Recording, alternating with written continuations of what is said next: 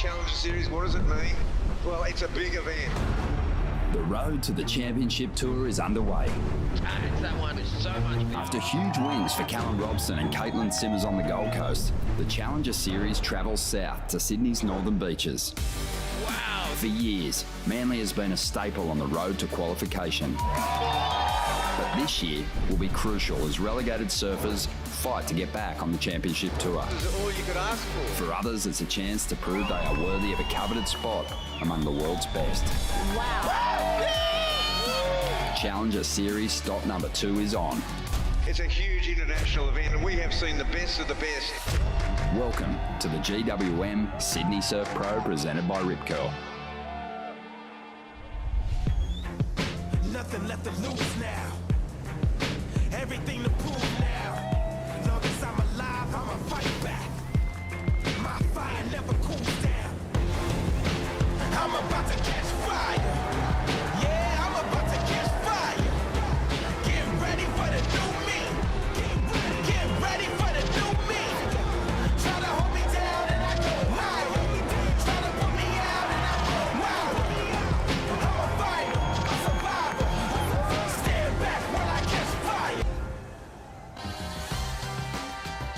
This is the GWM Sydney Surf Pro presented by Rip Curl. It is great to be back here on the iconic Manly Beach. We're just north of the entrance to the spectacular Sydney Harbour on a stretch of sand that's hosted so many big international surf competitions, tracing way back to 1964, where we crowned the first World Surfing Champs, Phyllis O'Donnell and Midget Farrelly. And after that, of course, this became a fixture on the Championship Tour, Manly and the Northern Beaches, inspiring generations of greats, including in particular Barton Lynch, the 88 World Champ, 7-time World Champ Lane Beachley, Grand Masters Champ Rob Bain, and the bloke sitting next to me, a CT surfer. He won Trestles. Richie Lovett, thank you for having us. Mate, thanks for coming to my home beach, and absolutely stoked that the tour's rolled into town. The excitement's been building for months, actually, so welcome to Manly. Yeah, thank you for having us. Also with us on the Harvey Norman host set, Kaipo. Mate, I know you've been enjoying your time down here. Big couple of days calling the World Longboarding event. Of course, the first stop of 3 in deciding our world champs for the World Longboarding Tour, and the style on show has been amazing. Yeah, it was 2 great days of competition, and we had, now we're going to switch gears, but I really enjoyed the traditional longboard that we saw for the last 2 days, but I'm ready to get into some Challenger Series right now. Yeah, maybe we're going to see that. Let's find out. We'll say a big good morning to Stace. How are you, mate? Ron, I'm doing well. It's great to see you again, my friend. But I think we're going to have a big day of action here, Will. What's the story? Yeah, the surf looks super fun right now, and we can't get started soon enough. We're going to get straight into men's Challenger Series action and have a huge day. We've called on heats 1 to 19. And so that means that there's no time for women today, so the women will be off and longboard's off, but there's all eyes on the water. It's going to be fun to watch. Yeah, this sandbar is absolutely perfect. It's going to be a great day. Thanks, Will. Thank you, Stace. So there's the call, folks. We're going to be getting into the first round, the opening round for the men. And what a round it is, the round of 96. This is the second stop on the Challenger Series. We had amazing waves up there on the Gold Coast for the Boost Mobile Gold Coast Pro. This is going to be a little bit different, a lot more challenging. Kaipo, what style of surfing do you think we're going to see today? Well, we're going to see some scrappy surfing. You got 4-man heats out there, half-hour heats. But for the viewers, gorge yourself on surfing today, because we're going to bring you 9.5 hours of competition today. Oh, bring it on. But Rich, you can touch on it. Obviously on the Gold Coast, we saw surfers with long walls getting the opportunity to flex their repertoire, a lot of different moves today. A little less room to move, and that can be a good thing sometimes for surf fans. Yeah, absolutely. This is, well, we can all relate to this as sort of punters. These are the type of conditions that we surf day in and day out. And this is small wave performance surfing that we're going to see all day long. It's different to that long down the line point break style of surfing. It's fast action, big moves, really dynamic sections, and we're going to see surfers take to the air, no doubt about it today. And we've got fun little waves in the water. Great bank setup, a nice little left rip bowl. So yeah, great day of action ahead. It's going to be a lot of fun, and it'll be a nice break for those longboarders. That they've earned that break. It's been a couple of big days of competition for them. Want to give a big tip of the cap to another Manly great, the late Stuart Entwistle, longboarding world champ, and a very popular surfer in these parts. Big character. Yeah, absolutely. Twiz was just an absolute, well, he was a bit of a clown, and he gave so much joy to so many people, but really left a really longboard legacy down here at Manly. It was great to see Jack in a heat yesterday, almost got the win. But yeah, just Stu was just an amazing character, and well, the bench is named after him down there, and we spent a lot of time sitting on it. You do, yeah. It's kind of the meeting place for the morning surf check down here at a stretch of coast that Rich is going to really fill us in on throughout the event. But right now we're getting this first heat underway. What a heat it is too to kick things off here at the GWM Sydney Surf Pro, presented by Rip Curl. Out there in the red jersey, we've got Ezekiel Lau back on the Challenger Series. This guy is a performer of the very top order, Kaipo, and he's going to be campaigning hard. He did so well last year on the Challengers. Yeah, spoke to him this morning as he was in the warm-up. He was surprised and about how cold it was, nippy out here, you know, so he didn't choose to do a morning surf. Rather, he warmed up in the competitors area, in the Bonzoy competitors area, and did his normal warm-up routine. Wanted to hit the water nice and warm. He's going to be wearing a full suit, I believe, just to make sure that, you know, a little bit this morning chill doesn't get to him, but he's a warrior, yeah. He's unbelievable. Cole Hauschman is also out there in the water, surfer from San Clemente. Unbelievable talent, big kid, starting to really collect some big amateur titles, but now on the Challenger Series, this is where he wants to make his mark. Yeah, absolutely. Well, Cole's been chipping away at it for a few years now, and starting to get to make some inroads. As you see, he's a big fella, but the goofy footer, I think he's going to be really honing down on these left-handers. This bowl's going to suit his style. Some big, powerful turns, I think, is what's going to separate him in this heat. In the white, we've got Dylan Moffat, the surfer from North Narrabeen. Now, we've had surfers from that region win here before, a couple of them. Laura Anova, Geordie Lawler a few years back.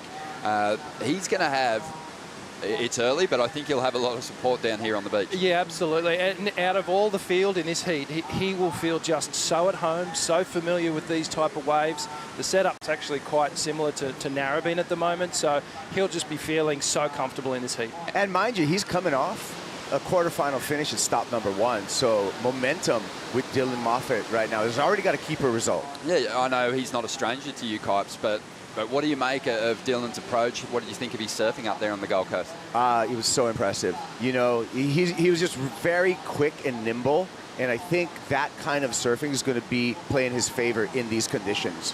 Well, let's see what unfolds here. This is the surfer in green, who we haven't mentioned just yet, but Stu Kennedy.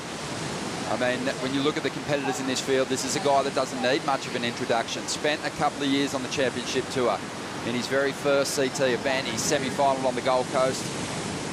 He's a great surfer, one of the old heads in the draw, 32 years of age now, but Stu Kennedy still has the kind of surfing that can win big heats. Oh, absolutely. Stu's a great surfer up from Lennox Head, and well, we saw some great performances from him on the World Championship Tour some years ago, so he's been off tour for a while now, and we've seen his form kind of go up and down over these last few years, but getting things started here.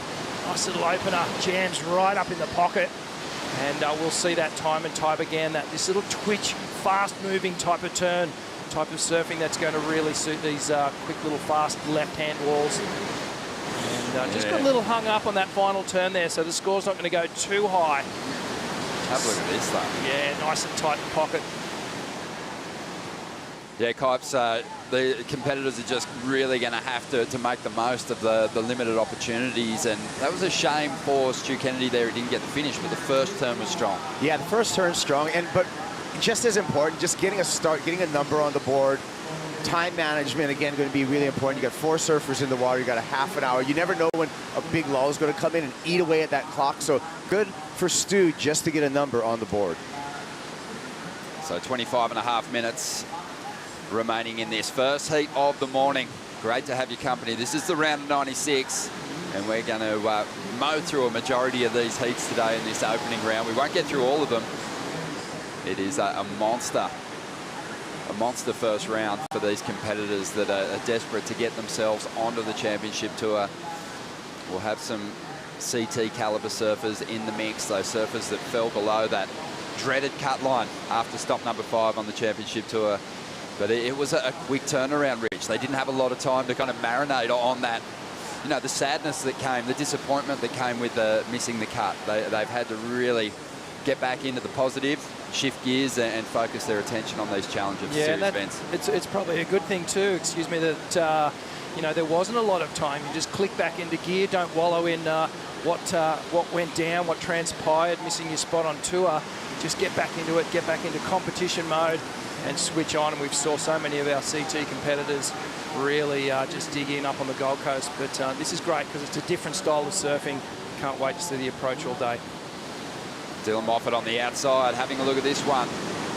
He'll get into the ride. Might only get the one opportunity. No, it's actually backing off. It's holding up for him nicely. Big turn off the top there. Hits the pocket again, driving up into the lip, floats that section.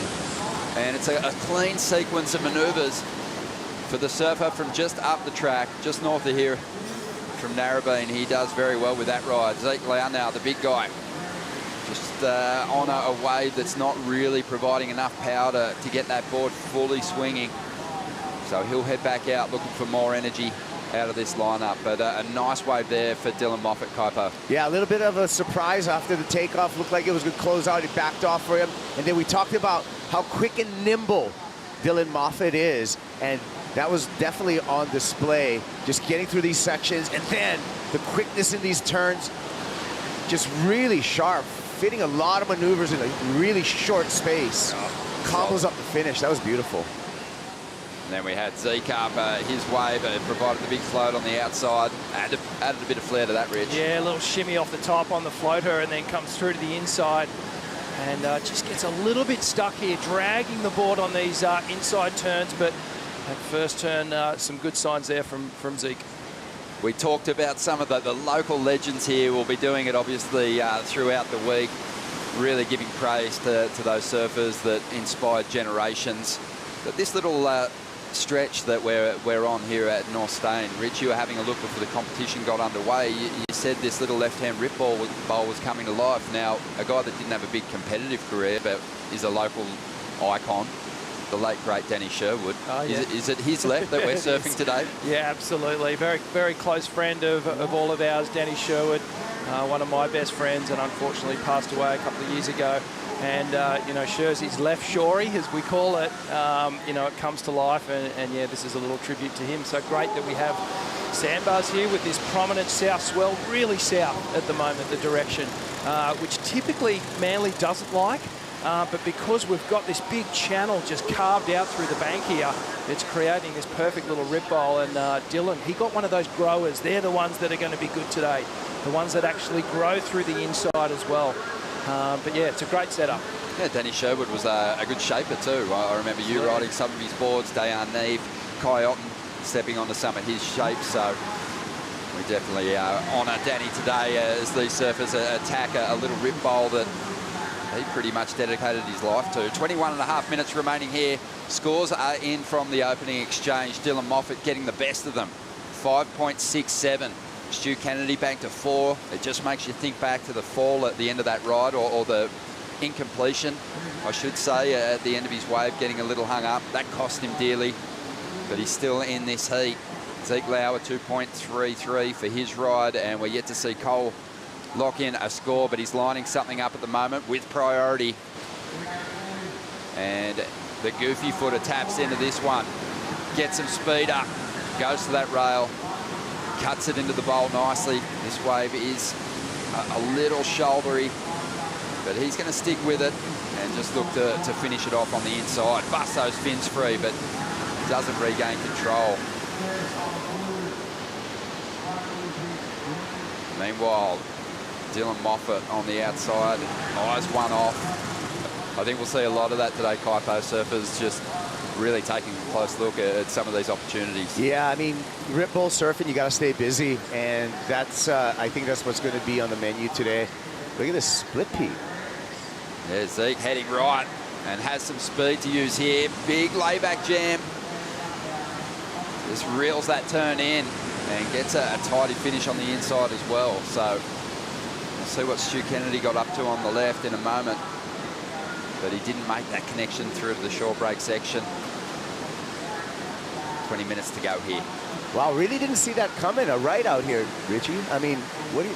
I thought it was primarily going to be a left rip ball today, but there's some rights on offer. Yeah, every now and then. And we saw the longboarders utilising this right-hander yesterday, Kipes. And I actually like the choice for Zeke there, going the right. But here we go, Stu on the left. You can see here, just waiting for this to bowl up again through the inside. Just love how tight the pivoting radius is of Stu Kennedy on his backhand. Let's have a look what happened with Zeke here. I like the strategy because Zeke's gone, you know what, on this right, I'm going to be able to get that carve going, get that big hack, the power hack that's going to really separate my performance from everyone else.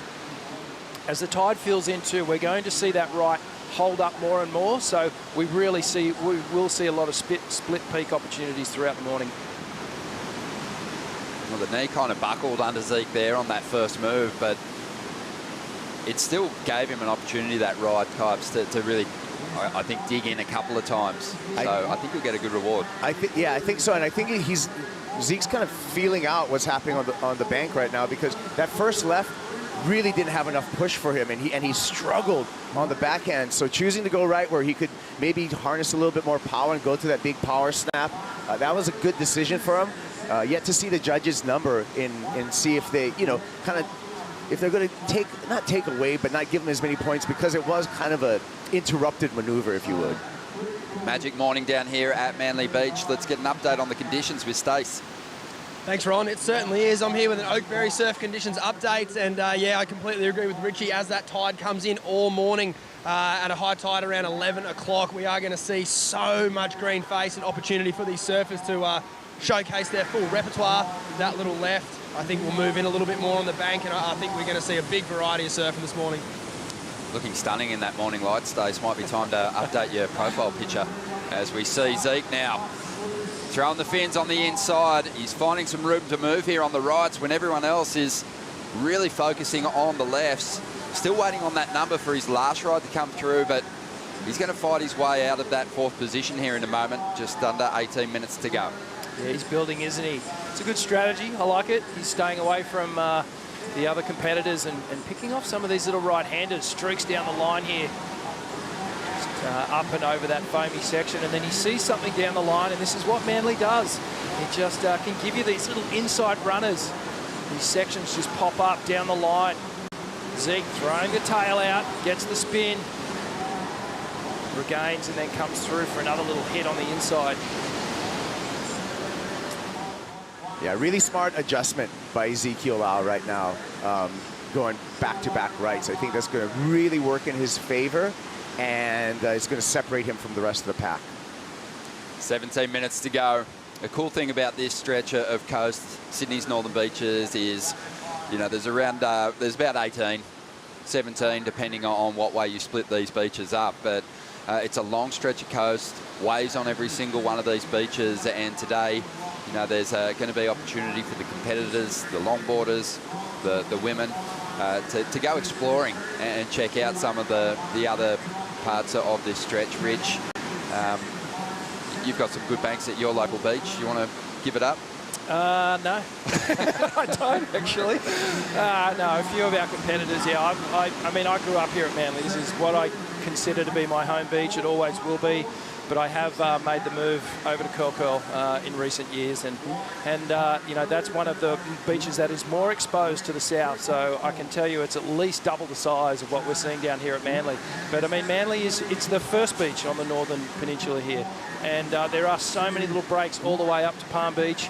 Lots of waves on offer, so there's waves on tap today. Good banks as well, and we've already seen a lot of the competitors at the different beaches, and the thing I'm getting from it is there is a huge buzz from not just the Groms, but all the surfers when they're sharing the lineup with this world-class talent. It has a big effect, Kipes, when you have that calibre of surfer visit your home beach, and people that you recognise. I mean, you've experienced your whole life being there on the North Shore when the tour comes into town.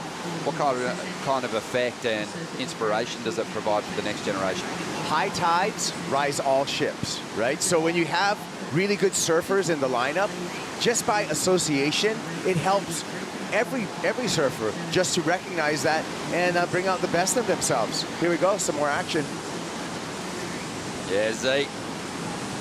This move to the right-handers, this shift in focus is really working out for him. 5.17 on his second ride, a 3.4. That one kind of didn't provide the steep wall through the inside for him to lay that board over. But he's jumped from 4th place up into the lead now. Dylan Moffat, though, in a good position with priority, hanging on to the highest single score of this heat so far. Needs just a 2.9. Stu Kennedy's after a 3.11.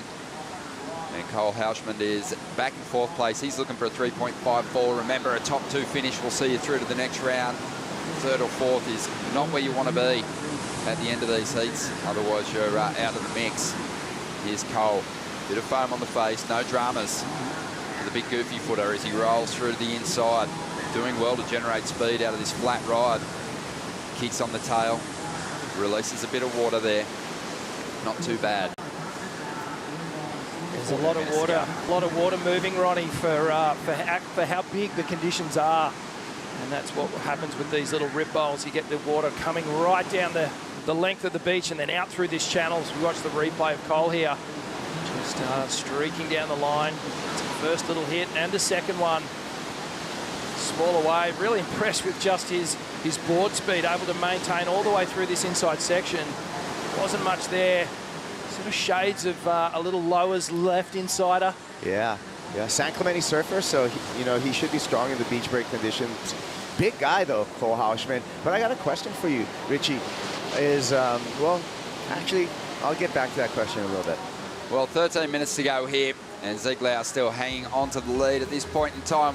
We're going to take a Bonsai brew break. We're back with more action in just a moment.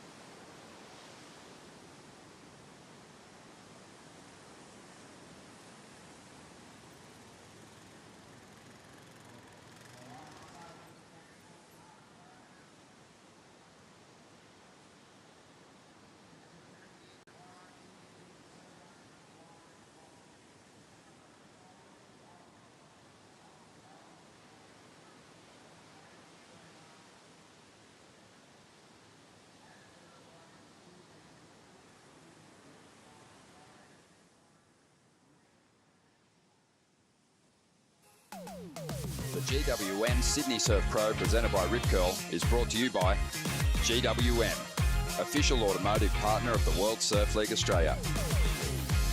By Destination New South Wales, official strategic partner of the GWM Sydney Surf Pro, presented by Rip Curl. By Javianas, official partner of the World Surf League. By Boost Mobile.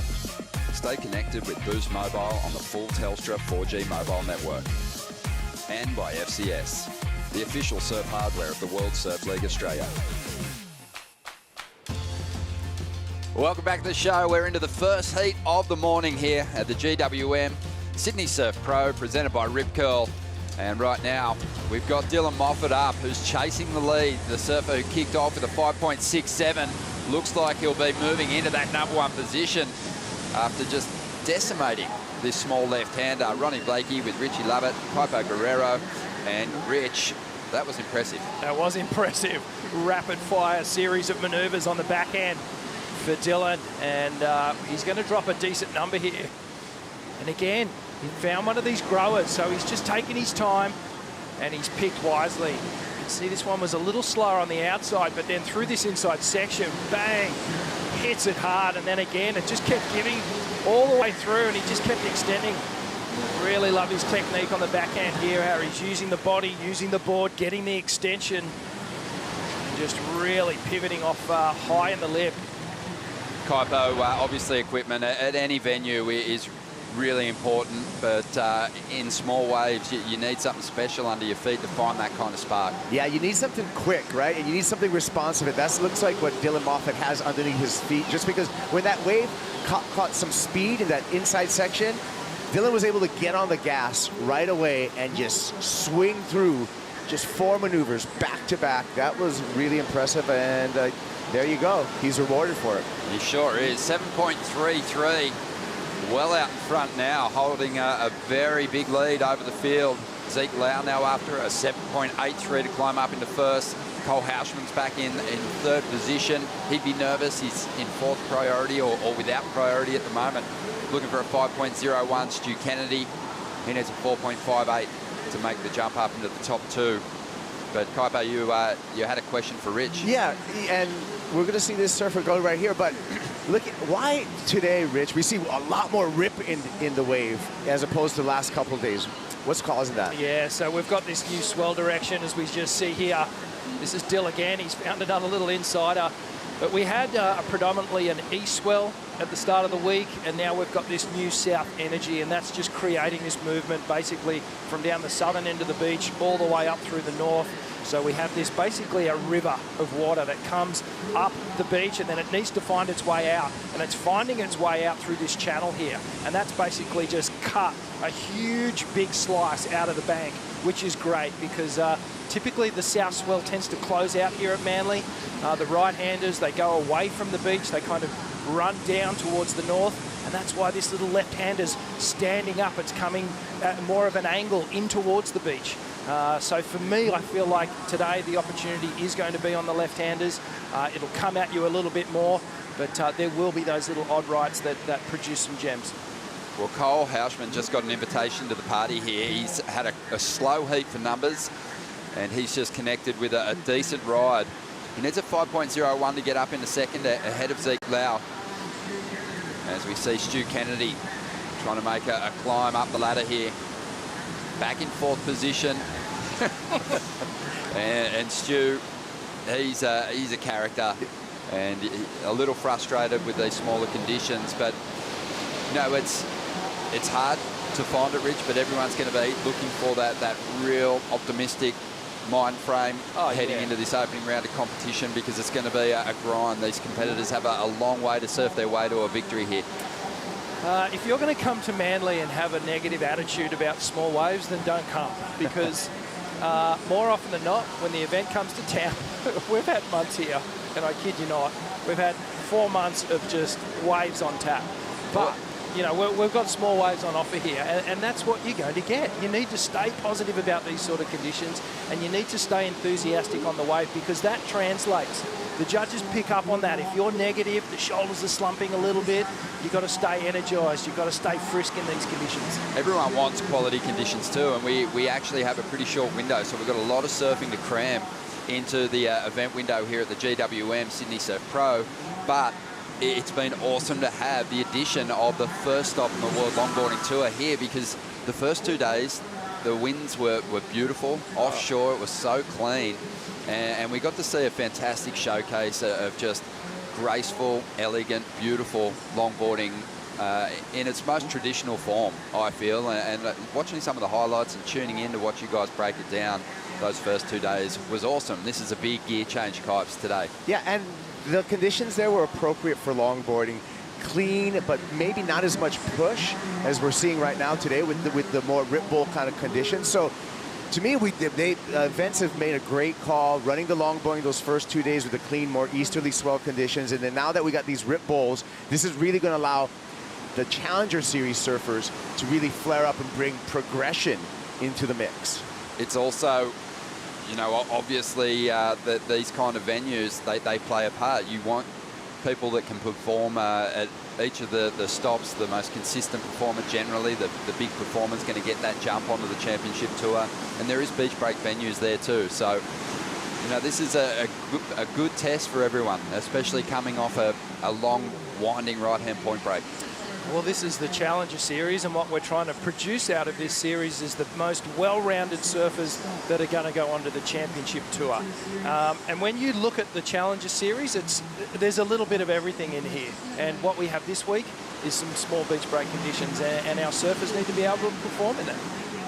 So just on 5 minutes, 20 seconds to go as we dive into the Harvey Norman heat recap here, and Dylan Moffat from North Narrabeen has connected with a couple of dream rides here. Yeah, it was that second turn on the first wave that I feel was the best of the heat so far. So much power and extension. Zeke found a couple of right-handers here, just opting for a little different heat strategy, and seems to be paying off at the moment, still up in second place. Yeah, but Dylan Moffat, really, we talked about the nimbleness, the quickness of this surfer, and he just had it on display here. Gets on the gas here and just in the rhythm, throwing the fins out the back, and just rhythmic, relentless approach there to the inside section. And that was the best wave of the heat so far. Seems to have some good variation on the approach with the backhand. Can go into that carving turn. That was the move that you thought scored well, but can whip it vertically as well. Yeah, he's got a good little mix there, and strong backhand. Hard to come from Narrabeen and be a natural footer and not have a really good backhand. No, they won't have it. They don't allow it. No. If you're a regular footer at Narrabeen, you have to have a good backhand. Otherwise, you go surf down the beach and the closeouts at South Narra. You get no choice. And Dylan has happily answered the call. And, yeah, very responsible approach from him out there at the moment. Yeah, it was great to see Dylan get a call up as well. Last year's Championship Tour event at Narrabeen. Put in a great performance. I love that he's just stepped up. You know, this guy is going to make it onto the tour, I feel like, in the next year, if not this year. Yeah. Mind you, right now, Zeke Lau is in a vulnerable position. He's in second in advancing position. He does have first priority, but the Hawaiian's going to need to play his cards really smart in this last 3.5 minutes, Ronnie. Really well said. Yeah, he hasn't been able to get rid of that 3.4 kipes. And that's left the door wide open for Cole Hauschman and also Stuart Kennedy. Cole, his last ride, we knew it was going to be his best, 4.3, and only needs to repeat that effort to get himself up into the top 2 now. So you're right, Zeke.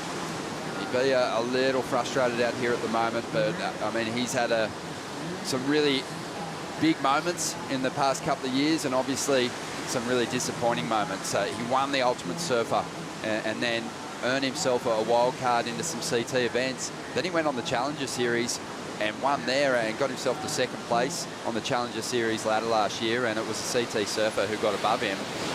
But yeah, it was a massive comeback. Great return to the CT, looked sharp, went into that last event before the mid-year cut, Margaret River Pro, inside the bubble, and only just missed out on making the grade. Yeah, I mean, what he needs to do is really manage that emotional roller coaster that he's been through the last 3-4 years on tour, coming on and off the championship tour, scratching his way back in, always staying positive. We know he's a warrior, but he's going to have to make sure that he gives the fight in this last 2 minutes of this heat. Yeah, critical moment in this heat, Kipes. And Zeke with priority. He can go 2 ways here. He can either shut it out or let everyone in. This next ride needs to choose wisely. Yeah, it was an amazing situation there. Stop number 5 on Zeke, Luca Martinez, Owen Wright. They all finished on the same number of points after the 5 events on the championship tour. There was a countback situation, so Owen was slightly above Luca and Zeke, but it was Matty McGilvray and Jadson Andre's big run in that 5th event that pushed them below the cut line. I've got to say though, Zeke, he took it on the chin. He also copped a fin to the chin down at Bells Beach and got some stitches, but yeah, he took it on the chin, and I think every time I've seen him, he's had a smile on his face, and he's looked ready to attack the Challenger events. Yeah, and just managing all those emotions that come with being on the tour, off the tour, having to fight your way back. It's character building, and it all leads to, I guess, all these moments in your career, and Zeke's, I have no doubt that he'll make his way back onto the tour again. Yeah, well, he spent some time with some high-level athletes and some NFL players are some of his best friends. And so I think he's got a little tap into some of that sports psychology as well, because so much of that is really important. Not just your physical prowess, but a strong mind.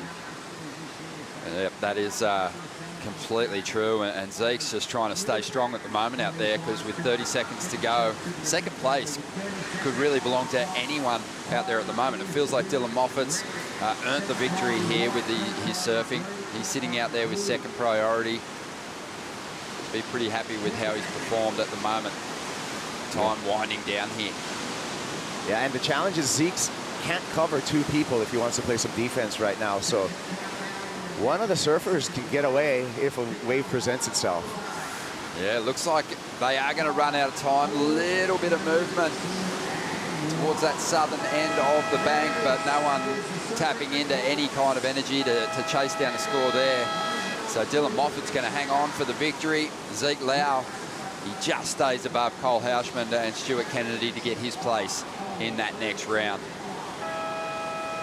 Great way for the local boy to kick off his campaign here at Manly. For the GWM Sydney Surf Pro, presented by Rip Curl. Heat 2 just around the corner.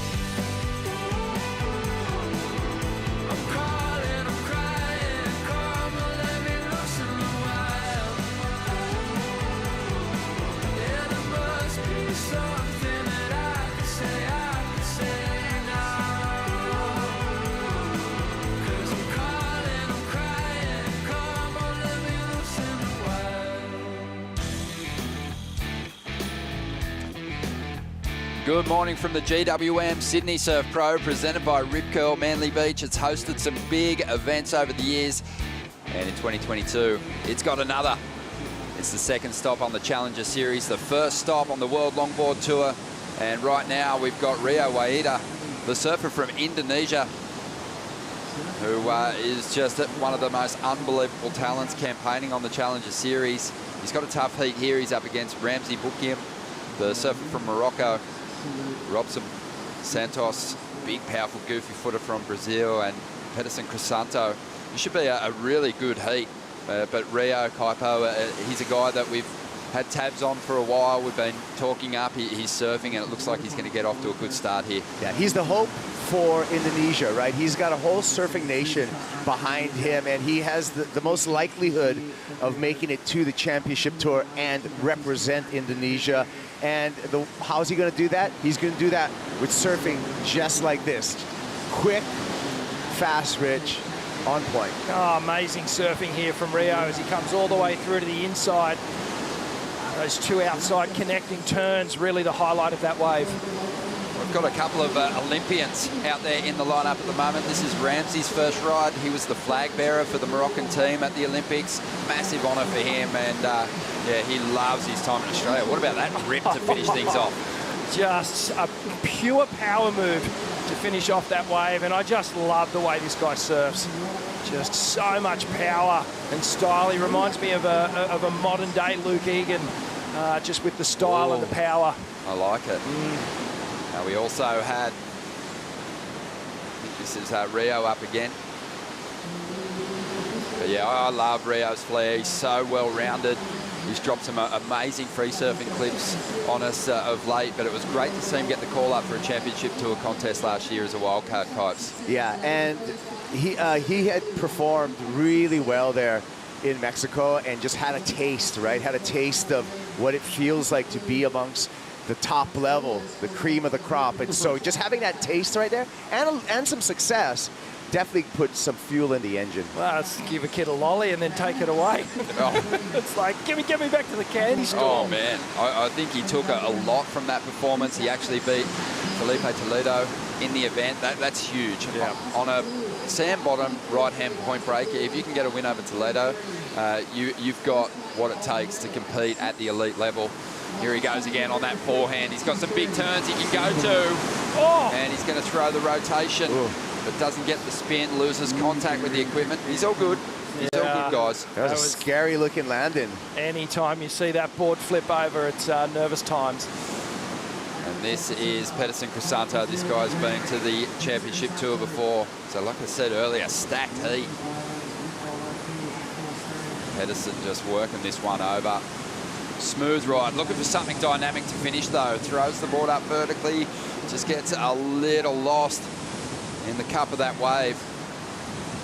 Robson Santos, smooth, goofy footer. A lot of power. Loved his punch and just how hard he smashed the pocket of the wave up there at the first stop on the Challenger Series. But Ramsey up again.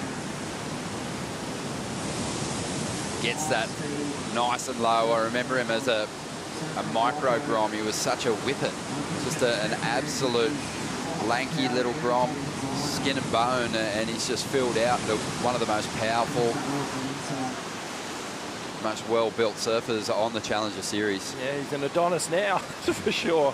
And, well, these little conditions here at Manly aren't really holding him up at all. I love that he's being able to tap into that power. As we see replay here, this was Pedersen, his ride, compact style. And he's had some good results down here at Manly over the years. You can see he's just staying right in that pocket, staying with that power source, waiting for the wave to build up again. Got a little stuck here on the final section, so the judges won't go too high on that one. And Robson Santos got. Yeah, Robson Santos, pretty quick, you know what I mean, doing what he needs to do just to get a number on the board. This guy's been a workhorse on the qualifying series and now the Challenger Series for years. So he's an experienced competitor. Ramsey Buchanan, it's nice to see him on the forehand. I mean, his backhand surfing's been highlighted so much, but just to see the variety of turns he's able to put on the forehand is equally as impressive, especially for a big guy in these, smaller conditions. Yeah, if you haven't seen much of him, definitely give him a follow. Let's see what happened with Rio on that big frontside rotation attempt. Wow, man, just got a little late to the takeoff and just didn't get the rotation happening smoothly off the lip there. And just nervous whenever you see that board flip over and those fins exposed. It's like three little knives waiting there. Here we go, live action. Oh, up into it, Pedersen Crisanto here. Has a nice little bowl to work with.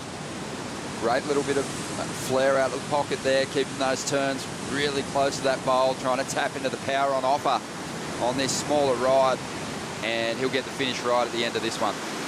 Yeah, much better second effort from Pedersen. It looked like his first effort was very paced and controlled. He just wanted to get a number on the board. That showed a lot more excitement in his surfing. Here we go.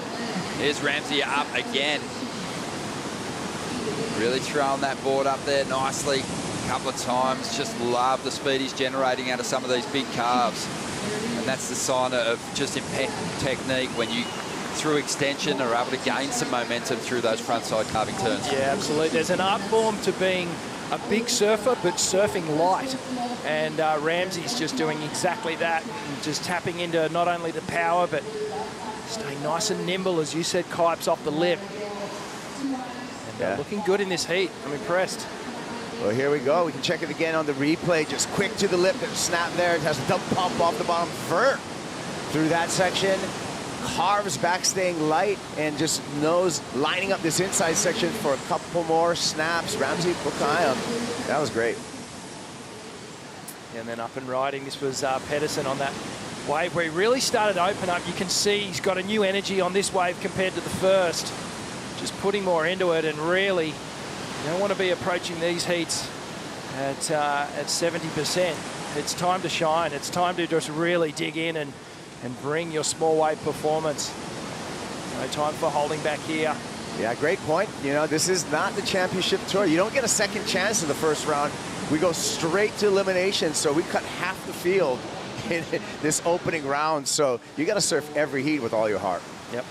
So that one's going to definitely help Pedersen out. He had just 2.73 on his first ride, showed a lot more energy on his last one, got the finish that he was after. But Ramsey's the surfer who's kind of taking control of this heat at the moment. 6 on his opening ride, 4.33 on his last. Rio's in second position at the moment after a 5.01 to get to the top spot. And Robson's back in that third position, needs a 6-point ride at the moment. So third and fourth there with the Brazilians have a bit of work to do. But yeah, there is some surfers, I think, on the Challenger Series who just show us a little bit more away from competition. I think the number 1 and 2 surfers in this heat at the moment are a couple of those athletes. They're the kind of surfers that even Championship Tour competitors look to for inspiration. That's how good their free surfing clips are. And recently, both Ramsey and Rio have put out some free surfing clips, and it just shows that they're at that level, you know, when it comes to free surf, with the best in the world. So they take their act, they learn some heat IQ, they put the performances in these half-hour intervals, and they can find themselves on the championship tour. That's what this Challenger Series is all about. It's the launching pad to the CT. Ramsey's had the big QS victories. He had his first as a Grom way back in 2012. He won a big QS 6000, which a major qualifying series event back then. He's had a recent victory in Israel. He won a regional QS over there. But consistency in those big results has kind of held him back from joining the elite ranks. Is this the year, Rich? I hope so, mate, because I feel like out of everyone in this heat, Ramsey's technique, his approach, his manoeuvres, and the extreme nature of those manoeuvres are going to suit the Championship Tour. He's got those big, powerful, dynamic moves, and if he does find his way onto the tour, you know, you can see him going a long way and having a big career. Here he is at the moment. Heat leader Ramsey lining something up here. His calves have been on point, this time mixing it up, drifting the tail, transitioning through to the inside now, gets those fins free, starting to really put the foot down. He wants to get rid of that, well, a 6-point ride now, because his previous wave came through at a 6.27, so he's going to, I think, push further ahead here. This is going to be potentially his best number. You can tell he's feeling it, can't you, Kipes? There's a flow to his surfing, that he's connected, he's working with these little waves, he's not holding him back at all. Let's see what Santos can do here. Working this one over. Doesn't have that same steep wall that Ramsey found out on the outside, and as a result, he's just not really able to bank into the lip on this one.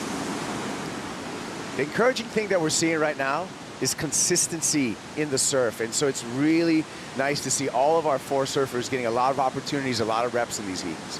Really good point. Yeah, right. At worst, you want everyone to have the opportunity to ride 2 ways, but everyone's had a few more reps than that at the moment. The replay of Ramsey here, expecting this to be a solid score. Loving the variety too, guys, the way that Ramsey's just mixing things up. He's not just showing us a 1 or 2 maneuver repertoire here. He's really digging into his bag of tricks, getting the tail free, showing some flair, keeping the judges entertained. Kind of reminds me of Owen Wright out in the water. I mean, he's 6'1". When you see him in the bonsai athlete zone, you kind of go, whoa, this guy's huge. In the lineup there, you can see just how compressed that style is. All that coil allows him to really spring into some explosive moves. Taking advantage of the natural leverage that he has, right, Gron? Well, just over 16 minutes to go here. Let's hear from the winner of the first heat here at the second stop on the Challenger Series with Stace. Thanks for getting us underway this morning, Dylan. However, your very first wave of the day was the kind of wave that could send the nerves shaking through even the fiercest of competitors. Talk us through your morning. Well, usually I'm kind of like pretty program scheduled. I like to come down, like have a free surf, come in, get warm, but it was so cold this morning. I'm like, if I come in, my toes aren't going to defrost before I paddle back out. So I like put my rashie on like 10 minutes before the heat started, paddled out there, got the funnest little left, did a first turn, and then just bogged about as hard as you could. I was like knee deep on my second turn, and then I was like, all right, shake that off. But then actually like got some really fun ones. It's kind of similar to North Narrabeen, like, and there's been a pretty fun bank at North here the last couple of days, so it's been good to kind of get the reps in on a little left, and it's fun as out there. It's going to be some good surfing today. That North Narrabeen backhand on full display. You're obviously pretty comfortable in this part of the world. Yeah, 100%. It's like nice to sleep in my own bed and come down, and I got all my mates just from around the corner as well that have come down bright and early to like watch my heat, so it's like sick. I got Morgs and Lob staying at my house as well, so getting on the program with the boys has been fun. Good on you, mate. We'll see you later on in the week. Good on you, Stace. Yeah, he's got Morgan Siblick, Liam O'Brien staying with him up there at Narrabeen, but you can tell he's buzzing to be here at home competing. Rich, you had the opportunity here with the Manly being a CT stop when you were on tour. What was it like for you pulling on the jersey and competing at home? Mate, it's a very special feeling actually, and you know, as a young grommet, I used to come down and watch the Coke Classic and just be in awe of everyone turning up to Manly, and that's what really inspired me to want to chase a career in professional surfing, and then to actually be able to do it and put on a jersey at the highest level was just amazing. It was a dream come true, actually, and to have that hometown support, but that familiarity when you're competing here, you felt like you had an edge on everyone else, and I feel like Dill's tapping into that, and hoping that a couple of the other locals, Georgie Pitter and Saxon Reba, are going to be able to really tap into that local crowd energy as well. Well, just under 14 minutes remaining here. Ramsey has the lead now, 6.77. Next to his name after that last ride. He's well out in front. We'll see what the others can do about it after the break.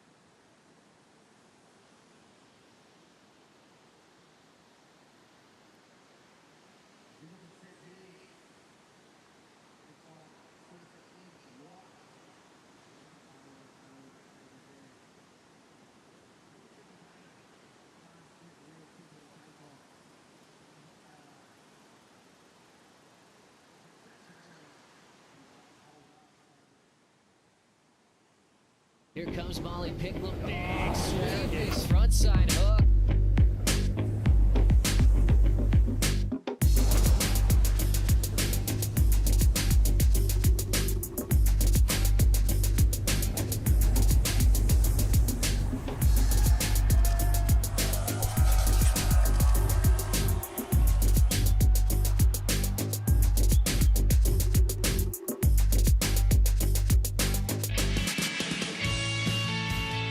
The Challenger Series is underway. Stop 2 getting started here at Manly Beach for the GWM Sydney Surf Pro presented by Rip Curl. There's 8 events on the Challenger Series schedule. Your top 5 results will count towards your ranking and potentially give you a chance to get yourself onto the championship tour if you can finish in the top 10 for the men or the top 5 for the women.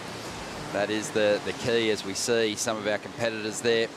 Scream. That looks like Peter Boscovich too, world famous surf photographer, and he's with Ryan Callanan, Morgan Siblick and Liam O'Brien just sussing out the conditions at the moment.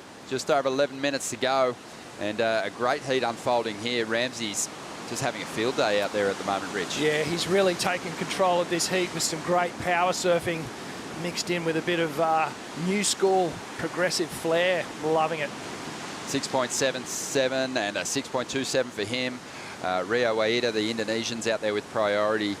And expecting him to make a charge at this lead here. He doesn't need a whole lot, a 7.71, and even though that's a hefty number today, this is the guy that can drop an excellent score with a single turn kipes. Yeah, and just as importantly for Rio is just to protect his current second place in this heat. Top two advancing off. And really, you can go through this entire competition when we're in this format and just play runner-up, you know, and just get the advancement. It's not going to really come to, like, you really got to go 100% until we get into those man-on-man, surfer-on-surfer matchups. It's a great point to make. I mean, I think everyone goes into these heats with the intention to take the win, but you know, I've always been a pretty strong philosophy of mine, shoot for second. But it is true. At some point, if someone's had, like in the last heat, if someone's on a roll and you can't really track them down, you can protect that second position and really focus on the surfers behind you rather than the guy sitting in that #1 position. Yeah, absolutely. Four men enter, 2 men leave, and it's about progression all the way through until the final, and then then it's all about winning. But it's a great format. We get to see a lot of surfing this way, and there's plenty of waves on offer, so it's been great. These first 2 heats are produced. Yeah, and with Ramsey on such a roll right now and being so dominant, I think this is like a little carryover from stop #1 over at Snapper, where he had a quarterfinal finish. So, Ron, you were talking about how we structured the Challenger Series. Top 5 finishes go to your ranking. He's already a fifth of the way there with a keeper result in stop #1. I mean, he comes off of Australia with 2 keeper results. He's really setting himself up. Here we go. Yeah, spot on. I mean, he's just put a big tick next to the first stop on the list. But here we go, Pedersen Crisanto trying to fight his way out of this 4th position at the moment. Needs a 4.94 to jump up into 2nd place. Going to do it with that one? Maybe not, as we see another set approaching here. Was a good sized wave on the outside here. Hobson Santos is going to take it. Has to generate some speed to find this open face. Now gets some room to move. Winds through the cutback, gets that rebound, lines up the end section, and swings the tail. 8.5 minutes to go. He didn't need a whole lot, just a 4.58 to get into 2nd. So 8.5 minutes to go. Maybe nervous times for Rio. Yeah, I think so. I think that last wave of Robson is going to see him move up into 2nd place. Little set wave, good finish. And live action now, Rio up again. So looking to protect his place here in 2nd spot. And he gets a bit of room to move before the shore break section even. So that wave kind of stood up nicely. Did provide a steeper end section to lay into. Ramsey on the outside has a look at one, but waiting on numbers to come through. It's probably going to be pretty close between Robson and Rio there. It's going to be interesting because I think Rio did increase his 2-wave total with that last. So this wave from Robson Santos is probably, he's going to need more than that 4.58, I think. But he surfed this really well. This was a set wave, Rich, and he had a great finish. Yeah, love the final turn there, sliding the tail out a little. And then this is Rio here. Gets a better outside turn done. And if I think back to Robson's wave, there wasn't that big outside dynamic turn. There was that foam climb. So Rio started well, finished well. Yeah. In terms of the maneuvers there. So he's going to ditch that 3.67 that he currently has in his scoreline. So he will heighten the requirement for Robson Santos when that number comes in. Yep. This is a big one. You've got a surfer sitting in 4th place who's got that championship tour experience. He's made the grade. You've got the wonder kid, Rio. He's really just kind of coming on, entering his first couple of years campaigning on the Challenger Series. Ramsey's been around for around a decade, campaigning to get onto the CT. And then you've got Hobson Santos, a guy who's 35 years of age, veteran QS campaigner, you know, still chasing that dream, and it's great to see. You know, there's so many different stories unfolding here on the Challenger Series. Yeah, and Hobson was in a temporary second place in advancing positions because just like we talked about, the flipping those scores, Rio Waida got the number he needed, increased his scoreline, and got back into second place. Good fight from the Indonesian. Yeah, the Brazilian, had a moment, didn't he, where he kind of had that body language suggesting, yes, got up into the qualifying position and turned around and saw Rio on the way. Went, no, damn it. Well, you know, it talks to heat management, doesn't it? And Rio's done it well. And as you mentioned, Kipes, now it's about looking at what my second score is and picking a wave that's going to allow me to extend that my position and work on that, on bettering that second score. He settled nicely too, Rio. Went for the big rotation early, fell. At that point, didn't get flustered. Waited his turn for that priority, made the score count. And we've seen that before, you know, guys not making an air and then they get flustered and they do the opposite where they just start going for airs on every single wave and the board gets kicked away each and every time and the frustration build up on itself. Good surfing for Rio to settle in. Here's Hobson. Yeah, up again. So getting after a 4.83 is the goal for the Brazilian veteran as he winds through to the inside, just doing anything he can to generate some points here. Great small wave surfing. Is he going to have enough in the size to warrant that number? We're going to find out. Ramsey finishing off another solid ride there. He's in a great position. He's throwing away a 6, which none of the other surfers have been able to generate that kind of number just yet. So he's on fire out there at this stage, the Moroccan. Yeah, he really is controlling the heat, and it's a nice feeling as a competitor when you're out in front. You know that you've got the rhythm and you've got the control of the heat, and you can sort of take a dominant position out in the lineup as well, to a certain extent, with priority in play. But great to see Robson's fighting. Good surfing on that final wave. It's going to be close to that 4.83. Shades of another great Manly surfer, Rob Bain, and his approach. But here's the recap. It's all been about Ramsey. Just you can see strong power surfing, mixing it up with vertical turns and then the big power carves, but always staying nice and tight in that power source. And a series of left-handers, Kipes. Bukiam, Bohayam, whatever you want to call him. I call him the Rockin' Moroccan. And he brought out the electric board to this heat, just throwing it at the lip. Yeah, really strong. And Rio hasn't been too far behind. I think Ramsey's just showing extreme form at this stage. Rio on the backhand, able to get a bit more of a vertical approach there. And that's helped him generate mid-range 5s that have got him hanging on to second position at this point in time. But Santos only needs a 4.83 out of his last ride to get into second ahead of the Indonesian. And the scores coming through look like they're going to be right there. So close. Just waiting on 2 judges to drop the score, and nervous moments here for Rio and for Hobson. Yeah, and it's important for these scores to get in and the onside announcers to get this information out, because Rio might have to do a late charge. Here's another look at that ride. It's aggressive carve to start things off, and a second cutback. He needed to finish here.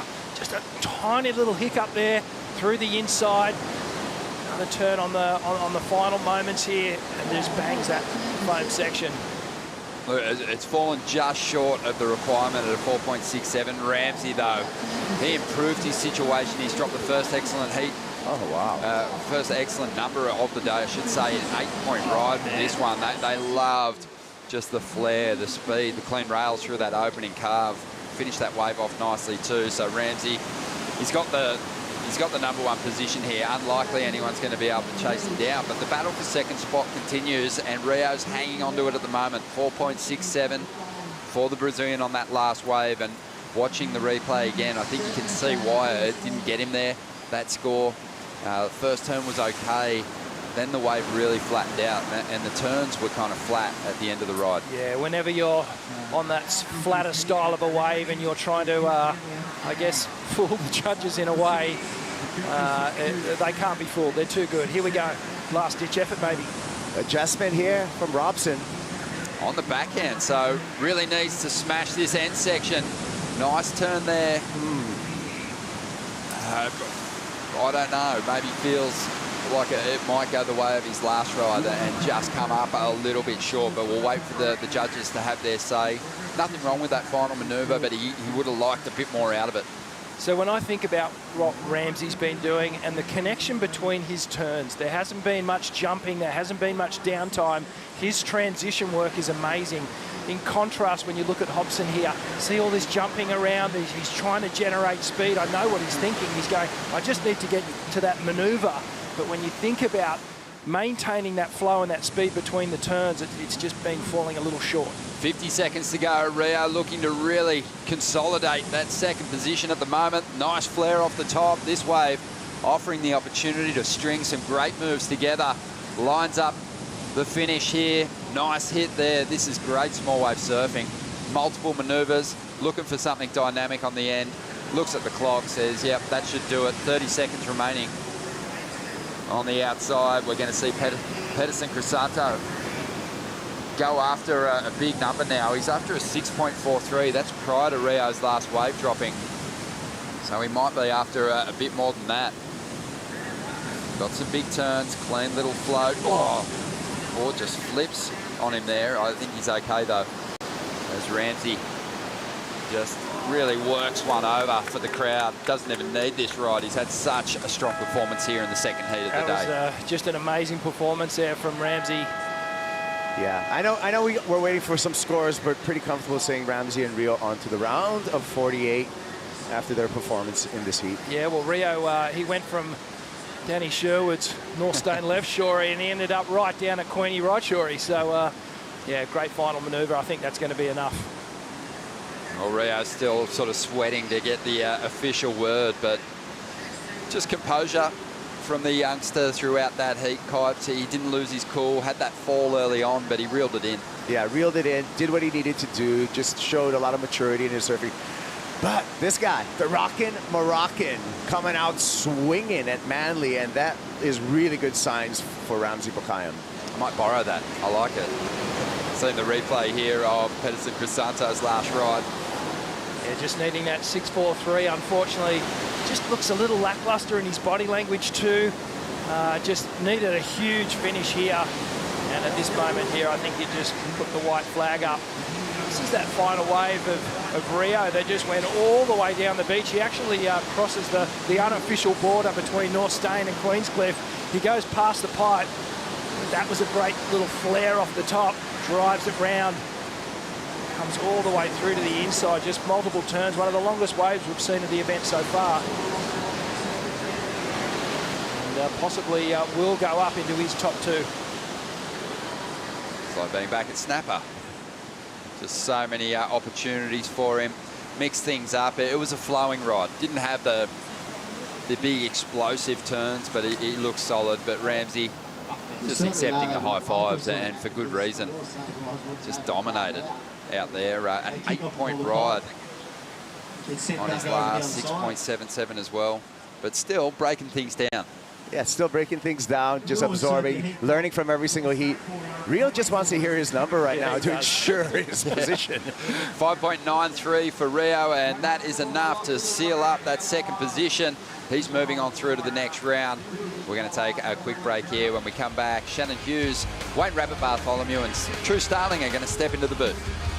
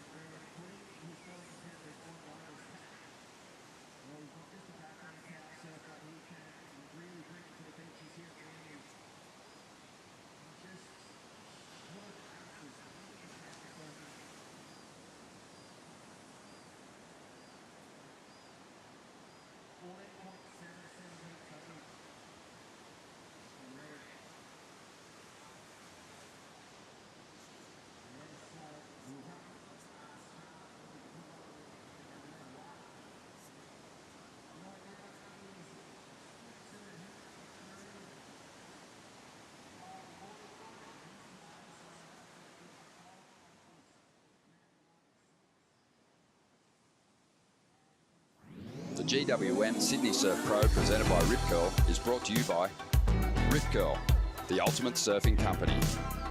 By Destination New South Wales, official strategic partner of the GWM Sydney Surf Pro, presented by Rip Curl. By Harvey Norman, official lifestyle destination of the World Surf League Australia. By Oakberry, fuel yourself with the official acai of the World Surf League Australia. And by Dometic Outdoor, official camping gear partner of the World Surf League Australia. Good morning from the GWM Sydney Surf Pro. We're down here at Manly with some fun conditions on offer.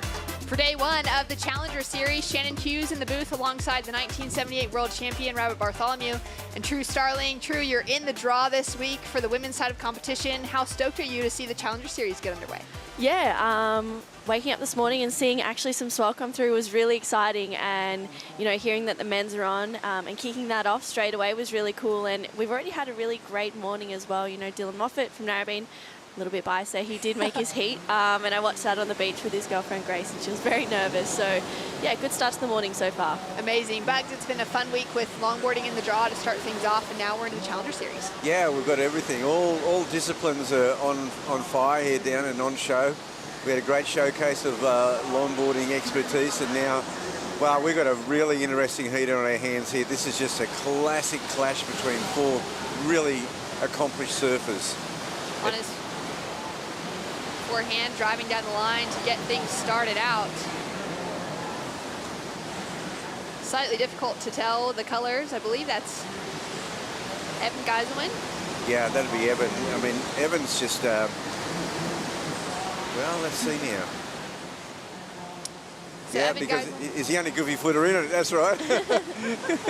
Evan Geiselman out against Michael Rodriguez, Chris Zaffis, and Matt Banting. Of course, we've got two surfers with that championship tour experience in the lineup, up against two who would love to join the ranks. Matt Banting driving into that first turn on his backhand. Soft, slopey wave, just carving it back, waiting for it to stand up as it starts to hit that bank through the inside, and he gets a nice section to finish off with, Bugs. Yeah, Matty Banting's he's had success at this beach. Manly's been a happy hunting ground for Matt. He's had some big wins down here. Yeah, it's been amazing to see him back in the draw again, coming off of a second place back in 2020 to Leo, but took a win out here in 2012, True. Yeah, definitely. He's had some really great success. One year he actually won the Pro Junior and the Australian Open in the same year. So he feels really comfortable out here, and Chris Zaffis also looking quite comfortable as well. Amazing. Yeah, great quick snap from Chris there on his backhand, getting a couple of those turns connected a little bit farther down. And True, that's pretty amazing to think of as a junior, walking away with a Pro Junior win, which is a great victory in a young career, but then also to take out the Opens division. Incredible. Yeah, it's pretty cool to be able to get both wins under your belt. I think that's a plus for everyone. You definitely want to achieve that goal. There's so many people in this draw that are also in the Pro Juniors. You've got Joel Vaughan, Jed Schilling, Molly Picklum, a few others like that. So it's really cool that, the youngsters are coming through and really making a statement. But Chris, he just also won the Burleigh Pro up on the Gold Coast a little while ago. Dylan Moffat getting second in that final as well. So Chris is coming off a win. I think he got 73rd potentially in the Challenger Series at Snapper. So not a great start, but he's looking pretty good here. Bugs, talk us through this first of Matt Banting. Yeah, Matty Banting just getting a bit loose on this one and gets that inside section. Nice finishing move. Very a little bit soft at the start, not a huge score. And Chris Zaffis, again, not a big outside move, but I thought he got a little bit more dynamic here at this move here. Very well timed. Good seamless combination on those second two turns as we take a look at this last of Matt Banting, True. Yeah, really nice stuff from Matt. He's got such a dynamic backhand. He's just really seamlessly putting these turns together with a really great finish. So finishing with a bang for Matt Banting. So we've got some scores to come through. Geiselman out in front with just 2 throwaway scores at the moment. Slightly bigger score coming through for Chris Zaffis. Matt Banting's got a couple scores to drop. And Emrod, Michael Rodriguez, waiting patiently for his first wave. He's now sitting with priority, and it looks like he's going to have an opportunity. Taking off on the left rip bowl here, out onto the open face, drives back into that power section. Really important for those surfers to stay connected to any pocket on offer today. And now, engaging with the lip, throws it up towards the finish and finds a few good turns connected together, Bug. Yeah, look, Michael Rodriguez, to me, you know, he's on a bit of the comeback trail. I mean, when he burst onto the CT, I remember at Snapper, I was going, this guy is a fierce competitor. And then he kind of disappeared for a while. I don't know exactly what happened. He fell off tour. And it just seems like he's on the comeback trail now, and he's looking very, very spicy out here. Be an exciting year on the Challenger Series for him. Evan Geiselman with a great opportunity in front of him as well, putting a little bit more power, connectivity together on this wave. Goes for a good progressive push on the tail true. Yeah, really nice finish for Evan. I mean, he's started a heat with a few small scores, and he's heard that Chris and Matt have locked in some good numbers, and potentially now Emrod. So he really needs to get a good wave under his belt to keep himself in the heat. Scores through for Matt Banting. It was a 4.83. Michael Rodriguez now with a score to drop in, Bugs. Yeah, well, this one, again, it's a bit of a soft start, but he gets a lot more dynamic. This wave really peels off nicely on the shore break for him. And he goes to work here. It's got a nice little square bottom here, and that's a pretty cool one, True? Yeah, really nice stuff for Emrod. For me, he was definitely a standout at Snapper. I thought he was definitely one to watch to maybe even take the win. Yeah, watching his heats pretty closely, I was blown away by just that smooth surfing. He was just looking very on point out there, and I'm really looking forward to seeing how he goes throughout this event as well. Yeah, it was surprising to see him knock out when he did. So out of the 4 surfers in the lineup, Emrod made it the farthest in the draw at the Boost Mobile Gold Coast Pro. He did lose out, though, in that round of 24. It was a 3-man heat with Jackson Baker and Ramsey Bokheim, and he just couldn't find quite the scores that the other two had on the board. Walked away with a 17th place finish. He'll be looking to build from that and get something slightly higher as the keepers now having this opportunity in front of him. Just really smooth, throwing a lot of power, generating some of his own speed and matching what the wave has on offer. We're still waiting for Michael's first wave to drop in. We'll now have a second to come through for him as well. Matt Banting is about to better his situation. He opened up with that 4.83. He's feeling comfortable and building on the scoreline now with a 5.5 to take him into the lead. Evan Geiselman goes down on that first turn. That'll be another throwaway score for him, but we've got the second to last score for Evan Geiselman that will factor through as a higher one for him, possibly reach into that requirement of a 3.54. And Chris Zaffis with a score to drop as well. He's now sitting out the top with priority, and there's been a lot of action this morning. It's great. We weren't really sure, Bugs, what the forecast was going to hold for us. We were really blessed with some fun longboarding conditions the last couple of days. But even this morning, we didn't know if that old swell was going to die out overnight and the new swell would take more time to fill through. It's been really great to see some fun conditions on offer. It's really great. I mean, yesterday I felt was a little bit of a bonus. They were calling to maybe a lay day. It was great for both the men's and women's longboarding. And Richie Lovett, being the local, did say that this swell could arrive early, and he was spot on. On his backhand now, Zaffis. Nice flick to start off, throws a lot of spray, carves out horizontal on those first couple of turns. He's now going to look for that lip line and try and find the pocket as he comes through to the inside. Goes vertical on the finish, but can't ride out complete true. Yeah, that was a bit of a bummer for Chris. He was looking like, you know, locking in potentially his best number if he could finish that wave off. There is a little bit of backwash out there this morning, maybe a little bit of morning sickness. I know this morning when I came down and watched it, it was definitely a little bit wobbly, but it's starting to smooth out a little bit more now. Talk us through this one, True. Yeah, really nice for Chris Zaffis. As you mentioned, Shannon, a little bit horizontal to start, but this wave just hasn't quite offered a steep section yet. And this is where he'll start to gain some speed. He'll just carve straight back down, staying nice in the pocket, but unfortunately just coming down and unable to stay in front of that wave and getting a little bit caught up coming down on that one. So scores coming through at the moment. Emrod's first score drops in, Bugs, at a 5.03. He's now going to build on that with a similar backup score. Matt Banting currently sitting in the lead. Michael Rodriguez with just that 0.14 requirement to move himself up into second, and he gets it with a 4.87. And now we've got Matt and Michael sitting in those front-running positions. Yeah, they've got the two, the high scores. I think the scores to look at is that 5.5 for Banting and the 5.03 for Michael, because it seems like there's going to be a lot of surfing. And we haven't seen anyone go right in here. We saw Rio Wada get a really long right at the end of that previous heat. So they've all stuck to the little left bowl. And, well, it's been the consistent break, true? Yeah, it definitely has. I feel like it's been consistent throughout the last few days as well. We've seen the longboarders kind of switch between the rights and the lefts. But it's interesting to note, Matt Banting, he kind of had a year off. And he sort of disappeared for a little while. He had an injury. He hasn't had the best run. So to see him back on the Challenger Series, it's pretty fresh. And he's looking, he's looking like he wants to really dominate out here. Yeah, it's really exciting to see him back in the mix. I think really hungry. He's in with that CT replacement call-up for the Challenger Series this year, which is so well-deserved because he took away a second-place finish here in 2020, which was actually the very first Challenger Series event that had even run.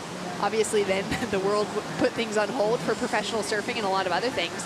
But for Matt, he's going to be one of those surfers that we're really expecting those big results from. I think my question with him now, Bugs, is will Matt be able to keep it going and to keep that role that he was on through those 2017 to 2020 years in between injury?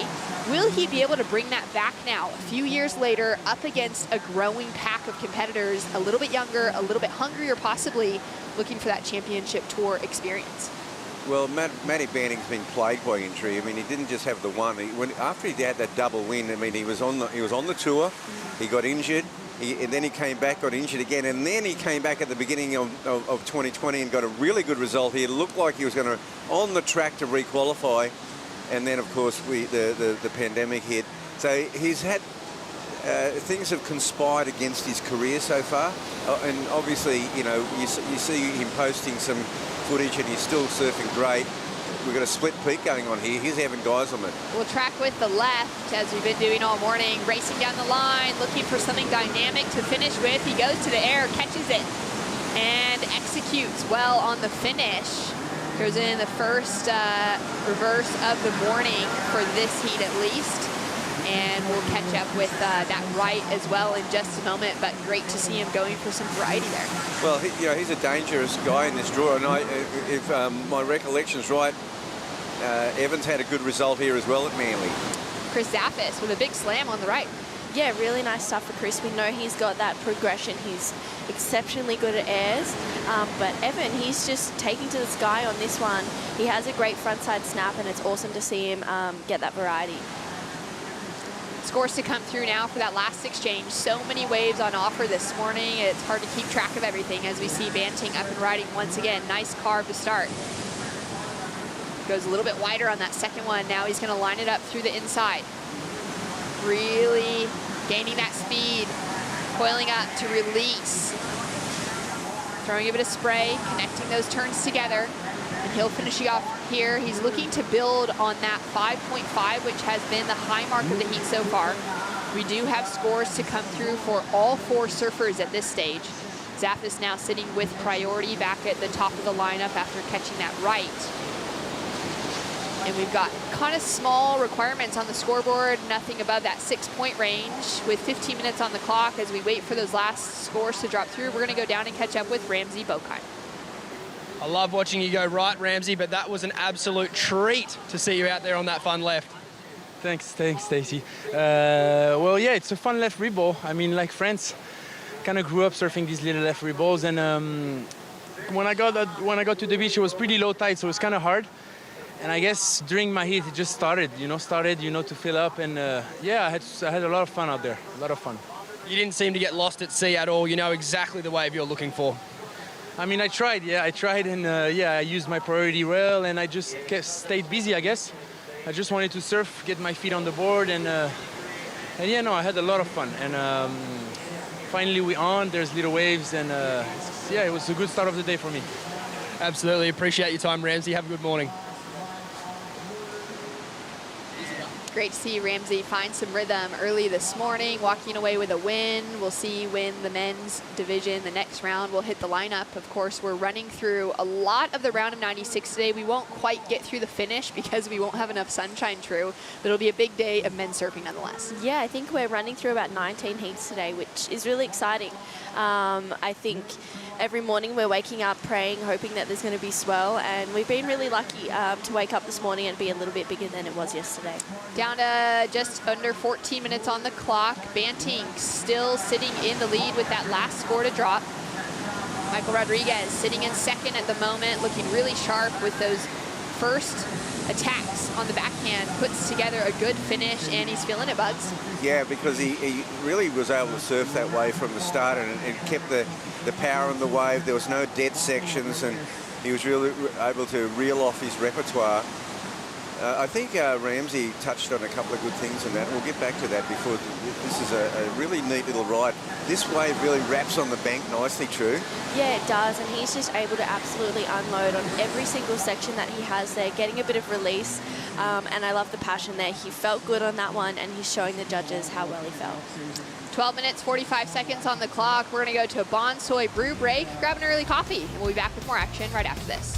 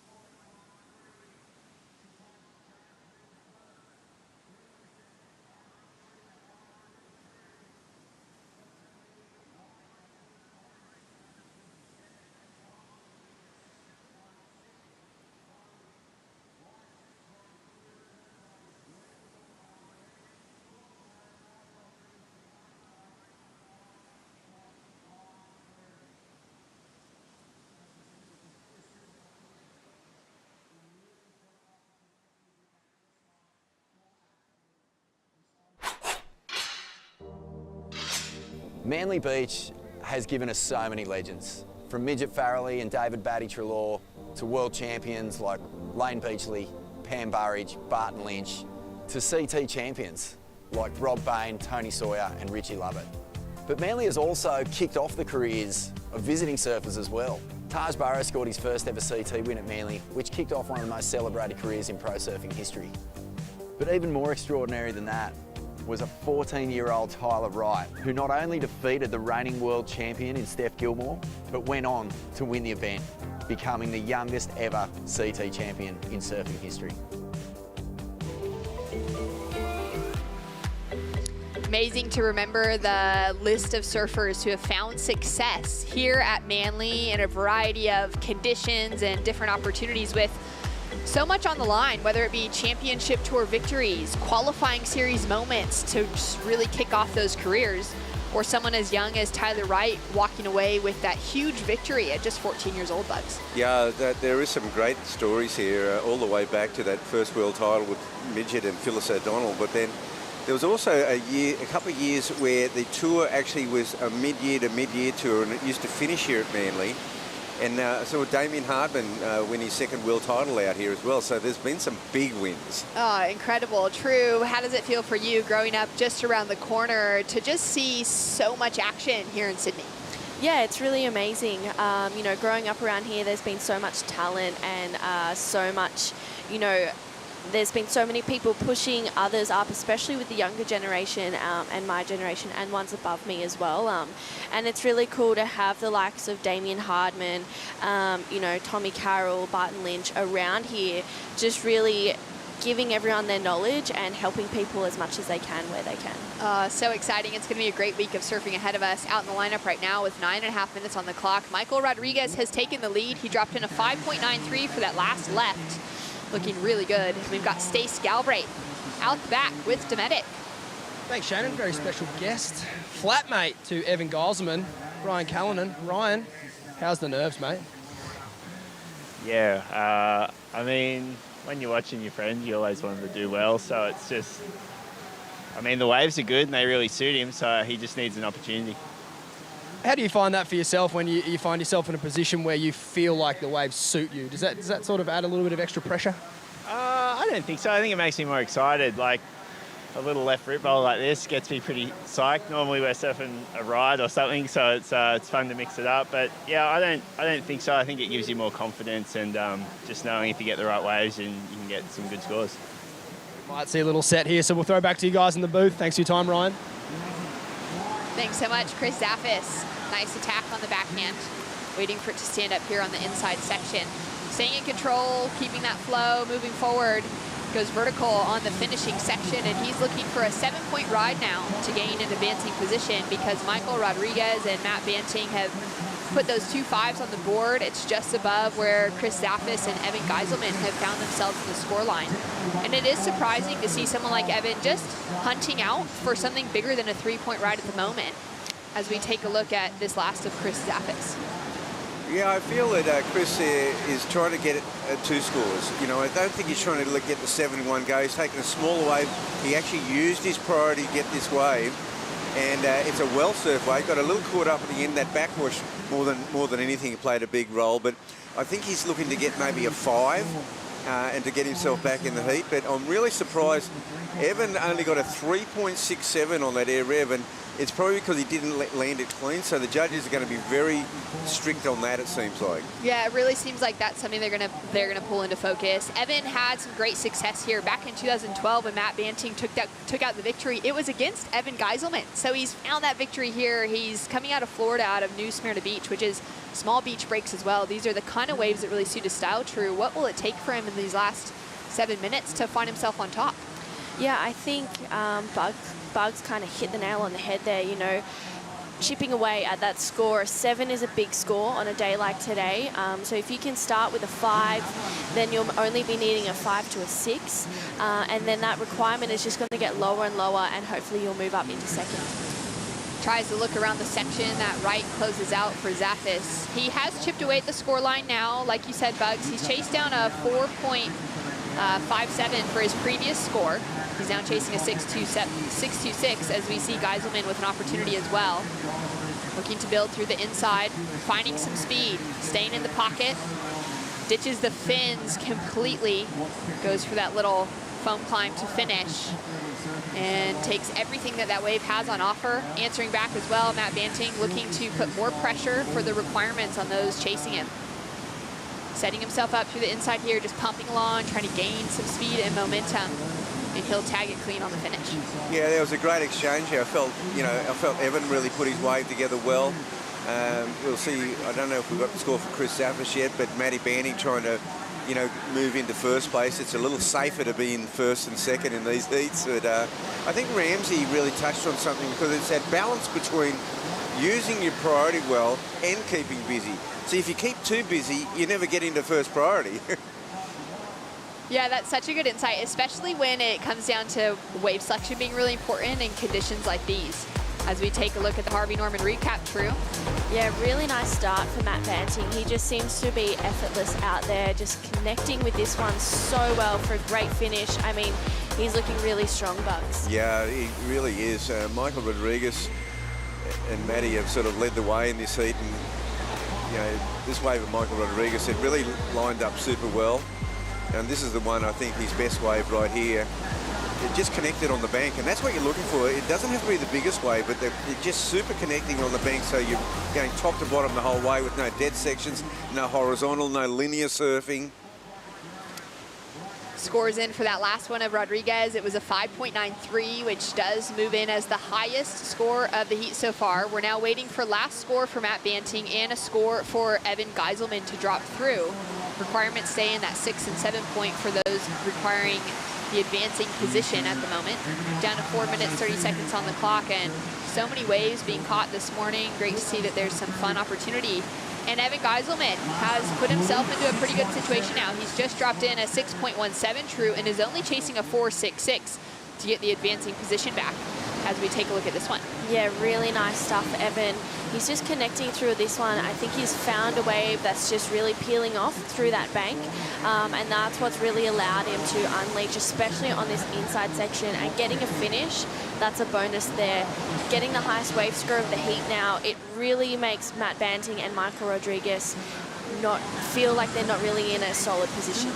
Rodriguez using priority on this one. He sat patient for a while before taking off on another wave, and it stood up well for him again on the outside section. He's now looking for that connection to finish off with. Nice with he doesn't ride out of it on the finish though. Zaffis with a requirement in front of him to get the advancing position. Nice carving back. Just looking to go rail to rail to try and gain some speed and connect with the lip on the finish. kind of decent-sized section in consideration to the smaller waves there for the end, Bugs. Great finish by Chris Zaffis. It went a little bit quiet on him, and he was doing some shifty work. It was all about setting up that final manoeuvre, but it was a beauty. Talk us through here, True. Yeah, really nice stuff, Chris. His backhand is just really, really nice and dialed in here, just connecting through with this one so nicely. He waits for this one to wall up so that he can get more of a critical connection to finish, and he just puts it straight up in the lip, and coming down in front of it, getting that finish is so important. And Rod had an opportunity as well, Bugs. Yeah, well, this one we saw it. He sets it up well. I don't think he'd be super happy with the finish with this one. He's just got to deal with this backwash, and he kind of loses his way there a little bit. And then the finish here, no, not going to be in his top two. But Chris Zaffis, I'd say by far that's his best effort, because he got a good outside move as well. Scores to come through now for Zaffis. He is chasing a 6.26 to get the advancing position. Rodriguez, the only other surfer waiting for a score to drop through. He's currently sitting in the lead, though. And it's been really fun watching the World Longboard Tour kick off and seeing both the shortboarders from the Challenger Series support that side, and now the longboarders out here this morning supporting the shortboard field. Taka Inui was one of our competitors on the men's side of the draw. He lost out yesterday afternoon in the quarters. As we see Chris Zaffis having a strong paddle away, Bugs. Well, he's getting away because there's only 2 minutes left. He's got fourth priority. It's a smart move. He's going down to that right that we saw Rio Wada get earlier. And we're still waiting for his score. This is going to be a telling score. The other factor here is that Evan Geiselman's got priority, and he doesn't need a huge score right now. So it's really whether the ocean cooperates. Yeah, definitely. I think the start of this heat, we were thinking Michael Rodriguez and Matt Banting were definitely the ones to progress, but anything can happen within that, half an hour heat especially, and with Evan having priority, Matt Banting isn't sitting in a comfortable position. Scores in for Zaffis. It's a 4.77, does not change his situation. Straight into the lip for Geiselman, driving back into the pocket. Another opportunity here, nice snap. Gains some speed, ditches the fins, holds on as tight as he can, but doesn't ride out of it. That was an important moment for Geiselman. Now for Zaffis with another chance under fourth priority. Put a lot of distance between himself and the other surfers in the lineup to have that opportunity, True. Yeah, that was unfortunate for both Evan and Chris. Evan really needed to connect with that finishing move to get that 4.66 he's requiring. We'll have a look at Chris. He's gaining heaps of speed. He goes to the air. That's the aerialist we like to see from Chris Zaffis, and he gets a turn out in front of it. So that was actually a pretty good-looking ride there for Chris Zaffis. Okay, Bugs, he's chasing a 6.06. We'll track through with Geiselman's wave first. Yeah, well, Evan here, he needs this wave. It starts out really good. He's got that a real backwashy section there. He comes in here, this section here, he has to make it. He slides the tail out, but it's incomplete. And yeah, I can't see him getting the score on that now. And he was well on his way to getting that 4.6. Emrod finishing off on the inside, still sitting up in the lead. We do have a score to drop through for Matt Banting. Chris Zaffis with that 4.77 for his last wave. We've got scores to come through, so we're not entirely sure of what the situation is. Bugs, what are your thoughts on that last of Zaffis going to the air, putting that risk on the line for that opening maneuver? It was a clean maneuver. He transitioned out of it well too. He didn't lose his speed. This could be right there. It was definitely better than Evans' air rev that he did on the shorey. This was a really clean rotation, and yeah. And then he found that finish on the final section, True. Yeah, definitely. And it was also a bigger looking wave as well for Chris Zaffis. So that might play in his favour. It's going to be, I agree with Rabbit, I think it's going to be a really tight one. Waiting for scores to come through now. Yeah, well, Michael Rodriguez is safe, I think, because Evan didn't complete his wave. It's really Chris Zaffis and Matt Banting is going to be going for second place. Rodriguez currently in the lead, Banting currently sitting in second. Zaffis now with the walk up from Queenscliff side of the pipe, back to Norstein. And just waiting for scores to roll through. So much action coming down to the buzzer. I feel like we're gonna see a lot of heats like that today, Bugs. It's a flurry of activity. It's how they start and how they finish is going to be so critical, and it's all up in the air right now because there's 3 scores to come in. But hang on, Chris Zaffis has got his score, or has he? I think there's still one to come through for Chris Zaffis. That's my gut feeling as well, because that 4.77, I believe, was for his previous wave. No, because he, you know what, he got the 4.31 and then he got that quick right that he pulled through. That's the 0.5. I think that's his score. I think they only gave him a 4.77. So scores coming through. We're not entirely sure of the situation here as far as who will be taking those advancing positions. Emrod currently sitting in the lead, waiting for scores to drop through from the judging panel. Evan Geiselman chasing a 4.66 to get into the advancing position over Matt Banting. So far, one judge gives it to him, but the rest just shy, and it's a 4.53 for last of Geiselman. Does not factor into his top 2. Scores coming through for Matt Banting. It won't factor into his top 2, so that requirement won't be changing. Oh, Evan Geiselman had it right there. I mean, really, 7/100ths of a point was in that last manoeuvre, big time. So it was in his own hands, and he didn't connect on that last manoeuvre. Still waiting for those scores. 4.53. Chris Zaffis has now got a score coming in again. There it is. Results of the last heat. So waiting for that last second of Chris Zaffis to drop through. Michael Rodriguez and Matt Banting as well. There it is. It's a 5.30 for last of Zaffis. Comes through as his highest wave, but it's not enough to change the situation. Rodriguez in the lead, Matt Banting in second.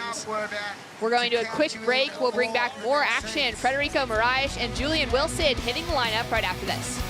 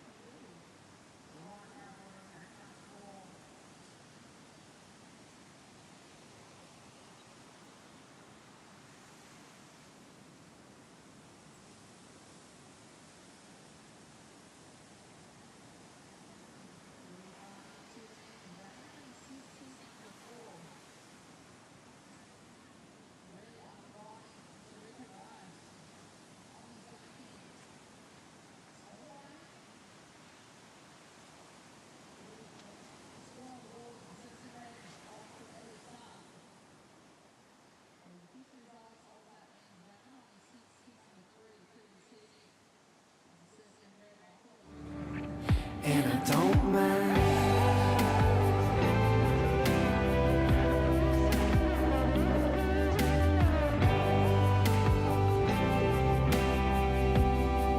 Yeah, I don't mind. Don't know where to go and I don't mind. I don't mind. Welcome back to the GWM Sydney Surf Pro. We are just loving the sunshine here in New South Wales at the moment, though that's all going to change tomorrow, Bugs, with some rain arriving. Yeah, there's some showers arriving tomorrow, but hopefully it's just that squally showers and they come and go. But sometimes when you get the weather, the surf comes with it. That's exactly what we're hoping for. We've been really pleasantly surprised to see the waves that we've had on offer the last couple of days when the forecast was just looking so small. Plenty of rippable conditions today for Federico Moraes, Maikai Burdine, Julian Wilson, and Josh Burke hitting the lineup. Looking for an opening ride. It's our surfer in red, Federico Moraes, who has just fallen short of that mid-season cut on the championship tour at the Margaret River Pro. He's now looking for that opportunity to re-qualify via the Challenger Series for the 2023 CT True. Yeah, really nice start for Freddie. You know, that huge first turn. He was throwing heaps of spray as well. The conditions seem to be cleaning up a little bit. It's been really clean all morning, but that morning sickness just seems to be dying out a little bit, and that backwash seems to kind of not be coming through as much as it was in that previous heat. We've got that high tide now, Bugs. It's about 2 hours away. We'll be getting a little bit of a change in the conditions, and it'll be draining through the entire afternoon. Yeah, well, as Ramsey said, when he got down here early this morning, the tide was a bit low on this bank, and you know, it's probably best around that half tide mark either way. Maybe on the high tide, it'll just get a little bit too full and not so peaky. A little bit of jockeying for position out the back. Still waiting for opening rides now of Maikai Burdine, Julian Wilson, and Josh Burke. Federico getting off to a quick start, though. He's got 2 scores, a 3.33 and a 4.17 to start things off. And he's got a lot of pressure on his shoulders now, really wanting to requalify, but coming off with that first round knockout on the Gold Coast, he'd be really wanting to make it through. As we take a look at the first, those couple of turns out the back true for that 3.33. Yeah, really nice start for Freddie. A bit of a smaller wave, which is why that score was capped at around the 3-point range. And then he gets his second ride here. Really nice first turn. Throws a lot of spray there as well, and just keeping it nice and tight in the pocket. It's a little bit of a fatter one as well, so that one just really needs to stay nice and close so he can get that vertical section like he did on that last turn. Yeah, really looking to get things started early, Bugs. And which is the opposite to what happened to him as snapper. He took a really long time to get going in that heated snapper, and it kind of got away on him. I think you know, his coach Richard Dog Marsh, who's had success out here on these beaches of Sydney, comes from Cronulla, would have said, look, get going early and then go into the priority rotation, trying to get one under your belt. And he's done that with that 4.17. I mean, it's something to have there. Yeah, it's even just a good note to think of his competitive side of things, the strategy that he's already changed that up. He's taken what he needed to learn out of the Gold Coast, and now he's applying that directly to his opening round heat here in Manly. We've got 25 minutes on the clock. We're going to catch up now with Michael Rodriguez after a tight heat win. That was a massive heat to win. You must feel so stoked with that performance, Michael. Yeah, man, you know, first heat always pretty hard for me. You know, kind of nervous, but man, I'm feeling good to be back in Australia. We surfed good waves in Gold Coast. Right now we're here. So yeah, my board is just amazing. Feeling good, feeling good. Your boards are looking amazing. What have you been riding? Man, it's the same board that I had riding in Gold Coast. It's a sub driver. This year I changed for Future. So yeah, being in love with this board. My last surf with this board was in Gold Coast in the heat.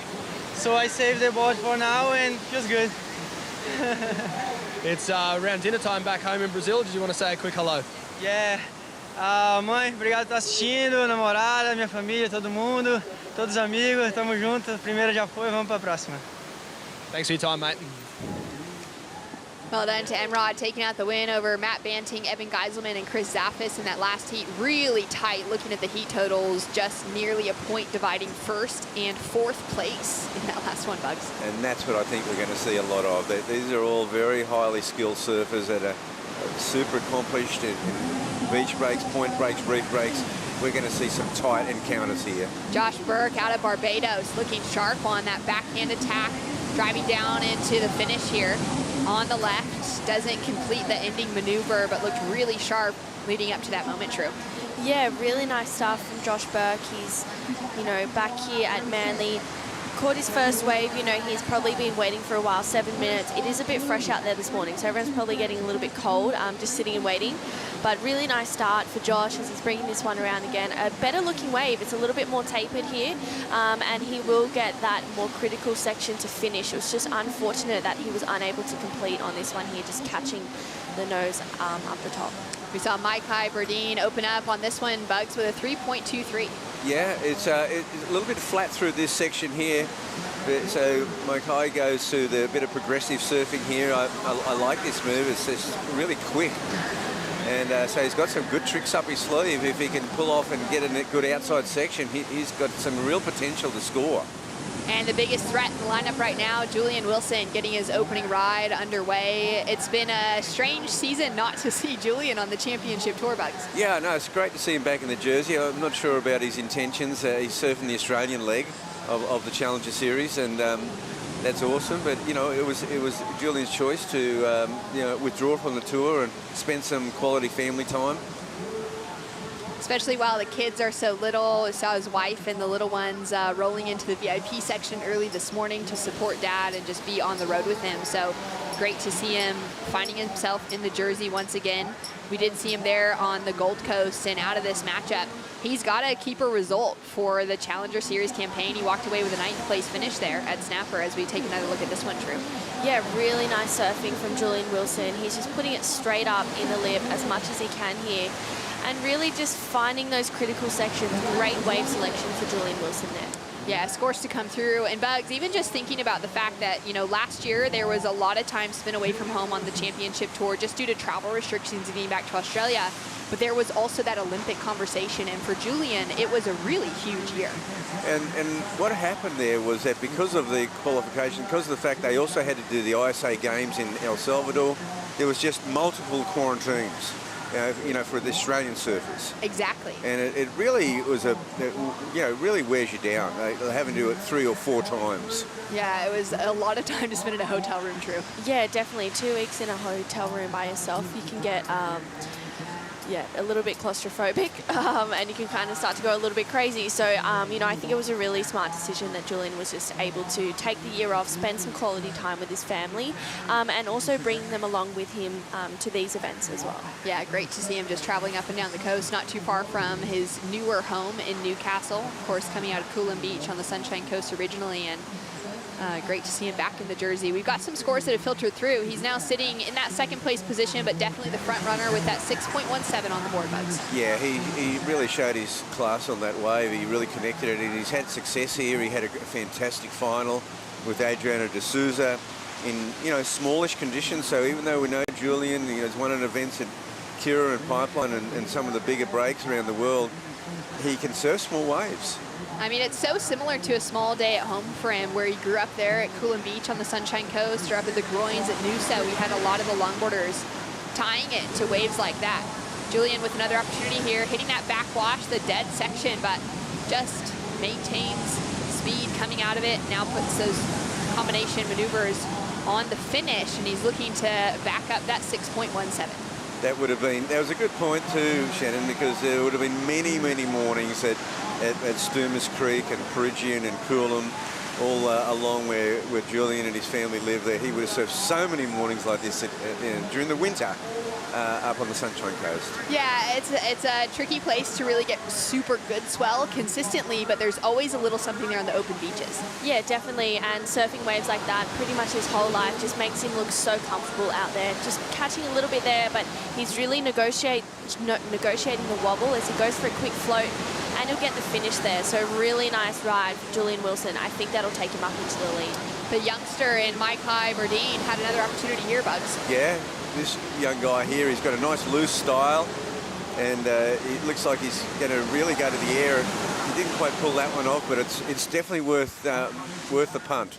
He's still competing in those junior tour events, but this Challenger Series is actually his first event of the year. He hasn't put the jersey on since we ticked over into 2022, up until the Gold Coast. Had an early round knockout there, so he'll be looking to see if he can make it through around here and just get more comfortable in the jersey coming out of that Hawaii, Tahiti, Nui region. It's a very hotly contested region of the world, and there just wasn't that many QSs on offer for them to even gain that qualification. It was really impressive of Maikai to be able to get his name in the mix and to start to be able to showcase his surfing to the rest of the world. Julian Wilson in the lead now as he's dropped in a 4.57 to back up his 6.17. Got a little bit of a set starting to roll through here.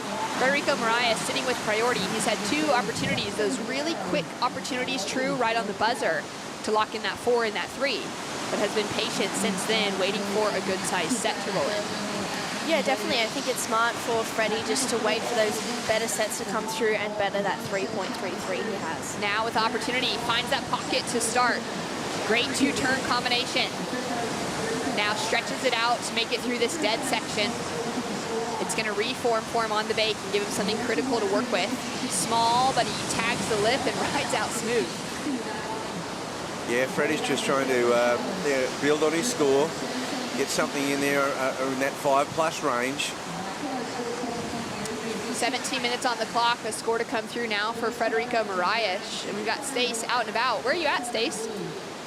In the Bonsai athlete area with Manly's Great Hope. Georgie Pittard. George, how you feeling, mate?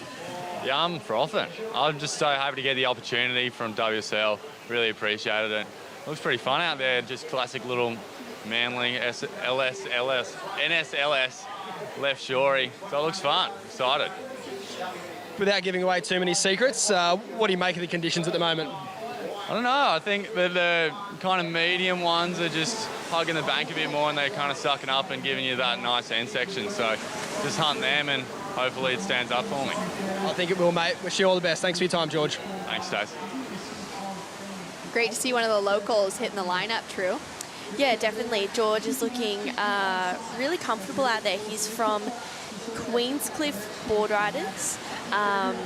If I'm wrong, then I will definitely research that. But I'm 90% sure he's from Queenscliff Board Riders. I know Dimmy, one of the beach commentators, absolutely loves George, will support him as much as he can. And, you know, he's had a really great run throughout the QSs as well. And I think to have a start here, especially at the Challenger Series, he's looking pretty lethal, and at the moment he's really confident. He's on good boards, he's surfing really well, he knows this wave, he has that hometown advantage like we saw from Tully White and Declan Whiting yesterday. Oh, unbelievable for the World Longboard Tour to see the two locals in Tully and Declan just come out. They both have found 9-point rides in competition this week and have just picked the eyes out of the best waves in each of their heats. Really impressive to see them walking through with those semi-final opportunities. We're not sure when we're going to run finals day for longboarding. It could be Tuesday when we are crowning the champions here for the Challenger Series as well. It would be really fun to see then, I think, everybody crowning those winners on the same day. We'll hear from tours and competitions eventually on that. It's been really fun to see the longboard crew in the lineup as we take a look at last replay for Federico Moraes. It dropped through at the highest wave bug to 6.37. Yeah, he connected from the get-go on this one. The outside, he got those two clean manoeuvres on the outside. Bit of soft work through the middle part. He knows he's got to finish this one well, and he does. Puts the scores together. He's now sitting confidently in that second place position just behind Julian Wilson. Very tight between those two for first and second.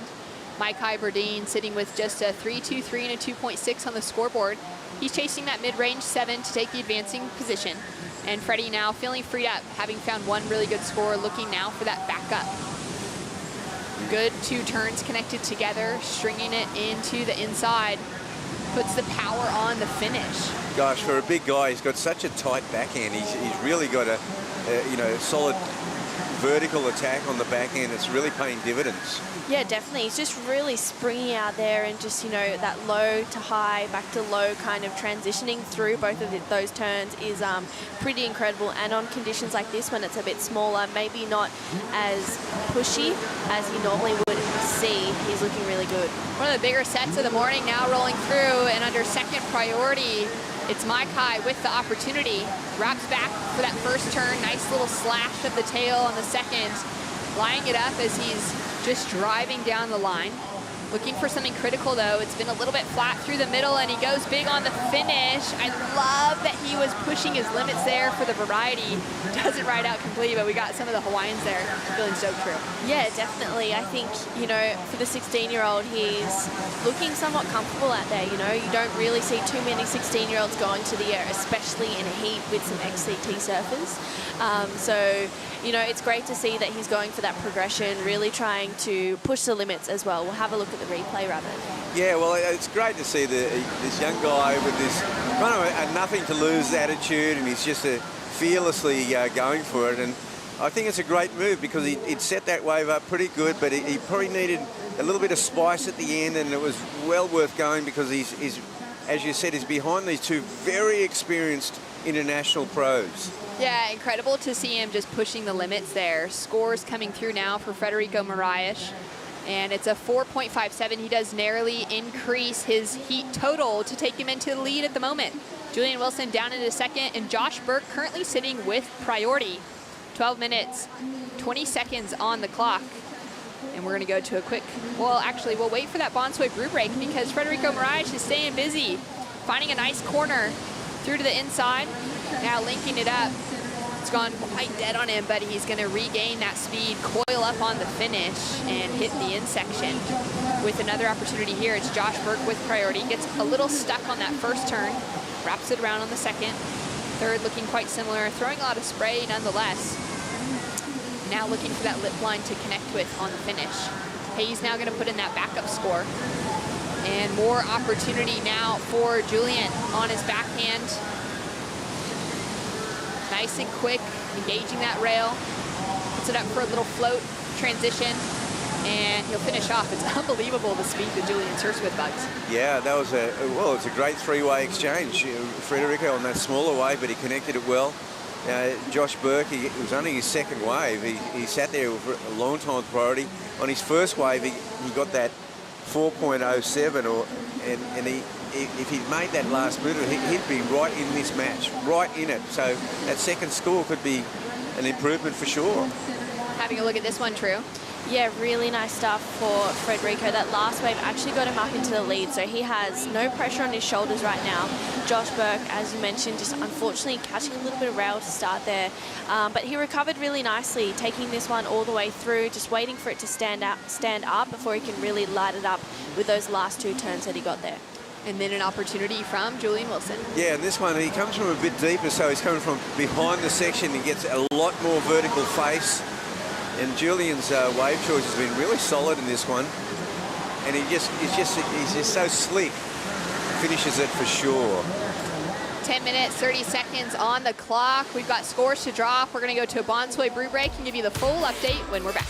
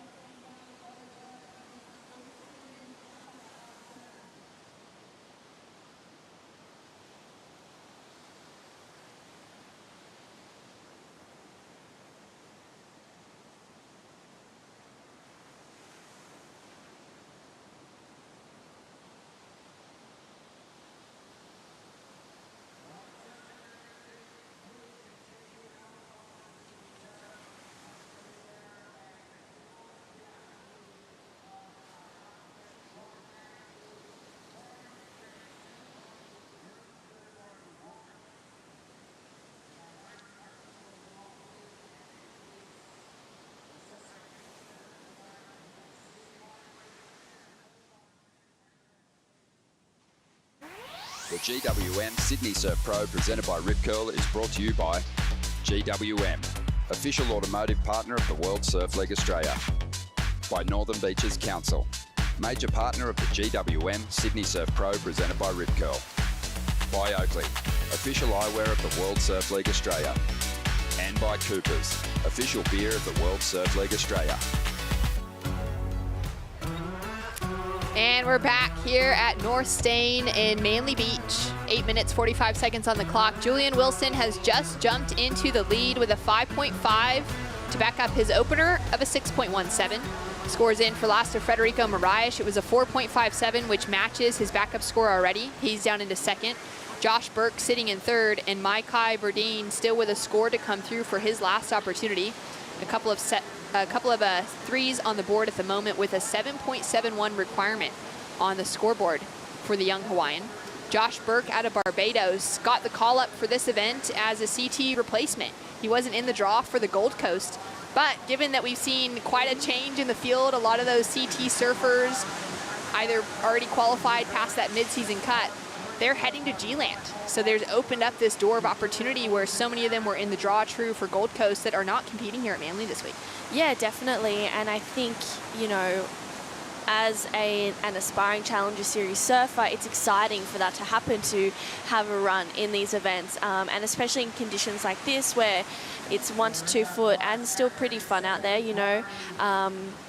it's really lucky to have those call-ups, and coming all the way from Barbados to surf in this event just shows how committed Josh Burke really is. It's pretty amazing because you found yourself in that same situation, True, with the call-up to compete this week.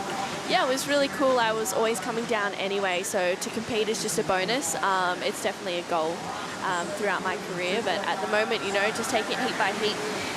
No expectations, which I think Josh Burke, you know, he needs to come into this heat with. It's a big heat with 2 XCT surfers in there wanting to re-qualify, so they'll be hungry as ever. So if he can just provide his best surfing, and if he gets through or not, if he gets through, it's a bonus, and if not, he knows that he did as well as he can and lost with a great fight.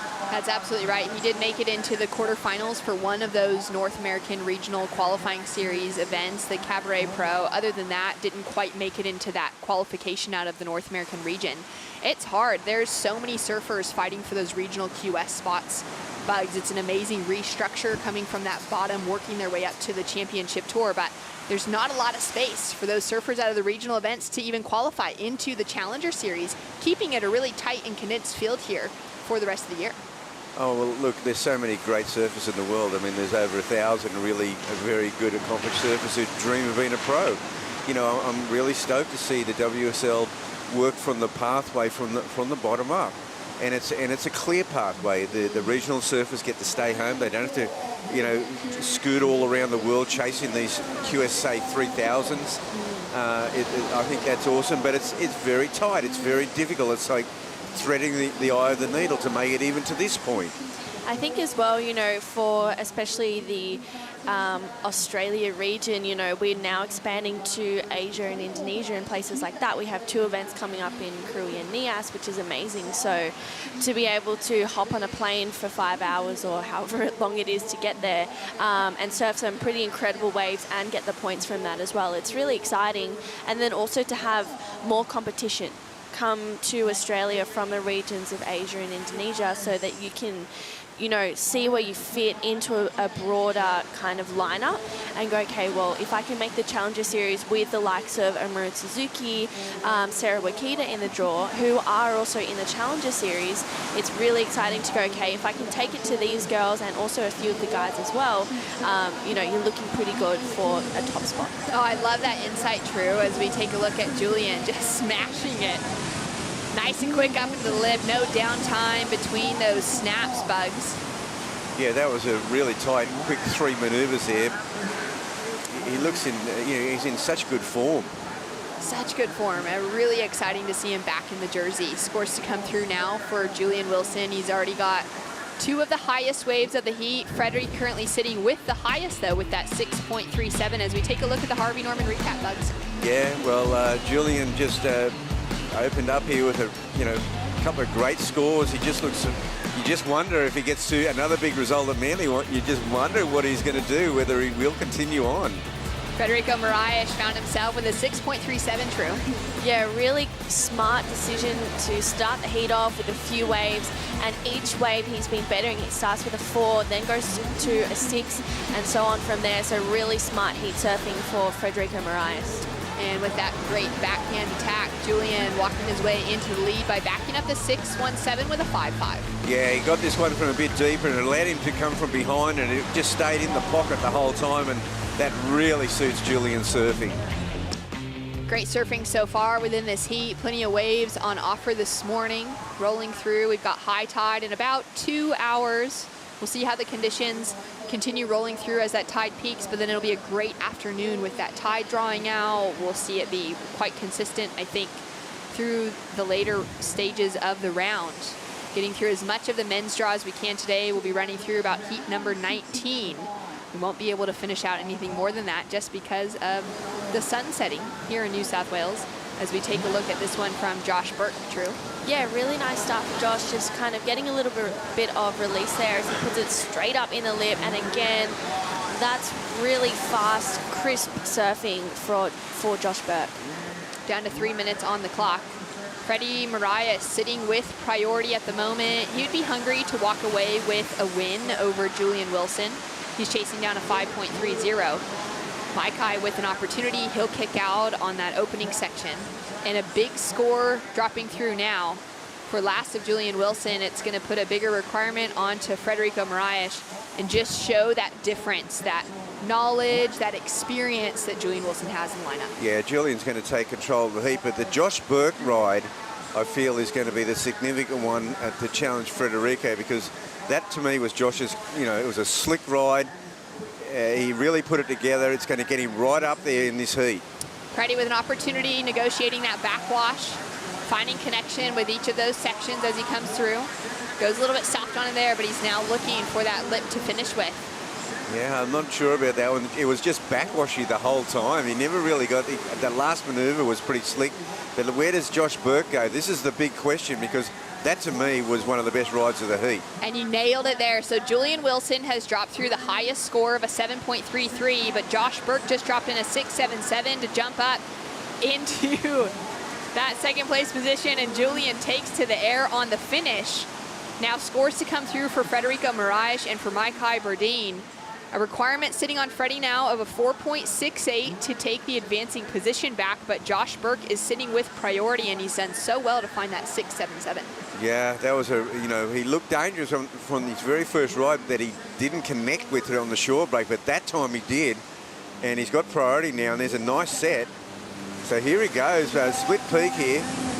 So, tracking quickly with Maikai, he'll duck out. An opportunity now for Josh Burke to put another big score on the board, really finding that momentum, getting the call up late to competition here on the Gold Coast as a CT replacement, and currently putting requirements on the board. Federico with an opportunity though. He's got to stay busy, and for him, that early round, that first round loss on the Gold Coast would have been so surprising. He's now got work to do to keep himself in that advancing position. An opportunity now again for Julian Wilson, coming down to 30 seconds on the clock. He is just smashing this wave to bits as he comes to the inside section. Looking for that connection, throws the tail out of the entire board. Scores to come through across the board for all of our surfers. So much activity once again, down to the wire bugs. it's down to the wire, and again to me it's that Josh Burke ride. Is it, you know, it seems to me he's going to improve his position on that one, so it's going to make Federico's requirement a bit tighter again. With a strong paddle for Maikai Berdine with priority, but he'll be up and riding after the buzzer. A good opportunity to just get a feel for the wave here. Throws in the little chop pop reverse and continues to tag the finishing section. Scores coming through for Julian Wilson, Josh Burke, and Federico Moraes. Freddie at the moment is chasing a 4.68 true to get into that advancing position. But we do have scores coming through that could change the situation from Josh Burke's perspective. Yeah, I do think that those scores for Josh Burke will change that situation. I think Freddie's going to need more than that 4.68 once last of Josh's comes through. Yeah, wow, that was really great heat surfing for Josh Burke there. Not a big score, but listening in to Leo Fioravanti. The wave was like a really good wave. Those two waves in priority. And your last one would have been a score, I think, if you didn't get on your stomach. But it was tough. We are still on hold while those last scores roll on through. Yeah. A lot went on in the last heat. High five your six. The dying stages. It's pretty much happened for every heat here this morning. Yeah. But the wave went weird, like so that. Competitors in heat number 5, please just hold your positions in the lineup. Scores coming through. Like, it looked like a double We have scores to drop for white, green, and red. Great conversation to eavesdrop on. Yeah, no, he's telling it how it is. Leo is just telling it how it is. So still waiting for scores for Julian, Josh, and Federico. Everyone had an opportunity there. Josh Burke with the score, it's a 5.37. That comes through as one of his top 2 scores, which now increases the requirement for last of Federico Moraes to a 5.78 to get the advancing position. Julian Wilson in the lead with a score to drop through as well. A couple of 4s have dropped through for previous 2 of Federico, and there it is, a 4.07 on the last effort. It is not enough to take him into an advancing position. Scored a drop for the surfing white, but he was already in the lead. Wow. Julian Wilson with the lead. Josh Burke advancing just narrowly over Federico Moraes on the finish. We're going to go to a quick break, and we'll bring you back more action. Owen Wright hitting the lineup right after this.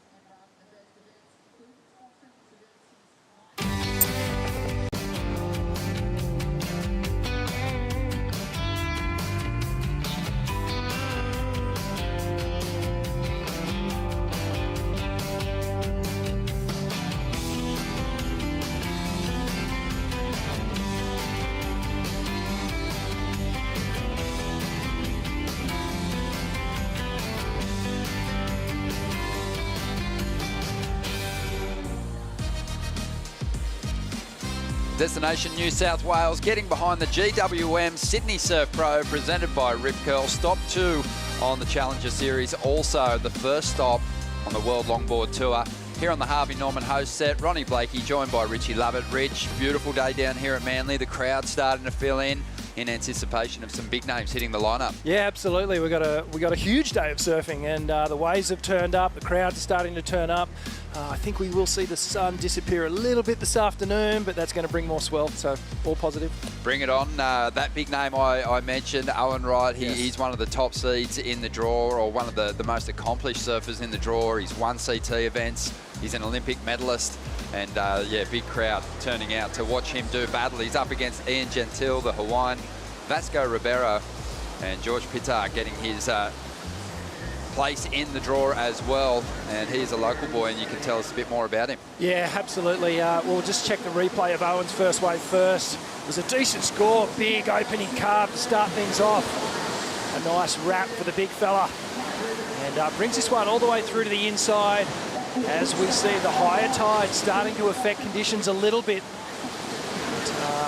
Great signs there from Owen Wright. That finishing turn, very critical. And a good score to open up. Oh, a bit of hustle on the outside here. It was Ian Gentile getting the inside position. Look at this wall. Great looking wave. Yeah, nice one here for Ian as, again, all the way through to the inside, just keeping that momentum and speed. This is live action. Vasco Ribeiro of Portugal, great surfer. Did pretty well up there on the Gold Coast as well, and he shows some real flair. Another one of those big units that can really just tread lightly or step lightly on the face of a wave before giving it a good old kick. Yeah, a couple of big fellas in this heat.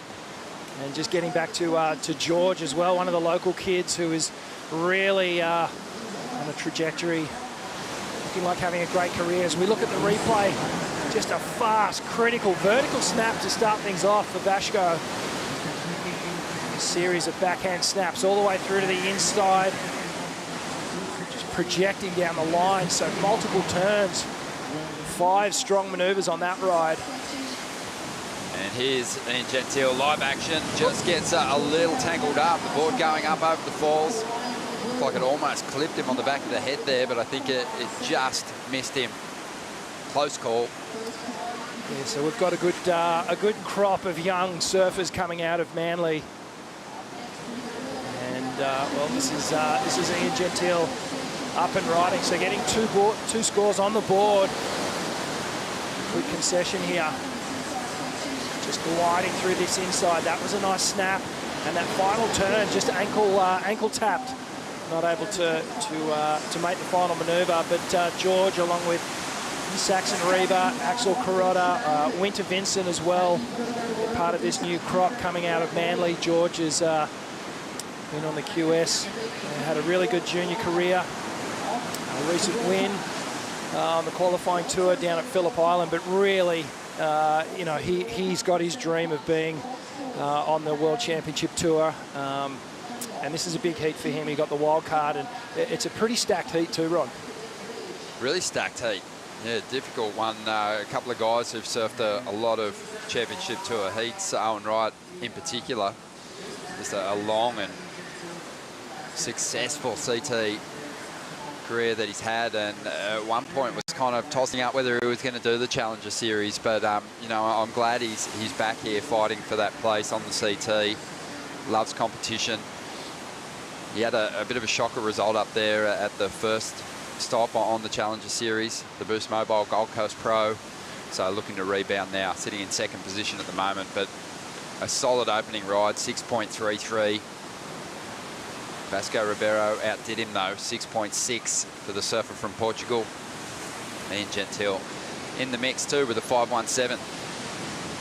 As Owen lines one up here, good looking wall, drives up into the first section, nice swoop off the top, brings the tail right round through each of those carving turns. The wave now stands up. Owen leans into a layback jam and gets the finish he was after. On the outside now, we'll see George Pittar on his first ride. A lot of body torque as he leans into a nice finishing manoeuvre there. It's been a good set. It's going to be one for Ian Gentile on the outside too. Big tall kid, 26 years of age now, throws that board up in that first manoeuvre. Was counting on a 5.17 and a 4.63, but I do think we're going to see something pretty substantial drop for Owen right here. Yeah, this was a great backup wave for Owen. Sort of an inside wave, but it had this good line on it through the middle.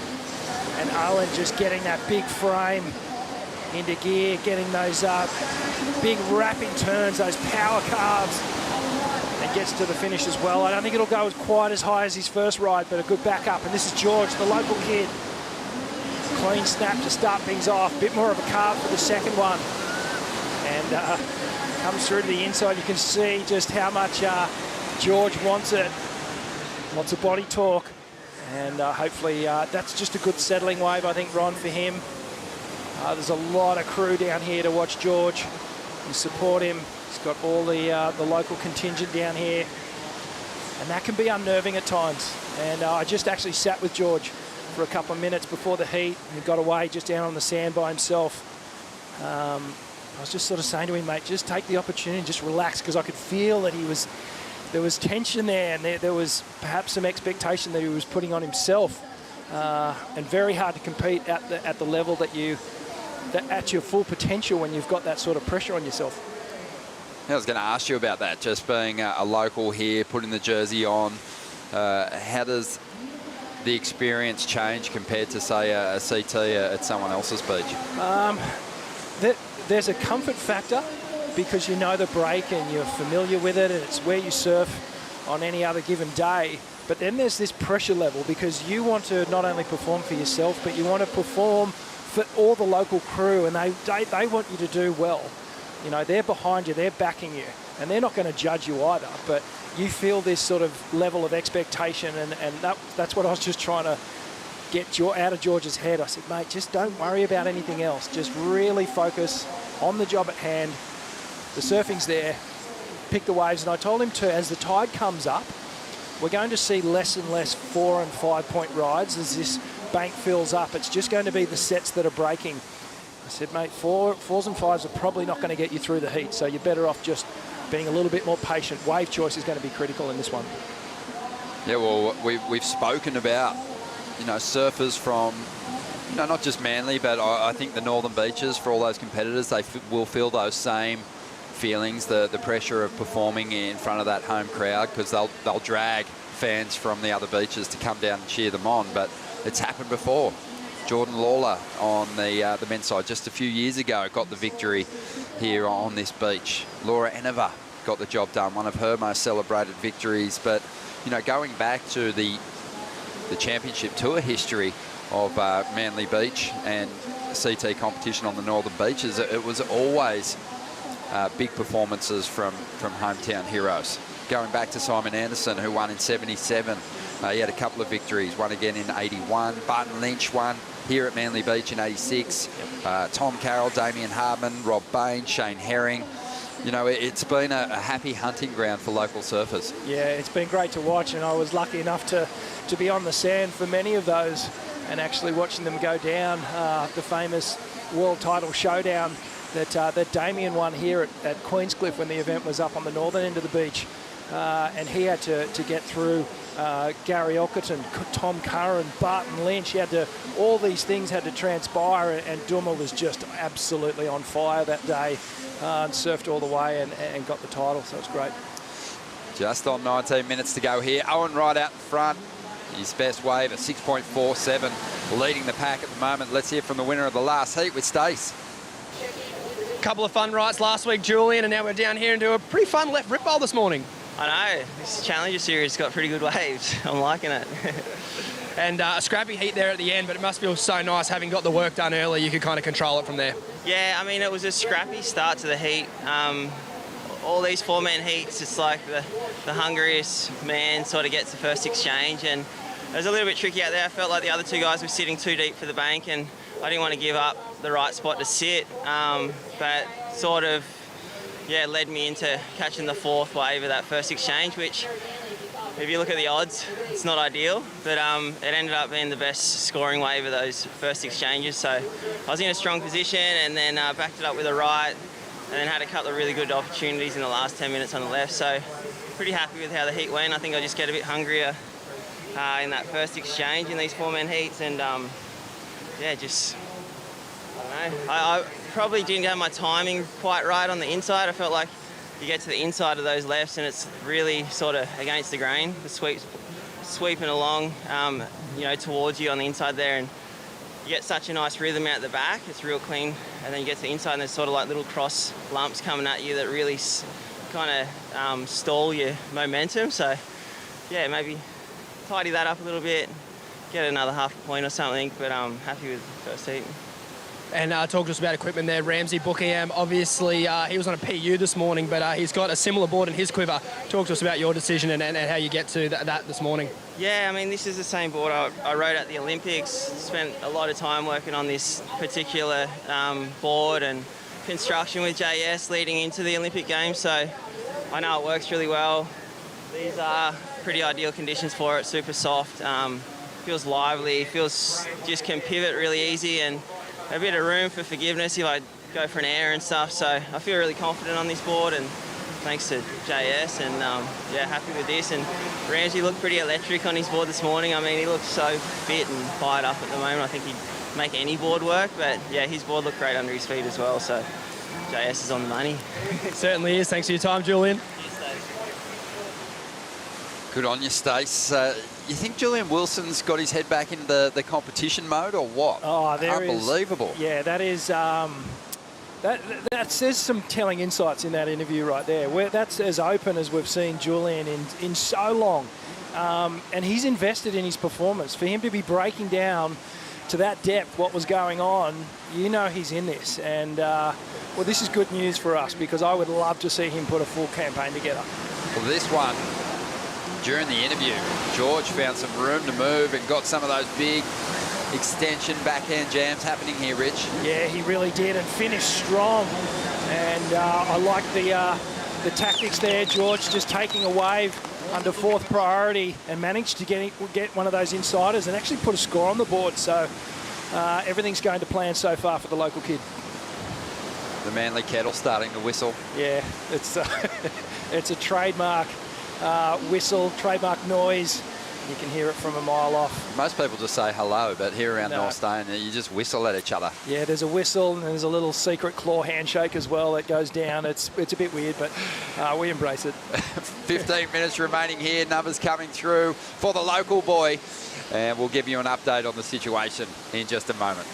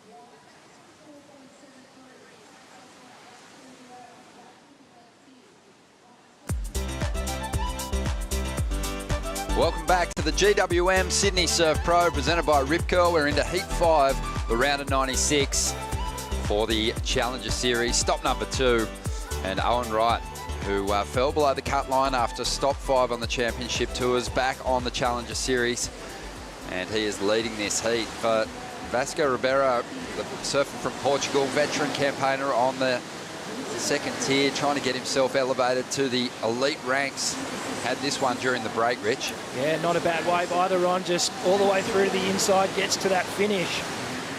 A little bit more compact and composed in his approach. When you think of the body torque and the flair of, say, Owen and George, you can see Vasco a little bit quieter with his upper body.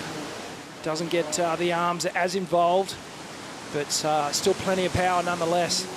It's going to be a decent score. He may, in fact, move up into second place, only needing that 4-point ride, and he has. 13 minutes remaining here. Owen's out in front. Vasco's still in second position at the moment. George Pittar's after a 6.31 to get into second. Ian Gentile after a 6.96. And we have a special treat now for you, folks. The man that rode the wave of the year in 2021. Many people were calling it one of the greatest waves ever surfed. Joining us via the Boost Mobile Stay Connected call, it's none other than our good friend the Condor, Pete Mel. How are you, Pete?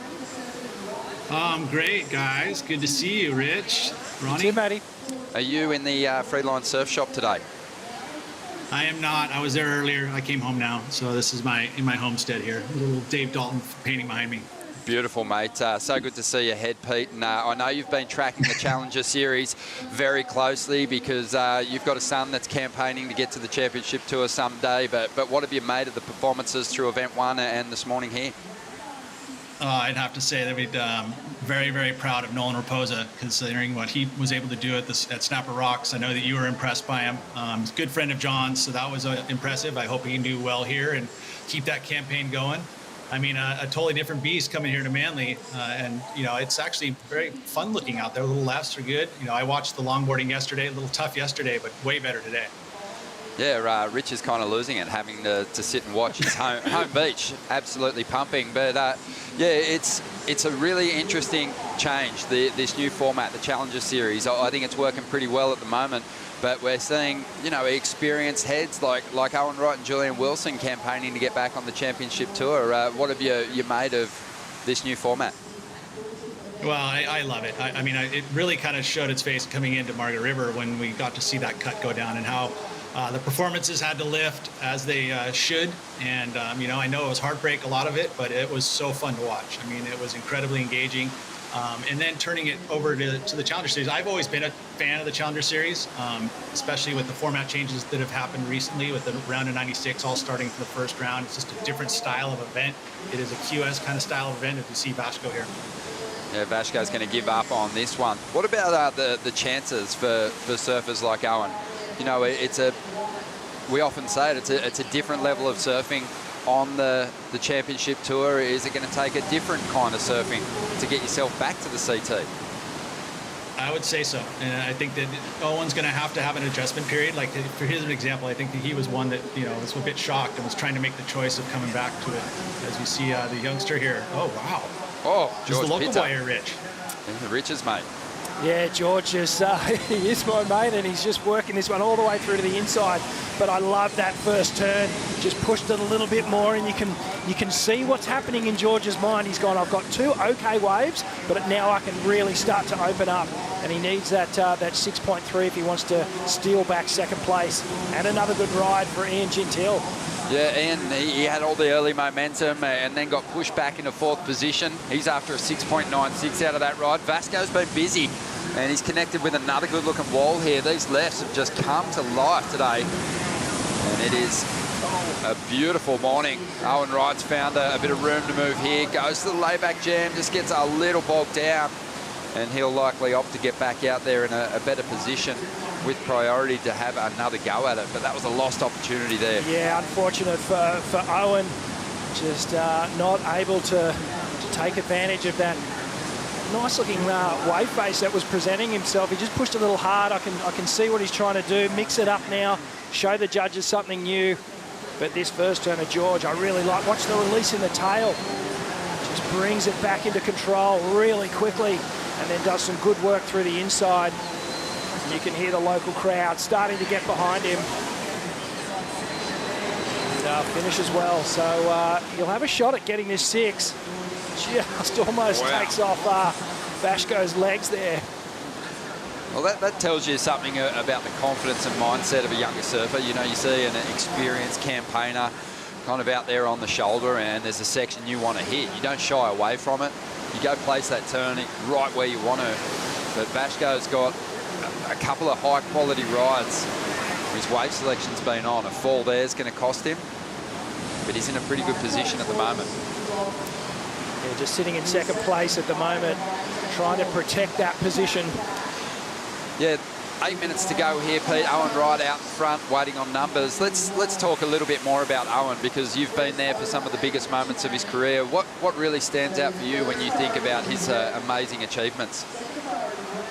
Oh, well, you think about what he's been able to do on the championship tour, and being on the championship tour, you're getting the value of the great waves, right? And I think that's why he was feeling a little bit short-handed, because he wasn't able to finish out the entire season. But I think the choice for him to come to the Challenger Series is going to be a different mindset, right? Just a little bit different. He's got to think about the 4-man heats. He's got to get through those heats and change his approach and mentally be able to be in the game. I think if he wants to be there, and he really has that drive, he can do it. He absolutely can do it. We've already seen it in this heat, where he's already put together a very quick start, got those waves early, pretty good scores too, and I feel like he can build. Mistake there with that fall in the layback, because that looked like it could have been a good wave if he had been able to finish that one out. But just mentally, I think he's got to just go, okay, you know what? This is the plan, and execute the plan in a QS-style format. It's a little bit different. He's not going to have those one-on-one heats until later in the draw. Get your head wrapped around that, and he can do it. Same thing with Julian. I mean, I actually it's funny you guys caught me here, but I'm actually wearing his gear. I got a little care packet for the Rivia stuff. But yeah, Julian can do it too. And it seemed like Julian was super engaged. So mentally, he's in it, at least for this event. I don't know if he's going to plan to do the entire rest of the Challenger Series at this point, but I hope he does. I think that it'd be impressive to see him there, and it pushes all the other athletes that are in this event. I mean, for example, Nolan Raposa. I mean, he didn't go down to Julian in that heat, and I think that he got that win over Julian was like he felt a belonging to be part of it, because he was able to compete against these guys, and that's what it takes, and that's why I'm so in love with the Challenger Series, getting the versatility of having the CT guys competing against the youngsters.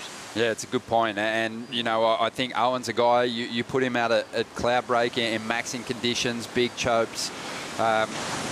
He's one of the top 5 guys in the world at those venues. But you get him back here on the beach breaks here at Manly, and suddenly the field's got an opportunity to overcome one of the most accomplished surfers on the CT. And, yeah, we'll see how they fare against him. They're trying to track him down at the moment. And even Gentile there, clean little rotation on the finish, Rich. Yeah, well, he needed to do something a little bit special on the end of that wave, because it was a little untidy at the start, but he got to the finish, got the little air rev, and he has taken second place. So this heat is really starting to build some really decent scores on the board. Yeah, Ian Gentile, he just had such massive raps on him, Pete, when he was a Grom. I remember, I think it was Andy Irons saying that he was the best 13-year-old he'd ever seen at one point, but he kind of fell off the map for a little bit, didn't he?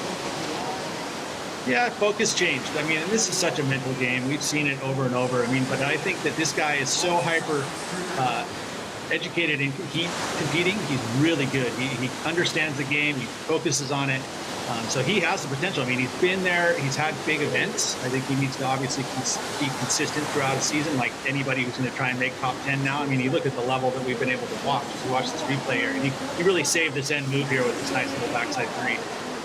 And no worries for him. I mean, he's coming from that island of Maui. He's got a contingency of great surfers that all are from that area that push him.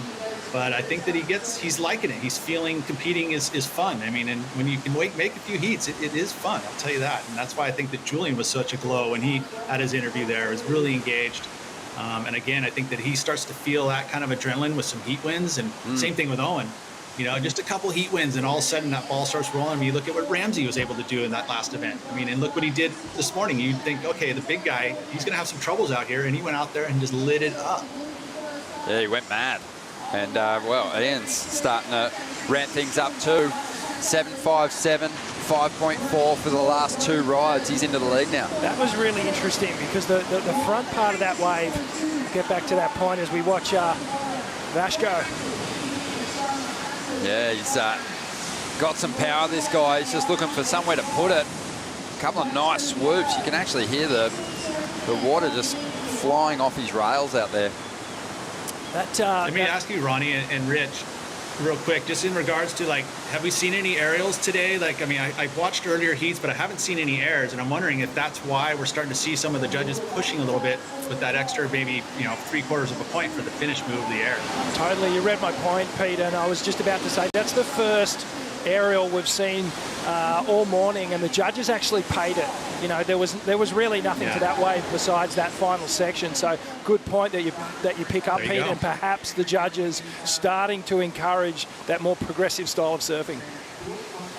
And it has to be here. You know, you come in here to Manly, that's what we want to see. You said it in the morning when you were talking about your very first tee. You were saying, hey, we're going to see some progressive moves, we're going to see explosive moves. And we didn't really see that yet because the little rip ball kind of takes that away from you a little bit, you know, and I think that Julian explained it earlier too, saying that inside section hasn't given a lot of potential for a big air move at all. It's come in a kind of opposite direction and didn't feel like he was getting the push that he needed. So maybe that's the case. You know, it just hasn't had a lot of opportunities yet. Yeah, there is an unbelievable amount of surfers capable of launching big airs in this Challenger Series draw.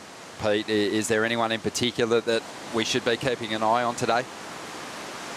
Oh, well, you look at all the youngsters, they all coming up the ranks. They're going to have some sort of aerial antics on it. I think that you think about looking back at Manly as a whole, you've got guys like Mike Dunphy who are coming in, you know, and had good results here a couple years in a row. He's going to be wanting to do well as himself. And then you just heard the score come in for Vasco, and they're liking the quickness too, I guess, because all of a sudden now he just taking the lead. Wow.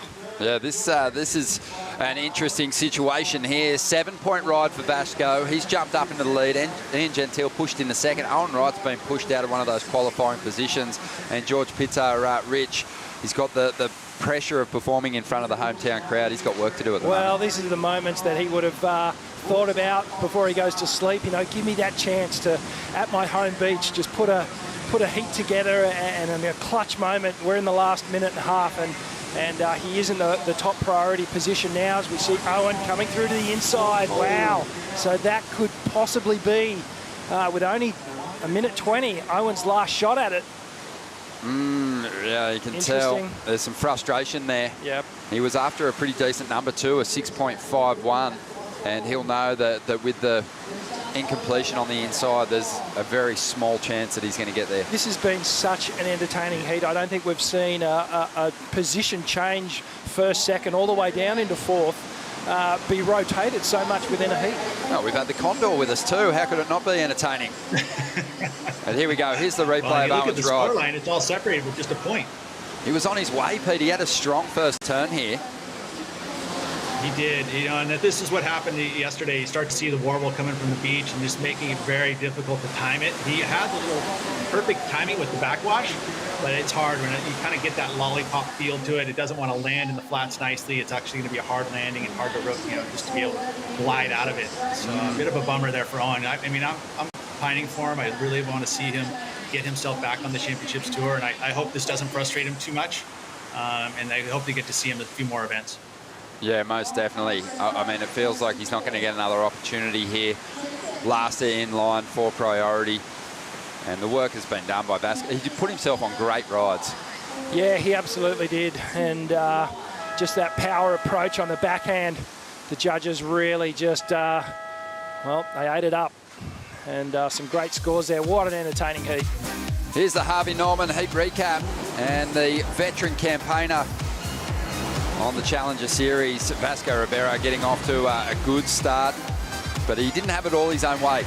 No, it was such a seesawing battle, but really it's power and speed. And that was the key ingredient for Vasco to get the nod here. This is Ian Gentile on some of his nice long lefts. This was his best ride up and around the 7.5, just slamming that final section. But Vasco just kept chipping away, and you can see how much spray is just projected off the tail of his board here as he keeps that speed and momentum all the way through to the inside. And just a mini body claim. Just a sharp approach. We'll say goodbye to Owen Wright and George Pitta. Ian Gentile, Vasco Ribeiro are going to be moving through to the next round. We want to say a big thank you to Peter Mel. Pete, always an absolute pleasure to see you, mate. Always good to see you guys, and enjoy the event. I know I'll be watching, so make sure that you have a good time. Make us all laugh. Oh, we will. We will for sure. We're going to take a quick break, and we'll be back with more from the GWM Sydney Surf Pro presented by Rip Curl. Don't go anywhere.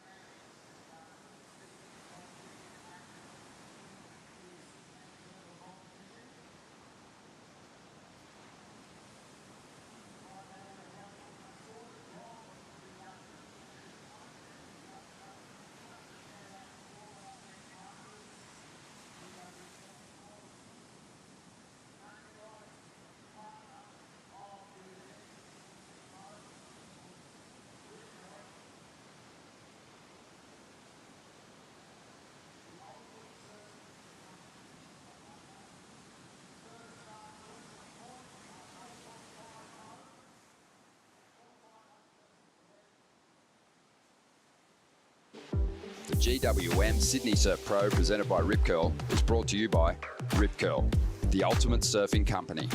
By Bond University, official higher education partner of the World Surf League Australia. But is it Bonsoy, the official golden halo of health? And by Bailey Ladders, official ladder partner of the GWM Sydney Surf Pro presented by Rip Curl. Hope you're enjoying the show. We are. This is the GWM Sydney Surf Pro presented by Rip Curl. Stop 2 on the Challenger Series. Also the first stop for the World Longboard Tour. And we have another big heat. There is no small heats. They're all huge matchups in the opening round of competition. No seeds in these contests. You don't get some piggyback into the next round. You've got to fight your way through the field from the opening day of competition. And right now we're seeing a guy that is trying to get back to the Challenger, through the Challenger Series and onto the CT, where he spent a number of years. Alejo Muniz, the surfer from Brazil. He's going to be up against Joel Vaughan, exciting young talent from just north of here, the central coast of New South Wales. William Cardoso, we've seen him win a championship tour contest before. He's out there in the blue jersey. And Alan Cleland Jr., the surfer from Mexico, he'll be out there in the white. So this will be a lot of fun to see. We just saw one of the biggest names in the event bow out in the opening round. Owen Wright is out of the contest. Shock result, and he's not taking much from this Australian League of the Challenger Series. No, it's been a tough couple of events. 3, in fact, when you think over to Margaret River, where Owen unfortunately dropped off tour, and then not his best result up on the Gold Coast, where he's had that win before, and now at Manly out of the event. So a little bit of work to do. It's going to take sort of a lot of positive affirmations for him to get back into this Challenger Series, and we all hope that he commits. He's too good a surfer not to be on the tour. What are you looking forward to in this heat, Rich? I'm actually looking forward to watching Joel Vaughan. I think he's an exciting young talent coming out of Australia, especially in the last 18 to 24 months, has really been coming on strong. He's had a big growth spurt over the last few years, and very exciting. Got a really good power game. Also has some amazing airs in his repertoire, and I do think he's one to watch. I'm with you. He has come on. He had an amazing run on the regional qualifying series here against a really tough field. He looked a little overwhelmed at the first stop on the Gold Coast. I've got to say, he didn't look his best. So he'll be looking to rebound. No, it's not easy at this level. You've got to find another gear. Here he goes. We'll see what he can throw our way. First turn, reasonable. Good timing for the second, just finding that flow here. Driving up into the hook, the wave again. So a tidy sequence of manoeuvres. But with the lineup that he's facing in this opening round, I think he's going to have to apply more pressure in those high impact sections of the wave. Well, just looking at the last few heats, it's been at least 6.5s to 7s that are getting you through in a qualifying position. So when you look at this wave now, Joel just a little caught up on these second and third turns, and I'm being hypercritical with what I'm looking at, but the judges have a critical eye as well. They want to see those big power turns, those crisp connections between the turns. It was a good settle away for Joel, but I feel like he's going to build and have to need more in this heat. So good to have big wave world champ Pete Mell joining us for that last heat. And yeah, he was really just touching on surfers having to find that next gear when they come onto the Challenger Series, and Joel's going to go looking for it. It's so great to be unearthing talent now, and from the regional qualifying series from each of the different WSL regions. We've got extraordinary talent on the rise, and they're getting to test themselves against really established names. This is the Joel up again. So we're waiting on scores to come through for his previous ride as well. But yeah, Pete touched on Owen really just needing to get some heat wins in order to find that love for it. I think surfers like Joel, they're just looking for big scores at this stage to just settle into what could be a big career. Well, they're almost at polar opposite ends of their career. Owen perhaps looking for some motivation to keep going, whereas Joel's just got stars in his eyes. He wants to make the tour. He wants to establish a big, long career, as we saw William Cardoso there just hammering that wave. Yeah, well, William's got the benefit of so much experience in big heats, in big moments, and he'll be feeling, he's probably got a resting heart rate happening out here at the moment. He'd be pretty comfortable in this situation. Joel, on the other hand, really looking to settle into these major events. But Rich, take us through this ride. Well, it's no secret that Williams possesses a power attack like no other. Just have a look at the size of the guy's thighs as he just pumps all the way through to the inside section.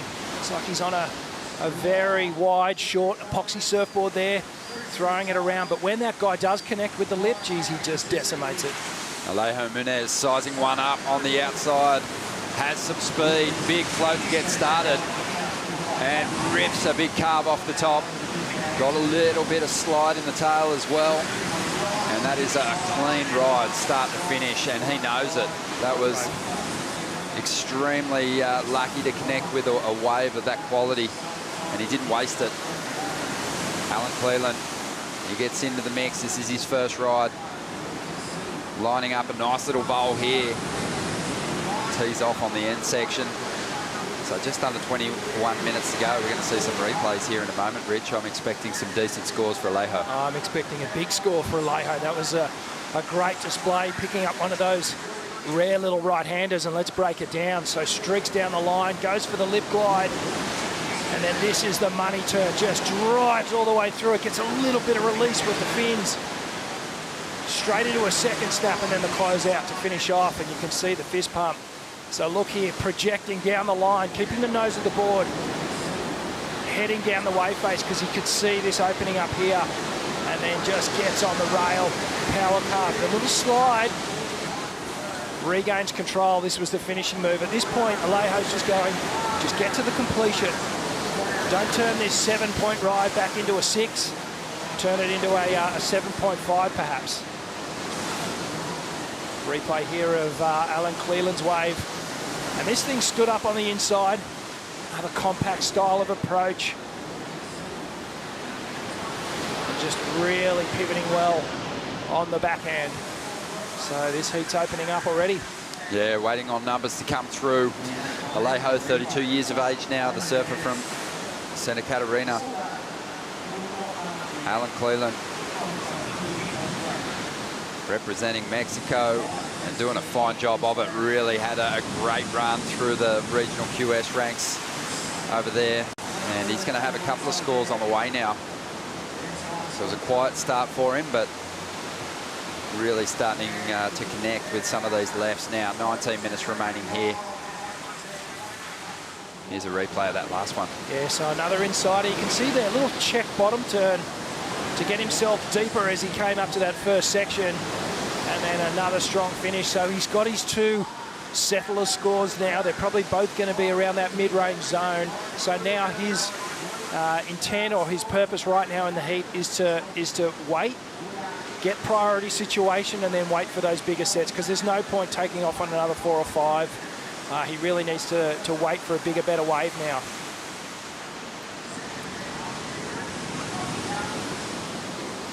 Oh, Alan Cleland sizing one up on the inside. He'll head back to the takeoff zone now. Just over 18 minutes to go. Something standing up on the outside here, potentially for William Cardoso in the blue. And he likes the look of this one. Takes a high line to start off, drops to the bottom, uses all that speed in a strong opening maneuver. A couple of nice hooks off the top here. Just a clean flow, nothing truly mind-blowing, so it'll probably be another mid-range score, but he's just flowing nicely across these rides. Looks like he's on a specialty piece of small wave equipment. Yeah, absolutely. Obviously, one of the bigger, if not the heaviest competitor in the field. Thicker, wider surfboard. This is Joel Vaughan, getting really loose off the top. Well, Joel, he's just working this wave over. It's not very steep, so he's just doing well to keep that board moving, maintaining some momentum there. I mean, great small wave surfing, but he wants something with a little bit more meat on it so he can really lay into some of those big backhand blasts. Whenever it gets a bit repetitive, and that repetition is just, it can be consistent, but if there's nothing dynamic to it, there's no real special moment through the turns, then the judges can tend to go to sleep, and they'll go to sleep on the score as well. Let's see how Vasco Ribero's feeling after that heat win. He's with Shannon Hughes. Vasco, well done. That was a tough heat. You found that score at the finish to really boost yourself into that lead and secure a spot with victory. How are you feeling? Well, I was feeling actually really good. You know, the waves are really fun compared to what we've been surfing the last few days. And, you know, surfing epoxy just gives you the extra speed you need. And I knew I fall on the wave before, and there could have been a good score. So I just pedaled back, and I was like, you know what, I'm just going to do the score because it's going to happen. And yeah, it happened, and I'm stoked. You had a great result here back in 2020, a 9th place finish. You're looking to go better, and I know you put in some preparation. What's the last few days looked like for you? Well, I've been just surfing, you know, with Fred, Ramsey, you know, Leo. We've just kind of been together, so it's always good to surf and push for ourselves. And we've been here watching everyone's hit. So, I did the 9th place here, and I'm hopefully to go a little bit better this year. But it's still a long way to go. But yeah, I'm really happy to be here. Well done. Proud of you for the good result. We'll see you next round. Yeah, Vasco's had a really positive start to the Challenger Series this season. Performed pretty well up there at stop number 1, the Boost Mobile Gold Coast Pro. Took a 9th place finish. So well situated. Maybe a keeper result once he's counting on his top 5 results. So we'll see. Absolutely. What I like about this Challenger Series too, it's sort of it's giving some longevity, and it's adding a bit of spark to these surfers that perhaps were going, I think I'm done. But now with this Challenger Series lining up and the events look great, it's going, you know what, I'm going to have another crack at this. Some amazing events and waves on the lineup.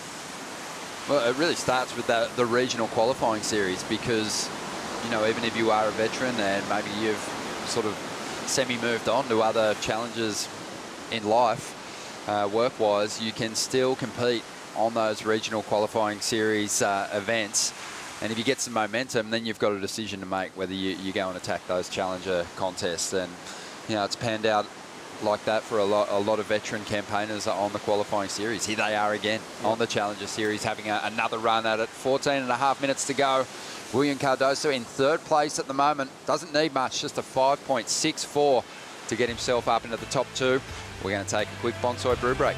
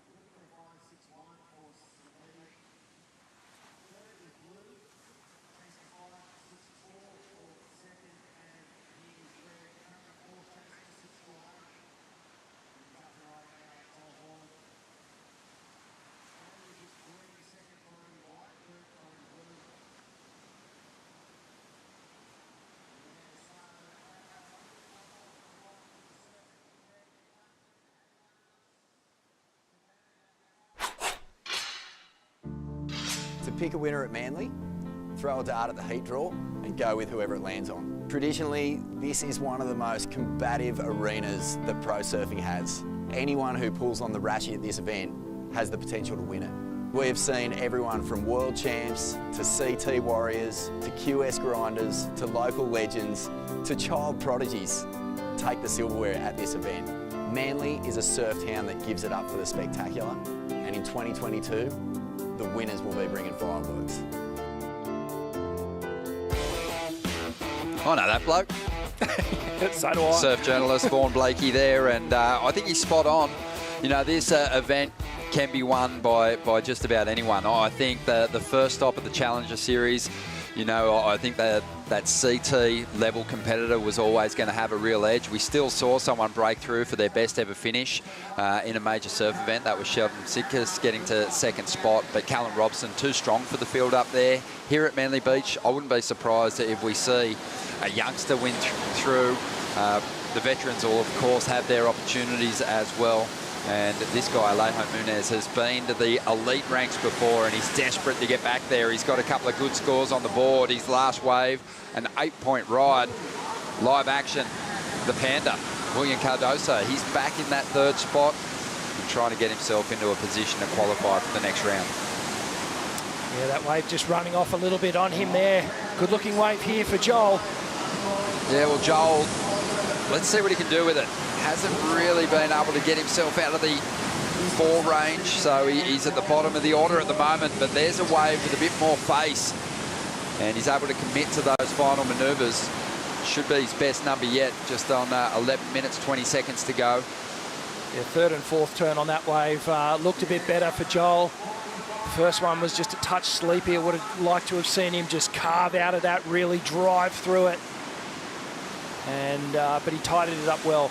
Rich, as you're graduating to the next stage of your career as a professional surfer, and you find yourself in these bigger events, you know, obviously you go in with high expectations of huge results, but is it important to just start registering big scores initially? Yeah, 100%. It's about finding your groove, what the judges want to see, and bringing your level of surfing up to meet that. And you can see Joel, his confidence is building just throughout this heat when we've been watching him. The first ride was a little bit of a feel-out wave. He was just getting himself comfortable, and now he's starting to open up, and you can feel he's settling into his actual performance that he can put on and really reach his potential. But it's about converting numbers. Because when you keep coming out of heats with only 5s and 6s, you start going, well, what have I got to do here to get a good score? When you're walking out of heats or winning heats with 6s, 7s and 8s, then you start going, okay, I've got this. I know I can put big numbers on the board and I can beat anyone. And also probably just, even if you're losing in heats, if you've put okay numbers up, at least in your mind you're like, I was on par with the talent that was out there. I was thinking the exact same thing in that last heat with George. Although he finished in 4th place, his surfing was pretty good. He put some good numbers on the board, and my discussion with him later on today will be, mate, keep your head higher because you did some really good surfing in there. You didn't blow it. There wasn't really any major things that you did wrong. It was just the flow of the heat and perhaps a little bit of wave choice. But yeah, if you can always come out of a heat feeling good with your performance, I mean, think of Joao Chianca, the numbers he's been putting on the board, even through the CT. Some of the biggest scores we've seen all year, yet he's back on the Challenger Series. Yeah, and Joel Vaughan and Alan Cleland, they're really in a similar boat because both these guys chasing the Challenger Series for the first time, and they've both got pretty reasonable numbers out there at the moment. Alan Cleland Jr. with a 6.9 is up in 2nd position at the moment. Joel Vaughan's just posted his best score, 5.83, and it's a 5.38 to get into 2nd. And William Cardoso, he's back in that 4th spot at this stage after a 5.64 to climb up in the 2nd position, which would see him through to the next round. Alejo, though, just on the strength of that 2nd wave, which he surfed beautifully, he's out in front. Yeah, it was just such a well put together wave, and that opening slice after the floater was just textbook. And he is Alejo's one of the most expressive surfers you'll ever watch in terms of his upper body movement. The arms get really involved, and he just nailed it on that wave. Yeah, he was on the CT in 2011, finished 10th in his rookie year, had 2 semi-finals. That's his best ever finish at the CT level. But he was on tour until 2016. But, you know, he was plagued by injuries, and even since dropping off the tour has had to overcome some big injury hurdles. So great to see him back, great to see him posting excellent scores. He's also, you know, started to kind of look into a bit of a media career away from competition. So he's keeping his options open. Hedging his bets, but well, he's surfing really, really good. This is some of the best surfing we've seen from him in a couple of years now. He'll be feeling confident. He's still holding that 4.57, so you know, with 2nd priority and 7 minutes to go, he's no doubt going to build on his lead.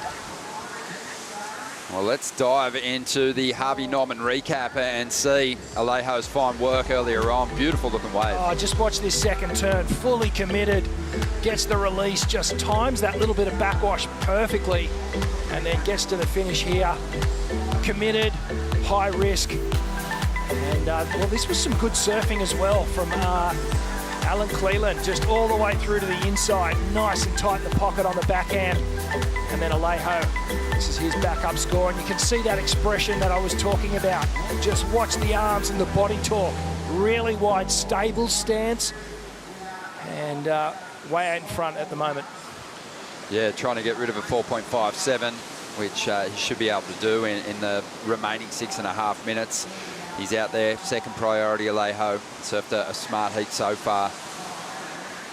But yeah, this is a really close one when you look at the surfers trying to progress. It's all pretty tight between number 2 through to number 4, and it could be turned with a single ride at any moment.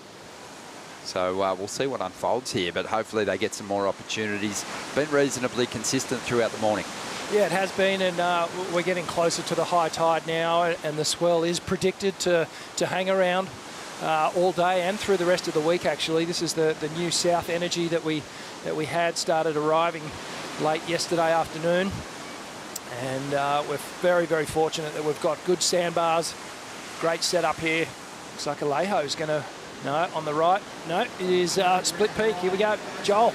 Yeah, Joel Vaughan's going to go to the air. This wave might reform too. No, it starts to fade away. Alan Cleland on the left. So just the small rotation there from Joel Vaughan. Unlikely that's going to be enough to see him up in the second place. Alan Cleland was trying to get rid of a 4.3 with that wave to push the requirement higher for Vaughan and Cardoso. So we'll see what he got out of it. Nice turn to start things off. A snap, a second snap with a little bit more energy, a bit more power. The third, and then up and over the roof for the fourth one. He liked it. The body language tells us that he was connected and feeling it. You mentioned the setup out there at the moment. Great sandbars. The rights are offering occasionally some nice wall for the surfers to tap into, but the lefts have predominantly been the option for the competitors. But on the beach, amazing setups. Absolutely. This was Joel's little air rev, and unfortunately it would have been great to get another couple of turns on that one, because that's one of the more high-risk manoeuvres we've seen of the morning. Yeah, there's so much sand out there at the moment. We had all those storms a couple of months ago, and on all the beaches, actually, not just in Sydney, but all the way up the coast. A lot of that sand has been taken from the beach and sort of parked out in the lineup, and that's created these magical banks up and down the coast. Yeah, all the beaches on this northern peninsula are holding good banks at the moment, so great opportunities for the competitors to explore this part of the coast.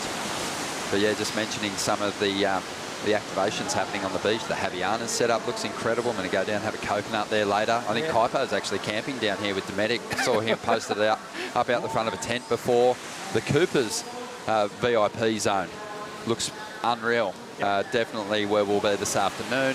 Watching the event on the big screen and over your shoulder, you can of course tap into the live action. But if you have the opportunity to get down there on this Thursday, certainly take advantage of it, as we see all the surfers getting their first chance to put the jersey on here at Manly Beach this year and tap into some of this first round action.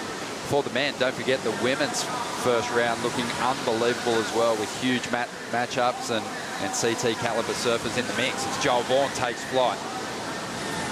So he's chasing down a score to get himself up into that second position. That rotation just a little bit sharper, a bit swifter. Still not ultra high though, just because the wave didn't really provide the big takeoff section. Yeah, he did just about all he could do with it, and it was almost synchronized air revs, as we see Joel just gets a clean snap to start things off. Now he pumps on the power, gets to the final section, gets the air rev, good completion. You watch here, hits the lip absolutely perfectly, brings the tail around, gets the fins towards the beach, then completes the rotation. And well, this is Alan's wave through the inside. Clean snap to start things off. He gets a little air rev on the inside too, Ronnie. Bang. Quite the height. A little credit card air rev. Maybe just slip a credit card between his fins and the lip of the wave.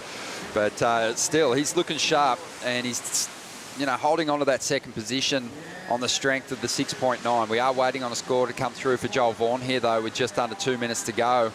And he's kind of gone into desperation mode in chasing down that score. Up again now. A couple of little slices off the top. If he can add a bigger version of that air rev on the end section of this wave, he might just get the number that he needs. He does stick it, but he's working over smaller waves to try and get himself into a qualifying position here. Alejo Munez, he takes off again. I doubt he's going to get rid of the 4.57 that he's hanging on to with that last ride. But we'll see if Joel Vaughan's done enough here. I think he's waiting on a couple of scores. Yeah, he is, and I'm really interested to see what the first one is, because I think this one's even better. Watch the first turn here, slices through that one, uses the backwash to his advantage, gets a second snap, streaks down the line, high risk to finish off. Wasn't quite as clean on the rotation. Didn't get to the finish as quickly as the air rev before it, but got to the finish nonetheless. It's a completed turn. Yeah, the judges, they're paying attention to all these things. He got a 5.63, so fell just short on his previous ride and didn't chip away at the requirements. So still after a 5.91, and your feeling was that wave was maybe a little better than the last. I think the opening part of that wave was better. The air was maybe not as good, but I feel like the 2 snaps at the start were a little bit better. So I feel like it's going to be right there. Well, Alejo ran away with it early with the 8-point ride, but Alan Cleland Jr. and Joel Vaughan have both put up a good performance here, and they're surfing very comparable. William Cardoso, though, don't count out this guy. He's got a good-looking wall, couple of solid hits, and he likes it, pumps the fists, and he needed something to happen there in the final stages here. The hooter sounds, and I have no idea who's going to be progressing through in second place here. Wow. Okay, well, Joel, he didn't get the score. 5.87, 0.1 of a point short. Unbelievable. Yeah, he fell just short. So Joel Vaughan, he won't be moving through to the next round. Alan Cleland now is holding on to second spot, but we don't know for how much longer, because we're going to see a replay of this wave. Did William Cardoso do enough work to turn in a 6.17 here? That big power hack to start things off. I think the judges are going to eat that up. A second one, and then he gets to the finish too. The advantage that these power surfers have is that they can just move so much water, really vertical. Gets a bit of tail release on the final turn. And the double fist claim for William there. That felt good. We'll keep an eye out for the reaction here, because this guy surfed so many heats. He expects big things of himself. We're waiting on the number to drop now. But a good heat. I mean, Joel Vaughan was so busy. He rode 12 waves, just fell short of the requirement, but it might not have mattered. We're waiting on the scores to come through here for the old boy, William Cardoso. Needs a 6.17 out of that ride. It's going to be close. Like, when you think about the opening turn, it was strong. It was on a set wave. Oh, it was flow. It was connected. He's not scratching his head. He's pumping his fist. The score's coming through, and he knows. He's surfed enough heats. He's been in this position before. He knows what a 6.17 feels like. Wow. And this one is going to get him there. Clutch. So a very strong last pitch effort there from William Cardoso. He's amping, and you got a feel for Alan Cleland Jr. Put up a good fight, but just gets leapfrogged in the end there. Alejo Munez, he hangs on for the win. We're going to take a quick break. More action to come from the GWM Sydney Surf Pro, presented by Rip Curl, in just a moment.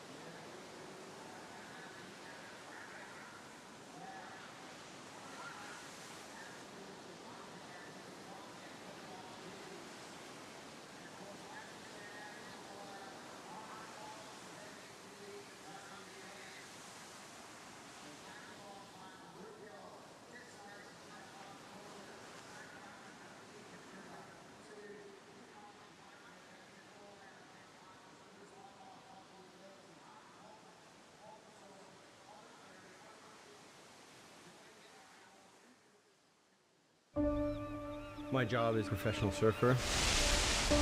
My goal is to win titles. That's what I'm here for. The world's best surfers in the world's best waves. We've had a shark attack. Whoa. It's the most intense surfing scenario you can imagine. I have to step up my game now and not make any mistakes. Oh my God. This is a war. You have to find a way to win it and do it at all costs.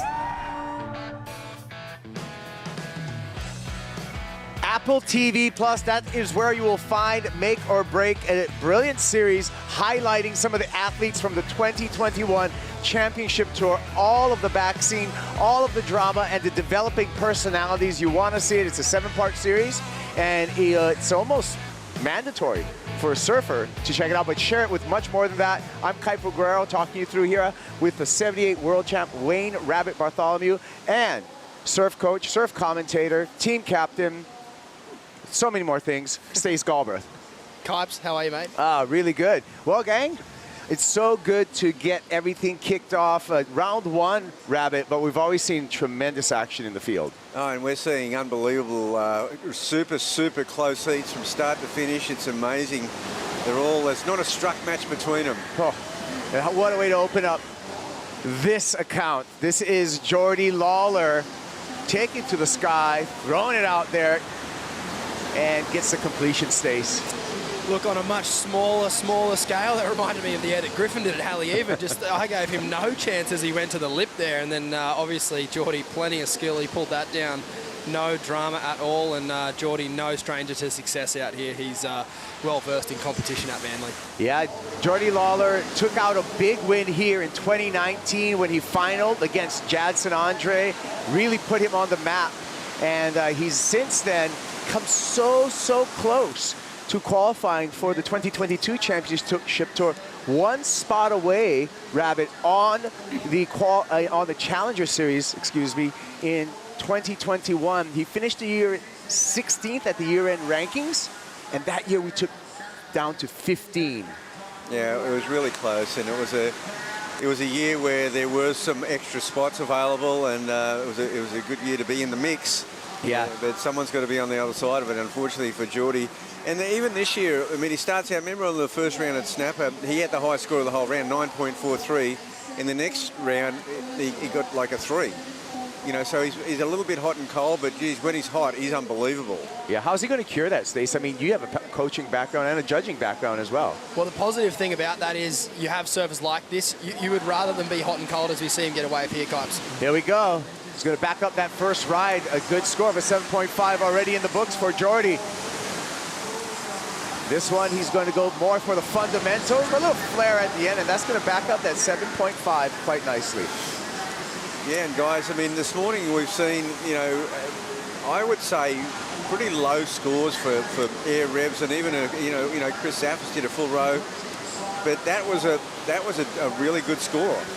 For sure. And yeah, getting back to your point about being hot and cold, you'd rather those flashes of brilliance than just a career of, you know, perhaps mediocrity, and then you can work on that. And he's got a good opportunity now to work into his heat with that big, strong start. Speaking of brilliance, up and riding, this is Brody Sale, hailing from the big island of Hawaii.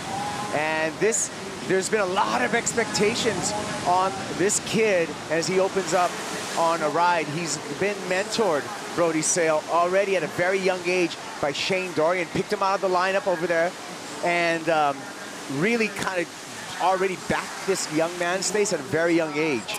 There's a clip on Instagram of Brody Sale. Actually, you check a replay here. It's good to see these Hawaiians on these small lefts. I know Hawaii has a big variety of waves, but there's just something in the power of these East Coast Australian waves where you have to know when to push and when to pull, and Brody had a nice timing there at the start, but he kind of just missed the finish, I thought. And as we see Geordie here, Bugs. Yeah, it's a small wave, but it's a good backup after you've posted a 7.5. It's amazing how quickly he's gone to work here. But he knows these Sydney beach breaks so well. Cutting to live action and catching a finish again. Wave number 3 for Jordan Lawler. And the quick start, I think, Stace, is kind of a good strategy when you look at a 4-surfer heat for this opening round. For sure, and talking about what Geordie can get better at, it's probably this part of the heat now where he needs to win the heat on his next wave, and I don't really see any of his last 2 rides counting, and that's probably what he needs to tighten up. But you need to have that skill to even put yourself in this position. So, as he gets the board in the face there nearly. Got to be careful, but yeah, this is a great opportunity for Geordie to kind of surf a CT heat now. Wait for his next best turn, take the next best wave of the day, hopefully, and just put these other surfers to bed, because that's what Ace Buchan's going to do. He's not going to be mucking around, and we saw William Cardoso do that in the last heat. You really only need 2 good ones. There we go. It's going to be Brody Sale up again. He opened up with a 4.5, looking to better that on this effort. Little hung up, and that's going to hinder his scoring potential with the finish.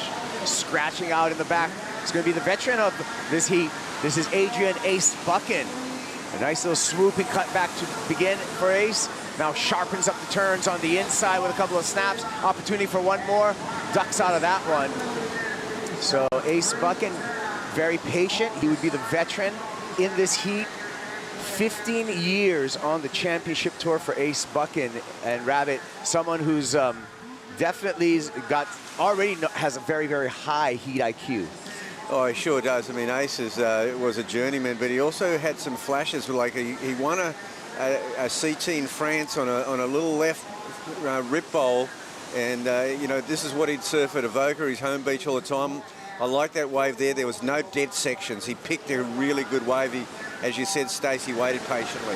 Yeah, and this is a beautiful, beautiful first turn there using the whole wave face, and then look, he did well to time it with the backwash. I think he probably would have liked a better finish, sort of similar to Brody's ride. However, the quality of that wave is definitely going to help the score there, as he got these 2 nice turns off at the start, throwing a lot of spray there in that second turn, and then yeah, this section probably just bottomed out a bit more than what he was thinking, but he did well to still get green face in that turn. And look, I guess as we know as surfers, it's always a frustrating feeling when that happens, but a good ride nonetheless. Yeah, Bugs, you referenced that France victory that he took. That was in 2008 in France, where he overcame Kelly Slater in that final, and that was a huge victory for the surfer from Avoca to really put his name and stamp his name in surf history. He's actually beat Kelly 2 times. He beat Kelly in Tahiti in 2013 as well. So the veterans out there, we're waiting for the number, and it comes in at a 5.67 for a patient Ace Buchan. Yeah, well, Stace nailed it. He said Ace is just going to go out there a la William Cardoso, shows experience.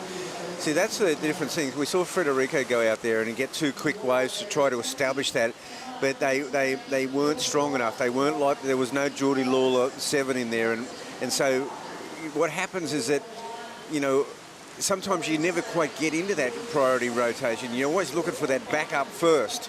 Evan Geiselman was similar, I thought. Really similar. All right, well, parabéns to Alejo Moniz. Let's hear from him. Alejo Moniz, what a way to kick things off. Finding an 8-point ride earlier in the heat set you up well. What was going through your mind for the rest of it? Yeah, after you get an 8, with these conditions, you have to be with attention all the time, you know, especially when you're surfing against these amazing surfers, and we have so many good waves coming. With the high tide, it's a little bit slower now, but a lot of waves are still coming. So yeah, I was trying to be ready for everything.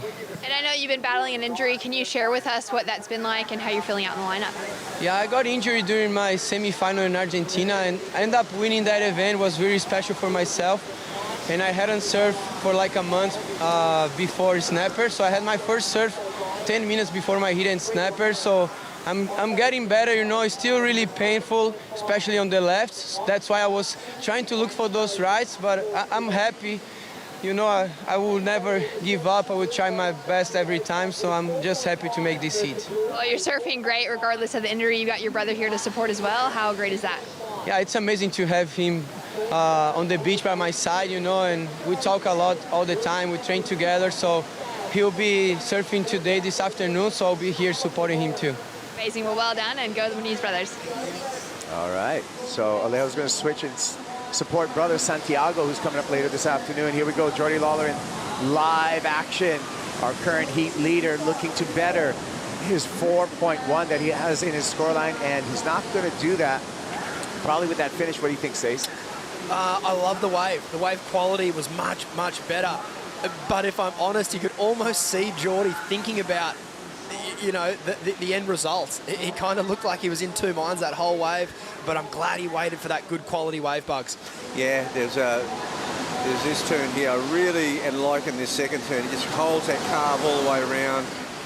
And then this wave goes a little funky. He's got a double up in front of it. It was never a crisp finish for sure. Also, Reo Inaba got into the mix, Stace. Oh, I love this guy's style. He's got such a classic approach.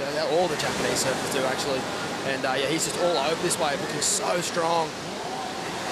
And yeah, this was in the break, so that's a beautiful wave for him to really get into this heat. Only a few small scores before this wave, but some great body language off the bottom.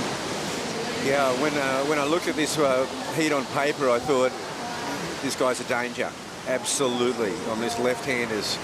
And I'm thinking this is one of the stronger rides of the heat. You know, you've got the Geordie Lawler 7.5, that's sort of blowing it out the door straight away. But so Reo staying busy. This is another wave on the replay that he just caught. Skittering through there on that Tokoro board. And but just looking so quick. We'll be waiting for the number for that previous wave for Reo. A 5.93. And the action continues. This little left bank Stace is been providing. It has. And seeing the replay there, Geordie, I might have been a little critical. I think you're always critical of the Aussies and your friends. There's a couple of nice turns at the start of that wave, but I think he was probably looking for a bit bigger of a finish. And then Reo, like, he just suits this tempo so well. He's not overcooking too much, and yeah, keeping that board moving down the line. Nearly had the landing on that air. A bit of help from the backwash, but obviously just a bit of disconnect there at the end.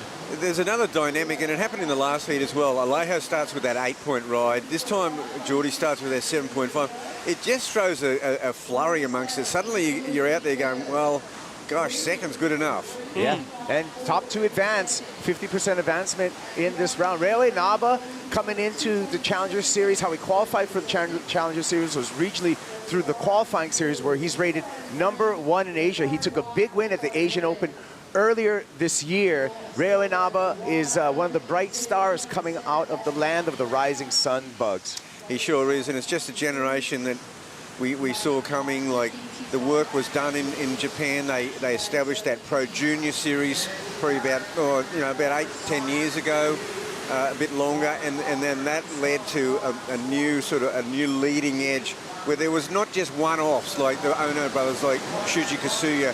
There was a little crop coming through, and it always helps out when you're there with your compadres. There we go. It's going to be a split peak. We'll stick with Inaba on the backhand.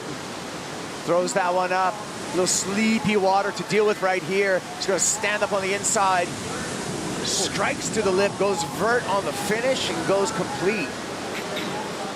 Railway Naba, part of like the mob coming out of Japan. Shun Murakami, Taichi Wakita, and Railway Naba. 3 goofy foots that are really bright stars coming out of Japan right now, Stace. Yeah, definitely, and it's a shame that Shun couldn't be here surfing with his mates and his brothers, and but I know he'll be cheering them on at home as we see Brody here on another little left. Let's see how he goes with the finish. He's definitely had better timing on that finish, but just it didn't have the start that I think he was hoping for. No, it had a soft start. He's surfing well, but this heat's warming up now, this battle. Well, first isn't beyond anyone, but, will they call that a complete?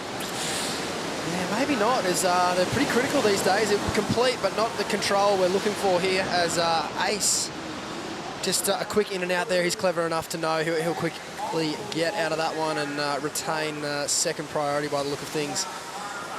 Well, we're hanging on to 3 wave scores for Railway Naba, Brody Sale, and Ace Buchan to give you the situation out here. We're halfway through the heat at 14 minutes on the countdown, and a little bit of repositioning for all of our surfers. Yeah, see, Brody Sale's kind of got himself in that thing where he's not quite getting out there for a priority, and if anyone, he's got the potential to flare on a good wave, but I think he needs a better wave. Yep, and it's one of those things where it's always nice to get dynamic kind of on your own terms, not because you have to, as we see him go into second now, but he'll know with the other surfers behind him with you know, about a point or more on their best waves. Here he goes again, looking to better his efforts. Smooth tempo through here. Oh, there it Little is. disco spin at the end, kicks the board out with some enthusiasm, probably in his head knowing that he improved upon his score line. What do you think, Bugs? Oh, yeah, I think so. Well, that wave there, well, he just proved me wrong, but I mean, like, but still, you know, he was only carrying 4s before this, and this is a much better surf wave, a complete ride, and it should get him up in that 5+ range. Yeah, I don't think you proved you wrong. I think you called it. He needed to get a better opening section with some more steep water, and he's certainly done that here. And then that's pretty good heat IQ on his behalf to know, okay, I've got a couple of 4s. I'm going to have to get a little more dynamic on the end section here. It's easier said than done, so that was really well done there from the young fella out of Hawaii. Cutting to Jordy Lawler here, got to tic-tac through the sections, and builds up for the finish, throws the fins, controls the slide, goes complete. Yeah, that first wave, that 7.5, is still the really significant score in this heat. It's thrown a real cat amongst the pigeon. They're scurrying for nearly second place. I mean, but if someone can get up there with a 6.5 even they can challenge for this. And of course, Geordie, this is a pretty decent ride for him too, Stace. Yeah, again, it's nice for him to get that completion, but I'd really like to try and see him put a little more distance between him and, say, Ace and Rao, because like you mentioned, Bugs, either of those two surfers get that 6.5 range, they could easily, you know, there's quality waves out there still. I know it is getting a little slower on the top of that tide, but it's not out of the question. We saw Vasco Ribeiro do it in the last heat, 2 heats ago, excuse me, and then William Cardoso in the last one. I wouldn't be leaving those two unattended.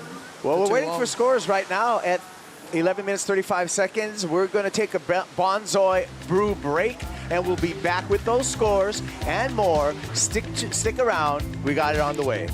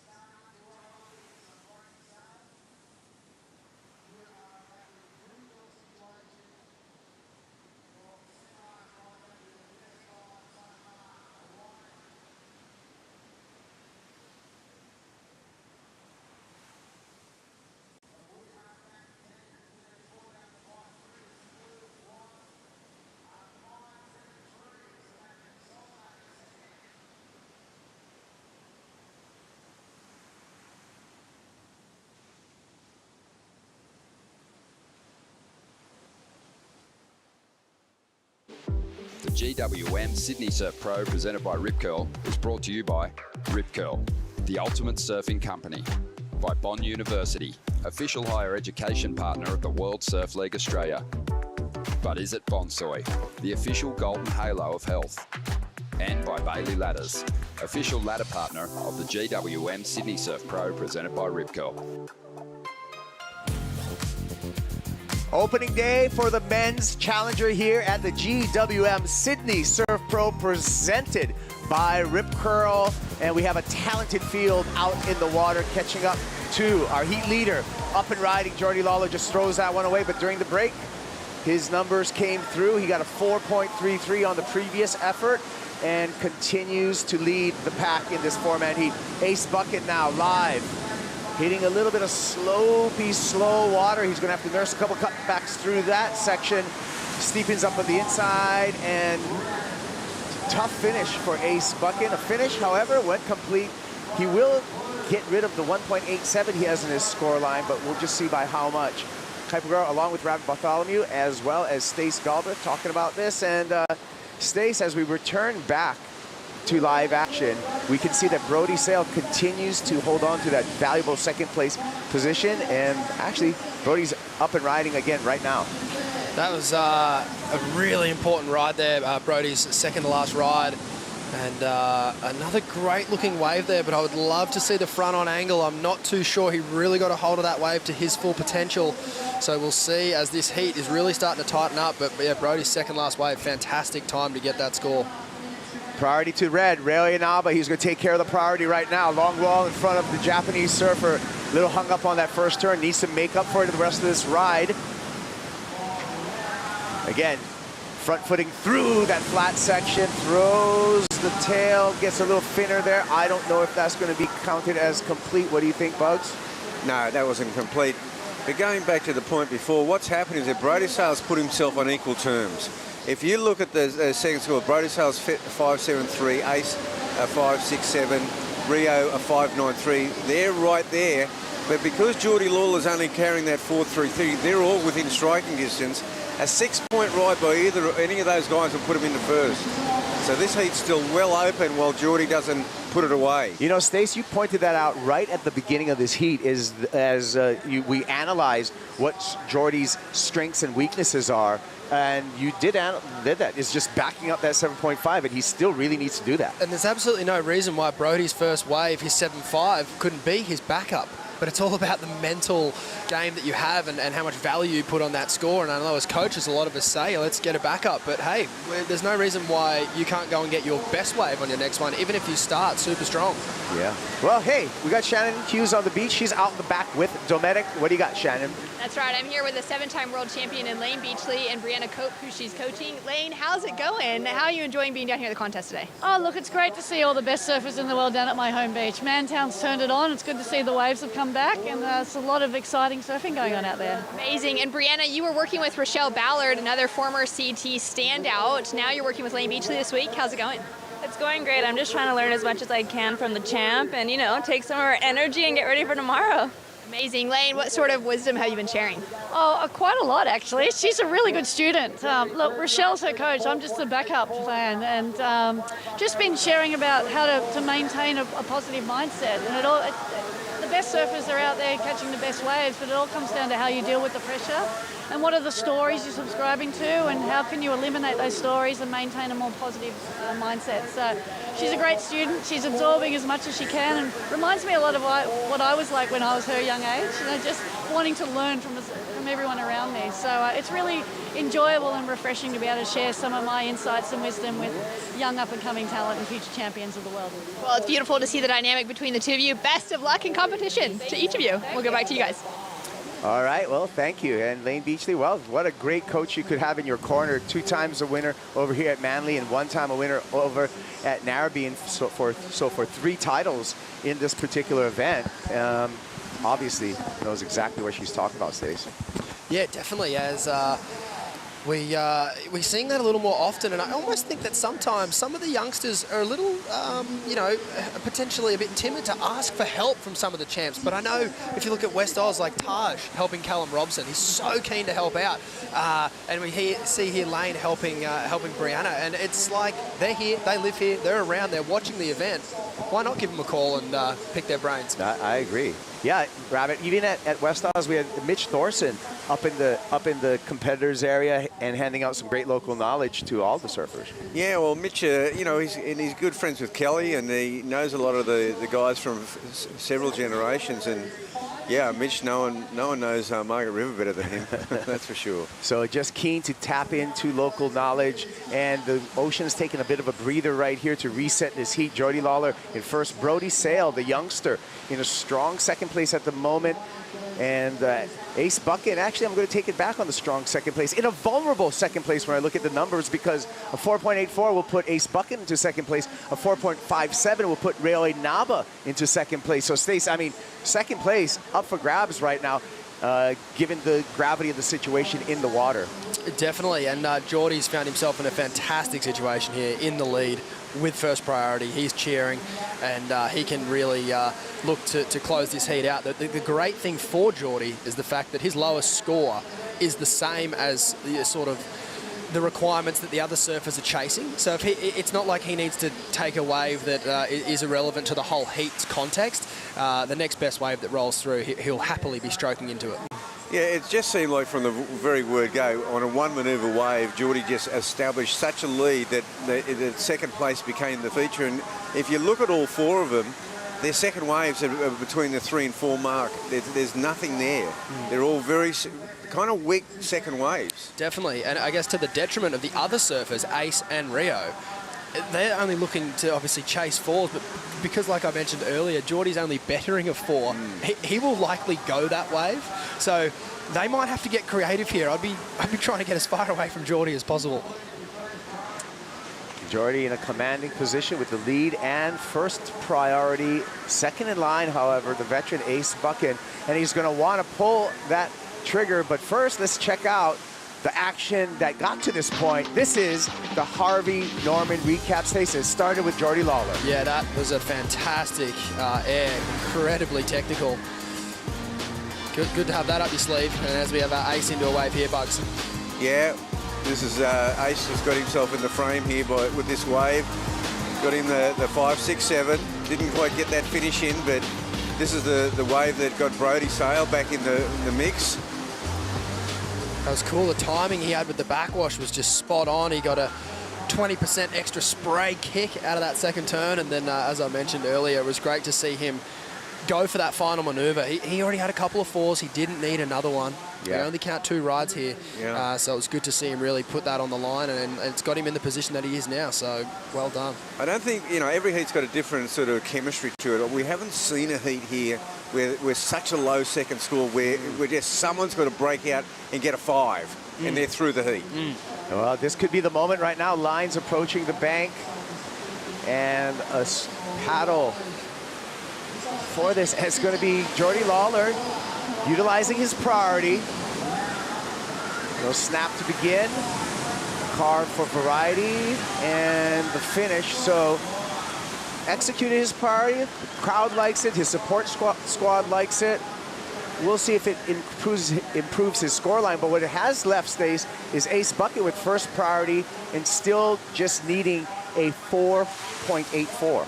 That it does indeed. I'll just quickly shout out Geordie's support crew there. Kai Warner, happy birthday, Kai. Hopefully Geordie can get a heat win for you there, brother. But yeah, this is a little more confident from Geordie here. Up into the lip in that first turn and a nice slash out the top, and he got the finish. See, Ace or Rio would have paid good money for that wave. Yeah. Yeah, and it was a one wave set. We see some lines on the outside though, and they can feel something happening here with 1 minute 10 seconds remaining. It looks like several waves approaching the lineup. We're going to see an amazing finish here. Especially given the 2 surfers in 3rd and 4th trailing Brodie Sale have first and second priority in that order. Ace Buchan's going to have first pick. Railway Naba's going to have second pick. The lines are hitting the bank right now. It's all about Ace's decision. On the paddle, Ace is showing the intent. Backs off of it. Railway Naba with a chance. It's going to need to do something big in the shore break. Missed that outside section. Builds up the speed, hucks it. That's not going to be it. 20 seconds remaining. Can Ace get on a wave? So Geordie and Rio are out of the picture now. Ace Buchan, is he going to do a William Cardoso here, Stace? Oh my. Hands have to leave the rail in the next 6 seconds. He'll get there. Here he goes. It's all about this wave for Ace Buchan. Carve to begin. Sleepy section here. He's going to steepen up on the inside where he gets another carve and a nice bank for the rebound. Little snap bonus section on the inside. Up one more time. Finishes it 4.84. I'm going to go to you, Bugs, first. I'm giving it to him. What do you think, Stace? Look, it is one of the easier maneuvers to do in surfing. However, in a situation like that, it's extremely difficult. And that little roundhouse in the middle, I think, was just enough of a point of difference. We're not talking about an 8-point ride here, but only talking about a 4.84. And that cutback just shows a bit of variety, bit of control. It sets him up back in the power of the wave again. Take it away, Bugs. What do you think? Yeah, well, that first turn's pretty good. Then it goes really dead here. So this is a nothing section here. But what he does here, when he does this roundhouse cutback, it's when he comes out of this, and then this crisp little snap there. That's what I'm giving him the points on. I concur. I think that was variety, and he showed speed and commitment. Like a roundhouse oftentimes isn't the highest scoring maneuver, but just to come all the way back, do that rebound, and then combo it up. A 4.84. Yeah, 4.84. 4.84. Okay. Yeah, I don't know. They've been pretty stingy in this heat. You got to go back now. You compare that to say Brody Sales 4.77. It's hard to remember that one. It was just a series of backhand snaps. Yeah, the 4.77 was 2 backhand snaps and a little spin to finish. I think that might have been the 5.73 with the spin. Oh, 5.73, I'm sorry. The 4.77 was just a couple of snaps. If I'm super critical of Brody's 4.77, he was just a bit late to the end sections every time. It was like, he was going to be tight. It's super tight. I mean, the judges are taking a long time to put in the numbers. I'm feeling Ace got this one. And but you know what? We're wrong. My feeling doesn't mean anything when it comes to judges, because it looks like we got one more judge to go. It may come in right under. Yeah, I said they were going to be stingy maybe too. 4.53, not enough. So wow, the young surfer from Hawaii dodges that one, moves into the next round of 48, along with a commanding performance by Jordy Lawler. Ace Buchan out of competition, along with Rail Inaba. We're going to take a break. We'll be right back. When we come back, Heat 8 will be in the water.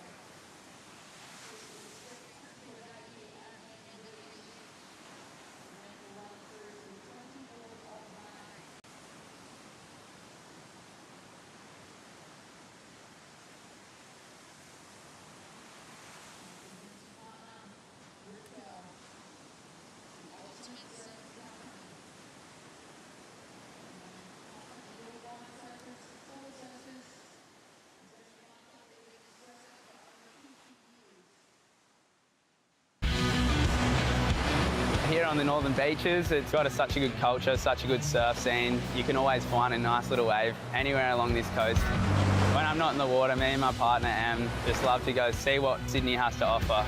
We love going on walks, and it's always good to go for a coffee down at the local cafes, and so many amazing restaurants. You can always find a nice trendy spot. I'm so proud to be from New South Wales. I love telling all my mates from around the world how good it is here.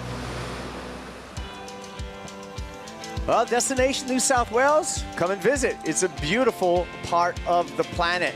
We're here at the GWM Sydney Surf Pro, presented by Rip Curl, and we have heat number 8 in the water. Morgan Siblick, who you just saw in that promo, along with the surfer from New Zealand, Te Kehu Butler, Marco Fernandez representing Brazil, and Marco Jorge representing Uruguay. I'm Kaipa Guerrero, along with Robert Bartholomew, Stace Galbraith, and we just saw an exciting heat where Brody Sale and Jordy Lawler both advanced into round of 48. What's up for grabs in this heat? The same exact thing. Top 2 move on into that round of 48. Your early assessment of this heat, Stace? Yeah, look, I said a similar thing up at Snapper with the surfers that have just come off the tour, Morgan Siblick. That hurt him a lot, as it did all the surfers. And it's been really awesome to see how they channel that and put that into their performances here. Are they going to come on the Challenger Series and sort of drop their shoulders and perhaps fall into a bit of a, Challenger style of surfing? Or are they going to keep that same CT momentum, which is obviously the goal here. That's what's at stake. It's obviously making it out of this heat, but the bigger thing is getting back on the World Tour. And I thought on the Gold Coast, Morgan did that really well. He still looked like a top-level CT surfer, which he is. So I hope to see him do the same thing here again now. Yeah, he certainly looked in a class above in a lot of his heats on that snapper, and he didn't drop his bundle at all. Here we go, open priority at the beginning of the heat, so it is going to be a battle for position to establish this wave. It goes under all 4 of our competitors. And taking a look. Check the tide. It is, it's high tide right now, you called it. So the bank is full of water, Stace, as we pretty much hit the high tide mark in this heat. Yeah, which I think, you know, usually that might scare us off a little bit, but I think with this bank and how good it is, we won't see the longest of rides. However, how it hits the sand on the inside on this higher tide is actually a little more conducive to hopefully some pretty dynamic surfing. Obviously, we saw Geordie Lawler with that huge air in the last heat, and hopefully we get a few more in this one, a heat full of natural footers. So we'll have to see them spinning with their backs to the wave this time. However, it looks like a pretty good paddle on here. And it's going to be Marco Fernandez, the veteran of the crew, out there, and just got possession of that wave, but he was too deep. Fernandez out of Brazil. It's been over a decade on the QS. He did get a taste of the championship tour. He got a wild card into the Oi Rio Pro in 2016, where he finished 13th. But since then, he's really been grinding on the qualifying series, Stace, and now the Challenger Series. He's such a dark horse, Marco. An open right-hander like Snapper or any of the waves in Hawaii or the points through Europe, he is so strong. So I'm interested to see how he goes now with, like I said earlier, his back to the wave here. Unfortunately, though, that first wave, he had the inside of nothing, just a little bit too deep on the peak. And we noticed that all day, and as that tide drops out all afternoon from now, I think these surfers are going to be very mindful of their positioning on that first takeoff spot with no priority. And going through some of the other surfers in this heat, in the green jersey, we have another veteran, Marco Jorge, 34 years old and representing Uruguay, lives in Brazil.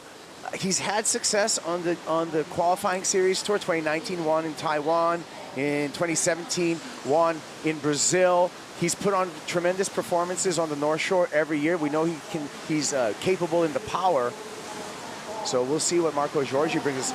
So Marco Fernandez, knowing he's in the back of the line now priority-wise, probably just looking to skate underneath these other competitors. And then lastly in this heat, you guys, Te Kehu Butler from Aotearoa.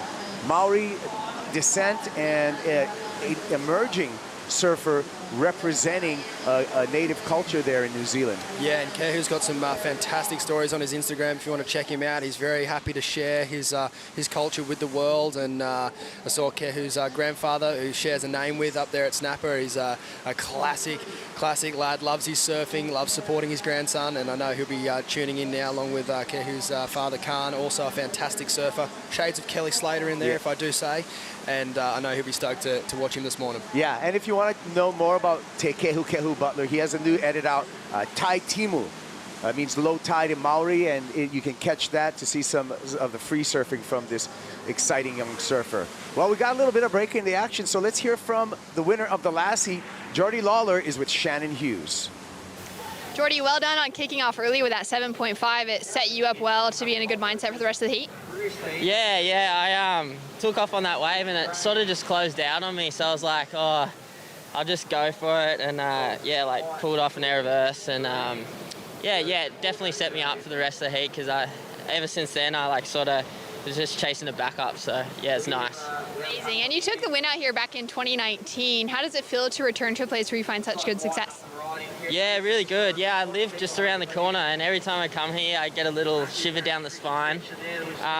But yeah, to put the Rashi on here again is pretty special, and I'm just super excited. It's great to have you back in the Challenger Series. This year has been filled with a few question marks for you. You got those couple of call-ups to the early rounds in the Championship Tour after just narrowly missing qualification, and then didn't quite get the call-up for the Australian leg. How have you kept that mindset positive coming into the Challenger Series, knowing that you've got a long year ahead of you to look for qualification again?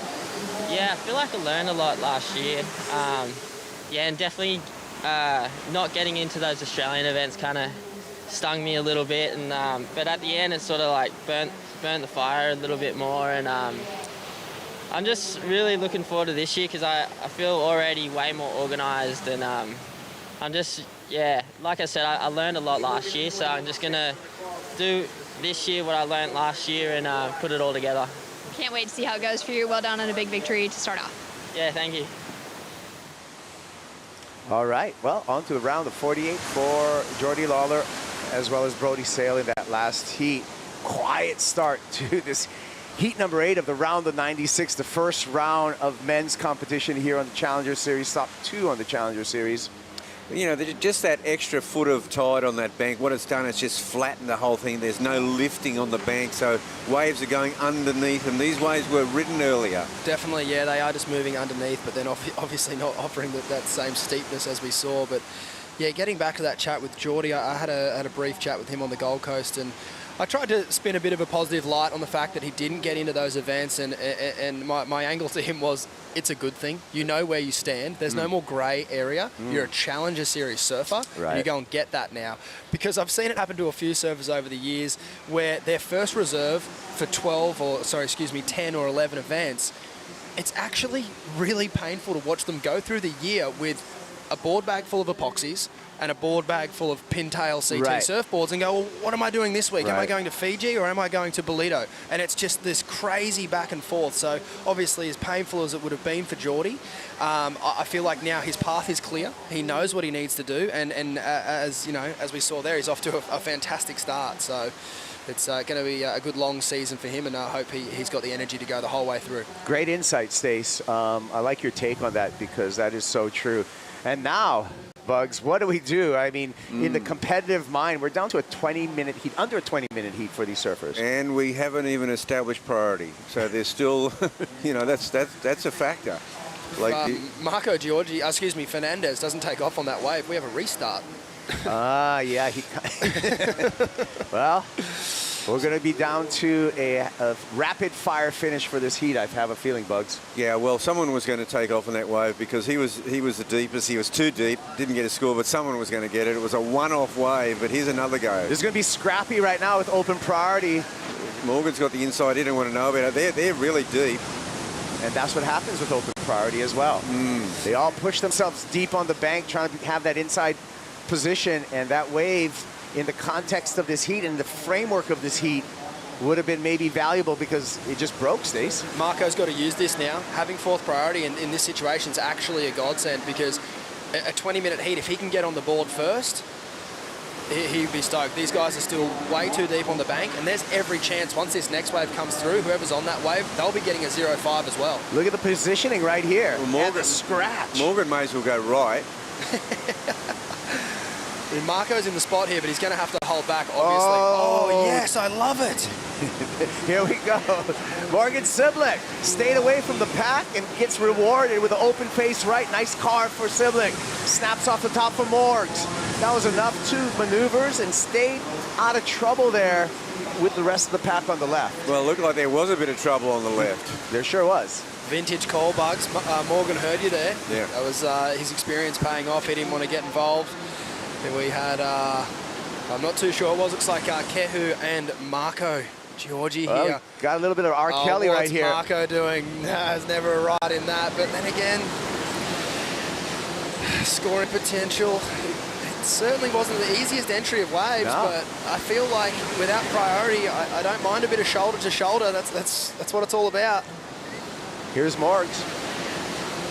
Yeah, he gets this nice, not the cleanest turn. This is a lot cleaner. Nice spray off the back and just pretty crisp. The first turn not as crisp. But now we're into it. Here we go. This is Marco Giorgi on his first wave, and he finds a nice tapered shoulder to string through a couple of maneuvers on the backhand. Steepens up on the inside. And workmanlike, but lacked the finish, caught that outside rail. Morgan Siblick sticking to the right on yet another wave and finds the connector way down the line. Yeah, that could be an interesting wave if he got something going at the start. He must be down past the stormwater drain by now. this situation on the outside at the start of the heat, though, I mean, gosh, it was a bit of a floppy section. It wasn't a clean section anyway. I'm not sure if there'd be a call involved in that, Stace. Yeah, I'm with you, Bugs. It was a good call there on Morgan's positioning. He is past the pipe, and there's been little waves there on and off. There's been some grommet surfing in there, but they've gotten right out of the way because Morgs is coming through. Nice little fin ditch there on the end, and Marco's wave here, Bugs. Yeah, now the thing about the smaller waves, if you get them deep and they've got a bit of a taper, they stay on the bank really well. I felt like he undid his good work on this one. Yeah, he really needed just to leave that last impression with the finish. For sure. And you mentioned it earlier, Kipes. I know we're in a different part of the world now with completely different environment. However, Marco's performances in Hawaii, I'm sure you've witnessed them over the years. Yeah. Can you speak to that? Like, he's incredible in a big left tube. He is incredible. He's put on some really underdog performances, just underground performances at heavy height. And so when it gets ledging, he puts his head down, grabs the rail, and goes. And that's it. I don't care where you're from in the world. If you can do that, you're one of the world's best. Definitely. And we did get, as we go to watching Marco Fernandez, we talked about the contact on the paddle between Te Kehu Butler and Marco Giorgi. There has been an interference deemed on Marco Giorgi. Te Kehu up and riding and looking springy on this left. Butler lining up on the inside and gets a little bit engulfed. Marco Giorgi now, Bugs, is hearing the news of that interference, a paddling interference. Yeah, okay, so it was the rails touching and they felt like he just hindered the takeoff. I didn't think Kehu was in a good position to get around that first section anyway, but this is what happens when you have to get so deep and halfway through a heat. So here we go, now doing some work. Now he's not in as bad of a deficit as he would be if it was a priority interference. Now remember, there was open priority at the beginning of the heat, so that would be deemed a paddling interference, not a priority interference. So in that case, his second score will be cut in half, rather than a priority interference in which his score would be eliminated as a whole and he would have to count on just a one-wave score. Let's take a look here, Stace, and you can see there was a little bit of, bump and grind right here, a little R. Kelly. His nose just pointed too far to the right. I'm all for a bit of contest on the peak. I got no problem with it. His nose probably was just too far across Kehu's line. And unfortunately, he really didn't need to be there. There was obviously no right on that wave. Look, it was still a tight call from my opinion, though. I think the judges are usually a lot more lenient when there is no priority. If that's priority, that's an interference every day of the week. But without priority, I've seen that not get called in the past. So a tough heat now for Marco. You're right, Kipes. He does get to keep a full wave and half of the next wave. But with the scoring potential we've seen today in the lineup, it's going to be very, very, very tricky. He's going to need 2 8s to get through this heat. Yeah, I was going to say 2 8s is a 12-point total. He'll need it. But, having said that, we didn't get this heat going until the second half. There's been not much happening. Like, second place might be open. Morgan Siblick on the backhand finds a gem and gets a nice couple of carves there off the bottom, off the top. Great rhythm, great read, and great timing for the finish. Morgan Siblick stuck to the rights at the beginning of this heat, got a 5.5, a 4.17. He just bettered his scoreline. That's my feeling, Stace. Yours? Yeah, I think so. And Morgan did such a good job there to get his first 2 waves as rights away from the argy-bargy. He's come back and put himself in the middle of the pack now and taken one of the better waves. Here we go with Kehu. Nice snap off the top. Another snap. Waits for this one. Gets the finish, a little hung up, but rides out in front. Pretty exciting right now, and the judges owe us a bunch of scores, Bugs, so we can even set the situation in this current heat.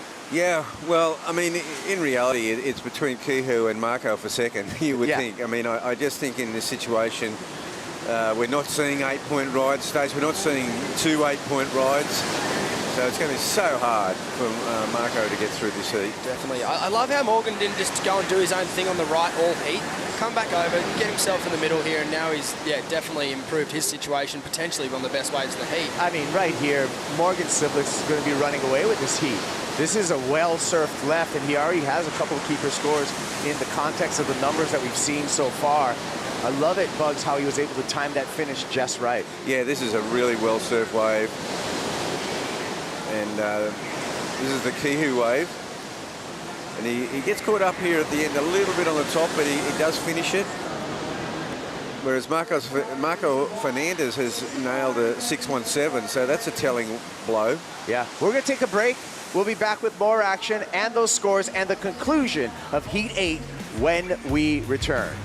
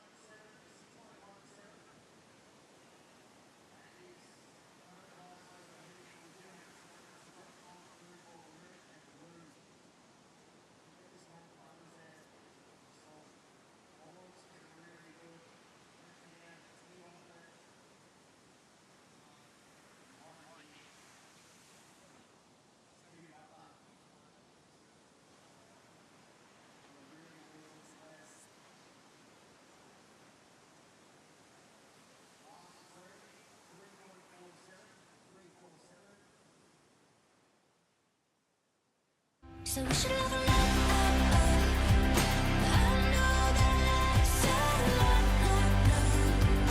baby, we got this chance to make it last. We should level up, we should level up. Beautiful New South Wales and the northern beaches, white sand, a variety of surf breaks, exquisite dining all up and down, and some friendly people. If you haven't visited here, you gotta come. I've been enjoying my stay here. Kaipo, Stace, and Rabbit. We're calling this heat with Morgan Siblick just clocking in a 7.67 for that left Rabbit. Oh yeah, that was a wave of the heat for sure. And this one's got a bit of chop on the face, but he's keeping busy. This will be a tough one to extract a score out of, but Morgan has got an extraordinary backhand. We saw it last year at North Narrabeen. I was blown out how good his backhand was. And here's Marco. Yeah, Marco Giorgi with an interference in this heat. If you're just catching up with us, he got a paddling interference at the beginning of this heat. So there's going to be a little bit of frustration for Giorgi right now in the remainder of this heat. This is Marco Fernandez. And Fernandez takes a little bit of time to get to that first turn. Again, a little bit of rip running through the face of these lefts, but Fernandez is able to finish that off, Stace. Yeah, that was really well done to finish there. You can see the curve in the wave face to finish that turn, and not a lot of entry speed for these surfers coming off that outside section. So they have to get there nice and early, kind of just tuck the head and throw the board up there. And they're doing well to ride out of those waves, because obviously we don't have a bombing swell, but technically it's still very hard to fit those turns into these tight sections. So yeah, Marco's done a great job here, Bugs. Yeah, well, this is a great battle here for second place, because Kihu Butler just put in a 613. So there's a 617 and a 613, the first two waves. This wave here, well, we know it's probably not going to factor into the big picture, but it's well served. That it's now this battle between Marco Fernandez and Kihu Butler for second place, I feel. Yeah, it sure is. We got eyes on Marco Giorgi again. Frustrating heat. He's already got the paddling interference, and he's just going to have to surf this one out. We're doing the math, Stace, and in the context of this heat, he would probably need a 7 and 8 or 2 8s to even think about advancing out. Yeah, definitely. And talking about context of heat, I believe we're owed a score from Marco Fernandez. And in my opinion, he needs to turn the heat here, because otherwise he'll be back out the back with fourth priority and 7 minutes to go. I don't know how many more chances he will get because I do know Morgan and Kehu train together. Yeah. There's no way Morgan is going to let Marco have a good sniff at another wave, and nor is obviously Kehu, who's sitting out there with first priority. So if Marco's any chance of getting through this heat, he needs to turn the heat right now. He needs a 4.36 on his last effort to take second off of Kehu Butler, and he gets it, a 4.53, so he did turn the heat, Stace. It's a very timely exchange there. Obviously, Kehu, you'd think, would get another chance first priority, 6 minutes to go. But Marco being in fourth priority, I just don't know how many more quality opportunities he will get. And if I'm critical of Kehu and Marco's rides, they have been set waves, and they're only still scoring that 6 range. So it just goes to show how tricky this little left is on the high tide. There's no real underneath waves where they're getting big scores. Well, the young surfer from Aotearoa, Te Kehu Butler, has first priority and 6 minutes on the clock, so he has time. He's in the front of the line, and he's going to have to make it happen the next time he gets to his feet. He needs to surf to a 4.58 or better at this moment. And I think he'd probably rather hear 6, if you know what I'm saying. 4.58 is one of those scores where you could just probably do it in one big opening strong maneuver out the back. But at the same time, it's one of those numbers. It's just, it's a funny one. And it's a mental game, right, Bugs? Is that Kehu, you know, it's not like he's under priority where he can just surf any waves and try to like manufacture that score. He's in the box seat. He's got first priority, so obviously he's just going to sit there and let the pressure mount and then have to choose a set wave. Yeah, true. And, you know, my thinking with Morgan, though, because of the fact that both Kehu and Marco have got those 6-point-somethings in their scoreline, I think he's going to be looking for a good set wave himself to seal the deal. And like we mentioned earlier, it was one of those things, how are the CT surfers coming off? How are they going to perform? And I think what Morgan's done so far is a really good indication of where his head's at. Yeah. He's almost unflappable. He's just getting the job done so well right now. Yeah, well, at Snapper, he had some slow starts to his heats, unflappable. And he surfed, just brilliantly. He was so on point when he got waves late in the heat. I think that's maturity to the max in his surfing. I mean, you talk about a mature surfer, first year on the championship tour, ends up 5th in the world. Here we go. This is Marco Fernandez surfing under priority. He wants to increase the deficit, the lead over Kehu Butler, and gets the finish. Needs to improve upon a 4.53 to increase that lead. Well, his first and last moves were pretty crisp. Small wave, but it hit the bank better as far as that first maneuver. But here's Kehu Butler on a better looking wave. Kehu needs to make it happen here. Stabs the lip for the first turn, carves on the second. Waits on the bottom, stabs it again for turn number 3. 3 turns and a fist pump. What do you think, Stace? Yeah, like I mentioned earlier, size of wave is definitely helping Kehu get these scores right up where they need to be. That was a good, strong set wave. And we saw Marco, surf his wave exceptionally well just before, but nowhere near as much critical section on offer as Kehu, and Kehu surfed this wave really well as well, Bugs. Yeah, he went for it on that first maneuver. Second maneuver there, not as strong, but this finishing, that's puts a bit of icing on this one. That's got to feel good. That's one of those ones you're stroking into it. That wave had the score written all over it. Yeah. So then to really step up there and perform like that, that's got to feel good. And this is the problem for Marco. He's kind of trapped in this rhythm now. He's either going to be behind Kehu or Morgan with priority. Yeah. And well, it's just going to be hard for him now with this time remaining should Kehu turn the heat. Yeah. Fernandez, 4.5 on his last effort, so the math remains the same. Kehu Butler, 4.58 is his requirement, and we're waiting for the decision from the judges. 2 minutes, 35 seconds on the countdown. Kehu's going to ride this one. And nice stab up in the lip. Another little carve, looking for a finish. I guess the fins release just a little bit. There he got it. He got the score though. Kehu Butler's last score, a 6.9, and he moves into second place behind Morgan Siblick. Yeah, that was a big move. Well used priority. And you're right, Bugs. You know, Kehu and Marco, they are nipping at Morgan's heels. Morgan will be very happy to hear that score just came under the requirement Kehu needed for first. As we see Kehu now chipping away on the inside. Nice first turn. I would say in Kehu's last 2 waves, he's looked a lot more relaxed, a lot more in connection with the timing of the wave. And it's going to be a nail-biting finish here for Marco. Don't get another interference. Here we go, Morgan Siblick, our heat leader, and just the patient approach to this left. Look at he's lining up something on the inside. Big blast to the lip and combos it up for the finish. Really quick feet right in the shore break for the finish, looking to improve upon a 5.5.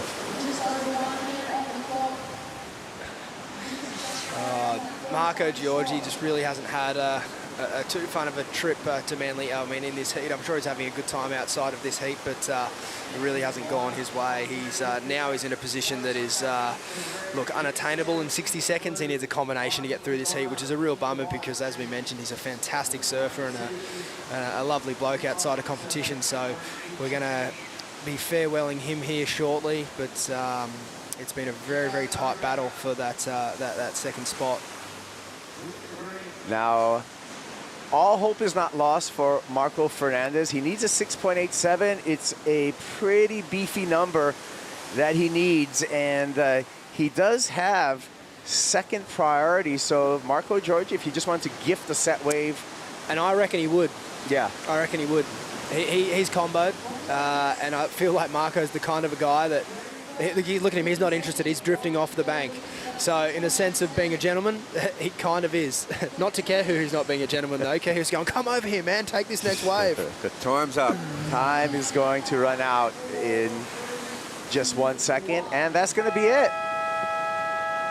It's going to be Morgan Siblick and Te Kehu Butler moving on into the round of 48, and the CT experience of Morgan Siblick showed in this heat. We got the Harvey Norman recap. Let's take a look at all the happenings in this heat stay, starting with Morgan Siblick. Yeah, it was actually a really good call from Bugs here for Morgan just to drift over to that right and let that first priority situation establish itself, which it did in a big way. Marco Giorgi there getting a paddling interference for that ride, and it kind of threw Kehu off for a few waves there, but then he found his rhythm at the end. But Morgan just looking really solid from start to finish here, Bugs. He shows his class on this one. He's got such a strong backhand, and he just looked like a cut above. And then the battle for second and third was on. And this wave by Kehu Butler just sealed the deal. This put the heat away. So he's advanced to the round of 48. All right, well, we're going to take a break. When we come back, we got more action, and we'll bring in Ronnie and Richie to talk you through it all.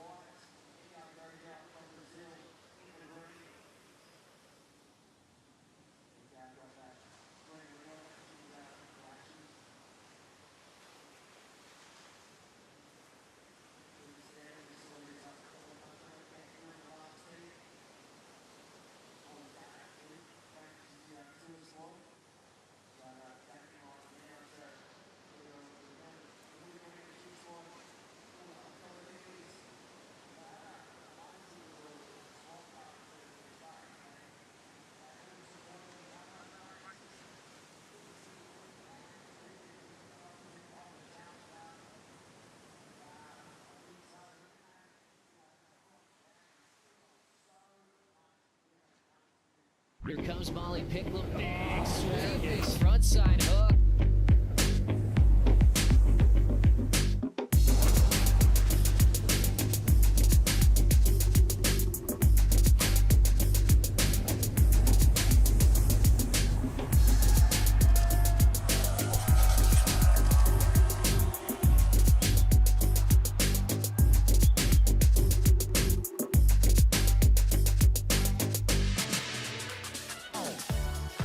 The GWM Sydney Surf Pro, presented by Rip Curl, is stop number 2 on the 2022 Challenger Series.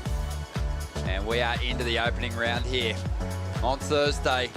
And it is going to be a good heat, this one. Joao Chianca, who fell below the cut line after stop number 5, back in the jersey, campaigning to get back onto the CT. He's up against Billy Stammen, the Olympian, who's out there in the blue jersey. Mikey Madonna from Lennox Head is out there in the white. And Edgar Gregia, he'll be out there in the green jersey, the surfer from Brazil. He's got some big airs he can call on, loves a huge rotation. We'll see if he can bring something to us in this heat. As we see Mikey Madonna having a look at a left here. Ronnie Blakey joined by Richie Lovett, one of the local boys. He won the Trestles CT event many moons ago. Rich, thanks for having us. Thanks, mate. Thanks for coming down. Thanks for still plugging the Trestles win. Yeah, no Doesn't worries. get old. We'll get a couple more mentions in, mate, as we see Billy Stammen now, the surfer from Raglan, New Zealand, with the incredible backhand that's taken him to big finishes here at Manly Beach in the past. And after a bit of a sleepy start up there on the Gold Coast for the Boost Mobile Gold Coast Pro, Billy Stammen's looking to turn things around here. This is the opening ride for Joao Chianca, one of the most exciting Brazilians to come on the tour in recent years, and just hammering that right-hander.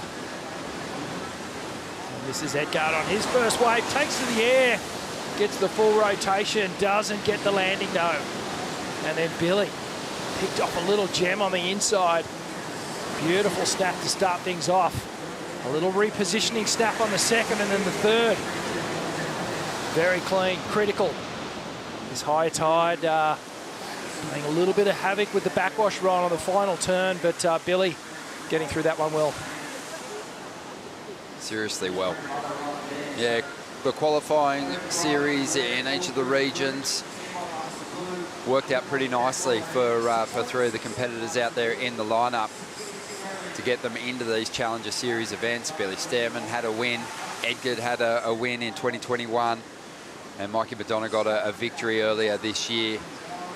So they're building towards a big campaign here on the Challenger Series. Joao Chianca automatically qualifies for the Challengers, being that he was on the CT this year. But numbers in for the competitors in the opening exchange there, and the best of them going the way of the Kiwi out there in the blue jersey. Billy Stammen drops a 6.67. Got a great backhand. Yeah, no surprise. That was a really well put together wave for Billy, and you can see him just hunting around, already wants that backup score. But really clean first and last turn. Framed that wave beautifully, really committed. He's not the biggest of lads, but that allows him to get that nice pockety figure 8 action going on his backhand there. Really, really critical. Had a good performance in this same round at the first stop on the Challenger Series, but was knocked in the second round for an equal 25th place. Not a keeper result, so this is an important one for him. Mikey Madonna, Edgar, Joao Chianca, they all took 73rds from the first event. So none of these competitors really making a mark after stop 1. So really looking to rebound and leave Australia toward the top end of the Challenger Series rankings. But this guy's got a lot of talent, Rich. Yeah, he does. I actually had a couple of surfs with Mikey in the last couple of days when the longboarding event was on, and he was just fine-tuning his equipment, doing a lot of film work with his dad, Tony, and just at a little secret bank, a couple of beaches up the peninsula here. Recent equipment change. Was a big fan of the AM template, but for these small pocketier waves, he's gone to the Felipe Toledo FCS template. Feels like he can get a little bit more pocket turn. Well, Billy Stammen's found some room to move on the inside. So he was in 4th priority or no priority out there in the lineup. He hung in a little bit tighter, and that wave just wedged up beautifully. Had a couple of sections for him to tap into. Found the spinner on the end section there. Nice little reverse. Well, in 4th priority, you've got nothing to lose, but you've got to be careful that you don't just scrap around for anything. And Billy's actually done well. Picking up this little inside wave with the higher tide, this thing just stands up all the way through the middle here and just puts the little cheese whiz into play. Final turn here. You can see just releases the tail up and over the lip of that one. And just forces the board to rotate around under his body. Live action. Well, this is actually a replay of Joao Chianca's last ride. He had a 4.33 earlier on. This one looking like it might be a little better.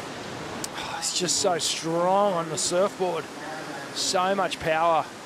And he just puts every ounce of energy into every single turn that he does. And it works. The high impact nature of the maneuvers are just undeniable with this guy. Such a friendly figure on land too. Really jovial, really happy. I know he had a surf yesterday at that same little secret spot up the coast and had a great time. A lot of the local crew were down there and man, he was just surfing so well. Working with Matty Bemrose, another local of these parts, and Vulcan Tour manager. But another one, sorry Ron, that we were talking about, just huge heat scores throughout the first half of this year on the championship series. Yeah, one of the higher scoring surfers on the CT through those first 4 events. At Pipe, he lost out to John Florence. He had a 9.67 in a heat, a losing heat. Bells Beach against John as well. He had a 9.23, put up a heat score total of 17.73. Was beaten by John, who went near completely perfect, 18.86. But yeah, I think you know, people were sorry to see him off the CT for the back half of the year, just based on the big performances that he put up. But you know, I think he's proven that he's got the kind of surfing that can fetch those huge numbers and deserves to be on the CT. He's just got to get back there now, as we see Edgard getting going. It's a super aggressive surfer, loves to, as I said, ride the big rotations, has some big airs that he can call on it. At the moment, though, just leaning into some more traditional stuff. Nice little sequence of turns. He likes the feel of that ride.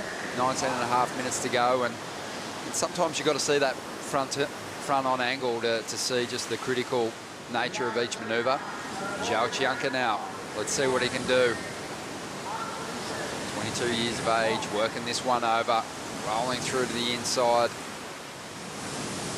I mean, we've seen plenty of the forehand, but nice to get a glimpse of his backhand approach as well. Mikey Madonna grew up on a right-hand point break, super smooth on the forehand, showing that he has that same flow with his backside surfing as well. Just on 19 minutes to go here. Really positive start for the Kiwi, Billy Stearman, who, you know, despite the fact we haven't seen him on the CT before, is one of the more experienced competitors in the mix. 32 years of age. He surfed in the Olympics last year. He surfed on some big occasions, but the CT is ultimately where he wants to be, and he's got to keep replicating these solid early round performances to get there. Yeah, absolutely, and I just love the determination that Billy's showing, sticking with this Challenger Series, really having a good crack at it. He's surfing, he's in career best form. This is Edgard's wave. This one stood up on the bank on the outside, allowed him to do these 2 really nice, clean turns. Second one getting a bit of tail release. Always noted by the judges there. And just some work on the inside. This one felt good as he did get that final finish.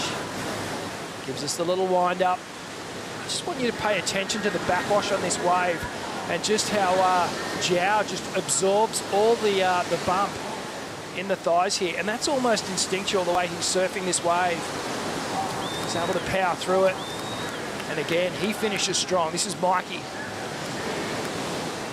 Carving, slower turn on the outside. Almost got caught up after the first turn, but then he cleaned things up on the inside. A little bit late to the final hit there, so just slightly out of rhythm on his ride. But some great sets approaching. Yeah, Billy Stearman's just got the rhythm at the moment as he hooks off the bottom. Did well to recover there, almost kind of bogged down on that first bottom turn, but Billy Stearman's got some big rotations he can lean into, decides just to drift the fins this time. That's got to feel good on the outside. Chianca up again. He's got a couple of okay scores rolling through from the panel. Things are starting to tighten up here. Well, the Brazilian, Ed, he got himself a 5.6. So got himself right back in this heat. He's out there with priority now, but let's see the replay of Stammen's last ride. Watch how square off the bottom. Bang, just leans straight on that bottom turn.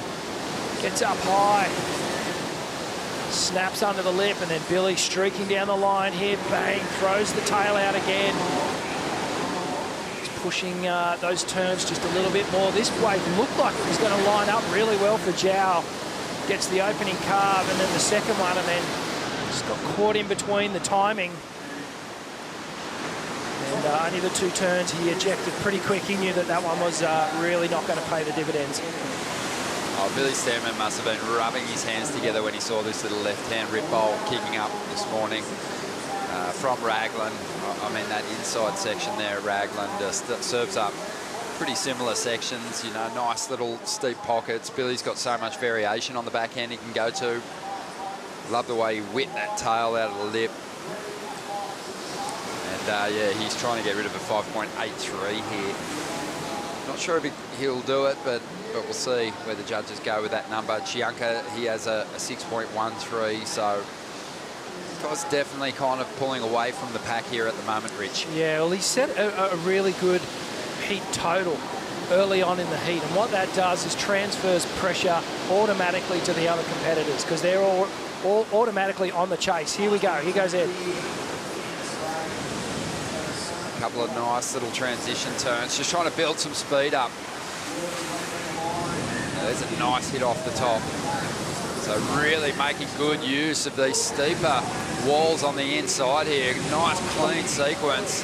Another fist pump. Now that ride started pretty sleepy. Yeah. Wasn't a lot happening, but definitely hit the bank on the inside really nicely for him. Yeah, just kept giving that wave, didn't it? Just started running all the way down. Sandbar. Here we go, nice bottom turn. A good slice to start things off. Now it goes a little sleepy and he has to just do a bit of pumping work through the inside. And then it goes again. That was a good snap. Sets the fin again and then bang off the top. And it's just a repetitious attack through the inside section. Great slow-mo. Just see how he just shimmied his board straight back under the feet again. Got the fins connected to the wave face, allowed him to just jam right on the back fin on that one. Can't believe his luck. I mean, every time he came out of a turn, there was more wall to work with. Allowed him to find that flow through the inside, expecting a good score there. And he was in 3rd position after a 5.54, 13.5 minutes to go. And you get the feeling that's going to get him up into one of those top 2 spots. Yeah, I feel like he's going to achieve that 5.54 that he's looking for. And now Mikey Madonna needs to do a bit of work here down in 4th place. He can't let the other competitors get too far away. When you look at the best score, Mikey hasn't actually got one on the board. Only that 3.67. That's not going to count at the end of this heat. Fighting the whole position out there in the lineup at the moment. Scores on the way. We'll update you on the situation in just a moment. Right now, though, it's time for a Bonsai brew break.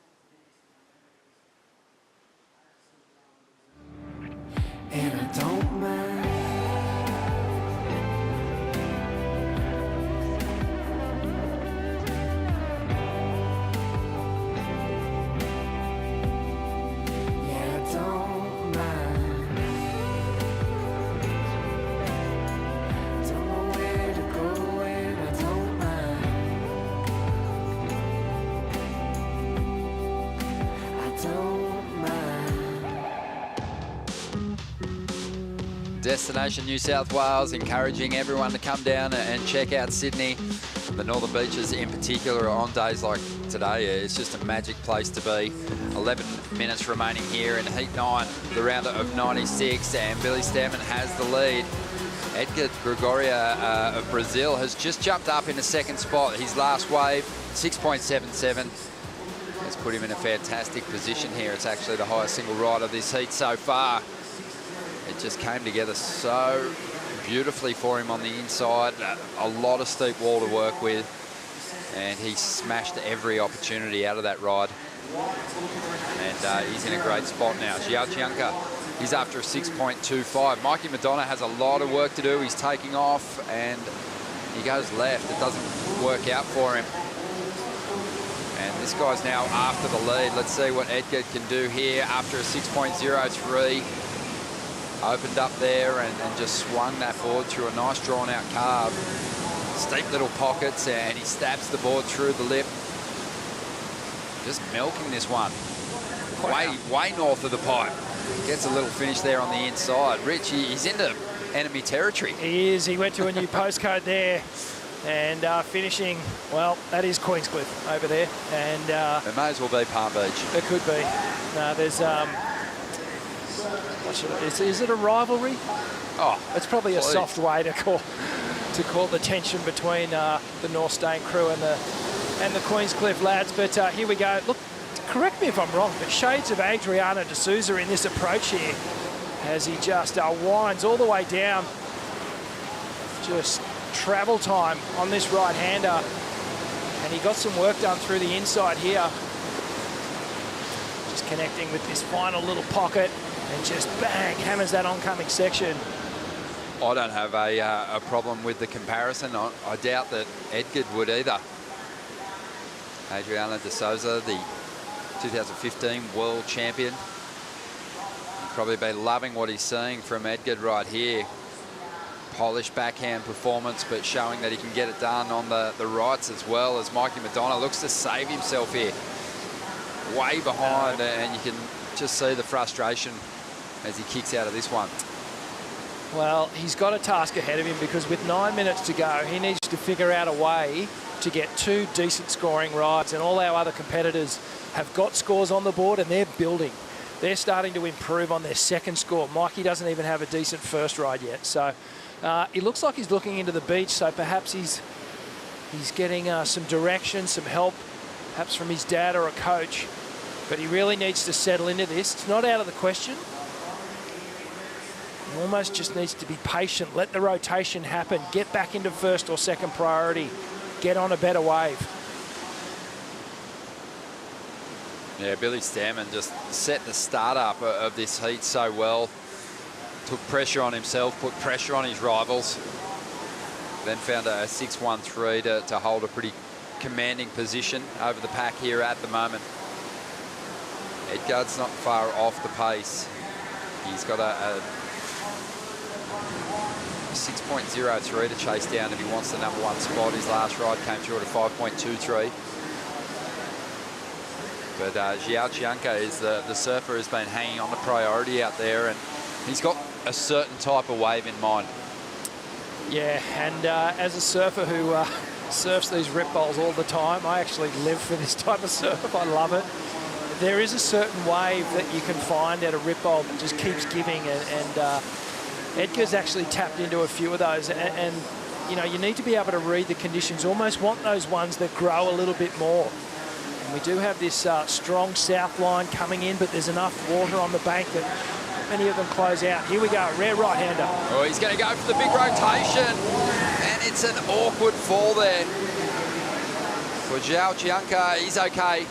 Back on the board, frustrated though. He waited a long time to use his priority. I'm sure he would have been thinking left, but on a day like today where there's not a whole lot of swell, if a solid line comes your way and there's some energy in it, you can get yourself a decent score with one big individual turn. So he was always going to swing on this one. Oh gosh, he just didn't have much room at all to get the speed, but he did so well to get the projection, and just his body just over-rotated, came down hard on the board. Well, his back foot came off, and he just completely planted the back foot into the flats. So landed on his backside on his board. We've seen so often in this event, Ron, over the years that those big airs, those single turn manoeuvres do pay excellent scores. Oh, I think the judges are just hanging for one to get laid down by one of the competitors here. Let's see if this wave stands up for Chianca, working his way through these first couple of turns. I mean, he's just got that electricity when he's up. He can swing that board around so quickly, but unsuccessful on the last move, and it's not going to help him. And I guess the real bummer for him is he's taken 2 rides. He's without priority now, trying to chase down a 6.25. Yeah, it's going to be difficult, but not impossible. Certainly for the caliber of surfer of Joao Chianca. We know he's got massive scores in him, but tricky in these smaller conditions where the sets are rhythmic, and if you have priority or even second priority, you really do control it. You pick the ones that have got the scoring potential, and that puts Billy and Mikey in the box seat. Well, let's dive into the Harvey Norman Heat recap. We'll see how Billy Stammen set this lead up. Really, he just got busy so early, and he's been solid. He hasn't fallen yet. He's made the most of those last sections. Yeah, just really consistent, solid surfing, as you said, and just taking those opportunities and making the most of it. Billy all the way through on his inside. I love, well, this is an all natural foot matchup, and what they can do on the backhand is get that figure 8 motion as you come off the top, back down the bottom, and really in a short space of time, you can get right up high into the lip and come off the bottom again. Well, Ed's wave's the highest single ride of the heat so far, but it really was a wave that allowed multiple manoeuvres. But Billy, he just has an edge over the field at the moment with his backhand, because that what is a high-risk move, that backhand fin release for Billy is a high strike rate move, and a move he's really comfortable with. So there is really no risk in him throwing the tail out on those moves. Agree. So it just gives him a huge advantage in these size waves. Has that little added risk factor, progression in that backhand approach. The other guys want to keep their board a little more below that lip line. Yeah, they're sticking to the face a little bit more, and carving through the turns, I guess, through the top, rather than punching through, releasing the fins, and all those things noted by the judges. Maybe you do get those fins free. It's Maxime Husseneau heading out for the next one. He had a great result on the Gold Coast. Yeah, one of the surfers sitting atop, right up there at the top end of the Challenger Series rankings at the moment. 3.5 minutes to go here, and we've seen some red jerseys tumble out of the mix already in this opening round. Joao Chianca, he's in danger of falling out of the contest here. I mean, I love the approach from him. He did wait a long time with priority. He could have potentially waited for a wave with multiple sections, but this is a guy that just only knows one way, and that is to surf as hard as he possibly can. He was probably, you know, in all fairness, just half a foot away from stomping a turn that could have got him right up into the lead, maybe. Yeah. I don't disagree with you, mate. I think he's just hoping that he gets another chance. We kind of need 2 more sets to come through. Flush out the priority. There's Matthew Bemrose on screen there, trying to direct traffic. Here goes Billy. We're using his priority here, and we'll see if he can make it count. This wave's got a nice line to it. It's moving at a good pace and allowing Billy to do his thing here. Yes. Well, Billy had to take that wave. He was in the box seat with priority, and he's used it well. Just a series of sizzling backhand hooks. Yeah, he kind of had to chase down the first turn, but made up for it by getting that rhythm. Drives around this first section. Bang, hits the lip on the first one. Doesn't overcook it. I like how he kept down the line. Just a little off balance on the second, but the third and fourth, very crisp turns. Yeah, I mean, you look at this heat on paper and just running on the height, you're kind of thinking, wow, Mikey Madonna, Joao Chianca, they've got a great chance here. But, you know, you've got to remember that the most we've seen of them, highlight vision we've seen of them, has been on the forehand. And today it's this predominant little left. And it's just set up beautifully for Billy Stairman.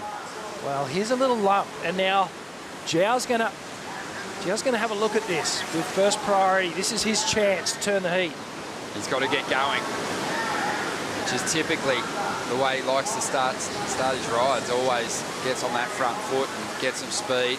It's a lumpy, ugly wave, and it's just turned foul on him on the inside. And frustrated, he's coming in. 45 seconds to go. Joao Chianca, head down. Been a shocking start to the Challenger Series for him. Oh, it really has. And, you know, you just expected Joao to come onto the Challenger Series and go mad.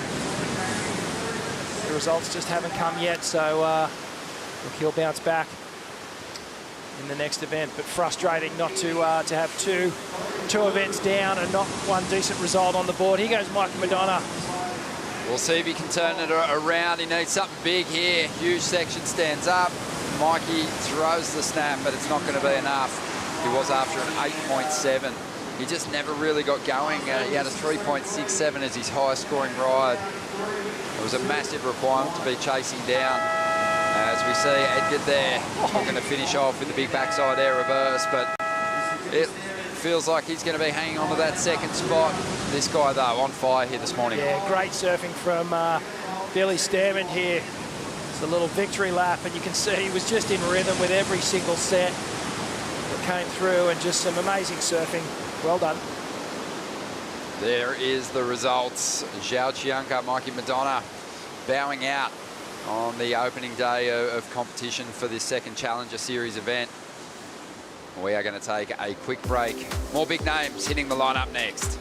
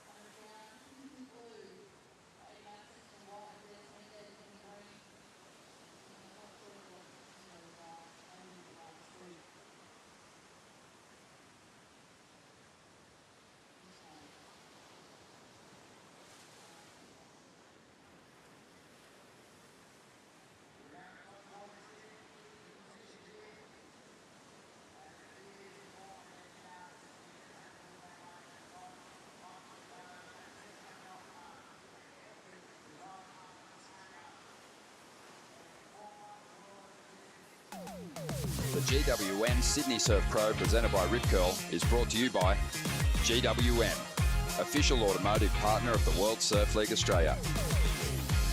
By Destination New South Wales, official strategic partner of the GWM Sydney Surf Pro, presented by Rip Curl. By Javianas, official partner of the World Surf League. By Boost Mobile. Stay connected with Boost Mobile on the full Telstra 4G mobile network. And by FCS, the official surf hardware of the World Surf League Australia.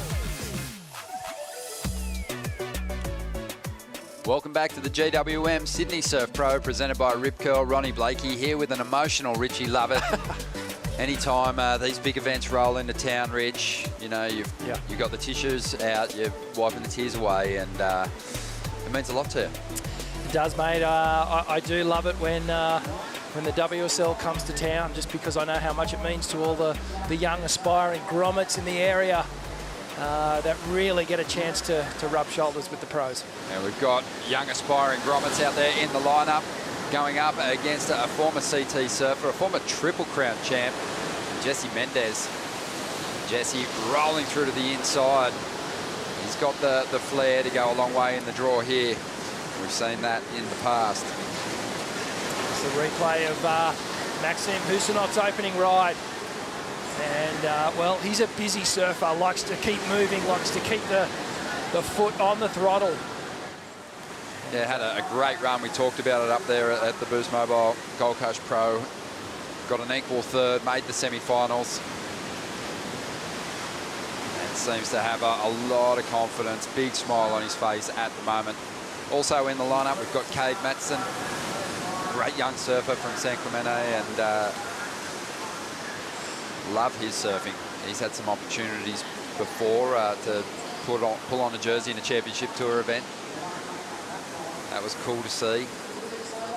And a real sort of surprise packet, you'd have to say, has been Ada Amatriane. He's been really solid. He looked fantastic on the Gold Coast.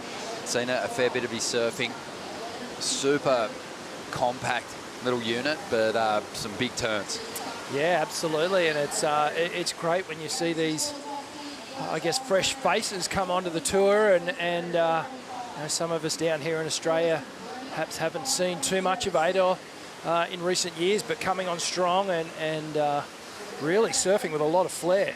He's from Zerats, and Rich, you've been there before in the Basque Country, and yeah, he's got a lot of hype around him from the European surfers. They reckon this kid's got a big future.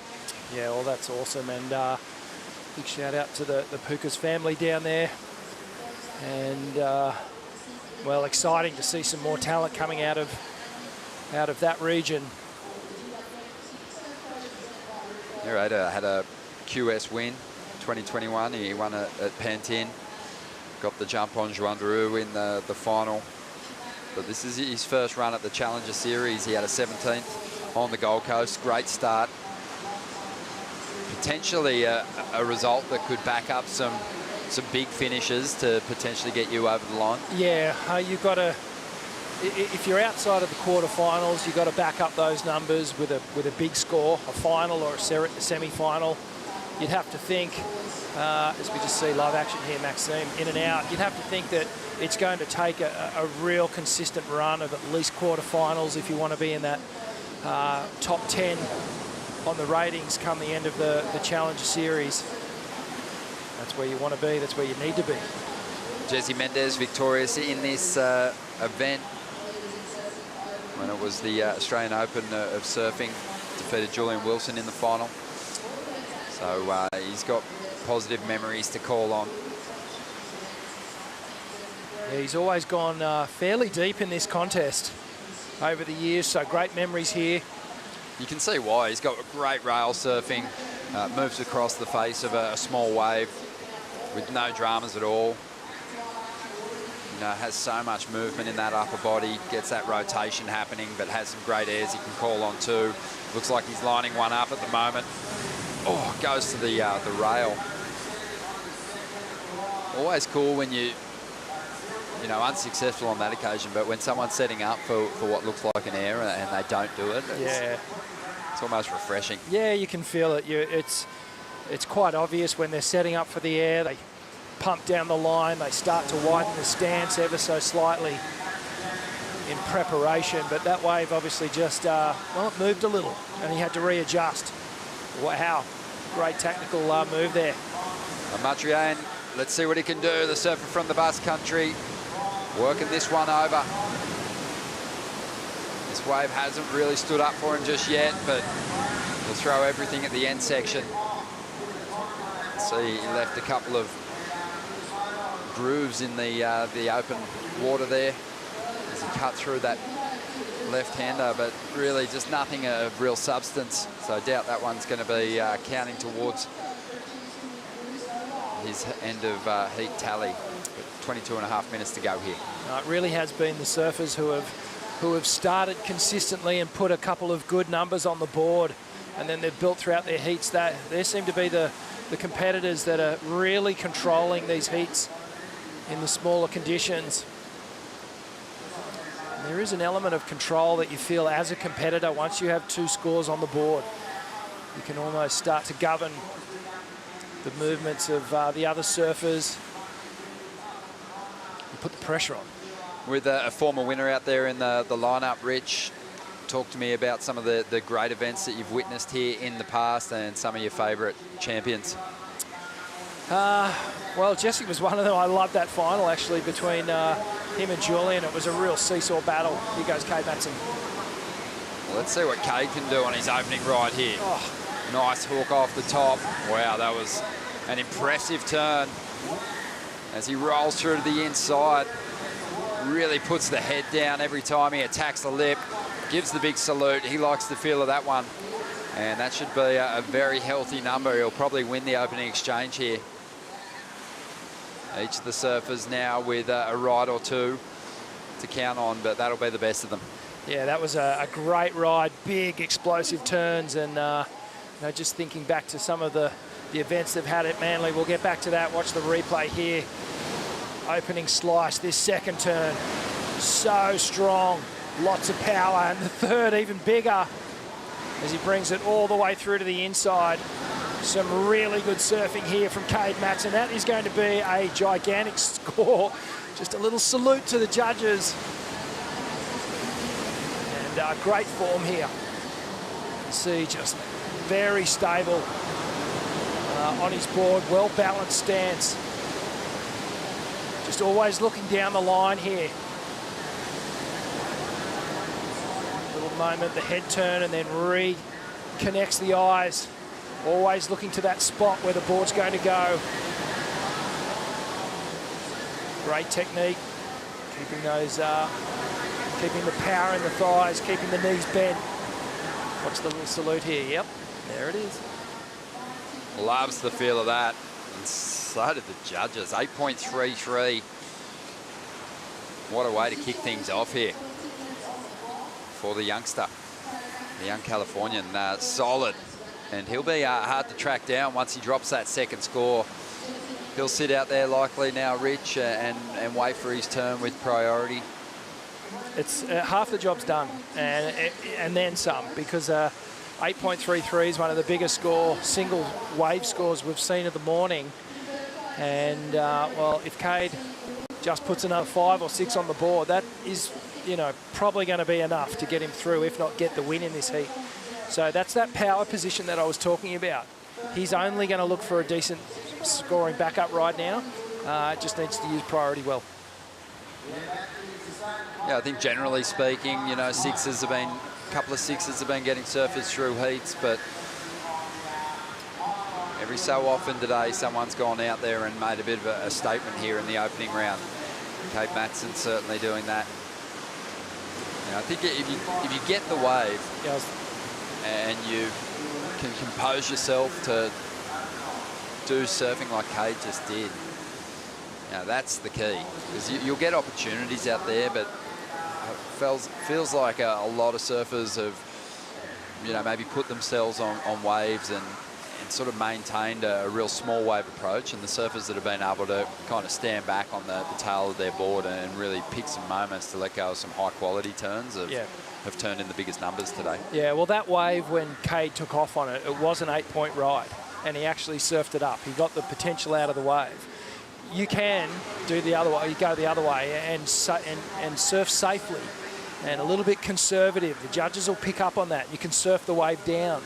But he did well. He was right at the perfect level where he didn't overcook it, didn't extend himself too much. It was an important part of the heat, opening stages, and he executed it really, really well.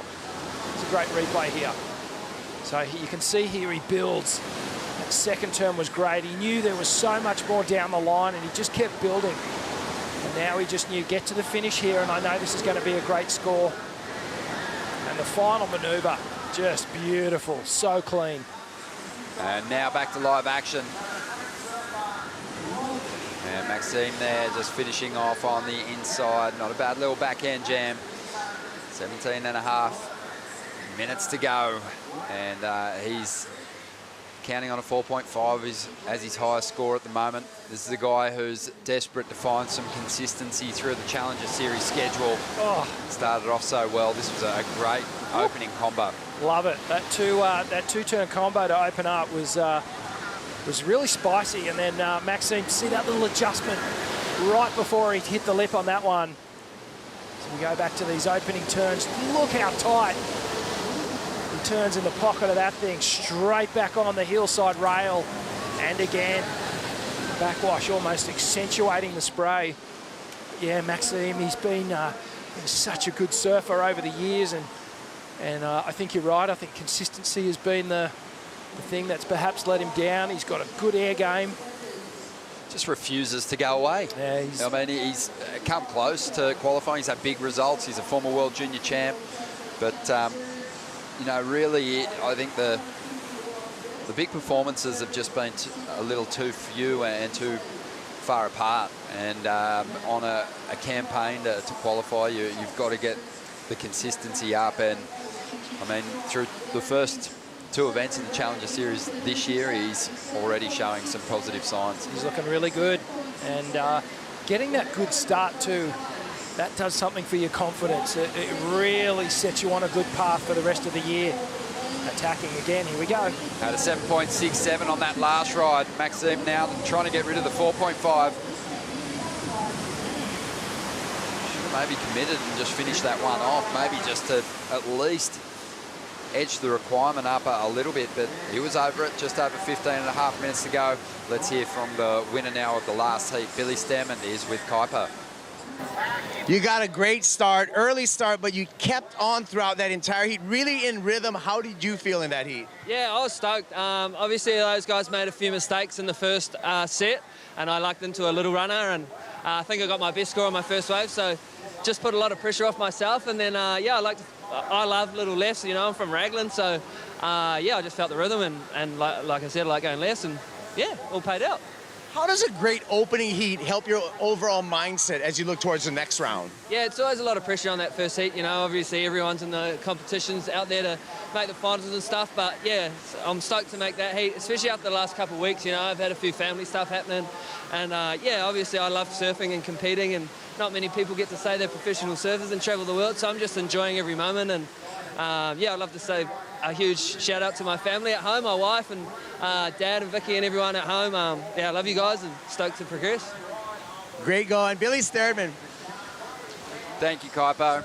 Yeah, Billy's an absolute legend. He's had a lot to deal with in recent times. In fact, recent years, he lost his mum.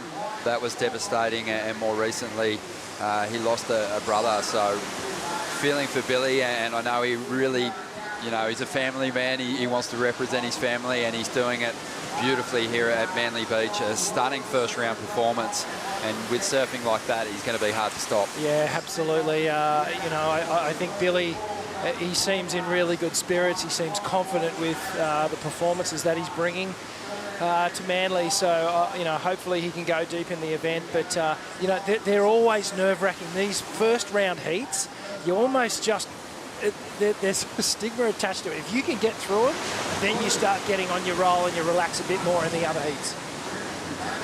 Ada Amatrian, let's see what he can do. He's been a little quiet so far. Just a 3.5. There's a little glimpse of what this youngster's capable of. Explosive final manoeuvre there. Yeah, that was a savage attack on that inside section. And I think we are just possibly past the peak of the tide here. As we look at the replay here from Ada, he sort of grinds off the top on the first one, cuts back, just waiting for the wave to stand up again. And that final turn was savage, just attacking. 13 minutes to go, waiting on numbers to come through for the grommet from the Basque Country. We'll update you on the situation in just a moment.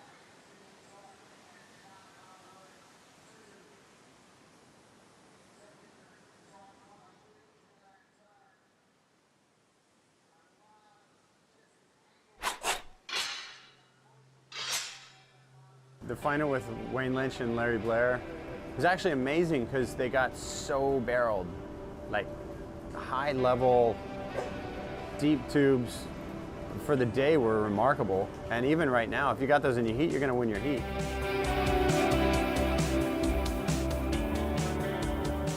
That was 44 years ago.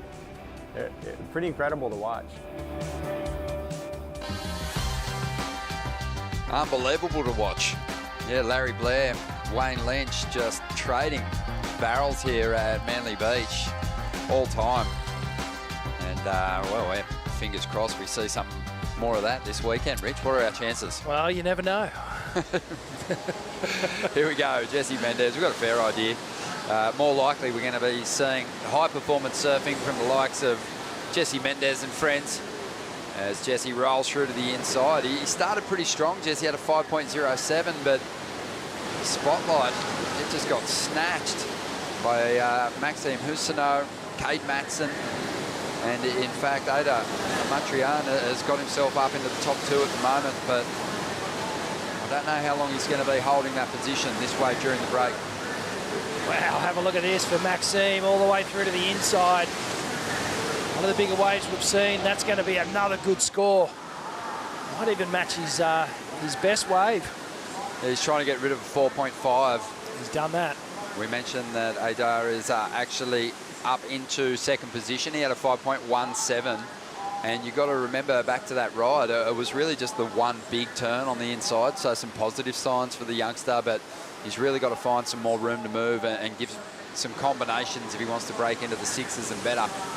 As we see Jesse Mendez up again, going up into the lip here, lining something up on the inside, has that rotation, high strike rate. I think I'm tripping out here, Ron, because that last wave of Maxime, if I'm not mistaken, has come through at a 5.77. Is that right? And Ada's 5.17 before that. I thought Maxime's wave was a fair bit better than that. So obviously the judges not seeing it, but anyway, well, I'm not a judge, that's why I'm sitting here with you, mate. Well, just on 9 minutes to go, and I think it was a pretty close one. There's no doubt that Matriane laid into that final manoeuvre on his ride. I think at some point those individual turns will fetch you those bigger scores. I guess thinking back to Maxime's wave, the fade at the start up into the foam climb was perhaps not as dynamic as the outside turn that Ado had. So, mate, just sort of reconciling it in my own mind, mate. Process it, mate. Process it. Yep. 8.5 minutes to go here, and there has been a bit of a shift up. Jesse Mendez dropped a 4.43. He's up into second position now. But interesting to see Cade Matson still unable to back up that score. Let's check in with Kuiper. I'm out the back with Dometic, and conditions report right now. It's like really comfortable here. And Dometic's made it super comfortable, but you know, the waves, they're super fun too. We're past the high tide mark, and we're getting it on right now, so we're gonna have more of the bank showing, and it's a great day of surfing and some firing lefts, like right now. That is the penthouse suite right there. Dometic's got Kuiper set up beautifully as we see Cade go looking for that backup number, and incomplete on the inside. So despite the fact he's got, well and truly got the biggest score of the heat, he's back in 4th spot. It's fun to watch. It's hard to deal with. Not if with you're a Cade Matson fan. Yeah, I know. It's you know, the pressure of needing a backup score. He felt like he had to pull the trigger. Let's see what happened. Sort of slices a cut back to start things off. The second snap was nice, and then third did a little bit of work through the inside, but wanted to get to the finish to really put pressure on everyone.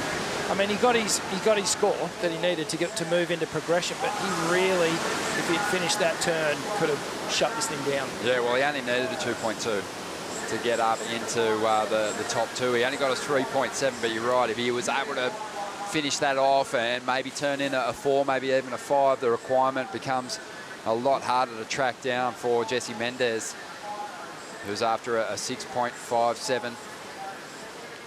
And Matriane is after a 6.87. Set waves approaching here. Maxime's got the priority, and it's an easy call. He's going to have a go at this one. A ride high for a moment before setting up this first move. Up into the pocket, ditches the fins, and now looks to line up another big high impact move on the inside, building speed. And that wave just kind of got a little funky. It had a little double up in it, and there wasn't even really the opportunity to attack the lip then. It was a shame because he started nicely on that wave. Yeah, the opening turn was really strong. Had a great pace to it.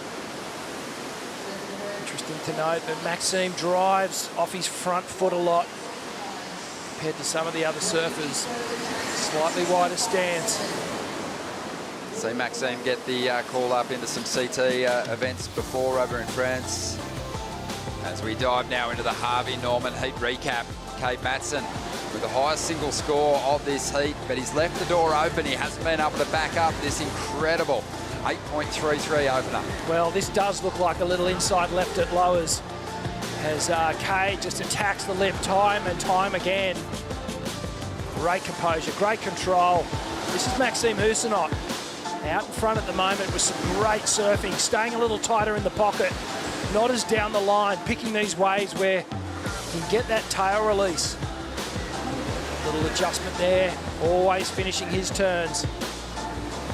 That's that fade to foam climb that we were referencing earlier. And then gets a bit of face work done down the line. Bang, hits the inside section, and he gets a series of strong turns done on the inside for a good backup score. Yeah, been pretty impressed with the level so far, but just waiting for surfers to bank on those big individual turns. I think at different stages throughout the event window here at this second Challenger Series stop, we're going to see the waves steepen up a little bit, and we'll see a bit more of an aerial approach. But today it's kind of holding. There's the opportunity to flow your manoeuvres together, to put together good combinations. We've seen a couple of small airs, but nothing that's taken the individual turns into the excellent range. Yeah, it's a really good point that you make, in that these waves are offering multiple turns rather than that single closeout manoeuvre. As the tide does drop out, we may see that come into play, but it's hard to sacrifice a wave that's running off down the line, and you can see, you know, a series of turns on the wave face. You can anticipate that there's points down the line. So for you to go to that big explosive air right at the start, it's high risk. Yeah, and you don't want to force it. It never really works out too well when you see competitors trying to force an air into a section that's kind of a little flat in transition. Don't have the launch pad, the takeoff zone, and also finding the transition for the landing difficult too. Yeah, absolutely. It's comes back to just surfing the wave for what it is, placing your manoeuvres, and here's a great wave. Yeah, Jesse Mendez flowing nicely through the first couple of turns. Now looking to build down the line. He's got the speed, but will he find the section? The tap into? No, he's going to fall here. He's after a number two. Matrian is up at the moment. He's searching for that 6.87 section standing up here. Love that little compact belt on the finish, but he needs more. Yeah, he's sort of got really compressed on that final turn, and you can see the paddle battle here, because with just under 3 minutes, priority is going to be crucial, especially for Jesse Mendez, who needs a score. Here's Maxime in and out. He's going to just pull out there. Smart tactical move. He's going to establish priority. Well, Amantriane kind of did the job on Jesse Mendez there. Jesse was just kind of cruising, almost sleepy on his road back to the takeoff zone.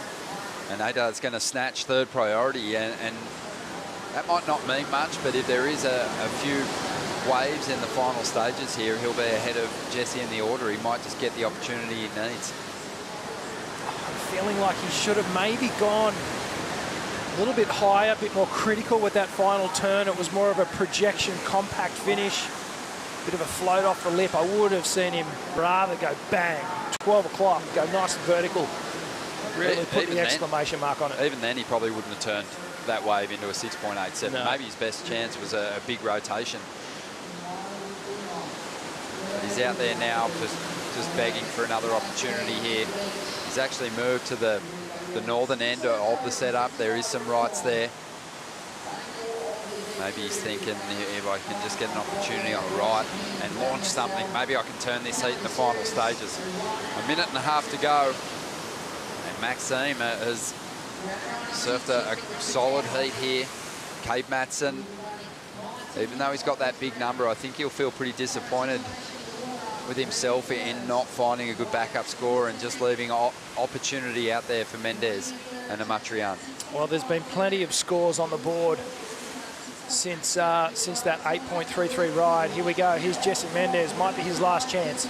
Oh, it will be. Looking for a 6.57. Got to love the flare, but he needs more. He needs something a bit more high impact than that opening manoeuvre. This section splits in half. It just didn't have the power in it, that oncoming right-hander to push him back to his feet. Yeah, just a couple of uncharacteristic falls from Jesse Mendez, former champion here at Manly. Looks like he will be out of the event. Yeah, he's making his way in now. 25 seconds to go, and we're really focused on the man in blue because he's still got a shot here. Lining something up. Get a glimpse of that forehand. Paddles over the first wave. Cade Matson wants to improve on a 3.7 here and make the requirement a bit more difficult for the 18-year-old. Solid small wave surfing, but questionable whether it's going to improve his situation. And the heat's going to come to a close and it's not going to matter. No, it's victory lap here for our surfer in red, Maxime. He's looking consistent. Yeah, he was the busiest surfer in the lineup and throws everything at the end section there on his way in. But Cade Matson just hanging on to that second position. Job done. A couple of decent numbers dropped by Matson and Husino in that heat. And they're charging on through to the next round. We're going to take a quick break here. And when we return, we'll be bringing in Shannon Hughes and True Starling for the call. Over Cade Matson in the white in second. In third, the surfer in green, Jesse Mendez, and finishing in fourth, the surfer.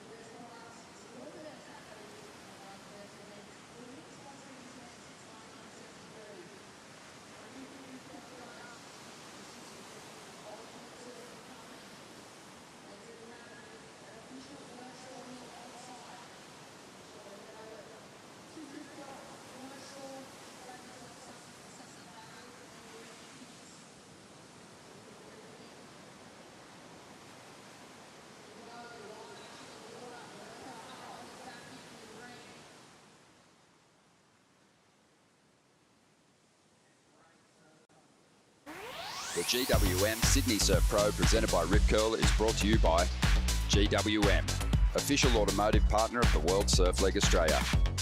By Northern Beaches Council, major partner of the GWM Sydney Surf Pro presented by Rip Curl. By Oakley, official eyewear of the World Surf League Australia.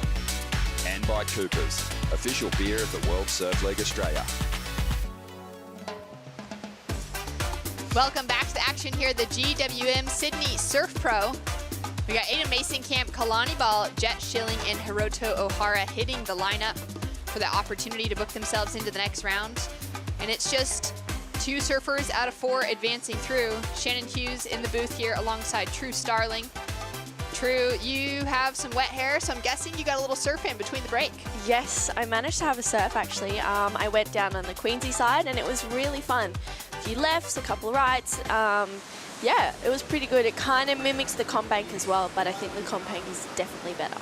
It's definitely been firing for the last little while. A bit slow between the sets, but when they roll through, they've tended to be quite fun. We see a quick in and out there from Jet Schilling. We've got a 3.17 on the board for Hiroto Ohara to start. And how did the power feel in the lineup, knowing that we're kind of in between those swells at the moment?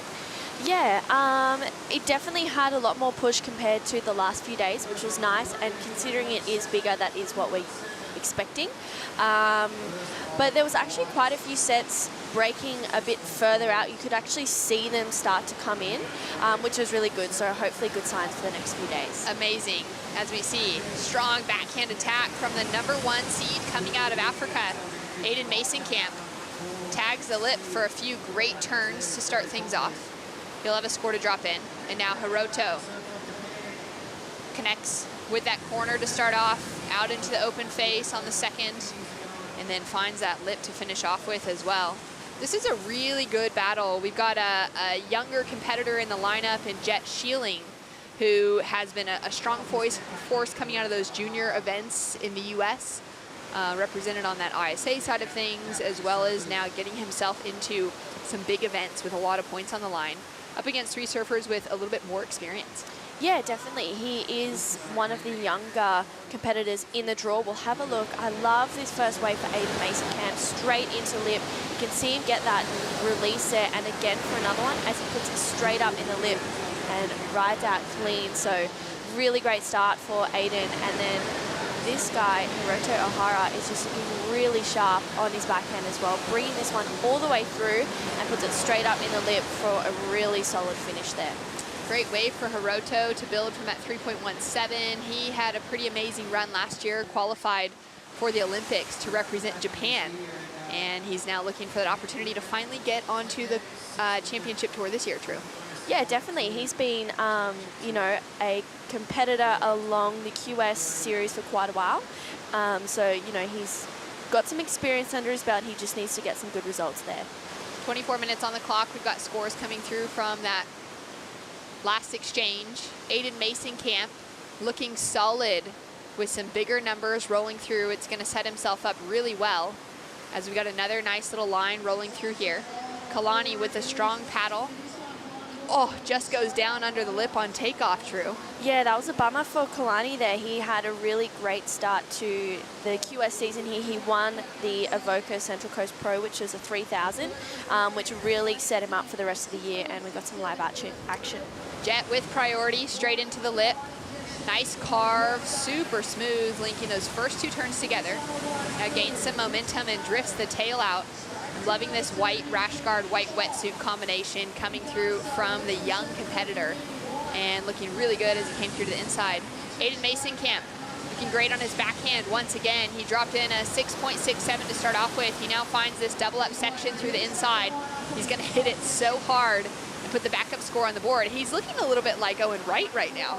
Yeah, definitely. He's just really super sharp on his backhand there, and you know, he started off with that 6.67, which is a great score for Aiden, and he's looking really on point throughout the rest of the event, depending on if he can make it through this one. Let's have a look at the replay. Really nice carve to start as he brings it around again, just really like keeping up with the momentum of this wave as he puts it straight up in the lip here for a finish as well.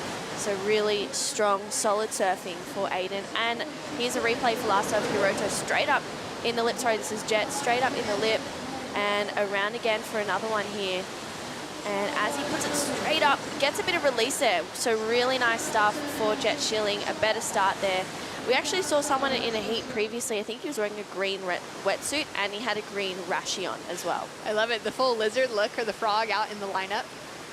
Scores in now. Hiroto Ohara currently sitting up in the lead with a 4.33 to improve on that 3.17. Then we've got scores in for Aiden Mason-Camp. That 6.67 set him up really well. He's now looking for a backup score in the lineup, or he's waiting for that next score to drop through to back up the 6.67.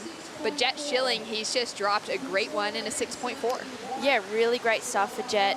He's looking really confident on his forehand there. We saw him at Snapper. He had an okay result. I can't quite remember if he made too many rounds there. But right now, you know, he's come out swinging. He knows he needs to get a result here to set him up for the rest of the event. You know, it's like quite a lot of the Aussie guys. If they don't get good results here, they might be ending up going to Cruy. I know Morgan Siblick, I think he's like seriously thinking about going to Cruy because he didn't start off well in Snapper. That's so interesting. Yes, it's amazing that the events are there and on offer, because these next two 5,000 events will count for the 2023 Challenger Series season. Great. Points. Yeah, great insight on that, because that is a newer introduction into things. And to know that the surfers on the Challenger Series, it's almost like it just seemed too simple to go, they're on the Challenger Series now, they're looking at the championship tour for next year, reset if that doesn't happen at the end of the season. They're actually still battling that double space, similar to those surfers on the championship tour going, are they going to make the midseason cut? Are they going to have to go back to the Challenger Series? Yeah. There's just a lot going on behind the scenes for each one of these surfers in the lineup. As we see Kalani Ball out of Stanwell Park, just down the coast, about an hour and a half away from Manly. Hammers a few great turns together to get his campaign started. He opened with just that 0.5. He'll now put another score on the board. Aiden backing up his 6.67 with a 4.77 has him sitting in the lead. But it is such an interesting part of the conversation, True, in that so many of those surfers are balancing qualifying series already now, thinking about that requalification to the Challenger Series, as we see Kalani Ball. Yeah, really nice stuff from Kalani. That's a better looking wave there from him, and that's what we're used to seeing from Kalani as he puts it up there for a nice finish. Yeah, I was talking to Joel Vaughan, but we'll get straight back into it. Jet Schilling up and riding. So much action. Great wrap to start off for Jet. Good combination of maneuvers, just unfortunately goes a little too hard on that second turn. Yeah, that was unfortunate, just catching a little bit of rail there, and he kind of gets hung up on that second turn there. But there seems to be a lot of waves coming through, and it's getting a lot more consistent and almost looks a little bit bigger than it did this morning. So really, you know, there's going to be a lot more opportunities for Jet to get that 5.05 to go to first. Yeah, there's definitely going to be some opportunity. We're a couple of hours off of that high tide mark now. The tide will be draining out to dead low around 4 o'clock. And yesterday we just continued to have those pulses of action, waves breaking a little bit more, and we've got even more swell on offer than what we had over the last couple of days. Yeah, definitely. I think for the next, you know, few days, we're actually going to have some really nice swell. I'm not too sure if the winds are going to be all right, but here we go, Jet up and riding. Straight into some progression off the start. I love that he's putting that risk on the line now, looking to change things up.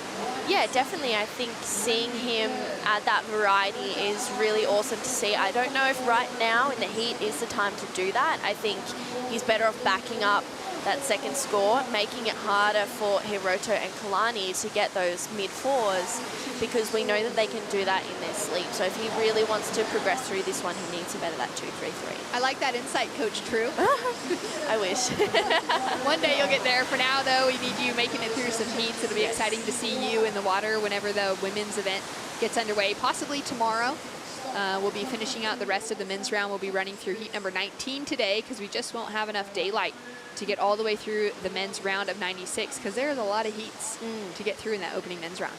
Yeah, 24 heats. I think we're going up to heat 19 today, so we'll have 5 heats tomorrow. Especially, yeah, especially running those 30-minute heats to give these 4 surfers in the lineup plenty of opportunity. Yeah, definitely, and it's great. You know, you kind of have to look at the conditions and go, is there 8+ good waves coming through? Because we have 4 people out there, they need 2 waves. So I think it was really amazing to see the men have a start this morning. Waking up, it was a really pleasant surprise to see a bit more swell. I definitely think it's kind of coming a little bit earlier than it was expected. I think when we had on Tuesday, it was a really small day, and we ran the women's that afternoon. For the longboarding, I think that was what we were expecting yesterday to be like all day. So it was nice yesterday to have some waves, and now today we're starting to get more conditions come through. It's a little bit more swell. Even taking a look at the horizon there, just above the jet ski, you can see those swimmers. It's such an active area here in Sydney and Manly, with so many people walking, running, and swimming out in the lineup as well. But you can see those swell lines just passing by the horizon, that big south swell that swept through. I saw some footage this morning of Bells, and it's firing today. Yeah, I bet it would be. Yeah, you can see those lines. It kind of, it's maybe a little bit too south to get here and for us to really handle that swell. But Manly, it's quite funny. It's either too small or if it's too big, it's closing out. So this size, maybe the 3 to 4 foot range, is perfect for what you want to see in Manly. And if it gets any bigger, then it pretty much closes out along the whole beach. But hopefully we get a little bit more east in the swell, which I think we should tomorrow. I think we're going to get a little bit more east maybe this afternoon, so hopefully it'll come through and we'll see some more waves tomorrow. Amazing. Well, it's been great to just see it in those at that rippable size, because like you said, if it's just too big at a beach break like this, closeouts aren't fun. If the banks aren't good enough to handle the size, it's just not even really worth trying to run good heats. Yeah. If you can't connect more than that single maneuver together or something, or you're trying to link it together for that little inside reform. So pretty stoked with the conditions that we have on offer today. Out in the water at the moment, 16 minutes on the clock, all 4 surfers sitting there in their little row. Out the back, waiting for the next set to roll through. Aiden Mason-Camp set himself up so well, starting out with that 6.67. He'll now be looking to improve on a 4.77. Jet Schilling, the Grom, sitting in that second position at the moment, under priority, down in 4th, but he's got some time to try and build on that score line. Looking for a 5.05 to take the lead away from Mason-Camp. Aiden comes from a part of South Africa called the Strand, which means the beach in Afrikaans. It's really similar to this. It's a soft beach break. It can get really rippable. There's a couple little sections. One's called the Pipe, where you really get kind of these good little ripples that factor in, same as the left sort of that we're seeing today. But for him, this would be feeling really similar to home. Like, he's a big guy. He's got a lot of power in his surfing, but he had to grow up learning how to create that power for himself with his home beach break on offer there. Heading just around the corner from that area, there's a couple of the heaviest waves on the South African coastline. Cool Bay, Betty's Bay, Hermanus, going out kind of towards the east coast of Cape Town, have some of the gnarliest barrels, big waves, scary cold water, and that's what Aiden has had on offer within about a drive from home. So it's been great to see his kind of well-rounded approach.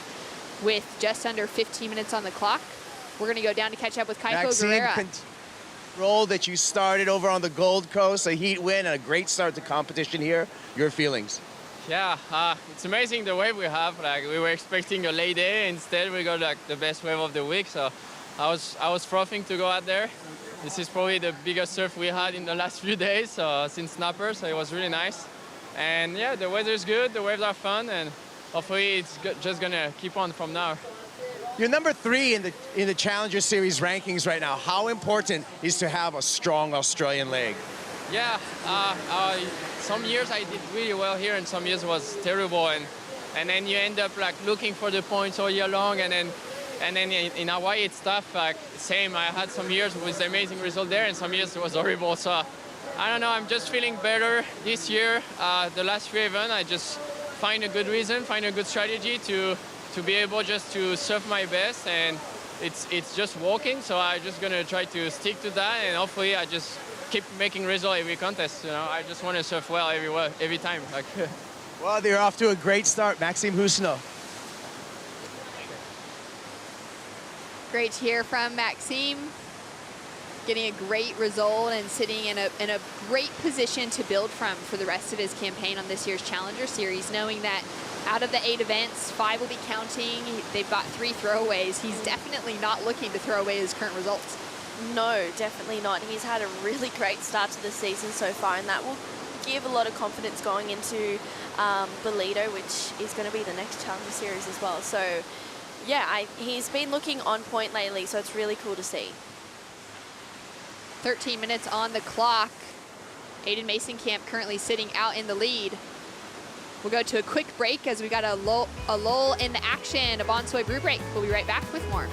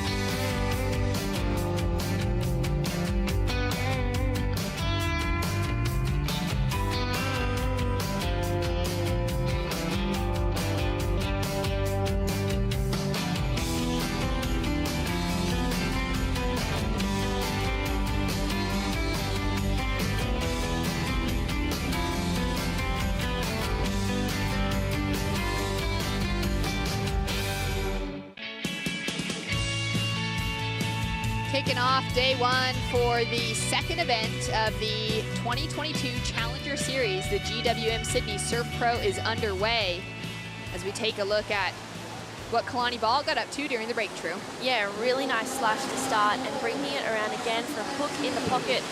Kalani just really getting underway on this one as he finishes off strong. So hopefully that will get him up into the lead, but looks like we may have had a situation change there, Shannon. Jet Schilling jumps up into first. He dropped in a 5.07 for his last attempt, takes the lead away from Aiden Mason-Camp. Kalani Ball with scores through. His last of 5.5 comes through as his highest score, gets him into an okay situation, but he's still chasing that 5.95 to get the advancing position. And Hiroto Ohara, one of the stronger competitors in the lineup right now with a lot of experience behind him, some wins at a huge level. He won the US Open years back and gave that famous speech that he was going to use his prize money to buy a bunch of cars. Yeah. He's been one of those surfers that the world has just had, we've had our eyes glued on him to see what's going to come of his career. Really exciting to see him make it into the Olympics last year, but now we just really want to see him with that opportunity to qualify for the CT. Yeah, definitely. And I think it's exciting to have someone like Hiroto Ohara in surfing. You know, he's got a bit of spunk to him. He's really excited. He's super energetic, and you know, you don't really know what's going to come out of his mouth, and that's what makes him a really funny character. We love having those sort of characters within the draw. He's chasing a 7.11 at the moment to take the advancing position away from Aiden Mason-Camp. And just before we went to break, you mentioned the next event on the Challenger Series is going to be the BettyLou Pro in South Africa. That'll be kicking off at the start of July. Aiden Mason-Camp is the reigning champ. He won in 2020, and he beat Jordy Smith in the final. Huge stuff for Aiden, and that would give him a lot of confidence going on through the rest of the year, and especially going into BettyLou. You know, if you win one year, you go back wanting to get that title again. You don't want anyone else to get that. You want to have your name there twice in a row, and kind of do a Kelly Slater there. Yeah, it's really cool to see. With an opportunity now, Kalani Ball straight into the lip. Gets a little bit hung up, but finds some power out of that second turn regardless. Really slopey as it comes through to the inside, and he just can't connect to that little reform. Down to 8 minutes, 30 seconds on the clock, and he's chasing away at that 5.95 to get the advancing position. He had a good start to his season as well, competed in the regional QS events. After getting close to qualification at Haleiwa last year for Kalani Ball, it was certainly his best year on first year on the Challenger Series, obviously, but best year within that qualifying campaign. And then this season, he already walked away with a win on that regional QS out of Oka. Yeah, huge win for Kalani. It was definitely a long time coming as well. You know, everyone is expecting that sort of momentum with Kalani to roll through. He is such an exceptional surfer, and off the back of that, you know, he's come into the season with a brand new sponsor, O'Neill, which is amazing. You know, he is definitely well deserving of having a supporting sponsor there, and I think it's awesome that, you know, he has that support. He's able to get through that. You can see Aiden, who's just sitting on him, literally squashing any opportunity that Kalani may have throughout the rest of his heat. He's trying to control that second position because he is in second priority. So he does have that over Kalani, but Hiroto, he's one to watch. He has first priority and needing a 7.11, and he's not one to quite cut out just yet. No, he certainly isn't. He's one of those surfers, too, that we could see go for big in-section aerial maneuver, even pull something exciting like that out at the start. It'll be interesting to see when we start to see some bigger scores drop through for bringing in that bit of variety into the equation. The couple of heats that we've called so far true, those errors haven't really gone in big score in favor of the surfers. Yeah, definitely. I think there was one heat where Geordie Lawler actually got a 7 or something with an air to start the heat. So, yeah, what a way to start a heat with a bomb there for Geordie. We haven't seen too many, and it's quite unusual to not see too many airs come through, especially in the division of the men. Normally we're used to seeing people like Jet Schilling, even Kalani Ball, go to the air because they're just got pretty much a 90% completion rate. Especially in these sandy beach break conditions. As we see Aiden on his backhand, he's looking to build on that 4.77 for the South African.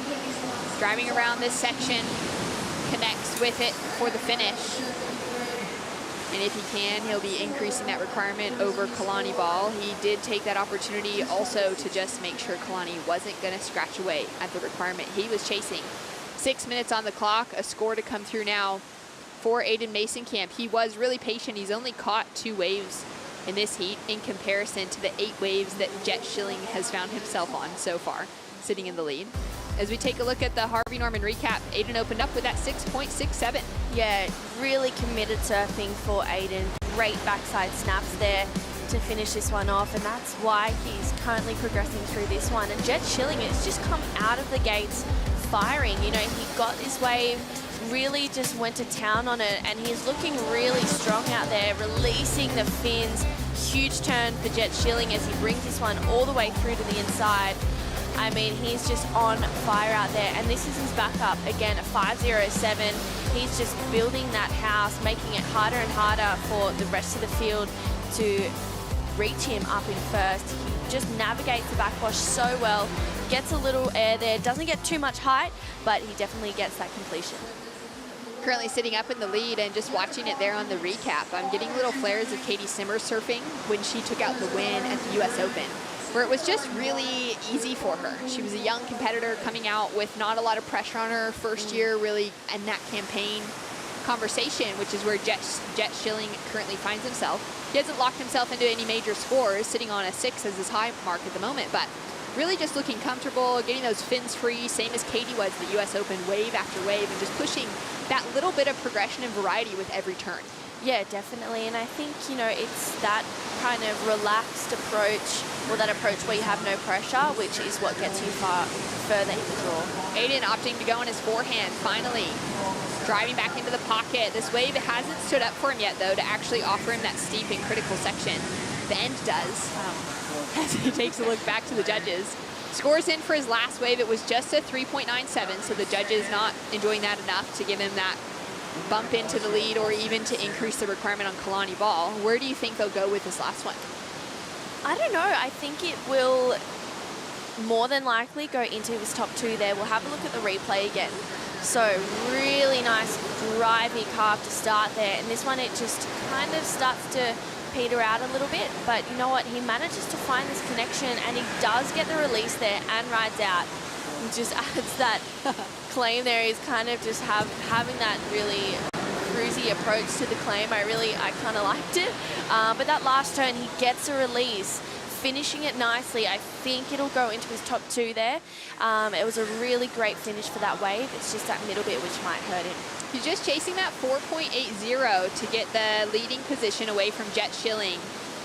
As we wait for the last score out of the 5 judges to drop through to give us that average, he gets it. It's a 5.10. He's now up into the lead. That'll give him a huge confidence boost as well, because he had that early loss on the Gold Coast in a wave that, it's just a wave that really showcases the perfection and the flaws within everybody's surfing. It was also the first event for the Challenger Series, so there's all sorts of pressure coming into that conversation. For Aiden now to start finding himself in that advancing position, but also with the lead, it would set him up with a lot of confidence heading into the rest of the draw. Yeah, definitely. And having that first event at Snapper, you know, as you mentioned, it's a really long wave. So you can watch the judges, and also the spectators can watch those waves, really slow it down and go, oh, there was a mistake there, or they did that really well. So, you know, you want to make sure that you are completely on point to get those good scores. So it was unfortunate to see him bow out so early, but definitely through here, he seems to be really confident in these short, sharp, sucky beach breaks, and that's why he's in the lead right now. 2 minutes on the clock. Surprising to see Kalani Ball sitting with a requirement and only 3rd priority next to his name. He's now chasing an increased requirement of a 5.98 to get the advancing position over Jet Schilling. And Hiroto Ohara has been sitting with priority for so long, True. He's only got those 2 small scores that he caught really early in this heat, chasing a 7.14 to take the advancing position. Yeah, sometimes priority can be the best thing ever, and sometimes it can be the worst, and you literally will sit there and just completely pick the eyes out of every single wave that comes through, and you won't go anything unless you see it's a 10, and unfortunately there aren't too many 10s coming out there today. You can really see the distance between the surfers in the pack now. Hiroto with a nice lip line float goes down on the finish. Came out with so much speed. Yeah, so much speed there for Hiroto. Unfortunately, just catching that rail coming down. So, you know, that is kind of one of the reasons why sitting with priority for so long isn't the greatest thing. If you see something come through that is decent, that can help you lower that requirement of a 7, you want to go it for sure. So that was really unfortunate for Hiroto Ohara. Less than a minute on the clock. Kalani with an opportunity. Jet Schilling does have priority. So surfer in white in second position with priority over blue. He has to go on this wave, not only to try and gain the lead back, but also to keep Kalani Ball off of an opportunity. And this wave is shaping up to give some scoring potential for sure. He's going to connect through to this little double up on the inside, just staying so composed and in control as he puts on the finish. Doesn't ride out of that ending maneuver, but got a lot of work done before then. And now Kalani with priority has 20 seconds on the clock. Jet's done everything he needed to try and keep himself in that advancing position.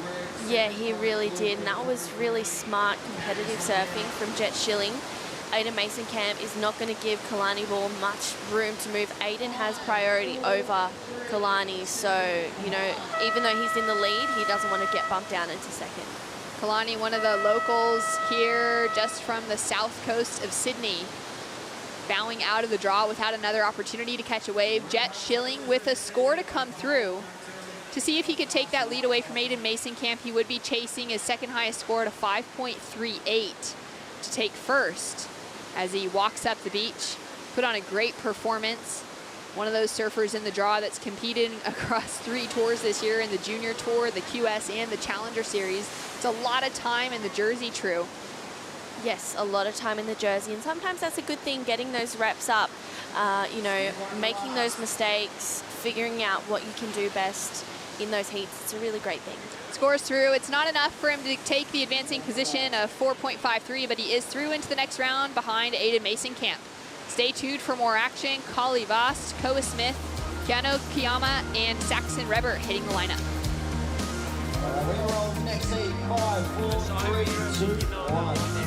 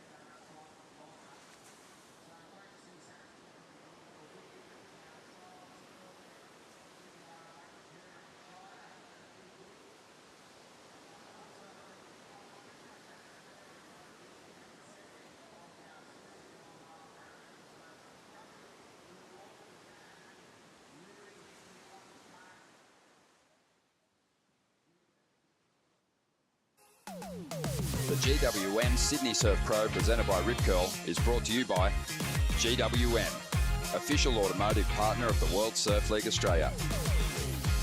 By Destination New South Wales, official strategic partner of the GWM Sydney Surf Pro, presented by Rip Curl. By Javianas, official partner of the World Surf League. By Boost Mobile. Stay connected with Boost Mobile on the full Telstra 4G mobile network. And by FCS, the official surf hardware of the World Surf League Australia. Welcome back to the GWM Sydney Surf Pro. We got 4 surfers in the lineup battling for a spot in the next round. Kali Vost now will track with him in live action, flying down the line. No scoring potential until that first opening section. Now he wraps back into the pocket, sets it up as he comes through to the inside, and is looking lightning fast in the beach breaks here at Manly. He's up against Saxon Reber, Koa Smith, and Keanu Kamiyama in the lineup. All surfers looking to put on their best performances today with so much on the line. And we'll maybe have more live action right now as Saxon Ribber is getting things started. Driving up into the pocket. Slams on that first turn, throws a lot of spray, engages the rail on the second. Now he's going to connect through for this reform on the inside. Generating a lot of speed. Now he's going to tag that lip to finish. And we'll have scores to come through. Answering back, Koa Smith out of the North Shore of Oahu. Throws a lot of spray and appears back out of the whitewater. A lot of action right off the start of this heat.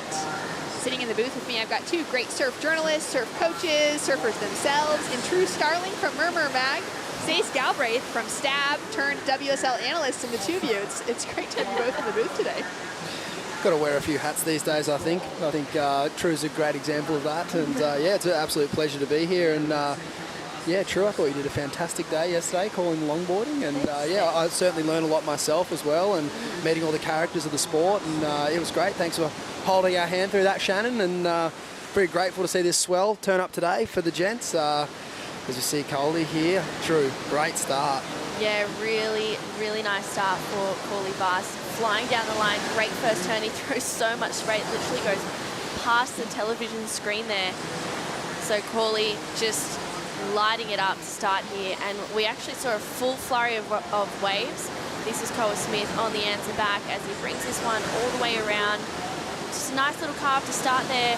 That's a better turn for Koa Smith, and for a finish, disappearing and reappearing out of there. And we also saw Saxon Reba get a start as well. I think that was, he's got a first wave locked in already and one more to come through. Saxon actually won the trials to get into this event over on the weekend. He lives at North Stain. He's in North Stain Board Riders. He has that local knowledge. We've seen George Pitar as well. I think he got knocked out a little bit earlier. Obviously, Declan and Tully still in the draw in the longboarders too. So it's really cool that there's quite a few locals here competing at their home break. Yeah, it's been pretty unreal as we see the wild card, the trials winner in Saxon with another opportunity now. Liking the way that this wave is looking at the start, and he just pushes a bit too hard there, Stace. Yeah, he was just looking a little grommy there, just getting a bit excited, but he's got some big surfing in his repertoire. So I think with a few settlers under the belt now, I think, you know, looking at this heat, I know he's just won the trials and he's the grommet, but I'd have to say he's the favourite. He knows this sand better than anyone. He's got all the tricks in his repertoire, and I know he'd just be stoked to put on a performance at home. So he's kind of already got the price of admission now. He's ridden a few waves. I think it'd be time for him to get on a really good wave and really show what he's got. Well, it's certainly been the story on the longboard side of things with both Tully and Declan advancing through into the semifinals. We could easily see both of them walking away with wins this week because they just seem to understand which waves are actually going to run, which ones are going to close out, or just be really soft. And it's really been that local advantage that's taken them through to victory so far. Yeah, it's one of the most beautiful things of our sport, no matter where you go in the world. That local knowledge is always something that is going to be there. Having it's one thing, being able to tap into it's another, but it's definitely something that sets us apart from every other sport around the world. It's been something cool to see in Saxon this year as well, not the local event for him, but at the Lake Mac City Pro Junior, he took away a second place finish, so he's got to the finals of a few big events this year. Yeah, definitely. Saxon, he's a full powerhouse, and he's not scared to hit the lip in the scariest sections possible. And you know what? One thing about Saxon is he literally surfs all day. So it's very rarely that I don't see him in a wetsuit. It's quite bizarre. I saw him the other day fully dressed in clothes, and I was like, oh, this is weird, you know, put a wetsuit back on. So he's just in the water from dawn till dusk as much as he can. I know that whenever he's in school, he gets out during his lunch breaks and goes for a paddle. So he just lives and breathes surfing, and I think to be able to be in this event and it be at his home break is just a bonus for him. It's pretty unreal. He's currently sitting in the lead Stace with that 4.17 and that 3.67.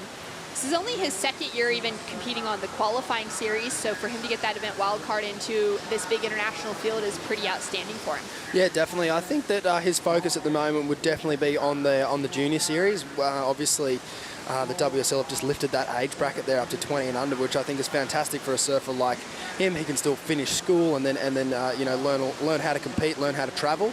But as True mentioned, for him to get this opportunity at home, absolutely massive as we see a really good wave here coming in. Keanu, nice drive on his backhand to start, through a lot of spray. A little bit of a sleepier section on the second, but now it begins to stand up for him on the inside. He connects so smooth between those turns. He'll kick out before trying to chase down the finish. And he'll put his first score on the board, True. Yeah, really nice start there for Keanu. He actually was surfing pretty well up at Snapper also, so it was pretty great to see a whole bunch of new names come through in the Challenger Series. We'll have a look at the replay. Just goes straight up. I love how he puts his hand in the wall there on the backhand, getting nice and low. He just goes a little too high there, but manages to move back around and get low and puts it straight up in the lip there. So great start for Keanu. He used his priority pretty well on that one. Yeah, Stace, I feel like that first maneuver specifically, letting him really get that extension out, must have felt great. Yeah, definitely. He's a nice, tall lad, and you got to use that swing power when you got it. But yeah, as True mentioned there, unfortunately, he didn't connect with the middle part of that wave at all, and it pretty much ruined the finish for him. We saw Ace Buchan earlier today. I know Ace stands the other way around as a goofy footer. However, a roundhouse cutback today, I think, could be the secret weapon, just to set up that dead part of the wave. You can't always do a vertical turn, particularly on these little rip bowls. So I think, yeah, I wouldn't be too surprised if he maybe tries to keep it a little more lateral through his next wave, just to try and keep that rhythm through the slower part where it gets a bit sleepy. It's really impressive, especially on a wave that lacks power like this does at North Stain, when those surfers can actually keep that smooth, speedy transition with those roundhouse cutbacks in the dead sections. Definitely. I think the longboarders did a great job of that yesterday. They've also got a few extra feet to work with. But yeah, but you know what? Nonetheless, it's difficult. You still see the ones that do and don't. You know, I thought yesterday was pretty clear cut between, obviously, you know, your world champions and the rest of the field. And it's similar here with the QS. There is definitely the top echelon, and then everyone else is still kind of working on their craft. And I think, yeah, we will see that throughout today as well. Well, one of those surfers that's finding himself in the winning seat at the moment was Aiden Mason Camp, out to a great start. He's there with Kaipo. Aiden, nice win out there, but you know, I just noticed you around the area doing your homework, and talk to me about how important preparation is for beach breaks like this. Preparation is key, you know, it's a tricky lineup. There's all rip balls, there's right, there's left, it changes every hour, you know, on the tides. It is very tricky, but you know, I've just been taking it easy, you know. I had lots of expectation for Snapper Rocks, you know, right-hand point break. I was really going there like, that's my event, you know. And then, you know, coming here, no expectation, just having fun, enjoying my time in Sydney, and you know, spending the time down here, just hanging out with the friends, you know, surfing.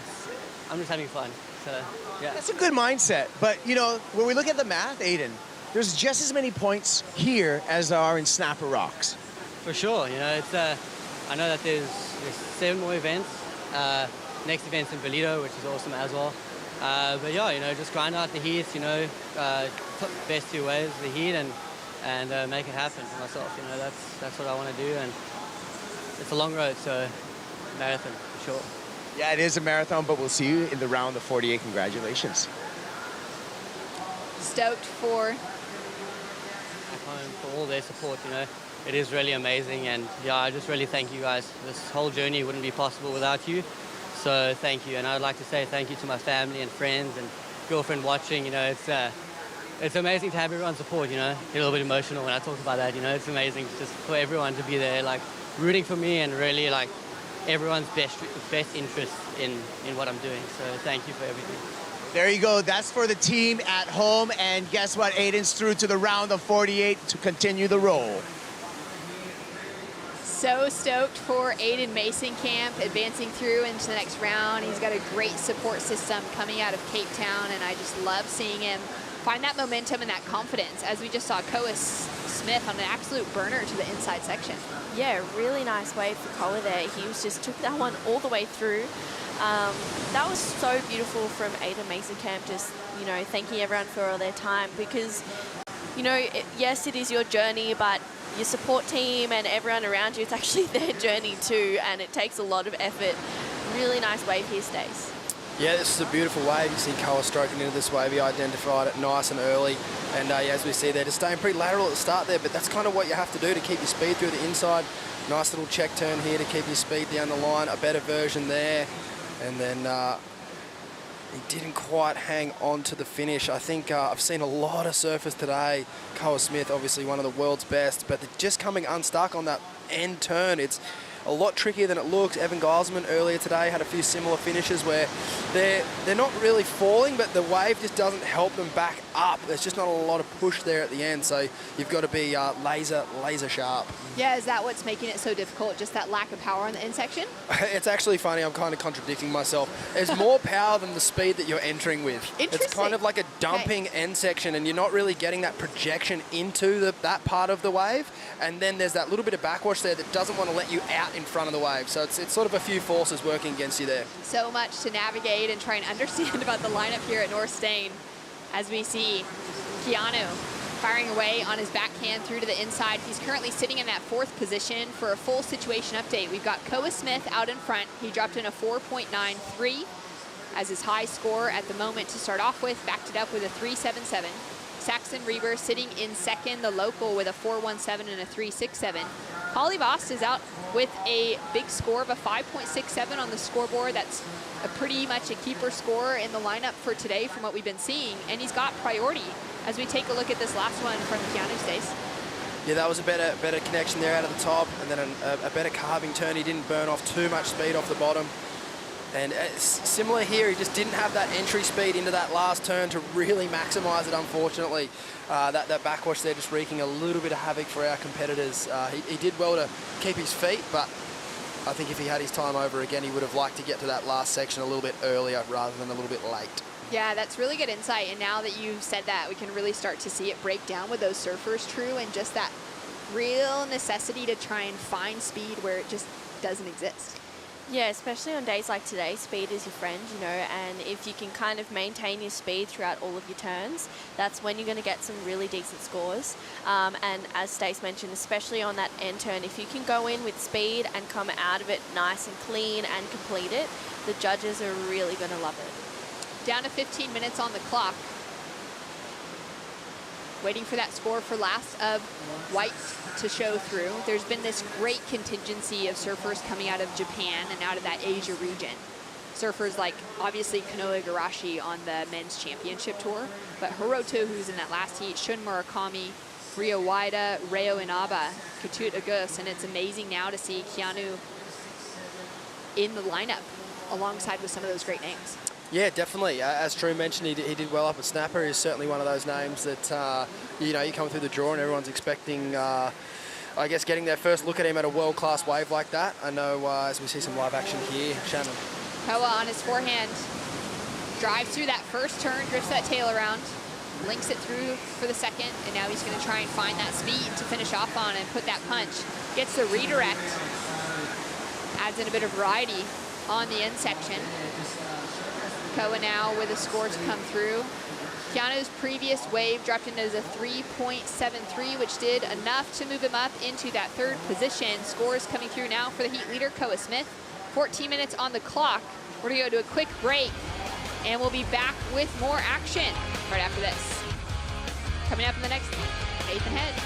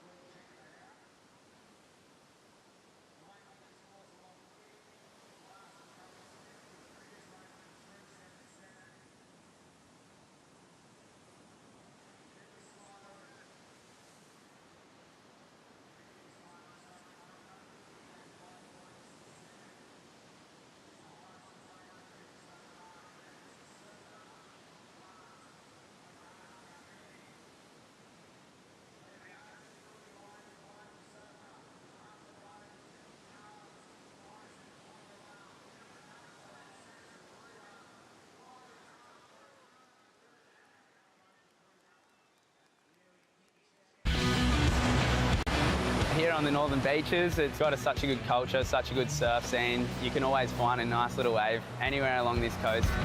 When I'm I'm not in the water, me and my partner Em just love to go see what Sydney has to offer. We love going on walks, and it's always good to go for a coffee down at the local cafes, and so many amazing restaurants. You can always find a nice trendy spot. I'm so proud to be from New South Wales. I love telling all my mates from around the world how good it is here. Welcome back to Manly Beach. Koa Smith in the lead. Small scores across the board aside from Kali Vast in the lineup, breaking away into that mid-range 5, Stace. It's been difficult for anyone else to get themselves out of those 4s. Yeah, I guess our next best efforts there from Koa Smith. He's got a sort of a pair of 4 9s, which, you know, there's every chance today that could be your backup, as we've seen, you know, as these heats go on. We usually see the surfers getting their chance at one excellent ride each. It just depends whether they can execute or not, as we see Saxon, yeah, getting a bit grommy there again. You know, he's in second, but the surfers that are chasing him, they're obviously world-class. Coley sitting in 4th there, but he's got the best score of the heat, so it's one of those things where I'd like to see Saxon maybe just try and get himself on the best opportunity he can. Oh, this start of this wave was really nice, actually. Beautiful opening combo. Oh, that's more like it. This must have been in between, yeah. So that's a bit more like it. His support crew there for North Stain board riders coming across the pipe to support. Keanu got an opportunity as well, True. Yeah, really nice surfing for Keanu there, where he's just absolutely connecting through with this one. Just taking a little bit more time now. He's not forcing it as he puts it up there for a nice end turn. But I think Saxon's is going to really help him with his situation. If I had just kept quiet for 10 seconds, which is hard for me to do, we would have seen that opportunity that I was talking about. You know, these surfers, they want to get going. They do like putting these scores on the board, but it's been very similar. You know, we had the heat early with Jesse Mendes, Maxime Husino, and Cade Matson. You know, Cade and Maxime, they waited and they found those waves. They are out there. So it's just kind of it's always a gamble. It's always a roll of the dice, you know, particularly for, say, Koa now. He doesn't need another 4.9. We only count 2 waves. So it's one of those things where he'll be looking for that killer blow, and ultimately Saxon, he's the first one to kind of go up into that good range now. So really good timing for the Grom to do that. He'll be stoked, and now I think he could probably be a bit cheeky now under Pryor and maybe start trying a few more airs like we saw. Yeah, I wouldn't be surprised if that's the case. He just dropped in a 6.43 to take the lead over Koa Smith. Koa down into second with second priority next to his name. He's chasing that 5, that mid-range 5, to take the lead away. Definitely trying to increase on those 4.9s that he's got on the scoreboard, and he's going to take this opportunity now under second priority on his backhand. Flies around the section, and you'll have to fly out the back as well because there was just nothing on offer there, Drew. Yeah, that was unfortunate. We haven't really seen too many great scoring rights so far. We saw Aiden get one in the last heat. I think someone also got a right way down past the pipe in a few heats ago as well. But the lefts just seem to be offering a little bit more critical surfing. And I feel like for Koa, if he really wants to better those 4.9s that he has in his back pocket, he needs to really open up on the left. Yeah, definitely. Stace, you've been doing some great conditions updates around the contest between the Gold Coast and here in Manly this week. What do you think is going to change in the lineup as we head towards that low tide around 4 o'clock this afternoon? Do you think more of those rights will come into play? Yeah, potentially, but with this south swell and the longer period as we go throughout the day, they could be a little walled out and a bit more stretched. So we might see some good opportunity for, say, one really dynamic manoeuvre out the back if that wind it gets a little more favourable to the rights.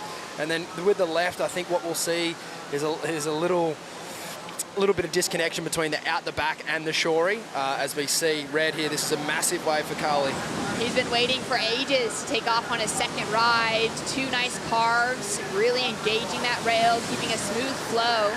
Add some dynamic maneuvers to that second turn, finishes off on the inside. And now Keanu with an opportunity as well. Stretches out that first turn into the second. Now he's waiting for this wave to stand up for him to really start to go vertical. That was a nice whippy turn and connects through on the last. Now this is going to be an interesting situation to see where those scores fall in for those 3rd and 4th place surfers at the moment, Stace. Yeah, definitely. I'm just trying to quickly do the numbers there for Carly. I think he might go all the way to the lead with this wave. This is exactly what he's looking for, and all class. For him to wait this long for this wave and surf it like this is a particularly hard thing to do, but, you know, it's easy to say from the couch, but this is the easiest way to win a heat. wait for the best waves and surf them as well as you can. And he's done that. So that's got to feel good as we have Keanu here, Drew. Yeah, really nice stuff from Keanu. He's just taking this one through. Again, just finding a really nice connection there for a finish. So he's just had that end turn on lock throughout the heat. But Corley, his composure is exceptional. He's only ridden 2 waves this heat. Everyone else is in the 4 to 5 range for their wave count. So, you know, for Corley to listen to all those scores coming through, hearing Saxon get that 6 and him not have the best wave of the heat, maybe that's lit a fire in him to go, okay, hang on a second. When a wave comes through, look out and see what's coming. Scores trickling through. It's a 6-8-3, and Collie Voss jumps from 4th into the lead, Stace. Yeah, not too surprised to see that score there. That was a really well-surfed wave. I definitely liked it better than his first. And, you know, the judges had a pretty easy comparison there between his ride and Saxon's. Now it's Saxon. He is on the firing line here because we've obviously got Koa Smith and Keanu chasing him down. Koa needs a 5.68 and Keanu a 6.04, and they're both more than capable of getting that. So this is where we're going to get to see what the young man's made of. He's got priority. So he can play that card whenever he chooses. The good thing for him is the score that he's looking to better. It is sort of like a similar requirement for what Koa does need, so it'd be an easy decision once that wave pops up. That's such a good breakdown of it. Keanu's just dropped in his score of 5.00. Does decrease the requirement on his position to move from 4th into 2nd. He's now chasing a 5.61 instead of that 6, that mid-range 6 mark, as he moves himself, but he is sitting there in 4th priority, so he's going to just try and get some distance, maybe even take off on something closer on the inside and really look for those steeper sections. I feel like that's one of the things that's been lacking in his wave selection is actually that steep pocket to start off on. Yeah, definitely, and unfortunately for him, I feel like 2 heats ago he probably could have done that, but with that tide going out now for the rest of the afternoon, I was mentioning it earlier before we went to a bit of live action that it won't be this fun running shory left for much longer, I don't think. It's going to be an out-the-back wave with potentially a bit of a Huntington hop into a nice finish. So I really think those major turns are going to be on the outside now, similar to Saxon's wave, where it was just 3 big turns out the back. Harvey Norman recap. Collie Voss got off to a great start with his 5.67 true. Yeah, huge start for Corley Voss. I mean, he's surfing exceptionally at the moment, just really in the pocket, really tight, crisp surfing there, but the trials winner, the young gun, Saxon Reba, I've never seen him catch so little waves in a heat before, but he's just been able to really light it up. Smart surfing there for Saxon. His support crew is there. And Corley just able to really connect on this one and lock in that 6.83. He waited for at least 15 minutes for this wave, so his composure to, you know, really light this one up and go from 4th into the lead is huge signs for Corley Voss. Yeah, he's looking really good, really favorable in these small beach break conditions, considering that on a normal day at home, he's charging one of those most terrifying waves in the world, Stace. I was just thinking about that, and you know, I'm no scientist, but apparently that you don't know the difference between emotional pain and physical pain. I wonder if it's the same stress as waiting for a wave and waiting for a score as it is standing inside a 20-foot Chopu cavern. I'll have to try and find that out. I like that idea. I think that definitely holds some ground as we see Keanu. This was his last opportunity. Yeah, really nice stuff for Keanu. He's able to find one that was just offering a little bit more of a steep section. And he goes up for a finish as well. So really nice surfing for Keanu there. We'll have to see what that comes in as. That was an important moment as well because he pushed himself to the inside of everyone else. He was looking for something different in the lineup Stace, and he was able to capitalize on a right as opposed to that left that maybe wouldn't link. Collie now with an opportunity also under priority. Goes for that air on the start, throws in that variety, now out to the open face. He's going to drive around the section and go straight up into the lip. If he can hold it together here, this could be a good looking score for Collie, already sitting in the lead. He's looking to boost off the end section, and there he goes. He rides out clean. That was a really fun wave. That's how you deal with the backwash. No drama there. Wow. Okay. He's sitting in the lead at the moment already. He caught that wave under priority. Just kind of had to go on something different, Drew. Yeah, and I mean, Saxon, he's bumped down into 3rd now. Keanu's last wave came in, it took him up into 2nd spot, so that's a huge thing for Saxon to let Corley go this one. Goes to the air straight away. I love that risk for the start of the wave, and we also see the risk at the end too. Just tag that lip there, puts it in for a quick float, and this is where he'll start to gain some speed. And as you mentioned, Stace, he just knows exactly how to deal with that backwash. Gets a lot more height there and a bit of tail height as well, so really impressive stuff from Corley. Stace, take us through this slow-mo. Yeah, nice little reverse there at the start, and then he just hops over the backwash, doesn't hit the lip too early, waits for the water to get a fractionally calmer. Still a very turbulent landing, but he did very, very well there.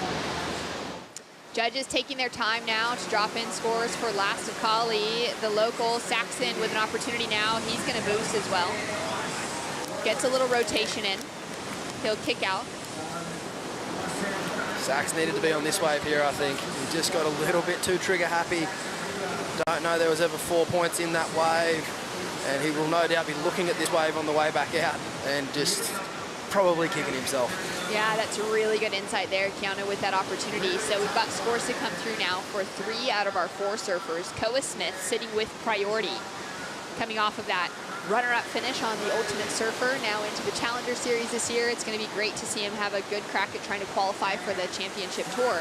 He's sitting, though, in that knockout position, chasing his biggest score on the board, which would be above that 5-point range. Yeah, he's definitely capable of doing it. I think he's got some pretty good scores on some sort of inferior waves. So if he can find that good quality wave, he's world class. He can definitely do it. And, I mean, he's one of those guys would love to be on the World Tour. First event of the year is in his backyard at Pipeline. So, yeah, I know he'd love to be there. Take us through this one, Stace. Okay, this might be the wave from earlier. Nice little wrap, and he does get the little blowtail to finish. I don't know where this score's going to come in at. I am not brave enough to put my neck out there. He needs a 4.44. The first turn was pretty nice. I missed that earlier, so to see that wave together with a couple of turns, it's going to be right around that number. He did his absolute best. I was critical of the wave selection because I only saw the reverse, and I thought maybe he might have freaked out. But that wave had 4 points in it. We'll see what the judges reckon. Score starting to come through now for Kali Vost, sitting with a 6.83 as his high mark right now. It's going to come in similar to his highest wave, and there it is. It's a 6.57. Keeps him in the lead. Scores now for Keanu and for Saxon. Kali there with an opportunity. Koa now up and riding. As he comes through to the inside section, we've got scores to come through across the board. He's going to hammer away, hoping to find the lip to finish off with here right on the shallows on the inside section, and he maintains control. Scores to come through for our surfers in the lineup. Kali did well to increase that score line to keep himself in the lead for the moment. And now waiting for those bottom 3 surfers to see if we'll see a situation change at all true. Yeah, I'm wondering what's going to happen there. Did Koa get his wave before the Hooter? I definitely think he did. So really nail-biter finish there, especially for Keanu. He's already sitting in second. We'll have a look at the replay. Just high lines through this one and just a quick float there. But he manages to carve around, and he's going to continue through this one. So not too much going on there, but puts it straight up in the lip. So a little bit of a dead section there. He's chasing right up around a 6. I don't know if it's around the best wave of the heat so far. Wow, it's going to be a really tight one, Shannon. Yeah, what a crazy finish that everybody had those opportunities. Koa Smith now waiting to find out if he's done enough on that final wave. Hands up literally right before the buzzer sounded, so it will be counting. Saxon Reber in with a score. It's a 3.93, so that doesn't factor into his top 2. He will stay in that 3rd position. Keanu drops in a 3.13, so he doesn't increase the requirement. And now we're waiting to see where Koa Smith will drop through. His high marks at the moment, those 4.9s, and it's in. It's not enough to take him through. It's a 4.40, and Koa Smith, Saxon Reber out of the equation. Coming up next, Cody Young up against one of the greats of Australian surfing in Nathan Hedge. Stay tuned for more action right after this.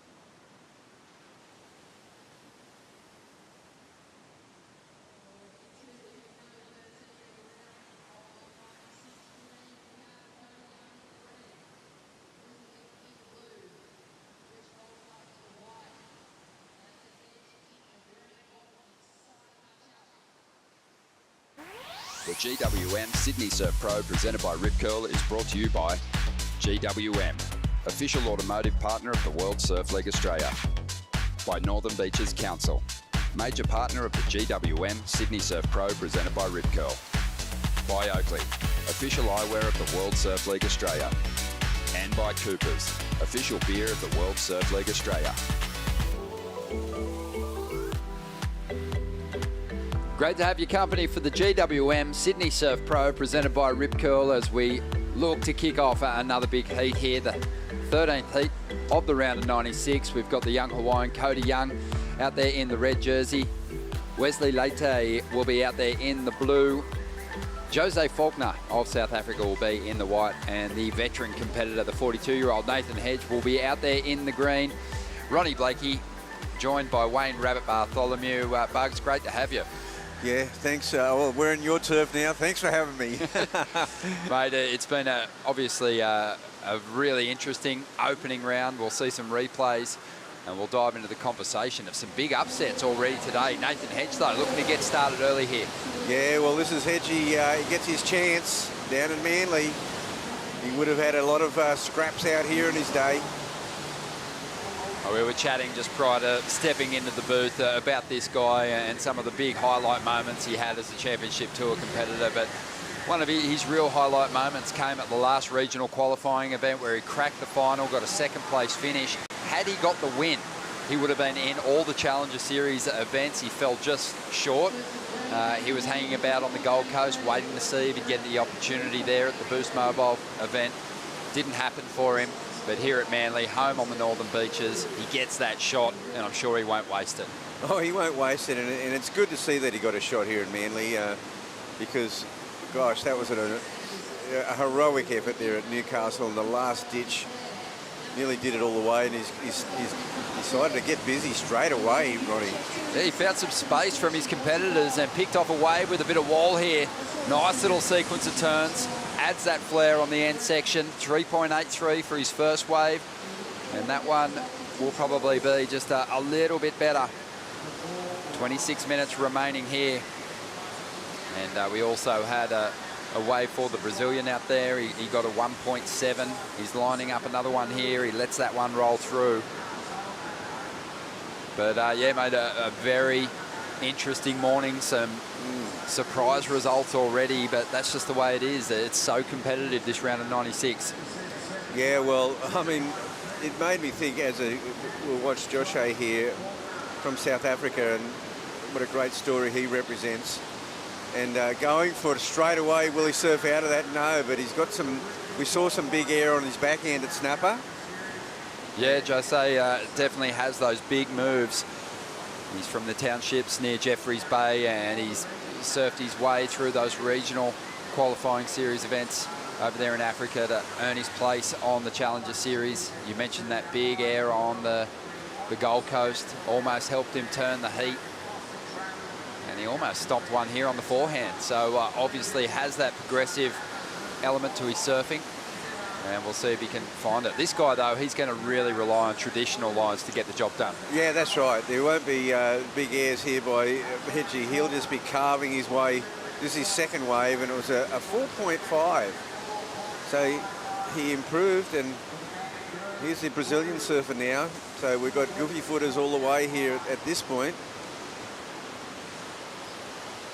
Yeah, Wesley working this one over to the best of his ability. A bit of strapping there on the front foot, it appears. But yeah, he just had a throwaway score. Doubt that one's going to factor in too much either. Just didn't really have that one big dynamic moment, that explosive move you need to turn in those higher scores. Jose gets a throwaway, so not much doing in the opening stages here. Nathan Hedge kind of taking advantage early on. But Bugs, we've been talking about the history here at Manly Beach, and you know, anytime I step onto the beach here at Manly, I can almost feel it underfoot. But it's where it all kind of began here when you think about competitive surfing in Australia. At the big World Surfing Championships, we'll talk about that in a moment. As Hedgie just stays busy and then taps into wave number 3, draws out the carve to get started. Bit of movement off the top there, and looks to set up a nice little inspection of the tail there on that finishing move. Yeah, kind of similar ride to his second one. And we mightn't get much talking done. Hedgie will be on every wave. But let's take our moment as we even dive into the replay. You can touch on some of the history and just how it sort of set Australia up to be a competitive surfing nation. Yeah, well, first of all, we've got Hedgie to deal with, and his third effort here, he's just in a busy carve mode. And the way he strings these waves together is so classic. And this wave here, it does remind me of the second wave. We've got a little bit more of a tail drift on the final move. But, yeah, 1964 and Midget Farrelly, Phyllis O'Donnell. I mean, we spoke about them, but there was so many other great surfers in it. I mean, you know, Mike Doyle was here from America. Gosh, it was just so many. It was like the beginning of the beginning. I mean, when I was a kid, it was a bit before my time, even as a surfer. Like, I was sort of more tuned into when Nat won his world title in 1966. I'd come on radar as far as watching my heroes. But, you know, Midget was a huge giant amongst giants. Well, for me, when I was reading Tracks magazine, you had your column. And I read it every single month that it would come out in Tracks. I would read that column. For a lot of people growing up, Midget Farrelly was their connection to what was happening in surfing here in Australia and around the world. He was reporting in the national newspapers. Yeah, that's right. He had a column in the Sun, or one of the big national newspapers, and that was a breakthrough. You know, and there were some great old TV shows back then too that we'd watch on a Saturday afternoon, and you know, Shooting the Pier at Huntington, and all the great surfers from that era. But what kind of a character was Midget Farrelly? You know, he was a pretty withdrawn character. I really became friends with Midget much later. I'd come down to Manly. I had some mutual friends down here. Richard Grumman, there was a chairman of ASP, and we'd go for breakfast over at one of the cafes, and Midget would come for breakfast, and I really got to know him in those years. And I love the stories about when they first went to Hawaii by ship. And those stories were the best, and he opened up and told them, and it was so, you know, we've heard Bob McTavish stowed away in the ship, and, you know, when Midget first went there, this is the early 60s, 1962, and, you know, it's just, to me, though, they're stories in fabled history. Amazing, and an incredible board shaper as well. And when I grew up living on the northern beaches, you know, I'd see Midget round, and even before he passed away, I'd see him up at Palm Beach checking the surf, and I'd say to my kids, he's a world surfing champion, that guy. And yeah, it was always cool to run into him. And I got to spend some really quality time with him. Spent a day with him when the Peruvians came out on the reed boards, and Midget was part of it, Felipe Pomar, and we had a big day together, and it was wonderful, and it was sort of towards the end. Awesome to celebrate that man. Great character. 20 minutes remaining here, and we'll get caught up on what's unfolding out there in the lineup. But right now, we're going to hear from the winner of the last heat with Kaipo. Maita Iroa, well done, Kauli. You put together a very well-composed heat. You basically got 3 keeper scores out there. Your thoughts? Yeah, Yorana. Yeah, so yeah, I'm stoked. I got into the comp just before, like, the first day when I get here, and then so I'm super happy to do the competition, and then especially to serve this perfect left. Looks like friends, and yeah, I'm super stoked to make my heat. How do you, like, a lot of people know you for outrageous barrels at Te Aupo'o. How do you adjust to a beach break like this? Yeah, I don't know. I grew up surfing with this type of condition, with like small beach break and then hard to surf. And then yeah, I grew up also at the Te Aupo'o, so I can surf both, get barrels and then surf like beach break and then do competition. Big fan of your surfing. We'll see you in the round of 48. Congratulations. Thank you, Kaipo. Yeah, an incredible talent. Awesome to see him here in the mix. You might remember him competing as a wild card over there in Tahiti, and putting the jersey on and needed a big knot in the back of that jersey because he was just a wiry kid at that point, and he's actually really starting to fill out. His surfing's looking very strong as he powers through to the next round. Out there in the lineup at the moment, 18.5 minutes to go. The strong start for Nathan Hedge, the busy start. has him holding on to this #1 position at the moment. We've got Wesley Leachy out there at the moment looking for a 6.87. No one's really got a score of substance other than Nathan Hedge. Yeah, that's right. And this has been it's been a really slow scoring heat. You know, Cody hasn't really got going into the heat. Josh A, similar, not really anything of substance. Hedgie, you know, he's had a carbon copy. The last 2 rides, really a carbon copy of each other. Just a little bit more tail drift to get that 4.77 and the 4.5, and that's it. That's all she rode so far. So we are, you know, we're approaching the halfway mark. Yeah, it's winding down. Yeah, I'm expecting Cody Young. He's the only natural footer. He might even be considering going on the right. The tide's going out now, so we saw a couple of long rides this morning. Morgan Siblick got a couple of beauties.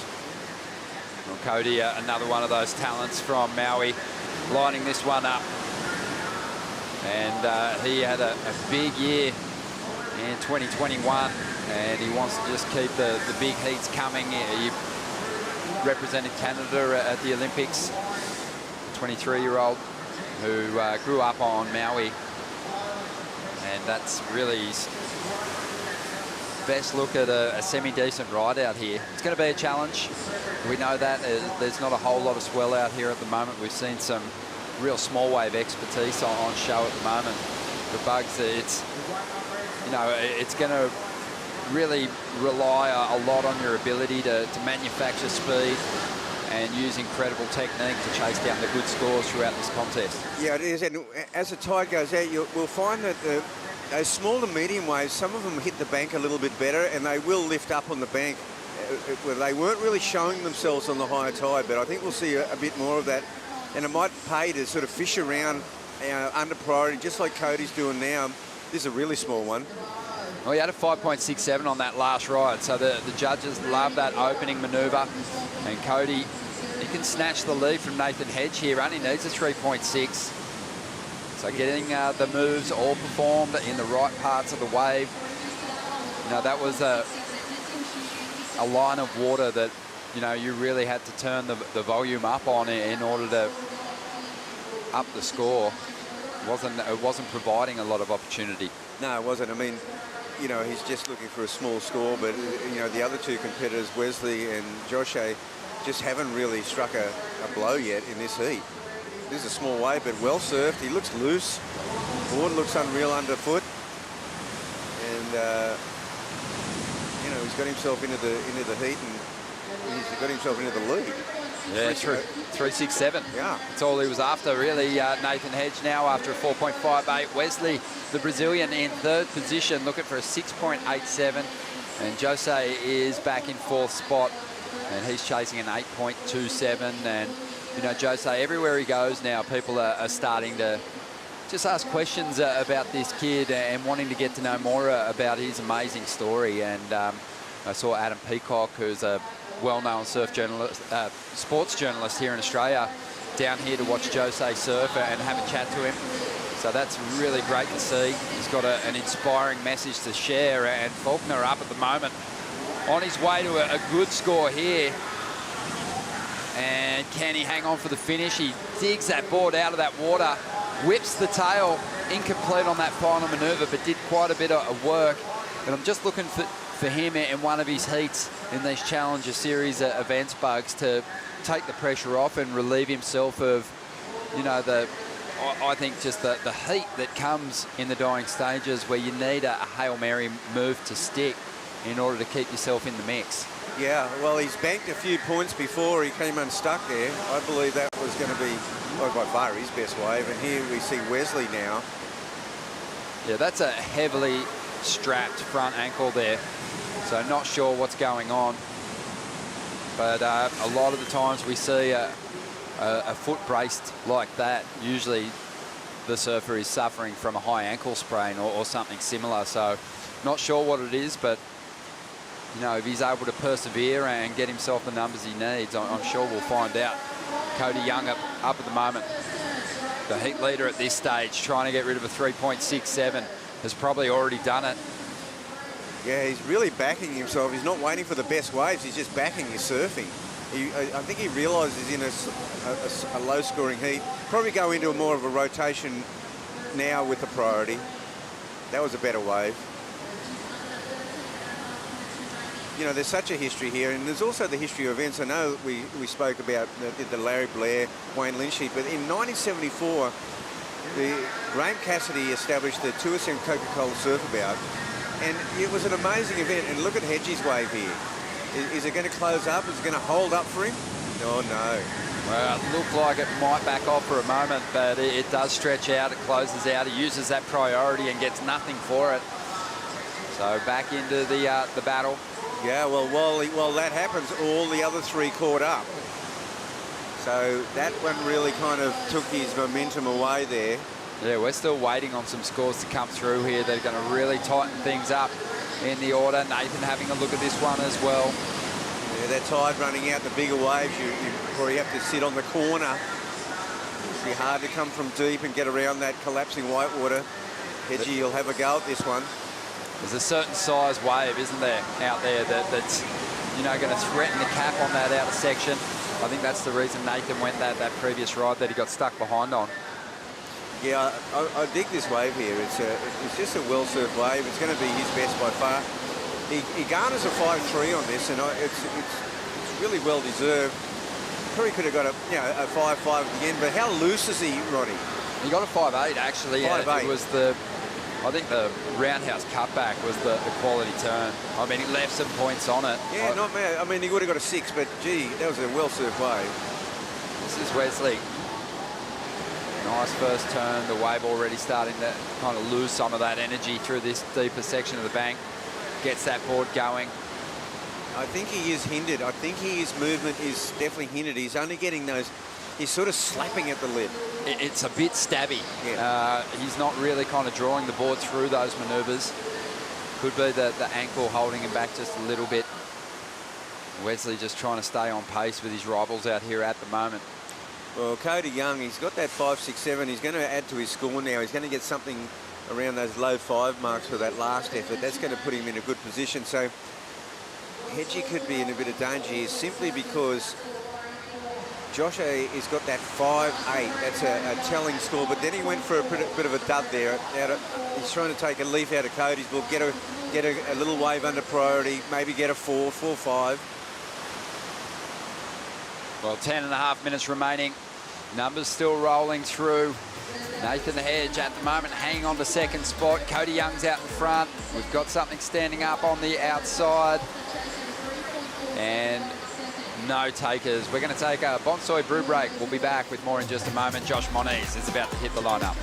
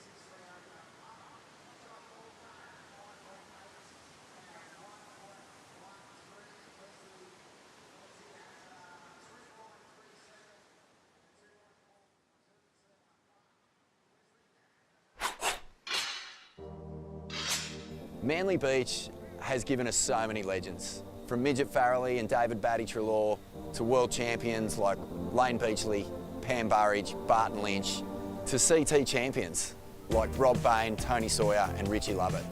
But Manly has also kicked off the careers of visiting surfers as well. Taj Burrow scored his first ever CT win at Manly, which kicked off one of the most celebrated careers in pro surfing history. But even more extraordinary than that was a 14-year-old Tyler Wright, who not only defeated the reigning world champion in Steph Gilmore, but went on to win the event, becoming the youngest ever CT champion in surfing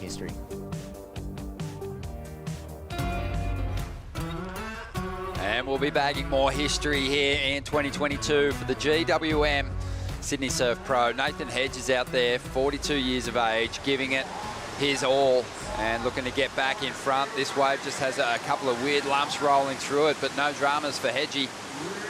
Gets a solid finish on this one. Things are tightening up on the ladder here. When you look at the numbers for each of the competitors, Cody Young out front with a couple of mid-range fives. Nathan Hedge needs a 6.3 out of this wave to move into the lead, but again, would probably be happy to consolidate. But strong first turn there, Bugs. Yeah, good first turn in the middle. It's sort of he's got this little warble in the wave he's got to get around, but he manages to do that.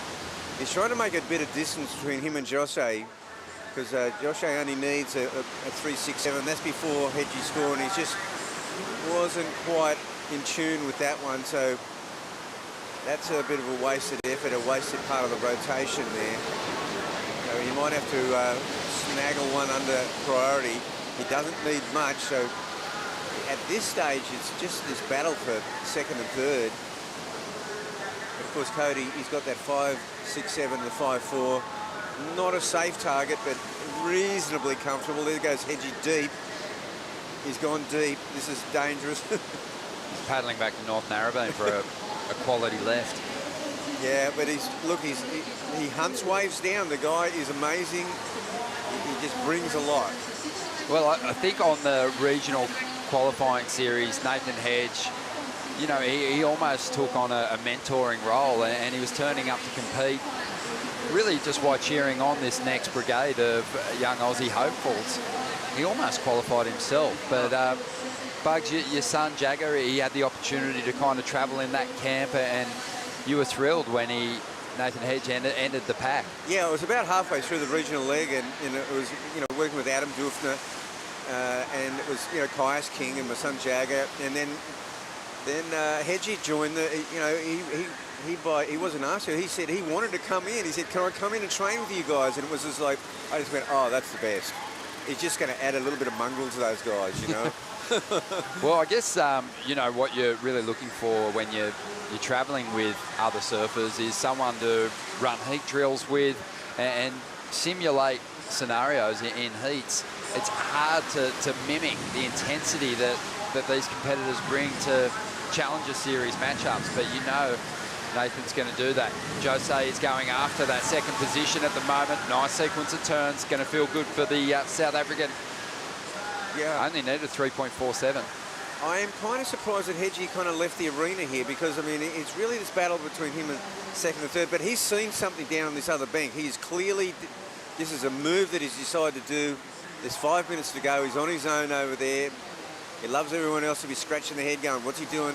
But Jose, he only needed a small score, and Hedgie had the priority over him. And this is just a, you know, I love how loose he is, and, you know, these little rip bowl lefts suit him. They sure do. Found some flair on that ride. He was kind of craving a bit more speed out of the wave, so the turns were limited somewhat by just the sort of medium pace in which he was moving across the wall, but as we said, he doesn't need a whole lot to get himself up in a second. Now that's Hedgie right to the left of the screen. He's a long way in. I mean, he's 100 metres separation. He's seen something down there, Ronnie. He's not down there by accident. Wesley putting the thumbs up. He's got priority. Jose has just turned into 4.17, so Nathan Hedge after a score now with 4.5 minutes to go. Could be some waves rolling in here. Well, you know, he doesn't have to worry about priority down there. He's got the ocean to himself. There's a couple of right-handers down there, but he's sort of moving back across. There, we did see some rights that go down, and, you know, here he's paddling for one here. We can see it. And Hedgie, no, he's just paddling back. He keeps busy, though. There's plenty of time. But just thinking about Nathan and where he's from, and thinking about big major events here at Manly, and also just on the northern beaches in general, and the surfers from North Narrabeen, they've had their moments. Simon Anderson, a couple of victories in major events in the surf about back in the day. Damien Hardman, and more recently Jordan Lawler Yeah. Well, Damien, you know, had a classic match with Gary Kongelka out here, right out here in 1987. It might have been his second world title, but he won it right here at Manly Beach. I mean, you know, an amazing surf. This is when they did that cut-off and they finished in Australia just for a few years. And Damien, he was so deadly. What a moment for him, being at home on the northern beaches and winning a world title. And it really did come down to the last, you know, the semi-finals and the final. It was all on the line. Huge. Well, 3 minutes to go here, and one of the local hopefuls in third spot. Cody Young's been impressive in this heat. Had a bit of a sleepy start, but you know, got really busy, even under priority, and locked in the numbers that he's needed to hang on to the lead for the moment. Wesley's trying to make a charge from fourth place, in a second position at the moment. Winding through that carve, and he'll look to launch on the final section. Can't complete the rotation, and Cody's up just behind him. This wave, if it doubles up, if it lines up nicely through the inside, could give him a section to play with, but that one just laid down. Unfortunately, had a bit of backwash in it as well. Jose, he's looking to replace a 4.17 to stay ahead of Nathan Hedge here. And he'll get the connection through to the inside. Throws the tail, swings it around, and gets back on his feet. Yeah, we saw an amazing layback he did up at Snapper on his back end. Now we saw one on his forward. Now, Hedgie is a mystery. He is now paddling back. He looks at, see, it's really wall down there where he is. He's looking for one. I think he's looking for a right. The left would be too walled, I think. Not sure where he is in relation to the other guys, but you can see these waves are just really walled out. He's coming back. There's a minute and a half to go, and he just did a big mission to the north and got nothing out of it. So he'll be with priority. He's moving back to this predominant left-hander. As we see Wesley, you can tell it looks like he's in a bit of pain out there. Oh, I think, you know, even that last one that when he did the air rev, I mean, gosh, that was with an ankle injury like that, that's probably how he did it. And he kind of was in a desperate situation where he had to manufacture a huge score. Yeah, we're just speculating at this point, but the strapping suggests that something's up, and he's, you know, you just think back to the performance of all the competitors we've watched so far in the round of 96, and he's just looked a little bit off, a little bit hindered. So guessing that something's going on there. 50 seconds to go. Nathan Hedge, well, he doesn't need a whole lot, but we are still waiting on a score for Jose, which might grow the requirement for Hedge. It will. Yeah, it was a pretty unpredictable, explosive finishing turn. But look, he got two waves while Hedgie went north, and one of those waves definitely would have been Nathan's, and Wesley is surfing so within himself. Yeah, I mean, it's just, it's gnarly, but he had a go, but he just couldn't compete at this level with that injury. Score came through for the South African, 5.4. The requirement now for Nathan Hedge with only 10 seconds to go is a 6.3. He's got the head down. He'll fight to the end. Can he get up in time? Oh, I think he did. He's got some wall to work with here, but he needs a good score. Hasn't been able to break into the sixes yet. Leans into the pocket, hammers that section. This wave running out of space, climbs that white water, does what he can, pumps the fist. Is it enough? Wow. Yeah, well, look, it was a well-served, aggressive wave. I think he needed a finish. I think he needed another little bulbing section. But that second turn was really solid. But I just think it was a strange move to, you know, he had the priority over Joshe, and he kind of gave it up. He went hunting, though. I mean, you got to give it to him. He was...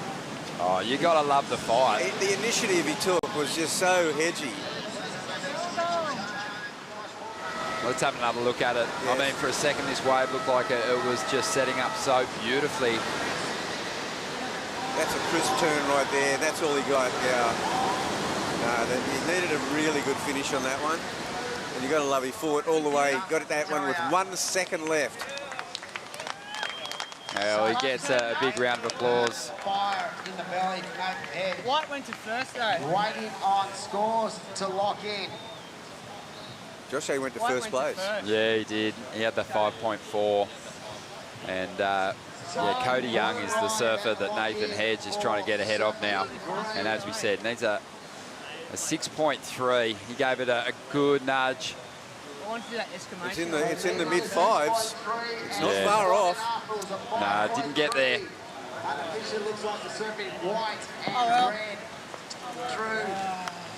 And he's just digesting the loss, taking it on the chin. Cody Young, though, survives here in second place, but Jose Faulkner, impressive stuff from the South African. And we're going to get another look at how Faulkner got himself the victory here. He had a bit of a slow start to this one and really started to light up towards the end. Let's dive into the Harvey Norman heat recap here. Here's Cody Young.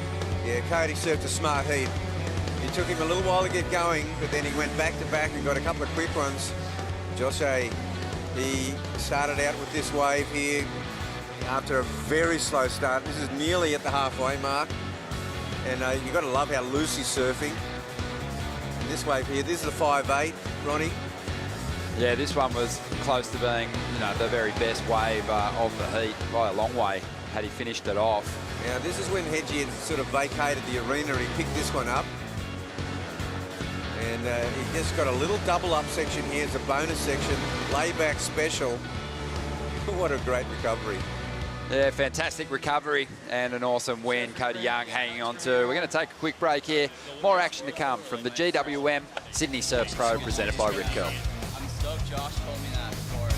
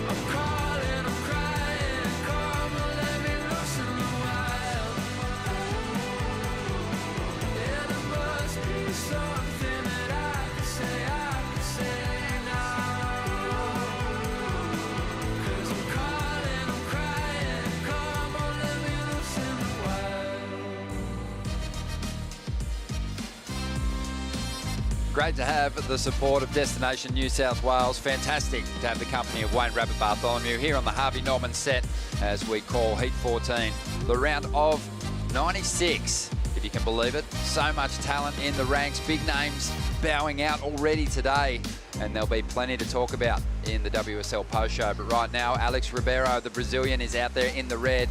Kai Kobayashi will be out there in the blue. Mateus Navarro, the Brazilian, in the white, and Joshua Moniz making a competitive return. Fantastic to see him back after he broke his neck. He was free surfing over in Portugal during the Challenger Series event there last season. So it's been a miraculous turnaround. And Josh had this wave during the break bugs. Yeah, it's so good to see Josh back in the jersey and just back surfing and being completely recovered. Because he comes from such an amazing surfing family. His dad, Tony, and I had many surfs. We were in semi-finals of the Pipe Masters together. He's a great guy, Tony. He sure is. Sending a big shout out to Tammy and Tony. They'd be watching, the whole family would be. But look at this wave for Kai. What a way to get started for him. Super explosive, making the most of that shore break. And this is Mateus Navarro. This guy's a bit of a live wire as well. Oh, yeah. Yeah, well, I think they would have taken a book, you know, seen what Cody Young did in that last heat. He got those, as that tide goes out, you don't need the bigger sets. The bigger sets are a little bit sus on the bank. The smaller ones hit the bank properly, so Josh getting off to a pretty decent start. He got a 4-1-1, a 4-1 for that wave. And this is Alex Rivera. This guy had some moments up there at the Boost Mobile Gold Coast Pro. And he's going to have some moments here too. That was a really clean rotation, great finish. He's got that refined approach. Yeah. And you can tell that, you know, he's got the kind of composure in heats that, you know, it's not a surprise that he's been to the CT before. No, he's definitely the danger man in the red singlet in this particular heat. And you could tell on his forehand, I mean, those beach breaks in Brazil, a little bit of backwash doesn't worry him. Yeah, it was great to see him fight his way back on the CT in a shortened year in 2021. You know, unfortunately, he fell below the cut line and back on the Challenger Series. But Alex, I think we saw it on the Gold Coast at Snapper Rocks.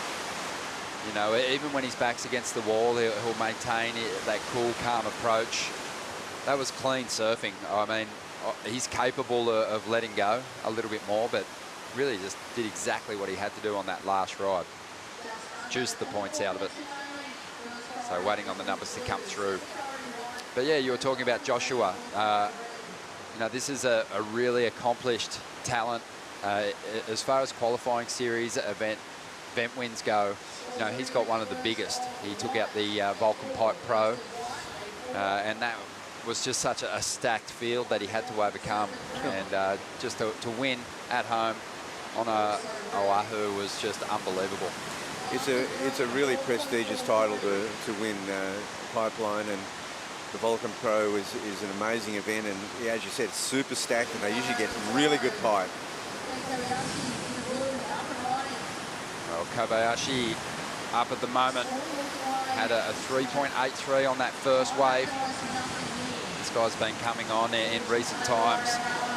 Yeah, another one of those just incredible talents coming out of San Clemente.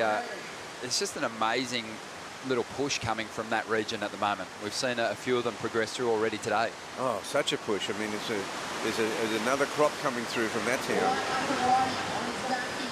Mateus Navarro up at the moment. Yeah, well, as you said, I haven't seen a lot of him surfing, but he looks to be fully energized and just a spring, coiled spring. Had a 4 on his first wave. That one was a little sleepier than the first. So not sure it's going to go too high on the scale for the panel. But just talking about the history of major events here, Bugs, you were victorious in 82, and at that point the Surf About was a mobile event, but it came on the schedule much earlier than that. Oh, look, it was the we'll see this wave here of Matu, and this will be, well, I don't know if it'll better his 4, but it'll be somewhere around the same. But yeah, it was the brainchild. First of all, we'll see Joshua. It'd be good for him if he could break out of that 4-point range here. It's a slightly bigger wave. He's trying to get through that inside section. Yeah, and that's proved a bit of a struggle for competitors in the last few heats. A couple of lumps and bumps through that inside. He had a 4.43 on his previous wave, trying to get rid of the 4.1. Yeah, it was a wave that sort of went off the bank, came back on the bank, went off the bank, and then had a kind of a funky inside section. It's really hard to put that one together. Yeah, but Graham Cassidy was the brainchild of Graham Cassidy was the 2SM Coca-Cola Surf Bout. And you've got to think about it. This is 1974. It had a 12-day waiting period. It was domiciled. It lived at North Narrabeen, and it went mobile anywhere. And it was the richest event in the world. It was an amazing event. It was like a dream tour event back in 1974. Yeah, so cool. And yeah, just great to have the international field here once again competing at Manly Beach. There's been some good waves today. Alex Ribeiro kicked things off with a 5.43 on that previous ride. Feeling a little dizzy out there at the moment. Loving going for those spins. he can find a big section, I think we can expect to see him launch something pretty special. Just over 20 minutes to go here. Let's hear from the winner of the last heat with Kaipo. Jose, it's a long road to get here. How good does it feel to have a victory in that heat? I'm super stoked. I got so close on the Goldie. Missed out by 0.01, so I'm super stoked to get it here. It's a long way to get here. Took me like 2 days. Yeah, so I'm super stoked to get one under the belt, and hopefully I can keep on going in the next round. Yeah, stoked. What about it? You and Aiden Mason-Camp, both of you guys staying together, both of you guys took heat wins today. How good is that for South Africans? Wow, it's amazing because I think we the only two South Africans surfing today. Actually, no, Slade still needs to surf today, but super stoked to get two of us through. Yeah, and staying with Aiden, we got up really early this morning, got a surf. Yeah, we're just super stoked there. Any people you want to thank back home? Everybody back home that supported me. I just want to thank everyone watching, my family. Yeah, stoked. Sure. Great surfing. See you in the round of 48. Keep it up. Thank you, Kaipo. Well, pretty fair to say that he's stoked. Yeah, that's so good. He had a fantastic heat, Jose, and there is no doubt a big part of the audience during that last heat was tuned in from South Africa. The timing was spot on for them, as we see now out there in the lineup. Alex Ribeiro just almost looked like he lost a fin there as he tried to ride through to the inside. 18.5 minutes to go though, and Joshua Mones letting go of a really solid turn on his last ride during the interview there. He's jumped up into second spot. Alex still just hanging on to the #1 position. Yeah, well, Alex is the only one who's broken that 5-point barrier. He's only carrying a small 3 score in the 3s for his backup wave, but that 5-4 is the critical thing. There's only been 12 minutes of the heat, so there's plenty of time left. But Manly Beach also featured in that 1974 2SM Coca-Cola Surfabout. It was 10-foot fairy bower, no leg ropes, and Batty Trelaw, before the contest started, said to me, let's go over here, and we surfed that Winky Pop. I pulled in the barrel and lost my board on the rocks, and it was a horrific experience. There's some pretty thick ones out there when the swell gets up. As we see Alex just working this wave over, riding that top third of the wave to try and generate some speed. He's brought undone by the backwash. Joshua Mones on the outside. Clean flow. Just an unbelievable style, and really does place those turns beautifully. I mean, I think throughout the day we've seen desperation in the approach of some of the competitors. It can work for you sometimes if you're able to generate some speed and find a section, but it is also refreshing to see someone who just resists the temptation of bouncing around and just goes rail to rail. Yeah, and a couple of the competitors, I think Ramsey said this morning he came down early, the tide was low and it was really, really tricky out here, and the tide's getting low again now. That bank, it's kind of, that rip bank's sort of disintegrating a little bit. There's not much water on it now, and it's going to get a lot trickier. Yeah, well, you've got an inside deep water gutter and then the shallow sandbar, so the wave actually kind of builds up this energy right there on the shore break, and it eventually has to go back out to sea. And it's almost trapped there on the inside between the pipe there just to the north of it. That's storm water, and then you get that backwash, and in that shallow water it makes the waves so hard to read. Very unpredictable sections. We've seen a lot of people come undone in the last couple of heats, so something I think the surfers are aware of is really getting the work done prior to getting to that shore break, and the finish is the bonus. Yeah. But fingers crossed that it kind of presents some opportunities for flight. We haven't seen a whole lot of airs today. Alex Ribeiro gave us one early in this heat. But I'm talking about some real amplitude, some some space between your board and the top of the wave is what we're really dying to see. Yeah, I'm really thinking it's the bigger sets are not the go. These smaller ones that are hitting the bank, this one for Josh is hitting the bank pretty good. See, they've just got little pockets all the way, and you can go top to bottom. So even though that was a smaller wave, it was connected. Super clean.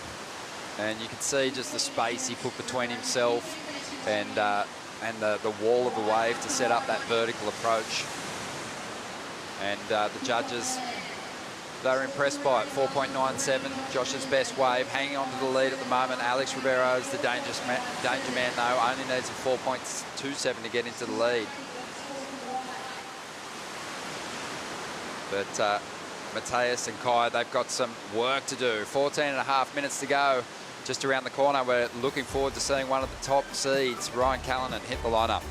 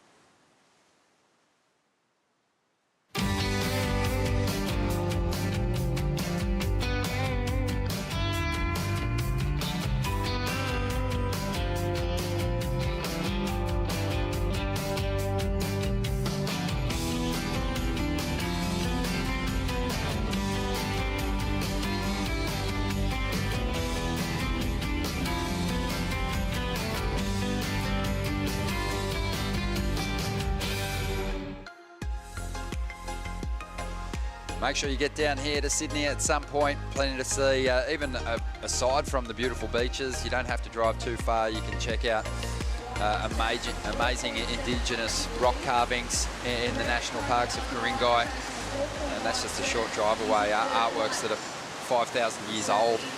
Just incredible. As we see Alex Ribeiro here, just looking to finish off one on the inside. Little fist pump. I think everyone's just happy to connect a wave start to finish out there at the moment. Kai Biyoshi, he's throwing everything at it out there, but just falling a little short. This guy's had a very measured approach out here at the moment, but it's got him out in front. Joshua Moniz, again, just flowing beautifully. Not rushing things too much. Hasn't really even had the opportunity to lay into a big individual turn, and I think he's just paced himself really nicely so far. Yeah, so do I. And he hasn't quite broken into that 5-point range, and Matthew has already moved into second place, but we haven't got Alex Ribeiro's next wave, so momentarily there's been a shift in the top two. Well, Alex, I think we made the point earlier on, I believe it was Alex Ribeiro. Maybe it looked like he lost a fin at one point, and it appears that he did. I'm pretty sure it was Alex's board.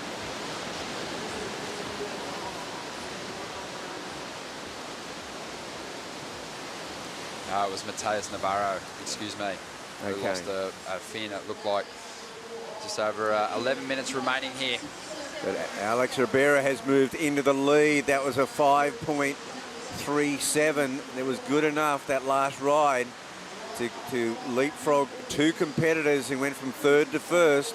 Josh Moniz now back to second. So let's have a look at it. 5.37. He's got the two highest scores of this heat so far. Yeah, well, he brought it onto that short break. It was just, you know, really crisp. Not a lot of manoeuvres, just nice crisp manoeuvres. This wave by Josh. Really better? He's a 4.73. I don't think so, because it just didn't have a really dynamic finish. Yeah, Joshua's back in second position. Mateus Navarro on his backup board now. He's trying to chase him down. He's after a 4.78. Kobayashi's after a 5.87 to get himself out of fourth place here. Thinking about equipment. I mean, Alex Ribeiro's had the support of Matt Biolis for a long time. Had some big performances on his boards over the years. But this stretch, Northern Beaches, produced some world-class shapers, and it was a real innovative little mecca for a while there, Bugs. Oh, well, Brookvale was the hub, the hub of Australian surfing. There was so much going on. Of course, Midget was there, but also, Jackson surfboards. I mean, Shane surfboards. Terry Fitzgerald got his start there. I mean, it was unbelievable. Brookvale was where it was all at for the surfboard industry. And materials too. It was a big part of it. Bennett foam. Bennett foam. I mean, massive.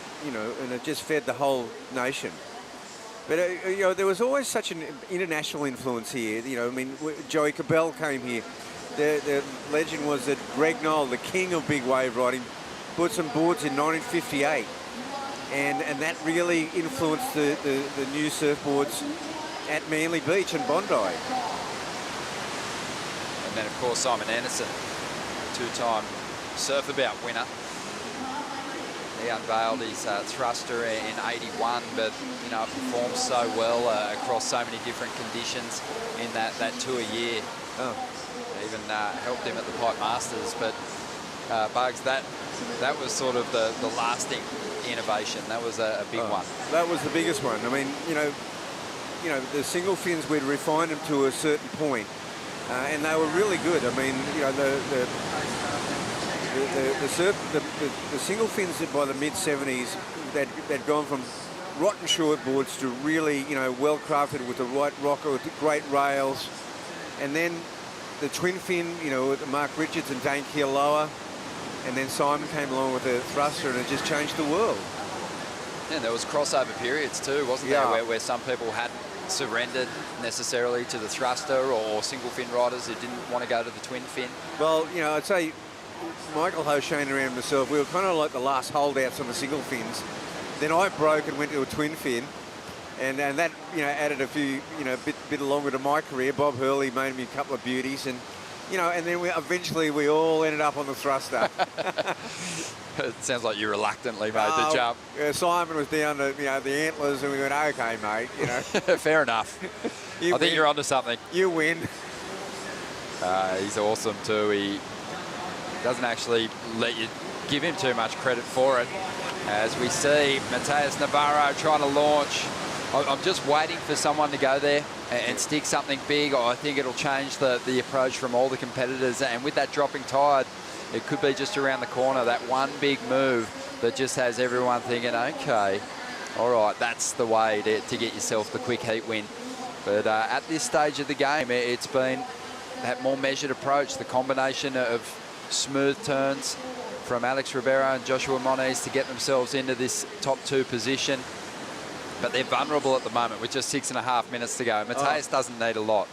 And Kai's out there only looking for a 5.87. No, this has been a pretty low-scoring heat, really. I mean, only one surf has broken the 5-point barrier. So it's a very tenuous hold on even first place. Alex has a look at one there. I think he's really at the forefront of his mind now, where is find a ramp and throw something big. He's hunting around on the inside. Mateus now just a transition turn to kick this one off. Gets a bit more room to move on the second manoeuvre, just really milking the points out of this ride. Well, it did well to really get that board back into the pocket a couple of times at the end of that wave. Only needs a 4.78 to get ahead of Joshua at the moment, but I think some comparisons will be made to the smooth approach and the rounded, committed approach that Joshua had on his 4-point rides. Well, that's right, because this middle part of this wave here, right here, it's not much really happening here. and then he sort of manufactures his score at the end. Yeah, he got a couple of slick moves at the end of that wave. It's going to be close, for sure. 5 minutes, 20 seconds to go. It's by no means the wave that's going to decide the heat, but to me it's an interesting one. When all the scores are compressed down in that 4-point range, you know, you are splitting hairs, and there's not a whole lot of room there. You wouldn't give that wave a 3. It's going to be a mid-range 4, you'd think, of some point. But let's dive into the Harvey Norman heat recap. Alex Ribeiro getting things started early, the nice rotation, finished this wave off well too. Yeah, that was, that opened it up with that 5-4-3. And Josh Muniz, he gets this wave here that just hits the bank nicely. This is the one I reckon you've got to be looking for. The one that we can go top to bottom all the way. And Alex, again, backs up here. This is the 5-3-7. He got 3 slick moves in here. Yeah, Mateus Navarro's actually jumped up into second position now. This wave did come through at a 4.93. Yeah, and he just did it in these last 2 moves. He kind of squeezed that in. I think the second last turn is where the points came from. Yeah. I honestly didn't feel like it was going to get there. But again, you know, it's just so compressed at the lower end of the scale. I don't think the numbers for Josh were necessarily wrong, but I just kind of like the room that Josh had and the flow between his manoeuvres. Yeah, when I first saw Josh's wave, I thought he'd broken into the 5s for sure. So it's, you know, now going to be all pressure on Josh. He's been in that qualifying position now for a good majority of the heat. First time he finds himself outside the top 2. And we'll see how he deals with it. Only needs a 4.89 to get back in the second spot. Well, when you think about it, I mean, Kai Kobayashi has not been sighted, and he still only needs a 6. Yeah, he's been really quiet out there. This is a guy that had a win on that ultra competitive region over there in North America. Had a victory at Morro Bay. Got a win over Cam Richards there. And came into this Challenger Series as the #2 North American seed. It's huge when you look at the names that are below him in that seed order. Yeah, he knows how to get it done. So 3 minutes to go, and he's got to find something out here. Yeah, the 6-point range hasn't been threatened by any of the competitors yet. No, not in this heat, but in the last few heats it certainly has. So, you know, anything can happen. Just get that right wave. It's going to have to, I believe it's going to have to come from deep, and you're going to have to come from behind the section, and there's just little pockets all the way to the beach. Yeah, 2.5 minutes to go, time ticking by, nervous times. I guess the real concern for the competitors is now, Bugs, we had such consistency in the quality rides earlier on, and now they're a bit few and far between. So even if the swell lines sort of roll in, you don't know if they're going to hold up, if they're going to shut down out there at the moment. Yeah, no, you've got that, you know, it really is a rip bank. You've got to paddle there and tack to stay on the bank. If you sit there for a while, Mateus has come over here to the right. He's off the bank. He's obviously looking for a right-hander because he's got 4th priority, for sure.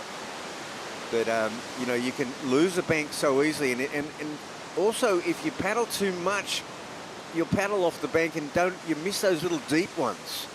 You've got to be right on the money. I think Mateus is maybe giving himself just a little bit of room to potentially up the requirement if he can find a right, maybe just one big individual turn. But sitting in that position of no priority when there's 3 competitors all looking to shore up their position in the heat, it doesn't leave you with much of an opportunity to weigh in if there is just a couple of waves rolling through in the dying stages. So he's taken the right a course of action for sure. The rights have been very wall, but here we go. Well, this is going to be it for Joshua. 1 minute to go, and he's after a 4.89. Nice hit there. Needs something big, though, something steep on the inside to tap into. Gets a little hung up, the frustration on show. And I think this is going to be a heat where he probably looks back on the numbers. It was always going to be a close one, but, you know, it wasn't unanimous from the panel. There was a couple of surfers that felt Mateus maybe fell under the requirement. A few gave him the nod, but that might not matter because he might improve on his position at the moment with this ride. Yeah, he might too. It was a better wave. He had a couple of 4.93s. This one's winding down, 20 seconds to go here. Alex Ribeiro has gotten the job done. Joshua Moniz, you just know that, you know, he didn't finish that last one off properly. And already Mateo starting to celebrate. He knows he survived a very close one there. Super close heat. Bit of a low-scoring heat. They had to graft the victory. You get no second chances on the Challenger Series. You've got to make that top 2 in that first round. Otherwise, you're starting to think about the next venue, the next stop on the Challenger Series. Alex Ribeiro gets the victory. Mateus Navarro hangs on for second spot in a close one. Nothing separating he and Joshua Moniz. Kai Kobayashi, he's going to look to fight back at the next stop. We're going to take a quick break here. We'll be back with more from the GWM Sydney Surf Pro presented by Rip Curl in just a moment.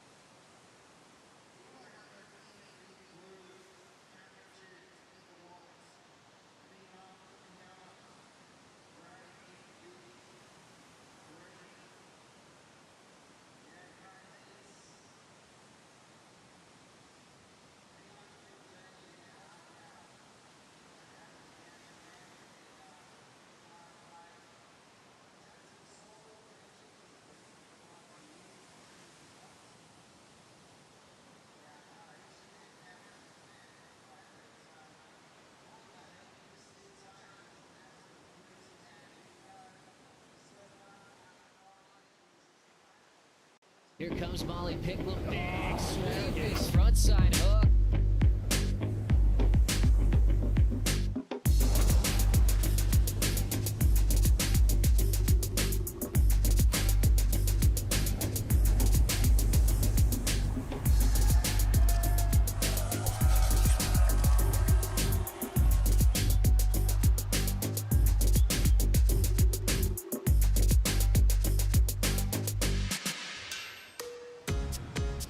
We are currently on stop number 2 of the 2022 Challenger Series. We've got 8 events on the schedule for this year. Kicking off the GWM Sydney Surf Pro today with the men's round of 96. Ryan Callanan, Eli Hanneman, Cam Richards, and Mihimana Bray in the lineup right now, battling it out for an opportunity to advance into the round of 48. Getting into a nice knifing rail cut back from Ryan Callanan to start off his campaign this afternoon. It's been a long day waiting for him to get an opportunity to put his first score on the board. Answering straight back, it's Mihimana Bray, representing French Polynesia, driving back into the pocket and really trying to link this wave together for all that it's worth on the inside section. Does well to ditch the fins on the finish. And Cam Richards with an opportunity as well on the start. Got a nice pocket to kick off with, and then that wave goes soft and he decides to get on out of there. Scores to come through.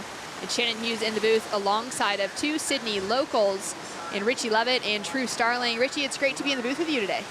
Yeah, thanks, Shannon. It's great to be, we've missed each other. We haven't been in the booth for a while. So, no, this is cool. I'm super excited to have pro surfing back at Manly Beach, having grown up here, having watched all the events come to town over the years, and now to be able to call the action's pretty special. And great wave here for Arcal to get things going.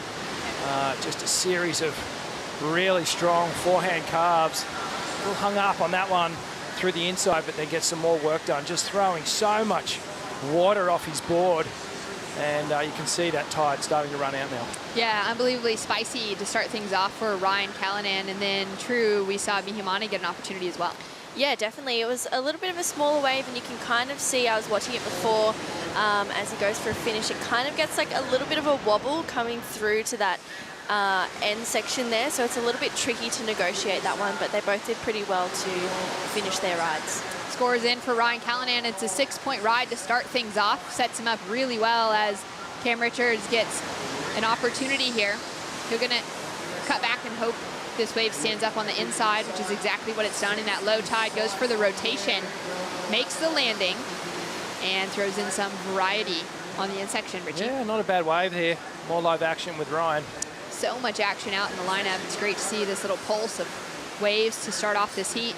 Ryan with a couple snaps to start off with, makes it around, lays it on rail for that last turn, coming through on his forehand, looking really sharp.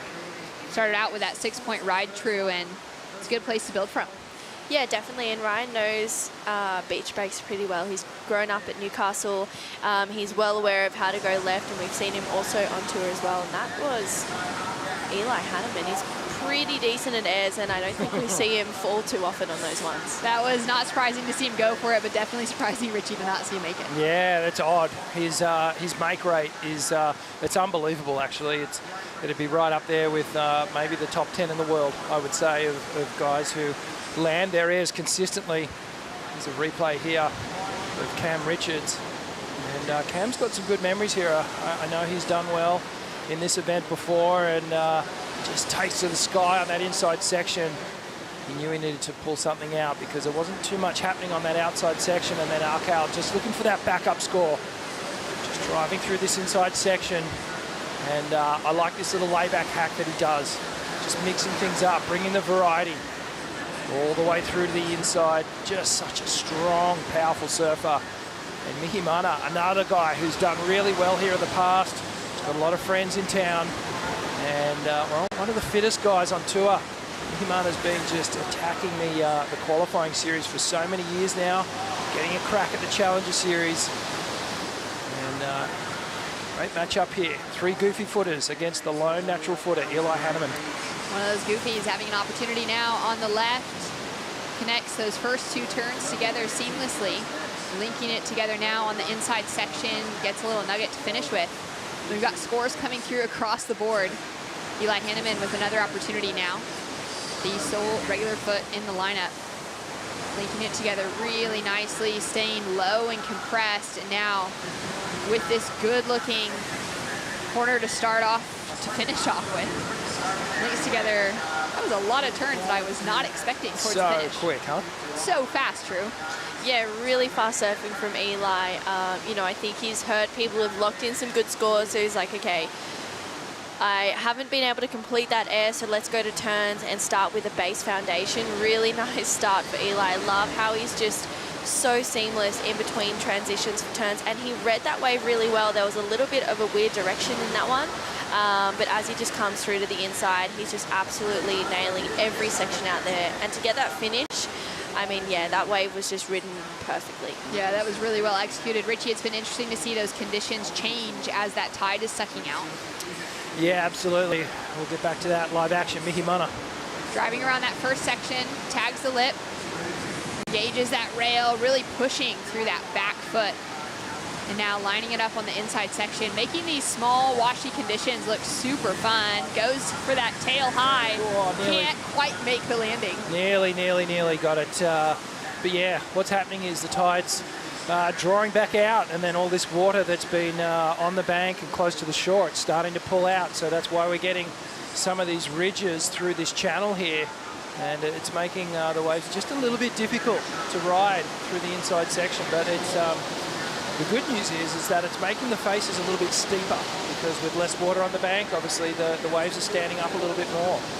And it's set for an exciting afternoon of surfing. We'll see this tide running out. The swirls are going to keep building through the next few days. And the winds also changed a little bit, Shannon. We had offshore winds this morning and through most of the day. It's just starting to puff around to the south a little bit more, creating a bit more surface texture. You can see the lip line little bit more split up.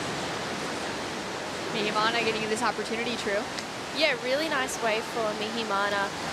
He's finishing this one pretty well as he goes to the air, but unfortunately just a little unlucky with that rotation back around. That board just kind of clipping and he kind of over-rotates too quickly there. But, you know, great signs for the rest of the heat. It's actually pretty interesting. Cam Richards, who's from Florida, he's actually an underground charger, and he went and did a strike mission to Tahiti, and there's these insane clips on his Instagram of him getting proper barreled at chopes, like proper insane. And I was watching them in the break just going, wow, okay, so he can surf small waves like this. He feels comfortable out here being from Florida, but you know, he's well and truly comfortable out in the big stuff. There's something in the water in Florida, because you think of all the chargers that have come from there, the Hobgood brothers, obviously Kelly Slater, Cam Richards. There's so many names that come out of that area, and I don't know what it is. It's because they surf such small waves over there. Yeah. They just must feed off that and just want to tap into the energy. But I think Cam Richards may have even had wave of the winter one year, I think. He did. Yeah, he did, huh? Yep, he did. So Cam's actually from South Carolina, which is just 2 states up from Florida. Right. But it's that East Coast pocket that just doesn't get a lot of swell aside from the winter. South Carolina picks up a little bit better size and conditions through those winter seasons. As Ryan Callahan's just racing down the line, making it look pretty fun and easy, throws that tail around on the finish. He's currently sitting out in front with a 6 and a 5.60. Cam Richards now sitting in that advancing position. He improved his situation after his first 2 waves by putting a 6.03 on the scoreboard. And we'll take another look at this one from Arcal and see if he's able to increase the situation. Yeah, nice little left here. Big wraparound cutback for Ryan to start things off, and a second. You can just see pumping the legs, going for speed. Just hits that oncoming section, gets the rotation. It's a little bit out of control, but he got to the finish, got to the completion, so that'll help his scoreline. Scores filtering in now for last of Ryan Callahan. For Eli Hanneman as well, he started out with those couple of ones. He's now put a 5.13 on the scoreboard, and he's chasing out a 5.08 to put himself into the advancing position, but he's in a good spot now with that 5. Down to 18 minutes, 45 seconds on the clock, and we're going to catch up with Alex Ribeiro after a great heat win. Showing your experience there, Alex. A very controlled heat there, my man. Yeah, it's a really hard heat there. Now is low tide, so the waves like change too much, the bank. So yeah, I stoked to make my heat. My board work good, I epoxy board. So yeah, excited to compete tomorrow. Talk to us about the big difference between a PU and an epoxy on days like today. Days like today is like smaller, not much winds, so the waves like when clean, and it's better for me. Like the boards stay a little bit more out the water. So I try to the PU boards in there, but I feel better this. So yeah, my boards are like a really good board. I'm super confident with that board. So yeah, it's okay. I think it's about midnight in Brazil, but Brazil never sleeps. So did you want to say hello? Aí, galera, sei que tá todo mundo acordado aí, tem a galera acordada. Obrigado pela torcida, tamo junto. E passamos mais uma. Valeu. Thanks for your time, Alex. Well done. Stoked to see Alex advancing through, keeping that hope alive of getting back to the championship tour. Yeah, it's always a little bit of a sting, isn't it, when you've had a taste of the good life on the championship tour and then you fall off. And well, he's on the right pathway to get back on there. His heat's starting to shape up nicely. Yeah, a real flurry of action in those first 10 minutes. As we take another look at what we saw during the break from Cam Richards, True. Wow. Wow, he just bunny hops over Mihimana there. Wow, that was pretty crazy. He didn't change his line, which I really liked, but then it almost forced him to have to kick out of that one pretty early. It's pretty amazing thinking back to that conversation around the East Coast surfers coming out of the United States. Out of Florida, it is a lot of those weaker, kind of sloppy waves, a lot of wind swell generated. Of course, then going up the coast, you get some better beach breaks through North and South Carolina, where Cam Richards is from. They get some really heavy swell on offer through the winter, but most of the year it is just small and sloppy and not that great. And there just seems to be this sort of favor, I think, with surfers coming out of regions of the world like that, where they just don't have the best waves on offer, that then make them maybe even more hungry to go chase out really good surf globally and really push themselves when they get an opportunity to surf in something pretty exceptional. Yeah, there's often that need to want to prove yourself, I guess, in conditions that are the opposite of what you're known for. We go live action. Arkal with the opportunity again, sitting in the lead, just knifes it through that first carve. So much power and precision, then tags the lip. Can really sense the hunger within his surfing crew. Yeah, definitely. You know, it was unfortunate that he missed the first event at Pipeline due to being injured and then needing to kind of having that pressure to get those results throughout the rest of the year, and then unfortunately not making the cut. You can see he's hungry to get further into the draw, especially in the Challenger Series, to re-qualify for the CT. 15 minutes on the clock. Arkal sitting in the lead. We got scores coming through all over the place. We got Kaipo Guerrero somewhere around the contest site. Where are you at? I'm in Manly, as you can see, and my Bailey's ladder comes in very handy. It gives me extra height, and that makes me happy. Yeah, I love my Bailey's ladder. I take it everywhere. You can see me every day on it. Oh my gosh, Kaipo. I love having Kaipo on our team. He always brings the energy. Kaipo's been on the road for a long time. He's been away from home. He needs to really get back to his family. Oh, that was great. Thanks so much to Bailey Ladders for throwing some support this way into the surf scene. That's an unlikely sponsor, and we're loving it. It's cool. Well, we need a ladder to change the scoreboard. So. Hey, that's actually a very likely surf sponsor. And to build this mini city that we've constructed down here at Manly. So it's coming in handy. It really is. Paddle now from Eli Hanneman. He dropped that 5.13 for his last wave. Now he's got this on offer. Nice backhand attack on those first two turns. Goes for the variety on the finish. Ryan answering back now. Eli just looks a little bit unsettled to me. I feel like he just needs to just wait this out, get into the priority rotation, and then just start picking a better wave. I mean, he has the ability to make a subpar wave look really good. He's that good, and he's got the tricks, he's got the maneuvers, but I just feel like if he lets these other surfers keep getting the better waves, he's going to get left behind. So just needs to settle into this heat a little bit better. Mihimana having a look now, sitting with priority. Eyeing off down the line as he's just dropped down into fourth. Tags the lip, ditches those fins. Engages the rail to carve back. As this wave begins to stand up, to steepen up on the inside section. It hasn't quite gotten there. It's offering him a little bit more to work with, but probably not what he was hoping for either. 13 minutes on the clock. We've got a score to come through from Ryan Callanan. Now from Mihimana Bray. And so much action that we've seen throughout this heat so far. As we wait for those scores to drop in, we're going to go to a quick break, a Bonsoy brew break, and we'll be back with more action right after this.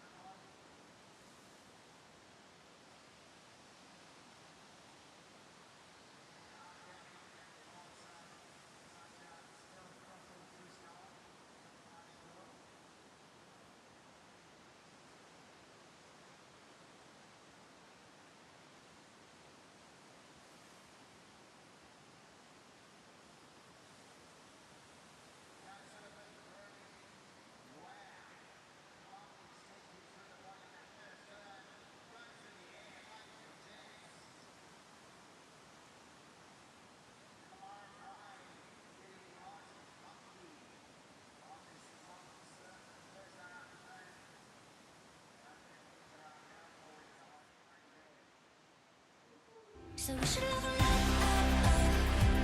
I know that I said baby, we got this chance to make it last.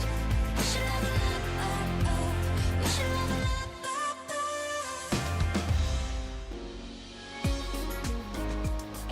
We love New South Wales because we all live here. I'm just down the coast, the south coast of Sydney. You two growing up right here in this area and spending as much time as you can within the state. Oh, absolutely. It's an amazing place to live, isn't it? Yes, definitely one of the best, I reckon. Ryan Callanan tagging the lip on the finish.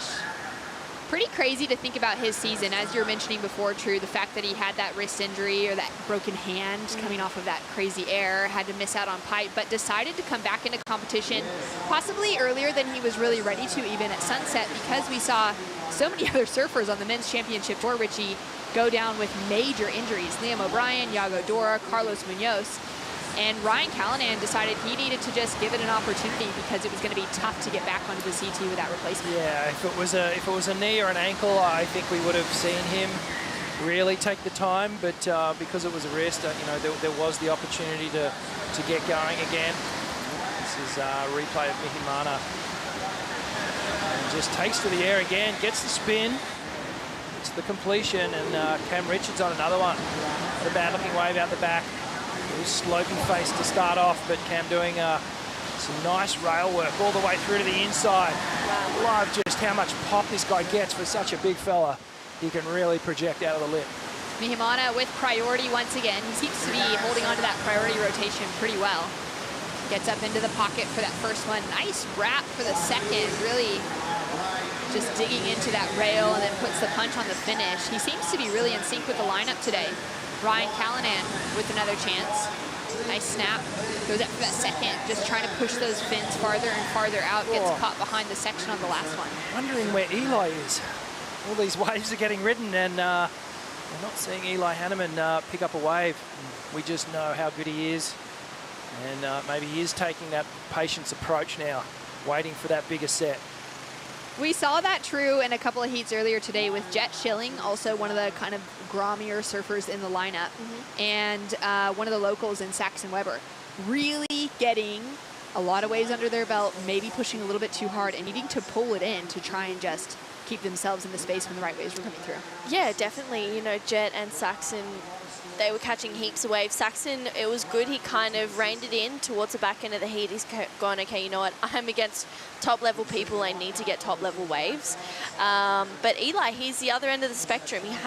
He's had a few waves, but nothing of much substance. So he really needs to get in that priority rotation where he can get a great set and then really unload on a good wave to lock in a better score. Well, talking about great sets with just under 9 minutes on the clock, Stace Galbraith, you're out there with the conditions report. How are those sets looking for the afternoon? Yeah, thanks, Shannon. I'm here with an Oakberry surf conditions update, and it's still pumping. I was really concerned about what this lower tide was going to do with this big a swell. We haven't seen a swell this big all week on this part of the tide, but the bank is just holding up beautifully. We do have a low tide at about 4:30, and Manly has been known to stretch out sometimes, particularly on these south swells, but no closeouts in sight. It's looking so rippable right now. Now, Stace, have you noticed any difference in the positioning of the guys in the lineup with that tide changing? Yeah, you'll definitely notice the surface sitting a little further out, and I think the waves like Ryan Callanan's last wave and Mihimana Bray's last wave are the waves they're looking for. No sleepy section in the middle and just vertical green face the whole way through to the shore. Beautiful. Thanks so much, Stace, as we see Eli just get caught behind the section. Wow, that was an odd decision, and he was second priority in the rotation there, so an opportunity wasted for Eli. Odd choice of waves, really. Mihimana picking it out on that fourth place position before, now pushing the tail once again, looking really good. He's put himself up into the lead. Great wave selection. His last two waves dropping through as his highest took him from fourth into first with a 5.63 and a 6.9. We're now waiting for another score to come in. Yeah, I don't know if that last wave is going to factor in, but that maneuver itself was really dynamic up and over that section. Kind of blew the tail out of his board. It was kind of got the juices flowing. What is it about a maneuver like that, really blowing the tail out, that brings in that difference and that critical factor? Yeah, whenever you're sort of pushing above the lip, there's that moment where you're actually out of control and you're disconnected from the wave. And that ability to regain control, I mean, all that factors in when the judges are looking at it. You could stay safe and stay connected to the wave and just carve your board around, but when you disconnect, it creates this sort of uncertainty about the maneuver, and that's what the high-risk element is. Love seeing that sort of surfing come through. It seems to be a little bit more likely now, True, as we head into that low tide with some of those steeper sections standing up. Yeah, definitely. Stace was really articulate with what he was saying there in the sense that, you know, it is going to get a little bit steeper coming through to the afternoon. There was a moment there where it was starting to close out maybe a heat or two ago, but now it's kind of just reconnecting with the bank and starting to run off. And I think we're going to see some really insane surfing throughout the rest of the afternoon, especially with those vertical sections starting to offer up. It's going to be really exciting through the end of the day. We're going to run up to men's heat number 19 for the round of 96. Coming up in the next heat, we've got CT rookie and Imai Kalani DeVault up against Eli Bucas, Timothy Basso, and Ian Gavea, former CT surfer as well. So a little bit more experience in the lineup with two that have their hopes set on getting those big opportunities to compete on the elite platform of professional surfing. Yeah, it's all about making the championship tour, but you've got a bunch of work to do to get there. Especially with 96 surfers qualifying out of different regions, some surfers coming down from the championship tour like Ryan Callanan, currently in this heat. They've got that experience going up against some really hungry pack of surfers. With 96 in the draw, it's tough to walk away in those top two advancing positions heat after heat, especially because we're not starting out. There's no seeding rounds here on the Challenger Series. Mihimana taking off deep behind the pocket on that one, sitting under 4th priority.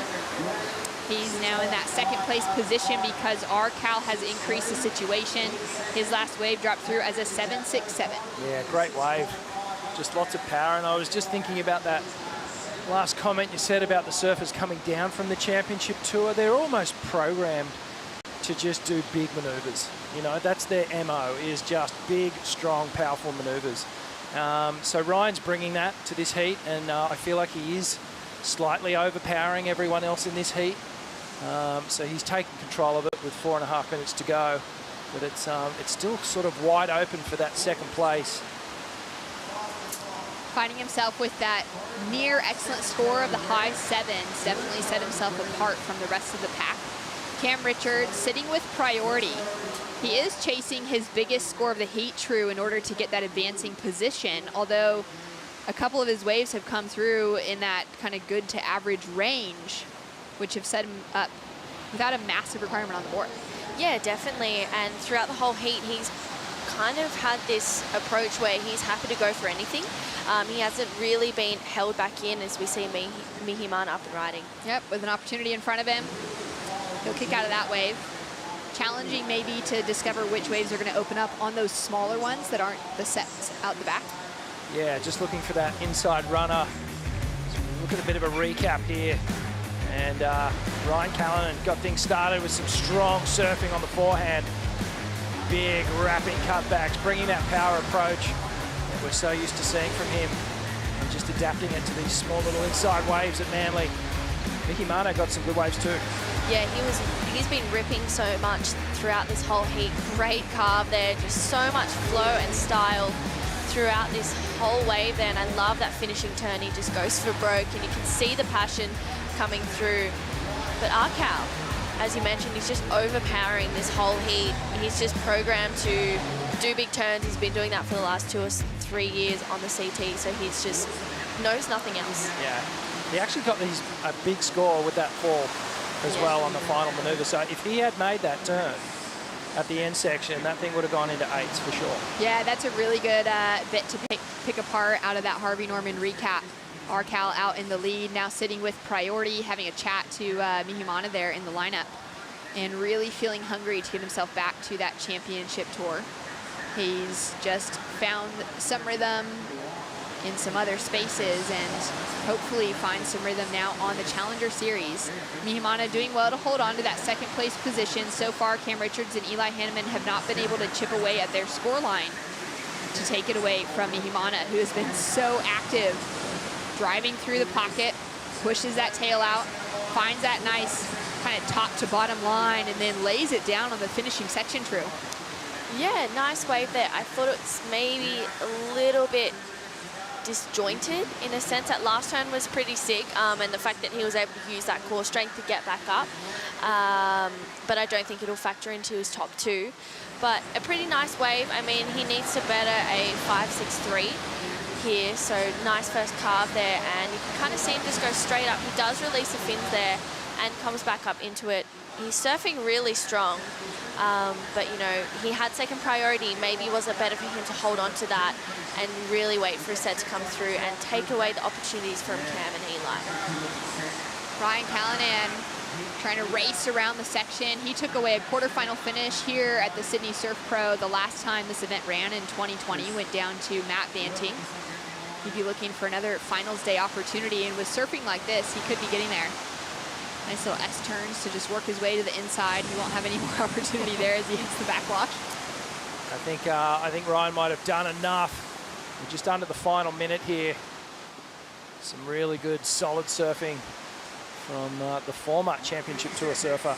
Important to find his way back. Yeah, important result for him as well, making it past this first round, because he's someone who could very easily win this whole competition. But coming into the Gold Coast, the Boost Mobile Gold Coast Pro, he lost out in round 1. Yeah, and really needing to bounce back. And sometimes it's these first heats, they can be the hardest ones. And finding that rhythm now, Cam Richards with an opportunity, chasing a 6.51 to gain that advancing position to keep the hopes of the East Coast of the U.S. alive. As he comes through the inside section, throws that tail out, rides through. Mihimana now connecting with that little pocket section. He's just surfing with so much speed, doing everything he can to keep himself in that advancing roll. Eli Hanneman with priority at the finish. It does not look like Eli was able to get another opportunity as we see scores coming through for that last exchange. This is interesting, and back to your point, True, is that if Mihimana didn't take that wave before, he could have potentially held Cam Richards off from that wave that he just got, which would have fully locked him out. But at this point now, Cam is just waiting for a score and potentially could get through this heat. If he didn't have the air at the end of that wave, I would have said, no way, he's not getting the score, but maybe. Talk us through this one and break down why he might be able to get there. All right, well, look, starts off with a little hit off the lip, and then the wave just goes kind of slopey. So Cam at this point is just thinking, okay, I got to do something pretty special on this end section. Gets a little setup snap, and then bang, gets the front side air rev. Lands it clean, but just isn't enough. I think 6.5. Today, you know, you've got to do a lot to get a 6.5, and I just feel like the top half of that wave, the front half, is maybe not quite enough. Yeah, I couldn't agree more. It's been difficult for those surfers to get a score that high today. It's in at just a 4.90. It's not enough. Ryan Callanan with a great victory over Mihimana Bray, those two advancing through into the next round. Cam Richards and Eli Hanneman out of the draw. We'll be right back with more action. Imai Kalani Devat in the lineup right after this.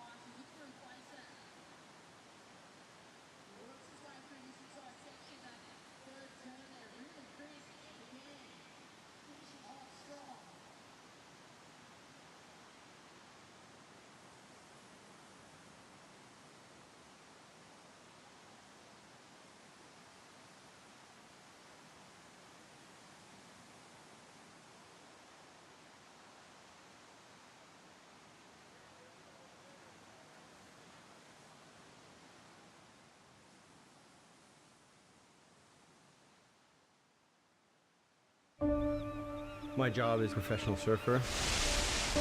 My goal is to win titles. That's what I'm here for. the world's best surfers in the world's best waves. We've had a shark attack. Whoa. It's the most intense surfing scenario you can imagine. I have to step up my game now and not make any mistakes. Oh my God. This is a war. You have to find a way to win it and do it at all costs.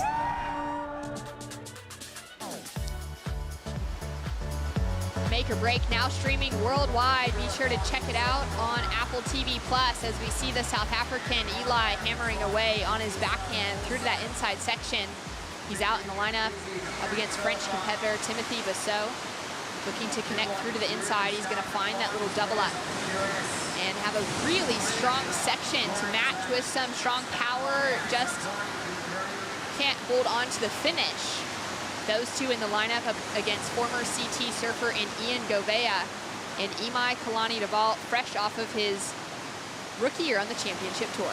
Yeah, so, well, Imai, unfortunately finding himself back on the championship tour, but this guy is just so impressive. I'm such a big fan of his surfing, and I feel like he's going to find his way back to the tour really, really quickly. But this is lining up as a great heat. Imai got an opportunity during the break, true. It locked in as a 7.00. Yeah, definitely. That just shows how talented he is. I mean, he did miss a cut, but he actually got a 9th at Bells this year, taking out Slater as well. So it was a pretty big result for him. And this is Eli Bukes up and riding, who got equal 5th in the World Junior titles in 2019 and got 3rd in Bolito last year. So Bolito's the next one. He'll probably be really comfortable going through there. A really nice ride to start.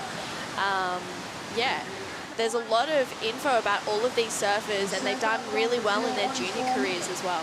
It's pretty impressive. Ian now with an opportunity on his forehand. He's working really hard to try and connect the dots through the inside section. Just couldn't quite get to that final moment. But look at the surface texture of the water here. That's that wind that's come up just in the last 10 minutes. So conditions again changing, and as this tide runs out, I don't think this wind's going to affect it too much. It's still predominantly out of the south, so it's still going to be fairly groomed out there. Great score for Imai to start off, 7-point ride. Really starting to control the heat from the opening moments. Yeah, what a way to kick things off and start out with strength. I think for him, probably drawing off a bit of what Arcal was doing in the lineup that last Yeah, heat. just, you know, again, coming back to the programming of these championship tour surfers, you don't often see them scrapping around for 4s and 5s. They know the system. They know they get those 2 waves, do some solid surfing on it, and you're going to get the decent scores. It sounds really easy in theory, but I believe that's what the championship tour does for you. It does program you to surf that way. And that's something that you learn as you're a qualifying surfer coming up through the Challenger Series, is to do those big turns.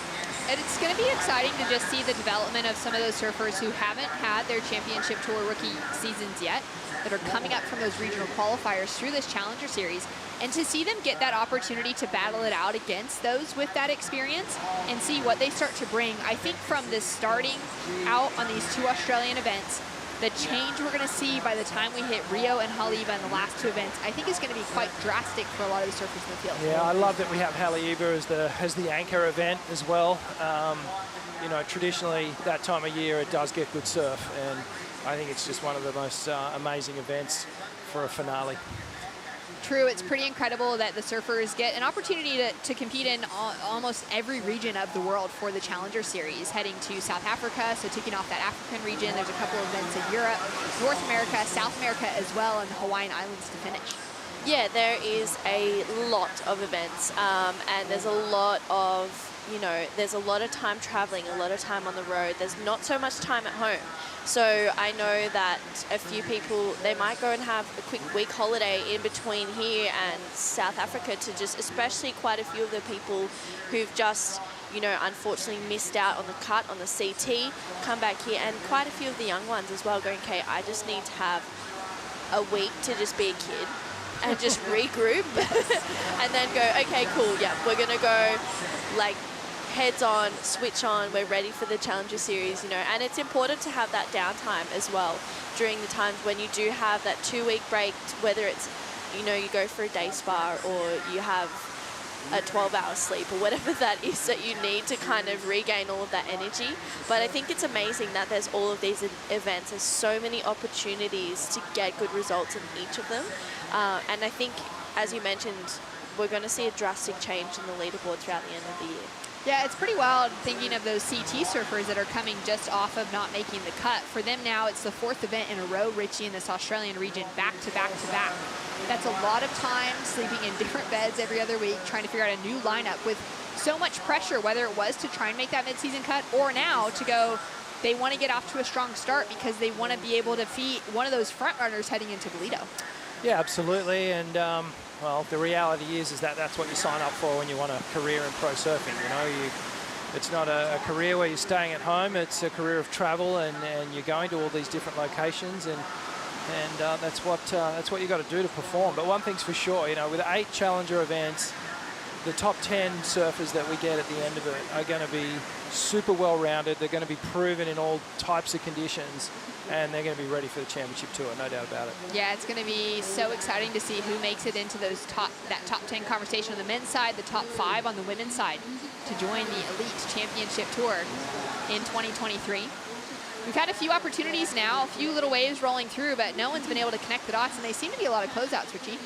Yeah, that's just with that tide running out, we are going to see some of these longer lines shutting down. The bigger sets will probably only have a really short window of opportunity, but the goofy footers with an air game would be rubbing their hands together right now going, yep, this is going to work into my favor. And those little inside sections are just going to be further and further. They're going to get pretty sparse, but here goes Jimmy Brissot.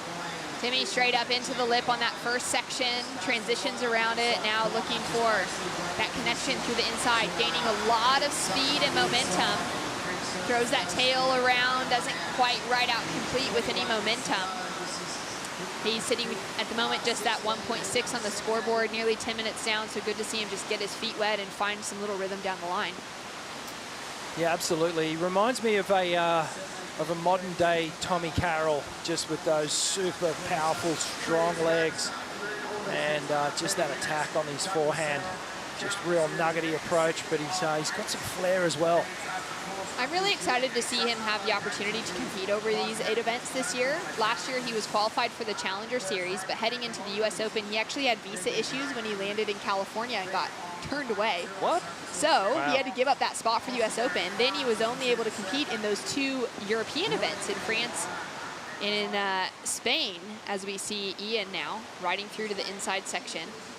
He's looking for that ramp to hit, throws that tail out the back. So it was a really interesting Challenger Series for Timothy specifically, True, because he had all of his expectations to go in hot into the US Open, and he just wasn't even able to compete. Yeah, and I think there may be a few issues this year as well. I was speaking to his partner, Elle St. Pierre, actually in Snapper, and she was saying that they're trying to get him a visa to go back into America, and they're having some time, like having a little bit of trouble getting that visa at the moment.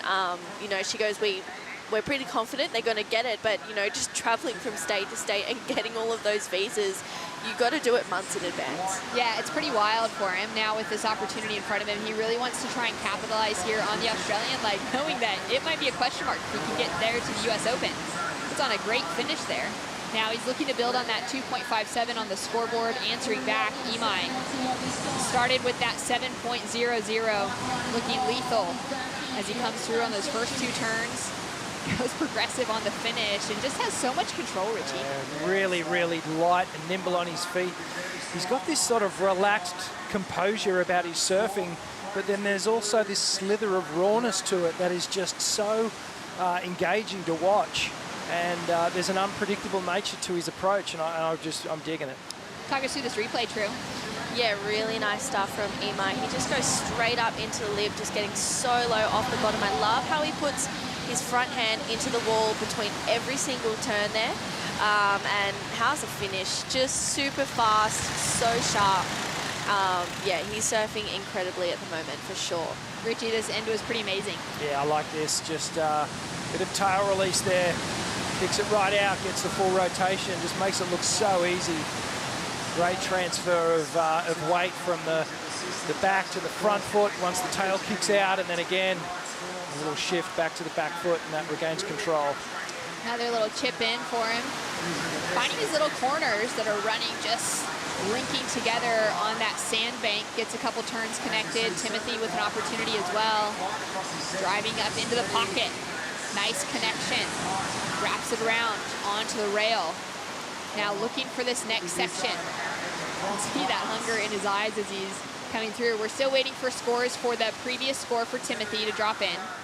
Now waiting for score for Imai Kalani to vault as well. As we wait for those, we're going to go down and catch up with Ryan Callanan. The chips definitely didn't fall in your favour to begin the year, Ryan, but I'd say it's pretty nice to see you back on the board there, mate. Yeah, for sure. There hasn't been many heat wins. I mean, just trying to find a rhythm through it all and everything, and just get some heats under the belt, to be honest. So it's really nice to just put a heat on the board, even though it was kind of back and forth, and scores came in, flip-flops. But yeah, just to get some waves, and you know, I feel like I've been surfing really well all year, but they just a couple haven't gone my way, and I've made some stupid mistakes. And but I mean, I feel like I'm surfing good, and just once it clicks, it should be all good. So hopefully this is the start. Definitely look like you're on your way to a start there. Talk to us about having a red jersey. For us, it's the top seed. We look at it that way. Do you feel that way? I definitely have confidence. You know, just the Challenger Series is so hard, but I mean that World Tour that I've been kind of chipping away at the last few years, that is just unbelievably tricky. So, you know, coming back here, the 4-man heats make it a bit tricky, but it's definitely nice to put on the red jersey. It gives me a bit of confidence, makes me feel like I'm still pretty good. So, yeah, I mean, I really enjoy it. I'd love to see you back in a red jersey in the World Tour soon, mate. But in the meantime, did you want to sing out back to Newcastle? Yeah, hopefully there's some people watching, but thanks for tuning in, supporting me, and feeling all the love. Cheers. Thanks, Ryan. Nearly halfway through this heat, Imai still sitting out in front, waiting for that last score to drop through. And good to see Ryan finding that heat win. It's been a tough struggle for him this year on those championship tour events.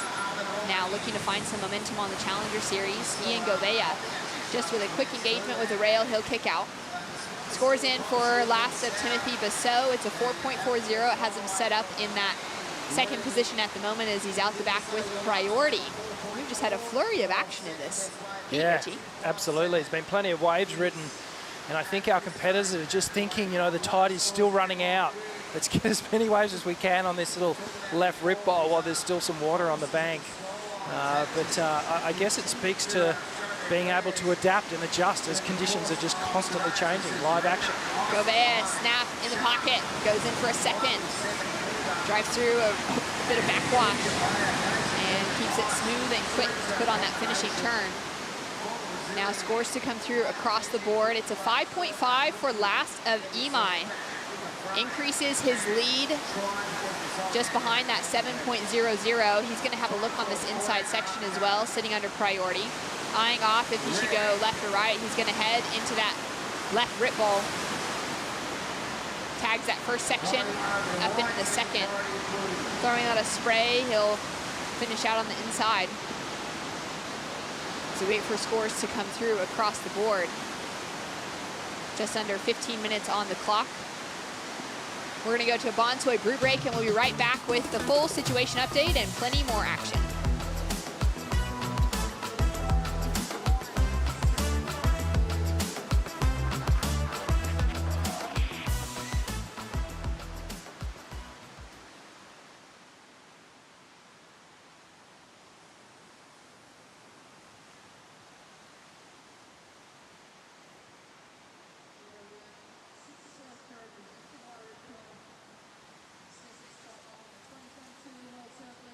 Series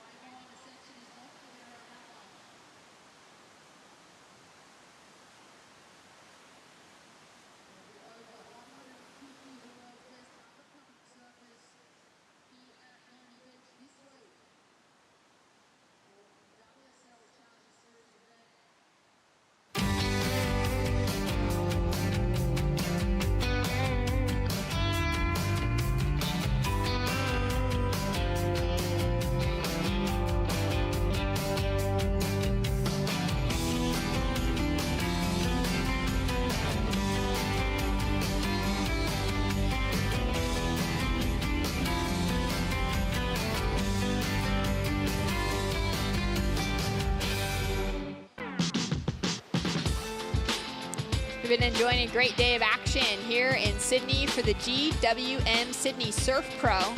Some great waves on offer, a lot more than we were expecting when we showed up this morning, and it's been the same story for about 3 days in a row, expecting it to be flat. And just these little pulses rolling through the lineup. It's been so fun to be able to see the surfers from the World Longboard Tour get a start out the last few days, and then now to see the Challenger Series finally kick off. There's been so many waves ridden in this heat, but surprisingly, we've seen only 3 waves go above that 5-point range, Richie. Yeah, it's a telling sign of just what's happening with the conditions, but our surfers are adapting, they're adjusting, there are scoring potential out there, no doubt about it. And I think we're going to see an interesting final 11 minutes to this one. Yeah, it's kind of crazy. We've seen roughly 20 waves caught that have not gone above a 4. Just that one big 7 from Imai on the start, maybe telling that the conditions just changing a little bit, even into the deeper end of this heat, True. Yeah, definitely. It's starting to get a little bit trickier this afternoon. You can see the waves are kind of not as slopier as they were a little bit earlier. Engaging that rail, Ian Gouveia now looking for this corner. He's managed to put himself up into that advancing position now, dropping in a 5.07 for his last wave, now chasing a 7.43 to take the lead. And Ian, it's been great to see him back in the jersey. He's one of those friendliest faces that we can see around the contest site. Every time you run into him, he's just always up for a chat. It's so pleasant to spend some time with. Imai now, just with that quick wobble out the back of that wave as it goes completely soft. And Ian's been spending some time with Mateus Hurdy. I've seen them training together behind the scenes, getting those warm-ups in. It's great to see him pouring back into that next generation, Richie, of Brazilian surfers. Yeah, absolutely. And obviously Mateus is well, one of the next big things to come out of Brazil. He'll be in action tomorrow morning. He won't get a surf today, but I bumped into him earlier today. He had a really good surf down the beach. He said it was absolutely firing. And his approach is just so dynamic, so futuristic, and really kind of very similar approach to Philippe, I think. And he's got a huge future. Yeah, it's pretty amazing, True. I feel like it kind of goes hand in hand, both for a younger up-and-coming surfer like Mateus to pull information out of Ian Gouveia, but then also for Ian to find that energy to tap into somebody that's younger, that's up and coming, and continue to push his surfing as he's been such a trailblazer for Brazil. Yeah, definitely. And I think, you know, Ian, he's come from such a rich surfing family as well, Father Fabio Gouveia. So it's really, you know, he has so much knowledge and he's soaked it up like a sponge, and for him to be able to pass that on to the younger generation of Brazilian surfers is amazing, but also for them to inspire him at the same time. You know, we saw, unfortunately, Nathan Hedge got knocked out, but he's the same thing. He was traveling with the likes of Kais King, Jacob Bartholomew, and people like that during the Australian leg of the QS, and he was tapping into their energy and almost outdoing them. Unbelievable. Timothy with an opportunity now, gets that first hook, connects with the lip, into a second, throws for the reverse, and that was pretty quick transition for those second 2 maneuvers. Yeah, nice tidy surfing there, great finish. Just got that low center of gravity and great mix of power and progression. And oh, he's looking for that 4.91. What do you think, True? Is it there? I think it'll be close. Close, yeah? Yeah. Let's take a look at it here, Richie. Yeah, I agree. Just had to fade back into the pocket. It starts to really stand up in front of him. It's a clean snap, projects down. As you said, Shannon, that transition between those 2 maneuvers, very quick. Keeps the acceleration and speed. I was chatting to Timothy just a couple of days ago, and he was looking for equipment. He was actually looking for boards to ride, knowing that the waves weren't going to be big. It was going to be small and primarily, you know, maybe head high and below. So he was on the hunt for some boards, and he gave me a call. He's like, where can I get hooked up? I don't think he's riding for any particular one brand or shaper at the moment, so he was open to suggestion, and yeah, we did what we could. But it looks like he's found a little magic little hovercraft here. It seems to be working really well for him. Sometimes there's actually the beauty of not riding for one certain brand, where you can reach out to places and go, hey, you know, and I know quite a few people have come to Australia. I think Aidan Masonkamp actually did that and got an Australian quiver from JR Surfboards. Yeah, right. So it was really cool to see that people are able to do that and kind of link in with different shapers. It's pretty amazing, especially wanting to tap in maybe to local shapers that know the type of wave that Manly is, that it's soft, that it's going to be a board that's really going to need to slice through and create some power for you. So for Timothy, the board's looking good under his feet, and he's got the score. He was chasing that 4-point ride. He got a 5.20. Takes him up into the advancing position over Gouveia and Buquez down into 4th. 7 minutes on the clock. Stace Galbraith is standing by out the back with Dometic. Thanks, Shannon. Here with one of Hawaii's favourite sons, Josh Moniz. Josh, cheering on Imai. How's he doing out there? Yeah, just cheering on Imai. He's got a really good start. Needs to kind of just seal the heat up, but he's been ripping, so he'll get it done for sure. I know you've been having a good time cheering on Seth on the World Tour, but you must have been pretty proud to see Imai get on there at the start of this year. Yeah, for sure. Seeing Imai qualify was insane. Grew up with him competing our whole lives, Seth and I, and to see him make the jump was pretty sick. Unfortunately, he didn't make the cut, but he'll be back there. He's one of the best surfers in the world, his style, his power, and yeah, he'll be back there. No doubt. And what about yourself, mate? Recovering from a really serious injury, but it's really good to see you competing again. How's life? Oh, life is great. Pretty rough run here and snapper, but that's how it goes competing, even whether you're healthy or sick. I thought this part of my life was over, so just to be here competing is sick. I couldn't be more happy. So. I love you, Josh. I'm proud of you, mate. It's really good to see you in a jersey again. Thanks for your time. Thanks, Stace. Really appreciate that gratitude coming through from Josh, of Josh just being able to soak in the moment after such a tragic incident. Yeah. It puts in perspective everything that's going on in life, and you can see Josh is just super thankful to even be competing again. And I mean, you know, yeah, sure, the losses are tough and you get over them, but you know, to have the thread of surfing taken away from you as a whole, it's another story. But great pickup here from Ian Gouveia down the beach, moving to that real northern part of the bank, surfing this one all the way to Queenscliff. And I think this is going to come into play. Good move there, good strategy, I feel like, for him, just to break away, change the rhythm. There was all these 2s and 4s and maybe 5s going on, and he's just opened it up by heading down the beach. Timothy now looking to get out of that 3rd place position as Ian Gouveia has just jumped ahead, throwing so much power in, but can't hold it together on the finish. Ian dropping in a 5.67 for that last wave, jumps him up into 2nd. Now Eli Buquez with an opportunity. Really nice backhand attack from the young South African coming out of Cape Town. Eli spent some time in Mozambique, did a trip up the east coast of Africa and chased down some of the best right-hand point breaks that are on offer in that region of the world. It's tropical, it's warm, and the surf is just so fun up near Tofu. And he got some really good waves this last year in preparation for the Challenger Series. He said it was one of those spots that, especially spending time in Mozambique, because it's those right points, it really helped him in his preparation, true for the Gold Coast. Yeah, well, get me there now, please. It's a beautiful area. I can attest to it. There's some great waves, great community, great culture. Absolutely love it. Oh, wow. Ian just smashing that first turn, looking for another section. Really loving the look of these right-handers now, and it's a total shift in his approach from the rest of the heat. Yeah, absolutely. It's he's identified these little running right-handers as this bank that has been focused on all the energy for most of the day.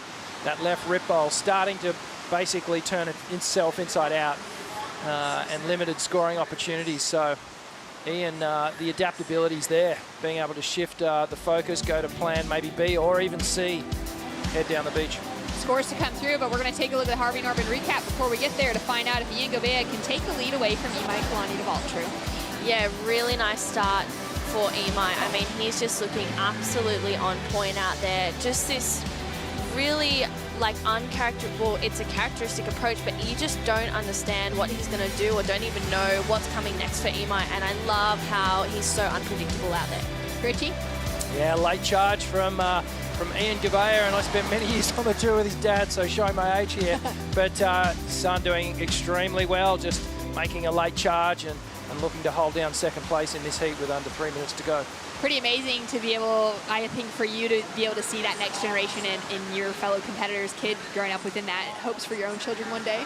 Maybe, we'll see. Yeah, they'll definitely have the opportunity. There's a lot of surfboards lying around my house. Yeah. Down to 2 minutes, 37 seconds. You can just see the spread of scores there. There's been so many waves caught in this heat. Eli going progressive. He's going to ride through and look for another section. Yeah, I just don't think that's going to be enough. Needing that 6.94, that's a big score, and just the one little backhand rotator, it's not going to be enough. And there's just so many good scores starting to drop the final moments of this heat. That's aggressive power turn there from Timmy Bisso, bringing this one all the way through, gets to the finish, and he's feeling it. He likes it. Those were some really good turns, Drew. Yeah, he's kind of just asking, hey, what more can I do? You know, I've been ripping throughout the whole heat and I'm still in third. Give me the score. Really, really great stuff for Tim Bisso. He's such a powerhouse. This first turn, I absolutely love. He just goes straight off the bottom and a searing carve through that one. And again here, just absolutely on fire there for Timothy Bisso. And he puts it up there for a third turn, just really able to lock in a good score. Richie's chasing that 5.55. What are your thoughts? I'm feeling like he got it. You know, it was great surfing. Connected those 3 turns, kept the power on, kept all the flow. Perhaps, you know, if I'm being really critical, that final turn was maybe a little bit horizontal, but I could see where his head was at. He was going, I need to get to the finish of this wave. I want to complete it. And I think the strength of those first 2 turns, in particular, that first carve, you know, just slicing it, I think he will get the score. Scores to come through now for Timothy Bisso and for Eli Bukes. We're still waiting for judges to bring anything through for either of them. Currently chasing that 5.55 for Timothy to get the advancing position over Ian Govea. And he had that roll for a while, and then Ian just took off on the right and found something different in the lineup than what we'd seen through the rest of the heat. Yeah, well, we know that Ian's backhand is really, really strong, and he's been just attacking these stretched out right-handers up to the northern part of the break. Down to 30 seconds on the clock. Still waiting, judges taking their time with that last exchange. Yeah, well, it's an important score. It's the difference between progression and going home. And they're probably looking at, you know, 3 different angles of that wave, really assessing, you know, is that close to that potentially 5, 6, 7 for Ian Govea, or that 5.5 of Imai Kalani Vault? Does it sit in that same score range as those ones? So I love that they're able to really take a look back at the rest of the heat and compare the waves. Yet another heat that will be decided on the sand rather than in the water. Waiting for those scores to roll through now. At the moment, Eli is chasing a 6.94. His won't be getting him there. But for Timothy, there is the possibility. He's chasing a 5.55, and he's getting the nod from every judge along the way. Oh. It's a 5.77, and the emotion comes through. He did everything he could. He found that final opportunity, Richie, and he's into the next round. Yeah, it was clutch surfing right at the final moments, and you could just see the intent. And if he had just geared down on that wave, the judges would have robbed him of it. But I think he just surfed it with so much commitment, and he really attacked it. And I felt like he got the score, so the judging was on. Incredible performance. Imai Kalani Duval and Timothy Bisso advancing through into the next round. Stay tuned with Ronnie Blakey and Rabbit Bartholomew in the booth after this.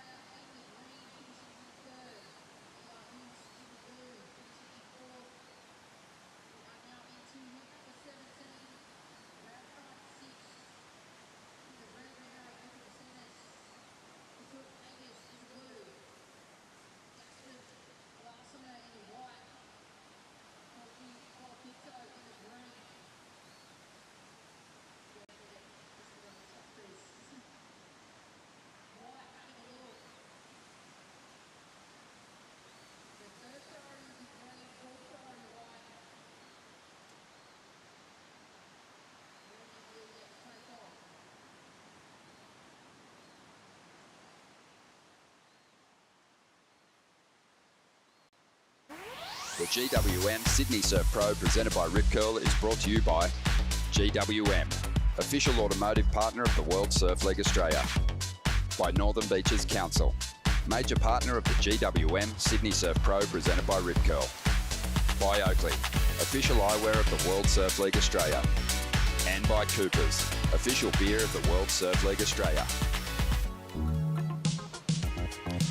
Great to be back here on Manly Beach. We're here for the GWM Sydney Surf Pro, presented by Rip Curl. Ronnie Blakey and Wayne Rabbit Bartholomew here on the Harvey Norman set. Bugs, you got the world title. You had an event win here. You've got the encyclopedic knowledge of surfing, and it's just an honour to sit next to you. Call these next couple of heats, mate. We have a lot of fun, and this heat on paper looks absolutely tremendous. Yeah, there's not too many slow heats in the opening round of a Challenger Series event. You've got those surfers coming back from the disappointment of missing the cut line after the first 5 CT events of the year. You've got the uprising, this next generation of campaigners, and some QS warriors who've been around for up to a decade campaigning to try and break through and get themselves onto the CT. But this is really a young field out there in Heat 17. Luca Macinas of Peru, he'll be in the red jersey. Ketut Agus will be in the blue. And then we've got Gaspar Lazonaire of France will be in the white, and Crosby Colapinto will be in the green. Now, Bugs, I want to get your thoughts. Luca, we obviously saw him break through, get himself onto the CT for the first 5 events. But what about these other competitors? Who have you heard of? Whose surfing do you like, and who do you see at some point making the jump for sure onto the CT? Look, I don't know a lot about Ketut. I saw him surfing the snapper. He looks really good. And Gaspar, I don't know anything about him. I'm really looking forward to seeing him surf. But Crosby Colapinto I certainly know about, and I think he's a future star of the sport. Yeah, he's shown us on the North Shore that he's got that bravado, he's got the guts to throw himself into the more of some of the heaviest waves and heaviest wave locations that any surfer can kind of stand up in. But I'm with you. I have not seen a lot of Gaspar. I'm looking forward to seeing how he surfs. I know that he has some real success on the European QS ranks, and he is a former French national champion. Luca Macinas, though, he's the surfer we're looking at the moment, just taking a bit of a fall there. I think for surfers like Luca, there's been a battering to their confidence after dropping off that championship tour and coming back here to the Challenger Series. They're trying to find it again, and for some of them it hurt their chances at getting a big result at the first Challenger Series contest. That's exactly the reader that I see too. Some are coming back and they're really going right. I mean, I can deal with this. I'm back in a zone that was a real comfort zone to me. I can get on top of this. Others are coming back and they're nearly a bit broken, and they need to like reinvigorate themselves and break through again. Yeah, well, Luca had a really strong performance in the opening round up at the Boost Mobile Gold Coast Pro. It was in the second round that he wasn't able to back it up, and he left the Gold Coast with an equal 25th place finish. That's not going to be a keeper result. You know, in context of the entire season, if you're counting on more results than 5, then just maybe you might be able to get away with having a 25th in your scoreline. But our feeling is, Bugs, we've been talking about it a lot off camera, is that, you know, generally it's going to have to be 9th place finishes, quarterfinals and better to shore up a position on the CT. Yeah, I mean, I've even had a deeper think about it, Ronnie, mathematically, and I nearly think that even with, I'm figuring if you're carrying a 9th as one of your 5, you're going to need 2 top 3 results and 2 top 5 results to go with it. Yeah, it is. It's going to leave you open to being overtaken by someone who maybe doesn't have your consistency, but breaks through for a couple of big wins or big finishes at the top end. Here's Ketut looking to get his campaign underway here. Been a big push internationally from the Indonesian surfers. They've always had the talent. I think just getting out of the archipelago and getting themselves into some of these international events has been the next step for them. And it's a big next step because, you know, talk about a comfort zone. I mean, what happens is there's surfers from places like Indonesia. First of all, most places they go are colder water. You know, there's a lot of adjustment. But the other thing is that things just don't quite stack up.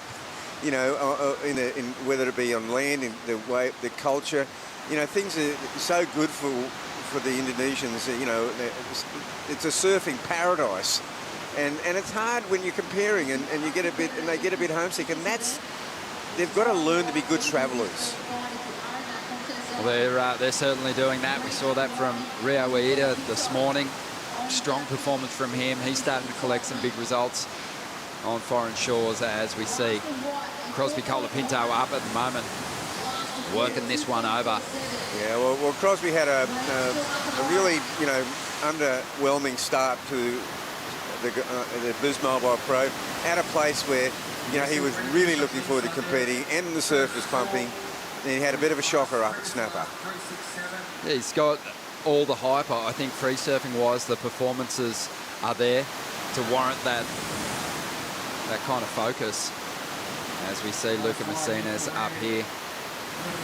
This guy's just so clean, so polished. Yeah, I mean, he did not look out of place on the CT. He didn't look out of place during the Australian leg, but the results just weren't forthcoming. Another one of those surfers, those rookies that got into that first event, and with the schedule being flipped around and the Pipe Masters coming first, he was a guy that stood up. He had some great rides in really solid pipe conditions. Yeah, and you know, pipes, it's a tough wave to have your rookie year on as a first event, and he did really well. There's a replay of Crosby's last ride. Numbers coming through from the opening exchange. Quite similar across the board as we watch this replay unfold. We'll be waiting on the scores to drop for this one. But we had, you know, high quality for a beach break set up this morning, and as you can see, as that tide's dropped out and the wind has just kicked up a tiny bit, it's become a little bit harder to manage, a bit more unpredictable out there, but Gaspar did pretty well with this wave. Sure, he sure did.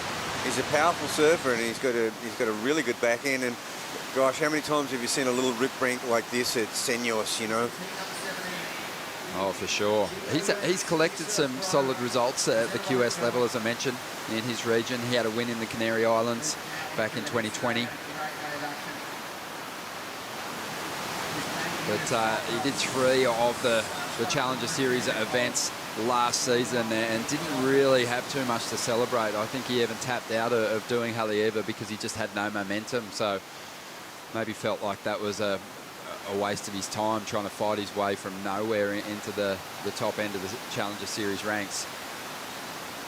But that was another ride for him. He's in second spot at the moment. His best wave, a 4.1. We do have some scores on the way. Yeah, but we've got some scores coming. There hasn't been anything of significance yet. Barely getting over the 4-point mark, but still waves coming through for Gaspar and Luca. Yeah, I was just going to bring up the point before with Crosby.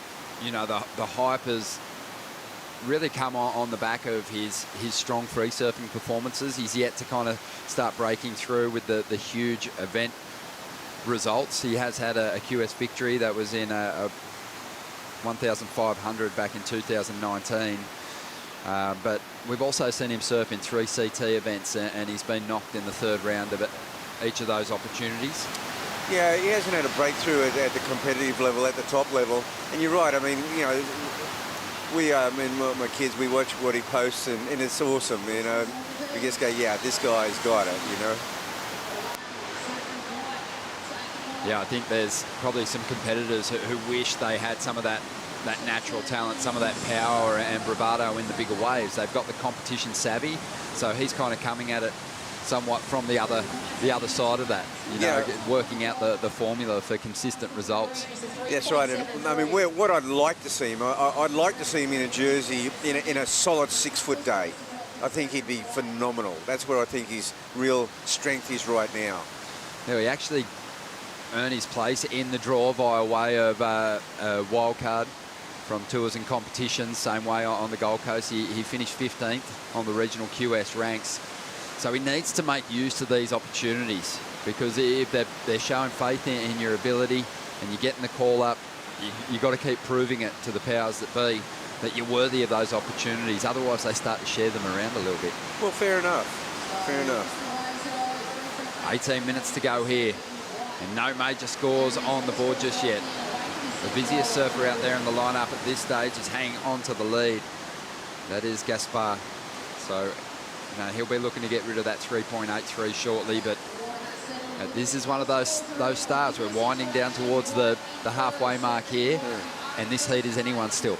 No one's got the big number just yet. No, it's nearly like you have one heat off and one heat on, nearly. Like there's some heats when everyone's in that 6-point range, and other heats where they're barely trying to crack a 5. We've got this with the lower tide that the banks sort of disintegrate a little bit. We spoke of it before. The point scorers are the ones that just peel along the bank and keep a nice little steep pocket so you can go top to bottom and get into a real rhythm. The bigger ones are sort of shutting down, and you've got to sort of float over into the deeper water and then get a big shore break. Well, expecting things to just get a little overcast tomorrow, but it has been a magic day. And Bugs, this time of year, it's when you love to visit Sydney. I do. I so love it. April, May in Sydney is just gorgeous. It's just the end of autumn. You get those crisp offshores. Cold, crisp starts to the day, then it warms up beautifully. Conditions stay unreal all day. Speaking of warming up, yeah, Crosby finding a wall with some space to let go of some solid moves. Got the San Clemente crew down here cheering him on. And he's in board shorts. See, that's the thing, the water's still beautiful. Yeah, really warm. We've sent some tropical water down from Queensland. Oh, thank you, mate. No, it's been magic last few days. Like much of the east coast of New South Wales, we've had our fair share of wet weather over the last few months, and we've had a gutful. Okay. Yeah. Well, the water's nice and clear. That's beautiful. Here's Katut. Let's see what he can do. Nice whipping backhand approach here.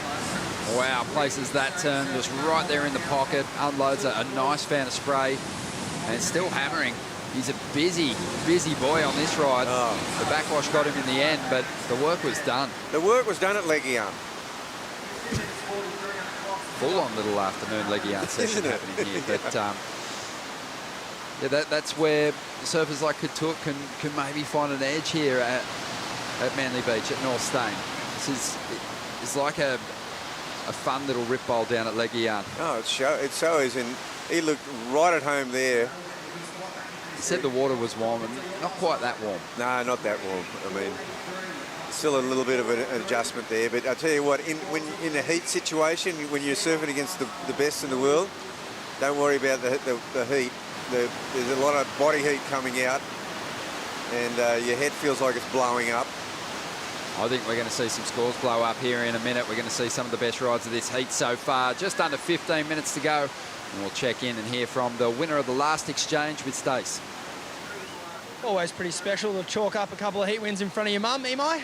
Yeah, stoked. My mom hasn't watched me compete live probably in years, so and it's her first time down to Australia, so she's loving it, and it's cool to have her here. It doesn't feel like I'm here for a contest with them here, just I'm not used to it, but it's really nice change. I bet. I was talking with Ryan Callanan earlier. You guys are in a similar position coming off the tour.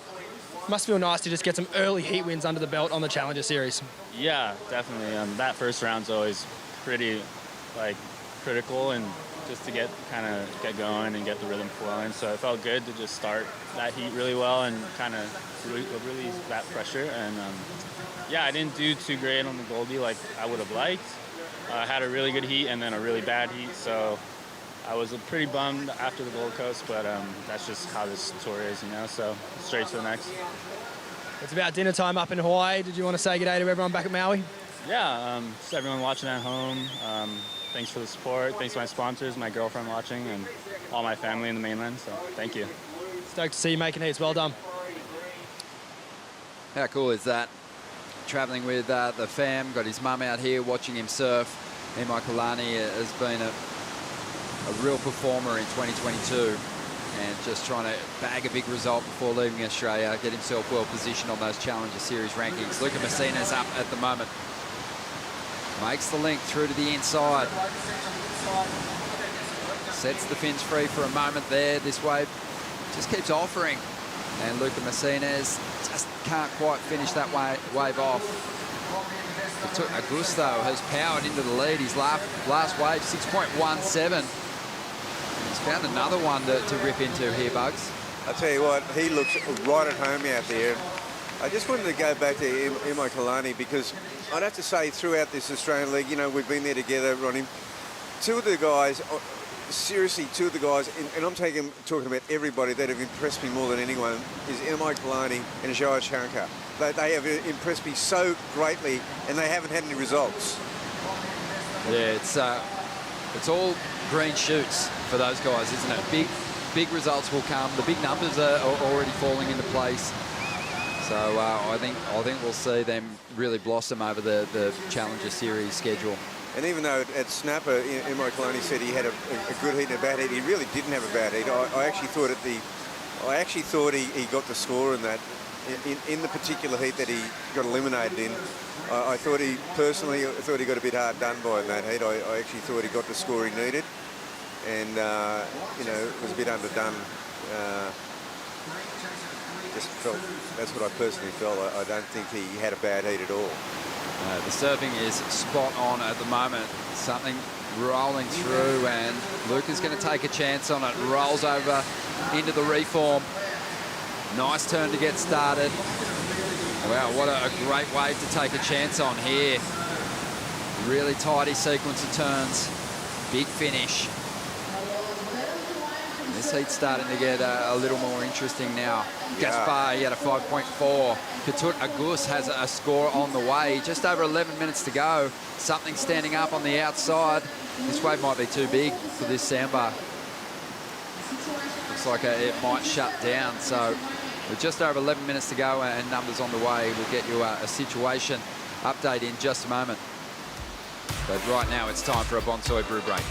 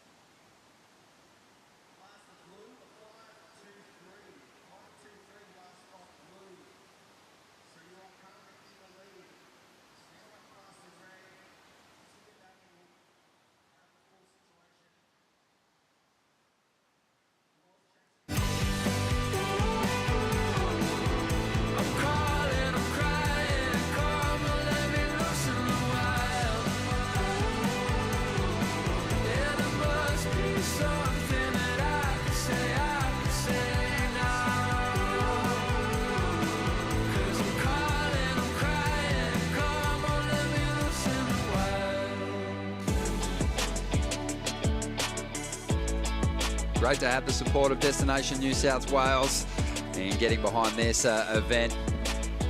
What an event it is too. It's had some big moments over the years. Looking for more in 2022. The GWM Sydney Surf Pro presented by Rip Curl. And we're into the round of 96, well and truly into it now. And we've got a heat on our hands here at the moment. Things are tightening up in the race to get into that next round. Ketut Agus had a 6.17. He backed it up with a 5.23. Luca Martinez in second spot at a 6.6. He's got the single highest score of this heat so far. And then we've got the Frenchman, Gaspar Lassonnier, is looking for a 5.88 to move up into second place. Crosby Colapinto, this guy who, again, we've heaped a lot of praise on for his surfing. He just seems to have the kind of size in his arsenal that could do really well on the CT, but he's still got to get through the Challenger Series. And at the moment, looking at a wave that he's really hoping lines up through the inside, and he just gets caught behind in the whitewater. So things aren't going his way at the moment, Bugs. No, they're not. He started out pretty good, but then the other guys have really leapfrogged him here. And we've got this disintegrating bank. It's a little tough to find, work out which waves are going to either hit the bank properly, but some of those ones that sort of just fluff over on the outside, they come back onto the bank beautifully and then really give you a lot of punch power. You just can't go in with too much expectation on the big names. There is this push coming from these relatively unknown competitors from different parts of the world, and they're making a big statement here on the opening day of competition for this Challenger Series event. Let's get Stace's thoughts. He's out the back with Dometic. Thanks, Ron. Yeah, I'm here with Lost Surfboards. Gian Bonini is obviously taking care of Crosby Colapinto here.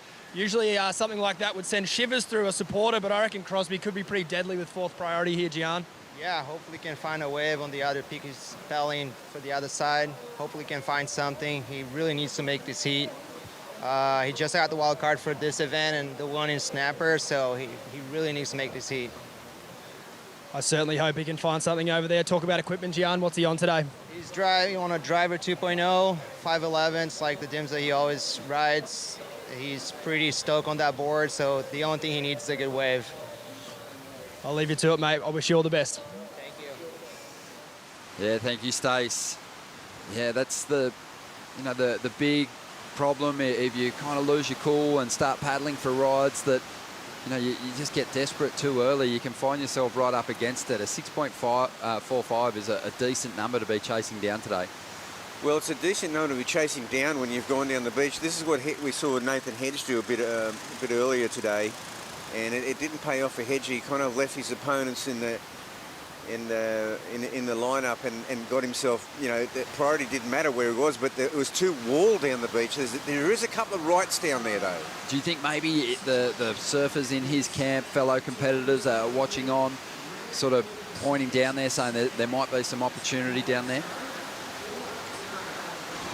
Yeah, I mean, he might have been getting a bit of advice from the beach. I mean, there is the odd opportunity. He might have also gone, look, things just aren't happening for me on this rip bank.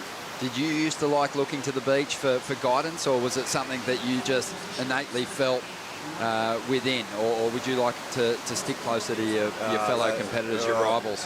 Oh, they would have pointed the wrong way for me. Don't worry about that. Here we go, Luca up at the moment, going after the lead now. Needs a 4.8 out of this ride. Climbing that foam. He's been flowing pretty nicely. Just went to place his board on the whitewater there, and it just felt like there was nothing there for him to push back with him. Although I did have a bit of help in the Masters over at Makaha with Dave McCauley in my corner. That was wonderful, and that paid off big time. I remember maybe the only person anyone could trust to give them sound advice. Exactly, thank you. As we see Crosby, he's found some room to the north, and his boys like it. Cade Matson, Jet Schilling watching on. That's exactly what he needed. And, I wouldn't be surprised if they said, you're doing nothing on the lefts. Look, you're up against it, but give him a couple of sections on the right. The strike rate's high for those kind of moves. Yeah, well, that's what we figured he was going to do. He was definitely going to go to the air down there. We saw it a bit earlier today. If you guys did that, let's just see where that score goes. It's going to be a very interesting, because when you bring it back to this disintegrating left bank, it's getting dicey. Oh, Luca there, just the one hit. He's going to get out of there. Kind of taken back to what we saw from Ketut Agus earlier on. He really found some power out of the pocket. That was really just a setup move, but it was really cool how he swung the tail around. He got it nice and high there, Bugs. Yeah, it is nicely done. It's going to be, this will be a real barometer of what's going on out here. The last few heats too have been a little short on that kind of flare. Even if it doesn't turn the heat for Crosby and get him up into the top two, he needs a 6.45 out of it. It's going to definitely be better than his 4.83. Yeah, definitely. Oh, he's got himself back in the heat. He was. You have to say he was kind of floundering a little bit. He hadn't found his rhythm on that left. He started out at that 4.83 and then. Yeah, we're just waiting for it to roll through here at the moment. I know, they're thinking about it. While they're thinking about it, he's going, well, you know what? I won't wait. I'll have another crack. Here. He's looking to go bigger, sets the Finch free. Oh, just failed on the combo there. I mean, the beauty about he's getting these waves unfettered, like he's got no competition and he can just keep, you know, with, oh, there is only 3 minutes left. This score is really critical. I mean, I don't believe he's going to get that. He's going to get into the fives for sure, mid fives maybe, or high fives. It could go a little bit higher. There just hasn't been a whole lot of progressive flair in the last couple of heats, and I just think that for that reason it might almost get there. It came through at a 5.93, so you know, wasn't that mid-range 6 that he was after, but he now only needs a 5.35, so he's really chipped away at the requirement here, and Crosby's going to give himself a shot in the final moments. Well, Gaspar, he was leading this heat at one stage, and now he's dropped back to 4th. And dropped to the bottom of the priority order too, and didn't even get a ride there. Only needs a 5.88. That's right. I mean, I guess the danger here is that it's what Luca can do, because he's only got that 4.67. If he can improve on that, he's gone. So this left bank's getting real tricky. Oh, here we go. Well, Crosby, he has to make this one stick. Nice section standing up, whips the reverse. Only after a 5.35. It was one of the bigger waves of the heat, but only the one section. Did he do enough to get himself up into the top 2 here? Still might be time for another ride. Meanwhile, on the left, Ketut Agus, he's hanging on to the number 1 position. He wants to get rid of a 5.23. He'll make the reform and find a pocket. Just so whippy at the moment. Bit of backwash to deal with. Working this wave over. And as you can see, the wave just cups out horribly on the inside. He doesn't stick the end. Gaspar up again. He's not going to get the score that he needs out of this one. We're waiting on numbers for Crosby. And Luca Messines, he'll be sweating at the moment. The judges, you know, they've probably got some reviews to look at. You know, it's not really about the number of turns you do, but the quality of the maneuvers. And this is one of the biggest sections that we've seen in this heat. Yeah, that's right. Clean execution. It was a very clean execution. They're confident. The boys are confident that he's got it. Well, on his previous ride, he had the opportunity for 2 turns and fell, and he got a 3.47. So, you know, read between the lines. 5.93 for his previous ride. Gaspari almost lost that turn there. He's just trying to roll through to the inside. Crosby's just on a spin-a-thon to the north. 15 seconds to go. That's unbelievable. He's not going to get another shot at it, so it's all riding on that previous there, I feel. That's his best shot. The last one's not going to factor in. The numbers are rolling through. It's going to be close. He needs a 5.35. Luca's up meanwhile. The score's starting to drop. Will it get there?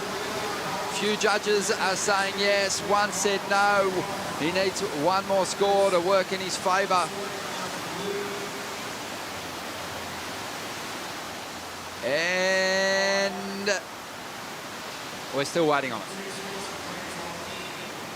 Well, the judges... It's looking pretty good. It is looking good at the moment. Luca Messines, he'll be sweating on this score. Well, Luca's got a wave too, right at the end. That's right. Well, it is enough momentarily to get him up into the number 1 position, so he'll be sweet. Luca Messines now, he'll be looking to overtake Ketut Agus. He needs a 4.8 to get himself into 2nd place. Well, this has been a brilliant stroke of... Well, the move that didn't work for Nathan Hedge has worked for Crosby here. And there was just a bunch of rights.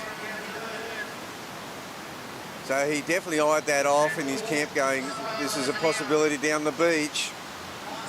Wow. Really saved it. That was a big save. Crosby, Colapinto and Luca Messines, he had a 3.13 in his last ride, so he didn't do enough to hang on to that 2nd position. And Ketut Agus, he is going to progress through in 2nd spot. But Crosby saving himself. Solid stuff. And Couture, he's buzzing. He's moving on through to the next round as well. We'll take a quick break. More action to come from the round of 96 right after this.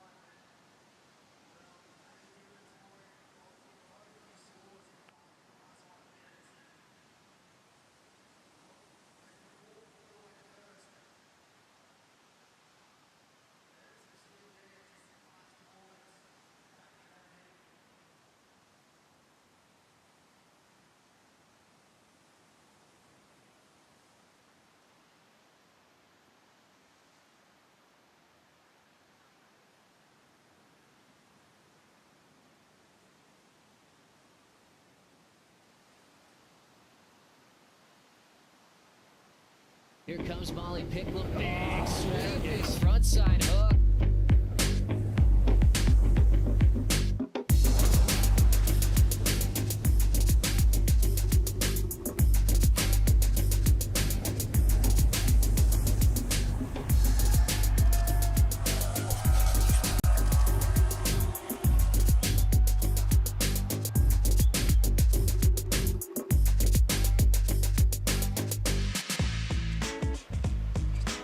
Well, we've been eating up the Challenger Series performances so far. Stop number 1 went off. Big victories for Katie Simmers, for Callum Robson, and here now at stop number 2, the GWM Sydney Surf Pro, presented by Rip Curl. And Crosby Colapinto really did save himself well. It was a masterstroke making the move to the north, giving himself some space to get some reps up with those rotations above the lip. Well, you know, it was such a brilliant move that when he went up there, not one single score happened on the left bank. No more movement at all. No one did anything. And it was a stroke of genius. Yeah, he made the jump, didn't he? Right up into the lead. Katut Agus powering through that heat as well in second place. And another fantastic lineup here. We got Michael Dunphy, the journeyman, who's been trying to break into the CT ranks for a long time now. He's out there in the red. Slade Presswich, the South African, will be out there in the blue. Santiago Munez of Argentina will be out there in the white. And Alonso Correa of Peru will be out there in the green. But Michael Dunphy has some good memories of competing here at Manly Beach. Last time the contest was staged back in the early months of 2020. He got himself a solid finish in the contest. And he had some real buzzer-beater moments himself. So he'll be one to watch in this heat.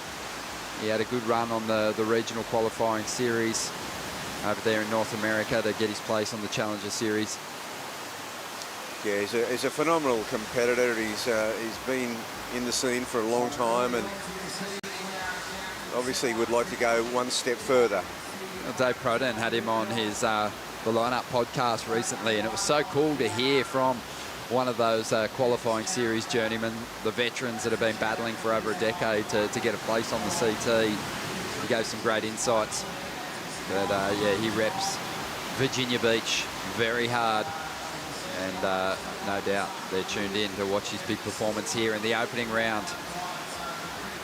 Well, I'll tell you what, there's been a big shift in the thought process. First of all, these guys are all spread out. Most of them have completely abandoned the little left rip bowl. Yeah. Oh, I'm not surprised. It just looks so tricky to really find some space. It's super tight, the cup to the pocket of the wave at the moment, and just getting that board up into the face almost requires what we saw from Ketut Agus, and that's a whipping action. And while it's impressive, small wave surfing, you don't generate a lot of points executing that windscreen wiper kind of turn. No, certainly not at this level. So might be different in the club contest. Yeah, mention the success that Dunphy had on the regional QS ranks. Just last month, had a victory in Barbados in a heavily stacked event. Yeah, and they usually get really good surf. Yeah, he's been getting some really solid results over the years on the qualifying series, but you know, came so close in the Challenger Series last year, finished 32nd, and he's been in that position a couple of times. And you know, he doesn't take any early round heats lightly. He's super engaged in the battle every time he pulls the jersey on. Yeah, I remember at Snapper, he just got eclipsed. He was getting through the heat, and then there was the old dreaded buzzer beater got the better of him. They'll get you. But yeah, a worthy follow at Michael Dunphy. Santiago. Yeah, his older brother looks sharp, dropped an excellent score earlier today. Santiago, well, he's just got that similar style. Understands that there isn't a whole lot of space out there, so really trying to squeeze the turns in. Dunphy just opening up a little bit more. Yeah, Dunphy's going to have to bring that East Coast small wave maestro surfing, Virginia Beach. Yeah, you spent quite a bit of time competing over there back in the day, Bugs, on the East Coast. They had a great rivalry with Pat Mulhern. We met in lots of finals. Two finals at New Jersey, 2 finals in the Florida Pro. Yeah, we had a classic. It's always blown my mind with the Floridian surfers just how good they are in big waves. And you know, you talked to Kelly Slater about it as we said, a replay of another East Coaster here, and he said almost like your read on small waves kind of gives you a subtle touch in big conditions as well. Oh, well, I mean, the other thing is with a lot of East Coast surfers, they're so well traveled. You know, they're down to Puerto Rico, they're down to Costa Rica. They a lot of them winter, when they go to California, it's like magic, you know. I mean, you've got to wait for the right, you know, those hurricanes come up in September and you get some great swell along the East Coast, but the summers can be, wow, really small. I mean, Sebastian Inlet, I always considered it the best 1-foot wave in the world. It had this little wedge off it, and this is where Kelly Slater learned to surf. And it was the most perfect wave. You could do a full-blown carving cutback on a 1.5-foot wave. Dunphy up again. Last ride, 3.93. A little scrappy out there at the moment. The biggest wave I've seen in my travels to the East Coast was at Disney World. In the wave pool there. That's not a joke. I've got to get back there when there's some swell on. I heard it gets pretty fun. Oh, it gets really fun. Well, here we go. Alonso Correa, the Peruvian.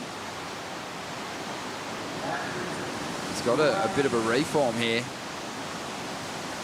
You can finish this wave off. He might just charge up into the lead. Gets a swift rotation. I like that. This came from nowhere.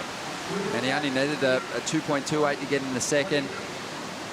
And I think it might be enough to see him into the lead, because you just think back to the last heat and what we saw from Crosby Colapinto. There were surfers out there doing a lot of moves on their rides, but you know, they were really milking it, trying to make something of nothing. If you get a bigger section and you can let go of those progressive turns, you're going to get well rewarded.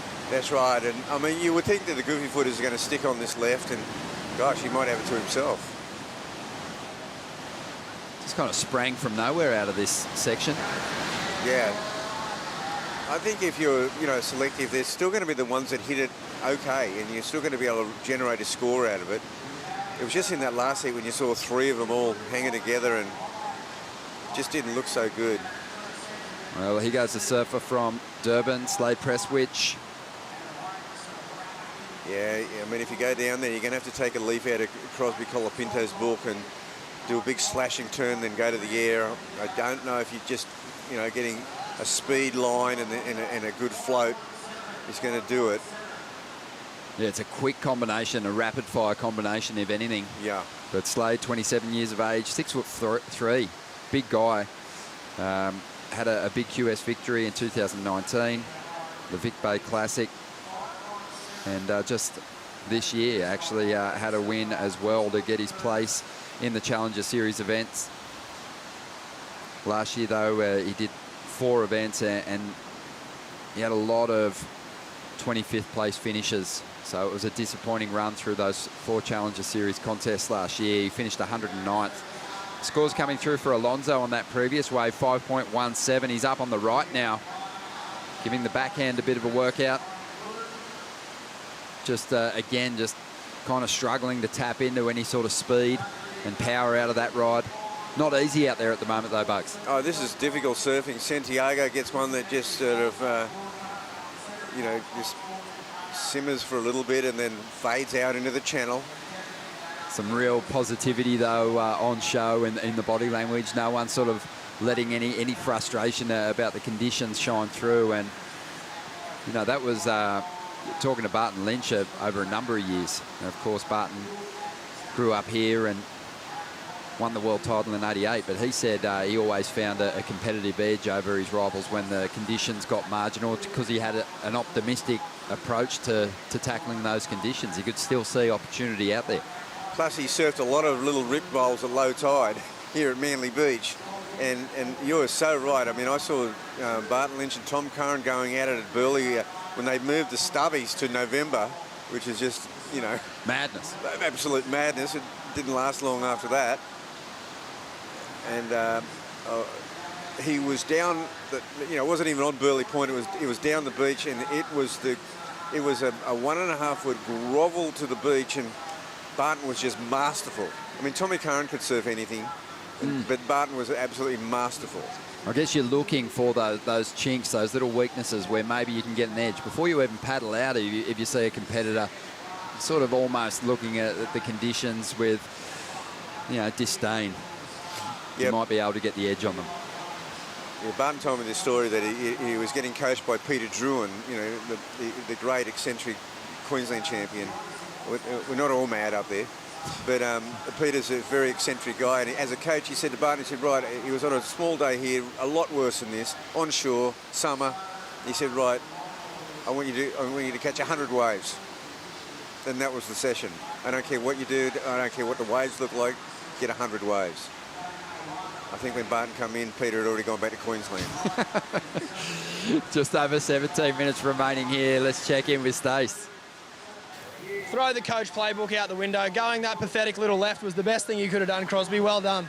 Oh, thank you. Yeah, I was kind of really scrambled, and then it came down to like 10 minutes, and I paddled over to that right.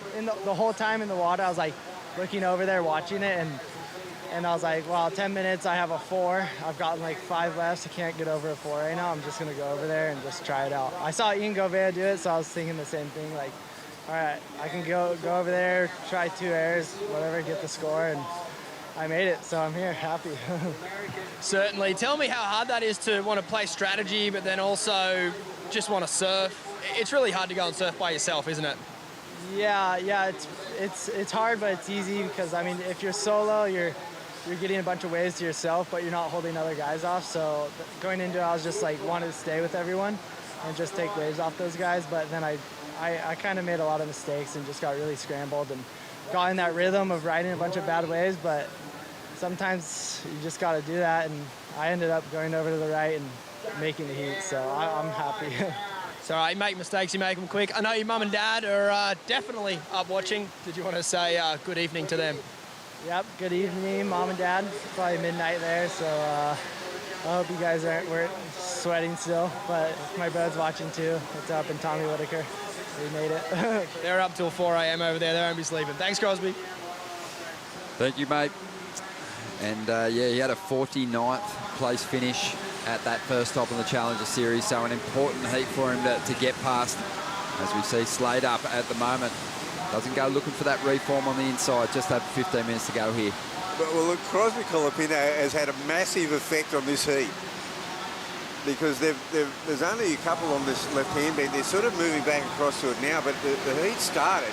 There was only one guy on the rip bowl, the left rip bowl. The rest had gone down looking for the Crosby wave. Yeah, funnily enough, you know, that's where the biggest numbers come from so far in this heat, but it was the shore break brilliance of Alonso that got him into the lead, and wow. This guy's got some serious pop. Correa there, he sticks a nice rotation on the outside section. So balanced as the fins grab there and look to whip him off his board. Yeah, that was amazing. It was only a short ride, but we've seen short rides be rewarded today. Just springs off the lip there. Oh, wow, that was an amazing finish too. It's a lot of height, and this is the way, it's like, talk about a coiled spring, all right. Okay, here's Slade now. Let's see what he can do this time. Good size wave. Oh, you got to pull them off. I mean, Crosby had him on lock. He did 3 in a short period of time.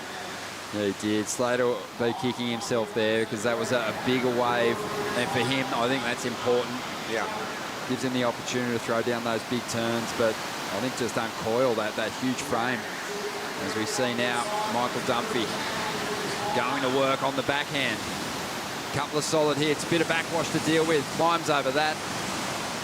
Runs out of steam on the inside. But Alonso just put a 4.27 up, so he's starting to really increase this heat score tally. We actually might be waiting for numbers. That might have been for a previous ride for him. Yeah. Wouldn't be surprised.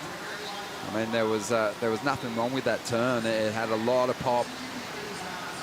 No, what a great move to have in your back pocket when the conditions get like this, and it's even hard to generate some speed. He's able to really just rip that board out of the pocket, get that tail swinging, and as a result, he's dropping some decent numbers. Michael Dunphy on the replay here.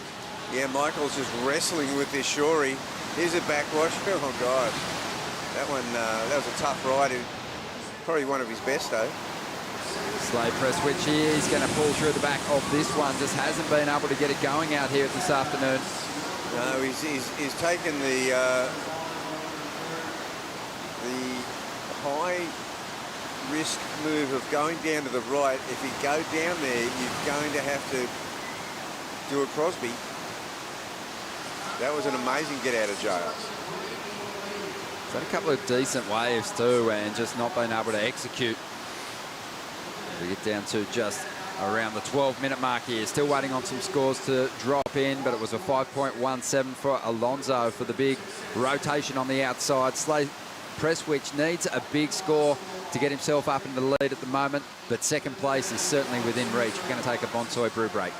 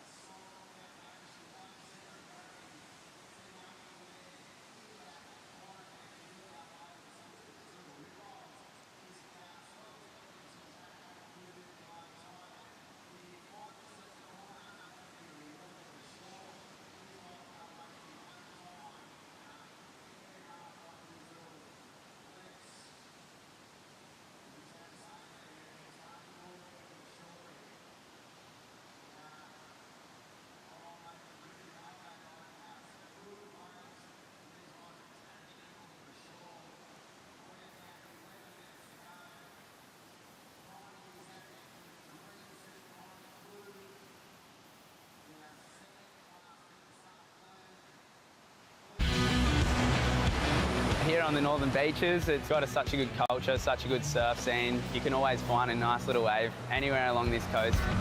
When I'm not in the water, me and my partner Em just love to go see what Sydney has to offer.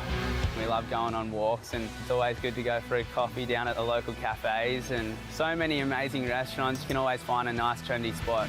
I'm so proud to be from New South Wales. I love telling all my mates from around the world how good it is here. Morgan Siblick loves it here. You'll love it too if you come and visit. Right now, the GWM Sydney Surf Pro, presented by Rip Curl, is coming toward a close for this afternoon, but we're only into Heat 18. We've got Heat 19 to get through still. Then there'll be the WSL post show, and we'll look to complete the opening round for the men and hopefully dive into that opening round for the women, where there's some amazing matchups slated, and I can't wait to watch them unfold. Just under 10 minutes remaining here. The battle continues for Slade Prestwich. He's back in 4th place. He's got priority, but at this point he's surfing by himself to the north. Priority's not even a factor. He just needs to find some decent rides. As we see Michael Dunphy focusing on these lefts and taking a fall there on the inside. Dunphy in 2nd position at the moment. Highly unlikely that that score is going to help his position. Or maybe it will. 4.6 on his previous ride. And here goes Slade. He's got to make a move here. He's got to make one of these rides count.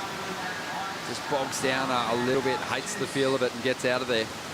Yeah, Slade and Santiago has gone pretty quiet as well. He hasn't really got much going in this heat. So Michael Dunphy has just kept busy and he's sort of worked his way. He's only got that 4.6 and a 4, but it's working for him right now because Santiago, he needs a 5.43 already, and Slade is into the 6s. So Dunphy, it's working out for him. Just keep him busy these smaller waves, but from the East Coast, this is an absolute stonker. No worries whatsoever. Well, Slade up again now as we go back to live action. And again, just really, you can see the frustration already. He just hasn't been able to connect. Well, that's not entirely true. He did connect with a good-looking right-hander, but he fell on it. And his last few waves have just not really given him a steep enough wall to get anything going. No, it looks like he's sort of come back. He's abandoned that position on the right, so a bit of two-mindedness. And here's Santiago trying to get something going. This looks like it's got a bit of thickness to it and a bit of body to it through the middle part. Wow. Yeah, he's making this one count. Wow, that was a really cool sequence of turns through the inside. Only after a 4.73 to get up into the top 2. Alonso, with those big air rotations, has got himself out in front at the moment. We'll see what kind of work he can do on the open face. Chipping away at this one. And turns kind of getting a little stronger towards the finish. Hangs on over the backwash. 7.5 minutes to go. And he was trying to improve on a 5.17. See, we passed that low tide some time ago. Like, we've actually, got an incoming tide now. So every couple of minutes, we're going to get a little bit more water on this bank. It might be just something that this left might be the saviour now. Yeah, we might be in for a special show with the final heat of today, because there is some serious talent hitting the lineup next. About 7 minutes to go, and yeah, you could almost feel it in Michael Dunphy's last ride, his last scoring ride, the 4.6. It just stuck to the bank nicely. Didn't have as many lumps and bumps on it. Just looked a little bit cleaner and gave him a little more to work with. Santiago's wave definitely had more body to it through the inside. Well, he only needed a 4.73. So we'll wait and see where the number falls. 6.5 minutes to go. Let's check in again with Stace. Thanks, Ron. I'm out the back with Dometic, and like you mentioned, a variety of conditions on offer this afternoon. That left rip bowl is hanging on by a thread, but as you mentioned, Michael Dunphy's last wave, it just stood up enough, and certainly Santiago's wave was pretty nice. And then over here, we've obviously got Slade Prestwich. As you mentioned, he found a good scoring ride over there to himself, but he just couldn't execute. We heard Crosby Colapinto earlier talking about how it's fun to surf by yourself, but then you're also not taking those opportunities off the other surfers. So it's going to be interesting to see how this heat plays out. Yeah, it sure is. 6 minutes to go. Numbers coming through for Santiago. Look like they're going to get him up into one of the qualifying positions, and he's up again, looking for more. Just like his brother Alejo, super explosive. Has that same kind of wider stance, can really whip that board and pivot it quickly. Yeah, he's even a little bit more into it now. This wave is going to have to work for Dunphy, because I don't think he's going to be in second place, and this is what happened to him as Snapper. He led He was in the top half of the heat, most of the heat, and then got run down right at the end. So he doesn't want to see that happen again, but he's put himself in a tough position by taking that wave there. It fizzled. Yeah, Santiago got a 5.4, so he's pushed Michael Dunphy in second spot now. He's going to have another score on the way, which could get rid of the 3.87. I dare say he will. And the surfer from Virginia Beach is going to be after something pretty substantial, just in the context of this heat, because the best he's got so far is a 4.6. He's already chasing more than that. Yeah, see this is the story of a lot of heats when you just got you're through, but you're through into low to medium scores, and then that surfer who's just got that one higher score in the bracket, all he needs to do is just get a good one, and you're out of there. I will say though, Michael Dunphy loves being in these type of situations and getting the opportunity to fight his way out of them. As we dive into the Harvey Norman recap, Alonso Correa, this ride from earlier on, 5.17. Such a sleepy one, Bugs. And then on the inside, he just brought it to life. Well, he sure did. This is where it goes berserk right here. Great rotation, got that tail nice and high. And then he went for the big move on the outside section, identifying that the wave was maybe not going to make the connection through to the shore break. Got himself another 5.17. Santiago, he spent most of the heat kind of hiding out in the rip. We didn't see him for a while, and then he connected with this rider, got him up into the top two, and he's since backed that up with a 4.43. Michael Dunphy now after a 5.24 Slade Presswich. He needs a big one. He needs a 7.26. He's got no decent numbers to speak of. The highest score he's got is a 2.57. Here we go. Santiago Munez just puts the board up there. Front foot slipped off. Nothing lost there because that wave did nothing. Wow, what's going to happen is he looks like he's got one here, Ronnie. Oh, he's got to go big if he's going to do it with a single move. He looks to ditch the fins there. Really frustrating heat for the South African. Well, at the 3-minute mark, Crosby was not through the heat. He was not coming second with 3 minutes to go. So there's still hope. But he did at that point have about a 5.4 under his belt. Yeah, Slade then, you could tell he thought, you know, I might be able to combo this up. It felt like he was halfway through that turn, already really focusing on something big down the line. He didn't pay attention to the finish and he went down. But just over 2.5 minutes to go. We'll give him the benefit of the doubt. He's got some space from his rivals out there. Michael Dunphy, meanwhile, is sitting here fighting this rip. He's got priority. He has a look at that one. Alonso Correa is not banking on the 2 5.17s just yet. He's seriously considering upping the ante here. He's trying to make the connection through to the shore break. We know he's got those big rotations on lock. Can he find a ramp, though? He's not going to on this one. No, it's amazing. You know, Santiago's story in this heat is really amazing. He was absolutely just nowhere. And then he just found a couple of nuggets. He found that one gem that got him the 5.4. Okay, Dunphy, here's his last chance, Ronnie. Using priority for this one, chasing a 5.24. Seen him go into some pretty wild celebrations here in the pass. Will he get one here? Oh, I'm not convinced on that finish. No. Ended up on that hillside rail and not sure he got complete control of it. Even still, I don't know if it was going to be enough for him. No, he needed to really connect with the shore break, and here comes Santiago. He's paddling in towards Dunphy right now. Yeah, moving right in. You know, the competitors, for the most part, in board shorts, spring suits. You can tell that water's still pretty warm, despite the fact the air's kind of cooling off.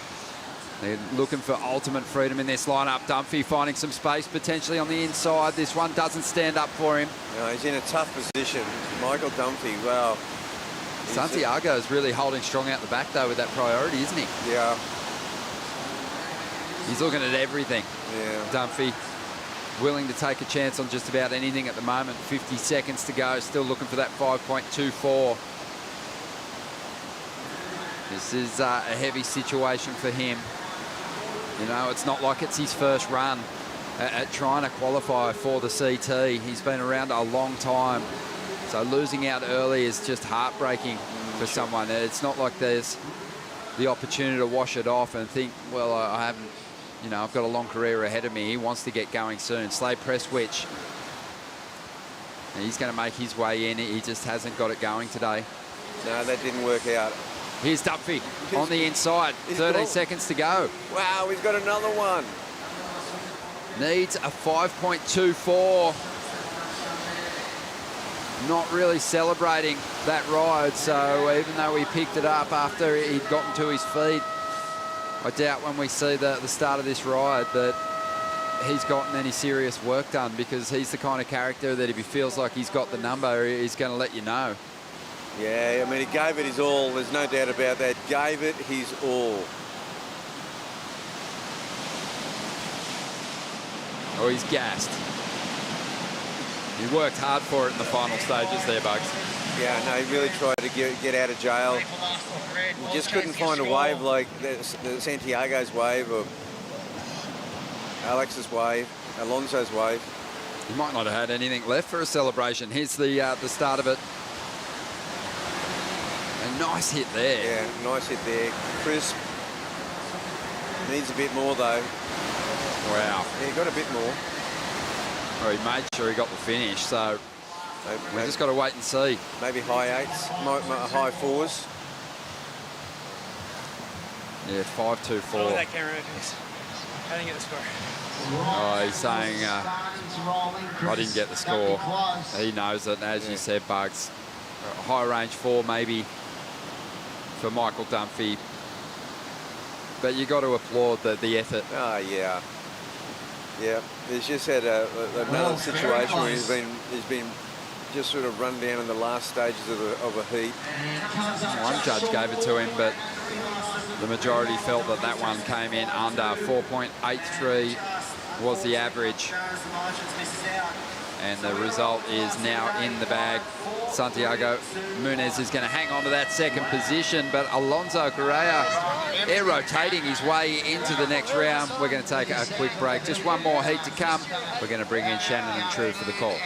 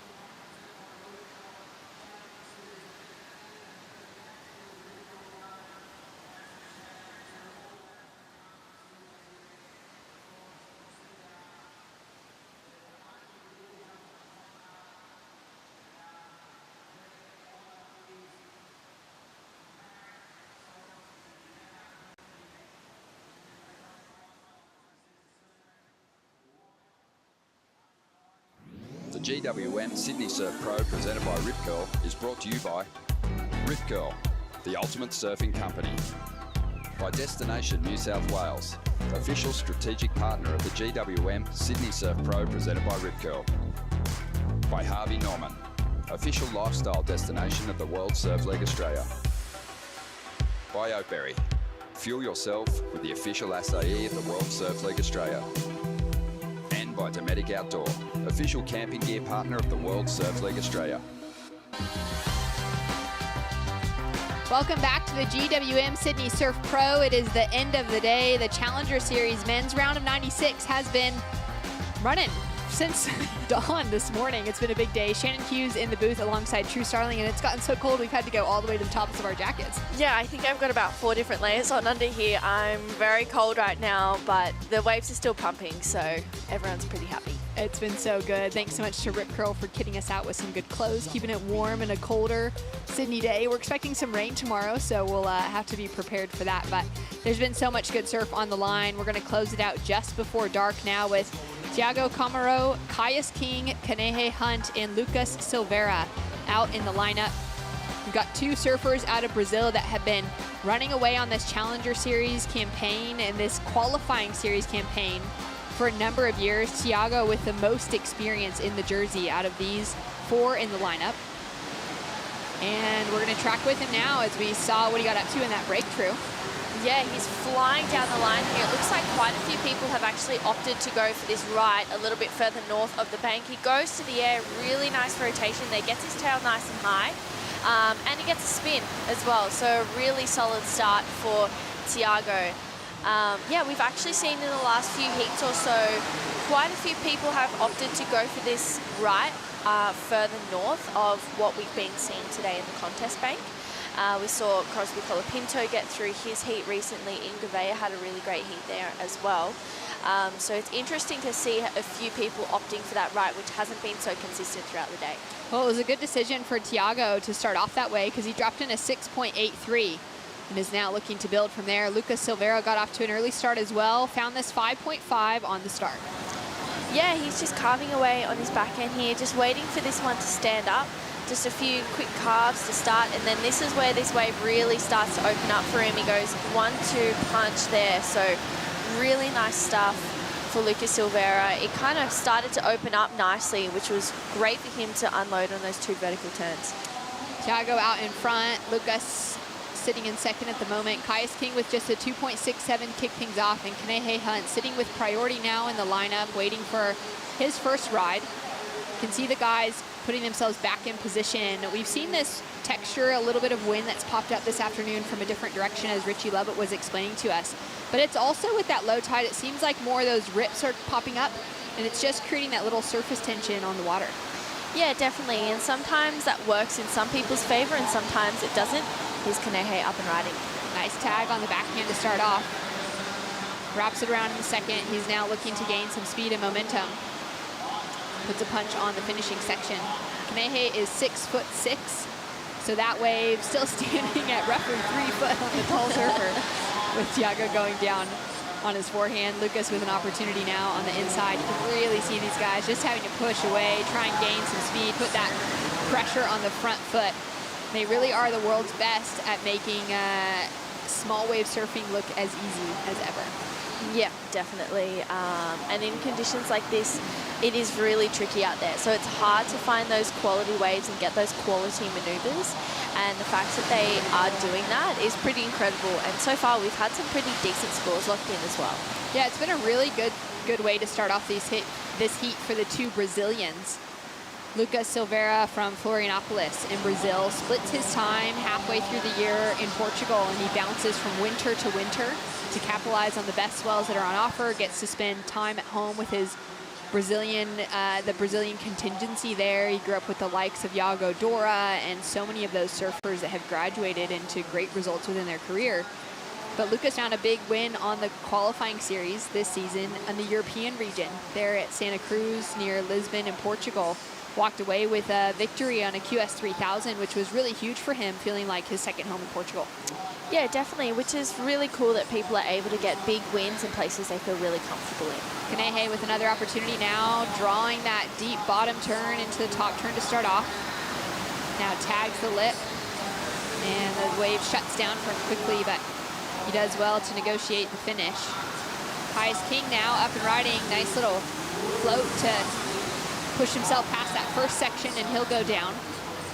We got scores coming now for first of Kanehe Hunt, chasing in that 6.07 to get the advancing position. And it's been a long day waiting for these 4 to actually hit the lineup and finally put in the contest jersey, but thankfully there's been plenty of waves breaking all across Manly Beach today, with lots of swell on offer and so many good banks running up and down the beach here. Yeah, definitely. It's been a great day already for the first day of the Challenger Series. It was nice to wake up and have a few waves kind of lock in. This morning we were kind of going, okay, what's going to happen, which is really cool. So I think tomorrow, hopefully, we're looking for a really nice day of action as well. You can see Tiago there raising his hand, wanting to hear that situation update from the beach announcers. We've got a great beach announcing team at this week's contest with Britt Nichols, backed up by Chris Iniver and Dimmy. They're just seeing out those scores to the surfers in the lineup and doing a great job. Yeah, they are. It's hard to keep track of all of the announcing that you've got, and actually where they are, they can only really see like straight out in front of them. It's hard to see down to where Tiago is, so they might need a few judges to help them with the call there, especially that priority judge. Yeah, definitely a big job for that entire panel, sitting farther up the beach than where we're currently located. Tiago really taking a look off on those rights, and even just thinking of the fact that it's been a really busy day as far as heats go. There's been a lot of waves caught in every heat. I mean, we've seen some heats with 30+ waves caught amongst all 4 surfers. That is actually a lot, really a lot for the beach announcers to keep up to date with and make sure that those surfers are receiving their most important scores, but really just getting to know the entire situation, because it's been changing wave after wave. We see surfers go from 1st to 4th down to back to 3rd, like it's bouncing all over the place. Yeah, and when it's small like this, heaps of waves come through as well, and you just want to get consistent and keep catching waves, because the more waves you catch, the more waves you catch, right? So as long as you're keeping busy, but busy good in the sense, that's when you're going to really start to get on the roll. Lucas using priority on this one. He's got a bumpy face to negotiate, but he slides through smoothly on the inside turn. He's looking to build on that 3.37, which is his current backup score. He is sitting in the lead with that 5.5 that took him above Tiago Camaro. And Tiago's gone back into the lead, though, because he's just dropped a 2.2. And there are just so many of those situation changes throughout the heats. Down to 20 minutes on the clock, another good-looking set rolling through that looks like it was just going to close out, so we'll track with the replay of Lucas. Yeah, a nice quick carve for that one there, and he puts it up there for a nice snap, so that's probably going to go into his top 2 as low as a 3.37. So it probably will take him back up into the lead, but not a score of too much substance, I would think. He walked away in 2016, the WSL World Junior Champion. A great title to hold to his name, and just really incredible to think of those surfers that have won a title like that are then still in that race looking for that opportunity to finally qualify for the championship tour. Definitely, and he also won Cruy the last time that it was ran in 2019, I think it was, or 18, one of the two. And he defeated Mitch Colborne in the final. So that was a really big final as well. So it was pretty cool to see Lucas take another big win as well. Yeah, so, you know, he definitely has that winning momentum under him. He just needs to find that fire and continue on through, because once you kind of break that first and second round, that's when that momentum starts to kick in. Yeah, that's certainly what we noticed in the first Challenger Series event, as we saw Callum Robson and Katie Simmers take out the victories there at the Boost Mobile Gold Coast Pro. And for Lucas, it was a really good run for him on the Challenger Series last year. He came really close at Haleiwa. He just needed to make it through another heat or two, and he would have been in that qualification, not just in the conversation, but would have jumped above that cut line to make it onto the championship tour. And it's exciting to get that close, I think, for these surfers, but it's a massive reset, true. And you would understand that position more than anyone, just as far as being a competitor, getting so close at the end of the year to reaching whatever the goals were that someone had set out in their competitive career, and then having to start fresh the following season. It must be a lot to handle. Yeah, definitely. It's hard to get so close to what you have always dreamt of, and then it's like just out of reach. So, you know, especially for a lot of the CT surfers as well, they've qualified for the CT, surf 5 events, but now they're not on the CT anymore. It's a completely different schedule and a completely different format to what it has been. So, you know, they're going, okay, well, I still want that dream. I still want to have a full year on the CT, but to do that, they now have to have a full year on the Challenger Series. And some may even need to go back and do regional qualifiers if they haven't had a great start in these as well. So, you know, it's a lot of time in the Rashi, which is a great thing, because the more time you have in the Rashi, the more mistakes you make, the more lessons you learn. But it's also a lot of time away from home and normalcy, especially when you're really young. That is so true. There's just so many things to factor in as we got a steep section there for Tiago having a look. He'll kick out. All scores are in at the moment. Lucas Silveira sitting in the lead. Tiago sitting in second. Kanehe in third. And Caius King down in fourth with priority. We've got 17 minutes on the clock as we can see the surfers repositioning in the lineup. We're going to go down to catch up with Stace Galbraith and Alonso Correa. Very heavily strapped ankle there, Alonso, but that was some of the first airs you've done in a long time, eh? Yeah, I actually was injured a couple months ago, fractured my foot, so I've been getting better steadily, and these past couple days I started trying airs. I saw the waves, and I came prepared, like, okay, when I get to Manly, I gotta start trying airs, because I was really trying them before I injured myself. And I'm stoked I could make a couple and get a couple scores, because it's so hard. The little riptide wave, it's hard, and those guys were ripping, so I wanted to do something else to be better, and stoked I made it, yeah. First hit win of the year. Well done. It's definitely stoked to see that go down. Tell me about the bank. Obviously, there's a little right up near the pipe, but then there's the left in front of the judges. You started on the right, but then came down to the left. Yeah, I was watching the right, the hits before, and I was like, should I go, should I not? And I was just like, okay, I'm gonna give it 10 minutes. And I also saw those sneaky left, the small ones, deep over there, so that's where I caught my first wave. And I caught 2 waves, and I was like, all the other competitors were in the riptide left, so I was just like, okay, I gotta go compete, be in the mix, and yeah, it worked. A quick word back home to your friends and family in Peru. Yeah, thank you. Gracias a todos los que están viendo, en verdad. Sé que es tarde, a mi familia. Muchas gracias. Los extraño y ya nos vemos pronto, ¿no? Buenas vibras. Thanks so much. Great to hear from Alonso walking away with his first heat win of the season. True, that's exciting.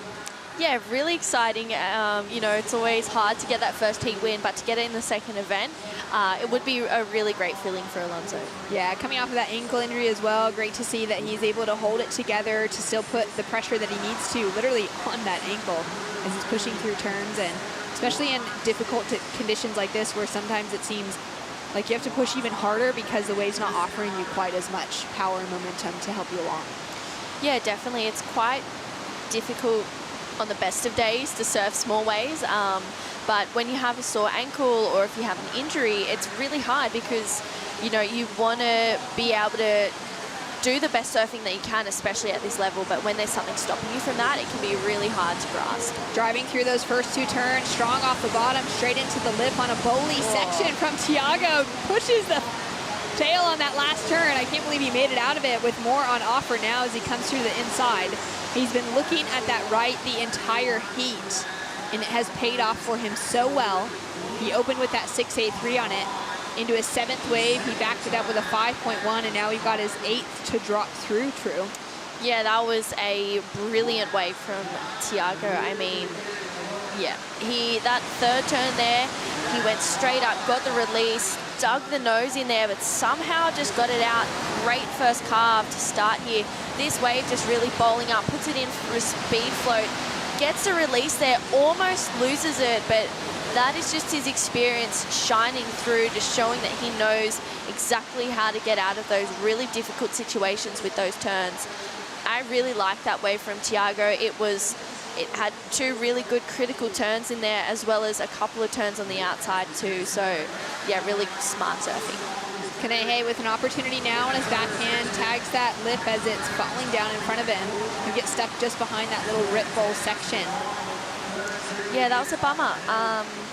Kanehe, you know, that's a wave selection there. You know, he probably used up one of his priority cards there to take that one. So, you're better off waiting for a set that kind of looks like, you know, it's going to run off or maybe has a wall, and sometimes they do taper off and offer a couple of sections. Tiago with another right as we wait for scores to drop through for his previous wave, which could be a good one. We're still waiting for it from the judges. We're going to take a look now at Lucas Silveira with a quick in and out as well. Just small scores for Lucas and Kanehe, for one to factor in for Tiago. That could be a big one. We're going to go to a quick break. We'll be back with more action, the full situation update for the final heat of today.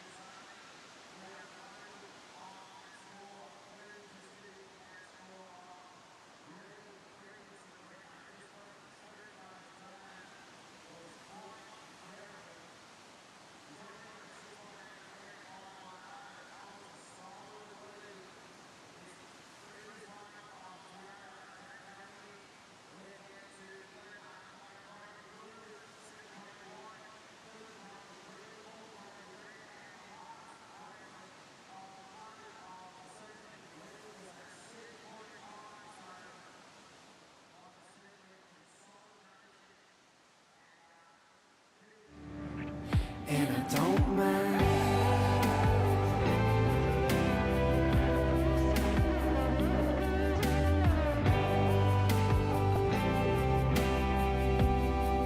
Yeah, I don't mind. Don't know where to go and I don't mind. I don't mind. New South Wales is one of the most beautiful regions in the world. It's such a blessing to be able to spend some time here this week for the GWM Sydney Surf Pro. We've had beautiful conditions, true, for our first few days of competition, but we know the rain is coming tomorrow, so we've made the most of the sunshine.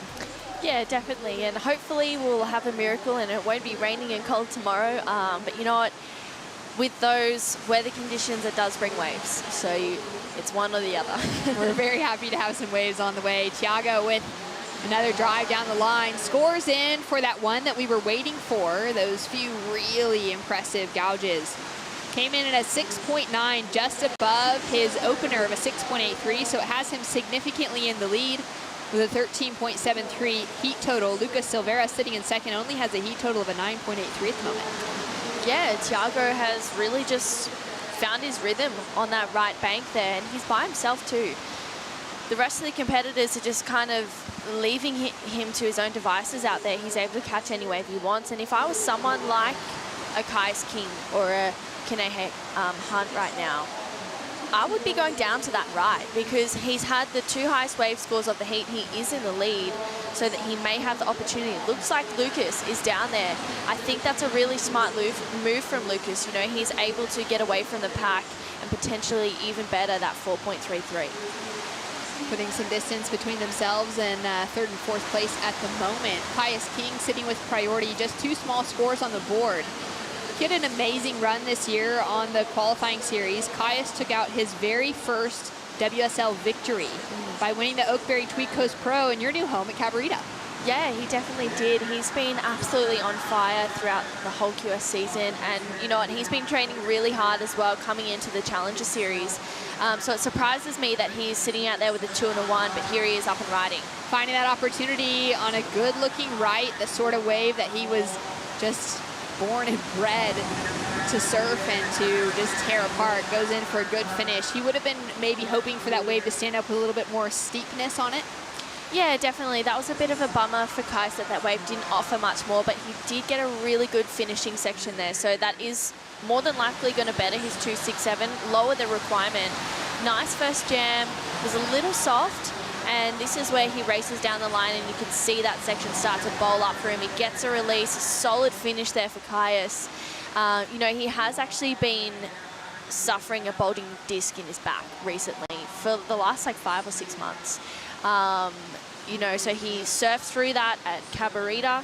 He won the event. So I think coming into this whole series, he's kind of just hoping that he can really, you know, get a couple of heats under his belt, see how he's feeling, manage the pain with his back, and go from there. But he's a really hungry competitor as well. We all know he wants to win. I feel like when he just takes it easy and heat by heat, that's when he really shines. It's crazy to think of that as a bulging disc injury. My husband, Aaron, had a similar, well, the same injury out of surfing. And it's that sort of thing where for some surfers, it literally lays them out.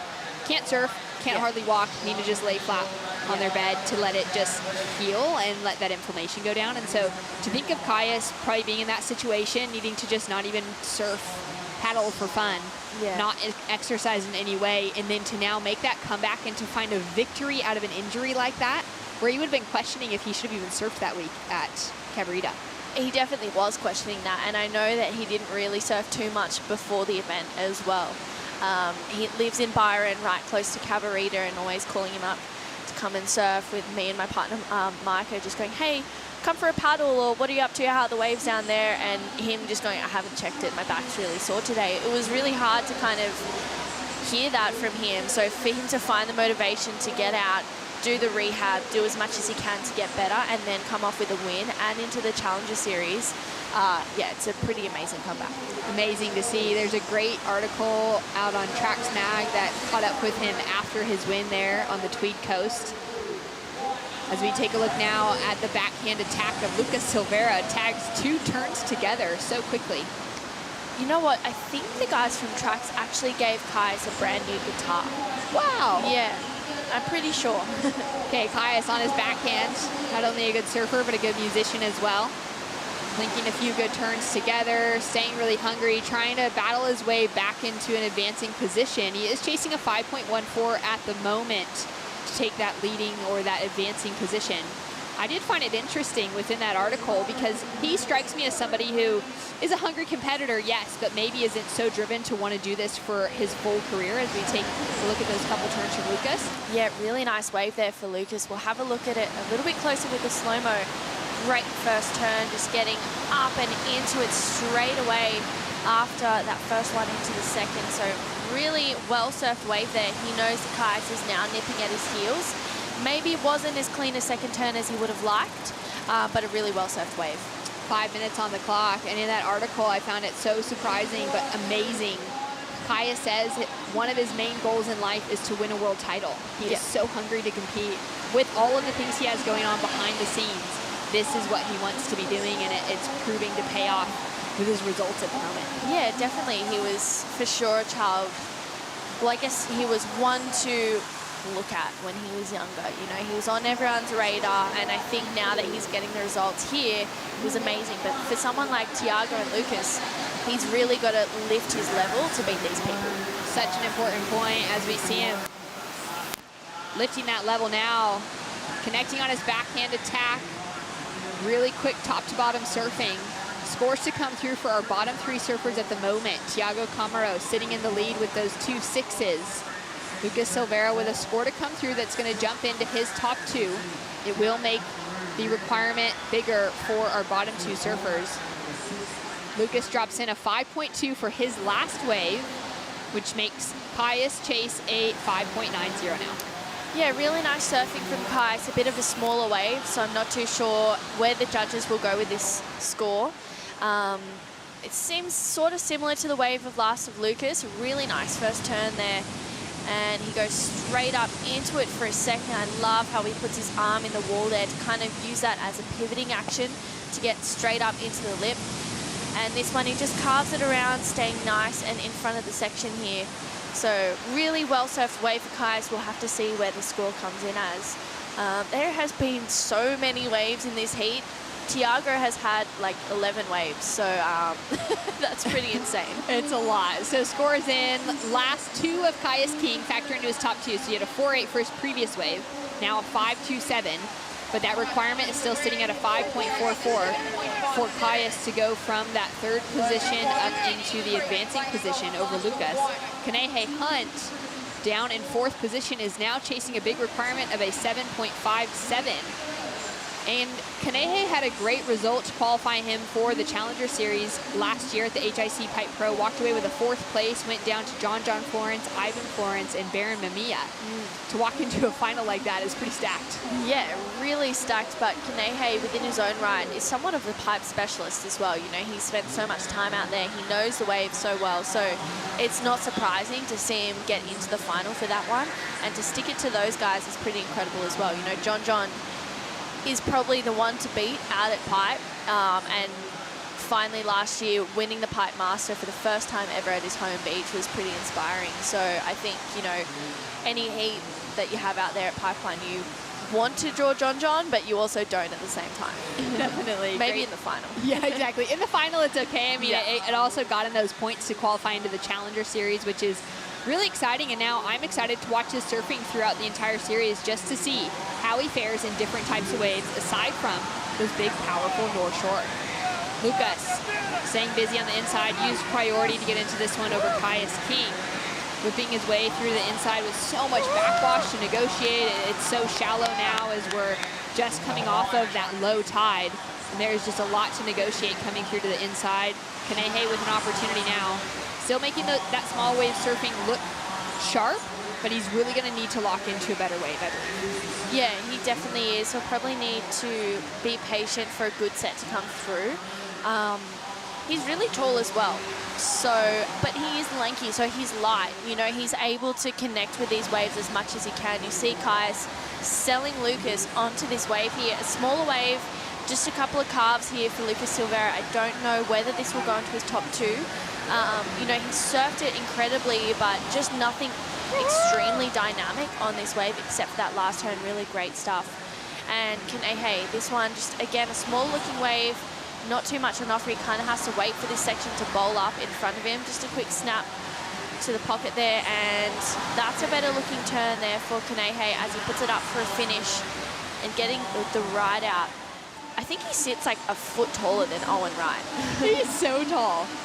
All right, Caius on the backhand.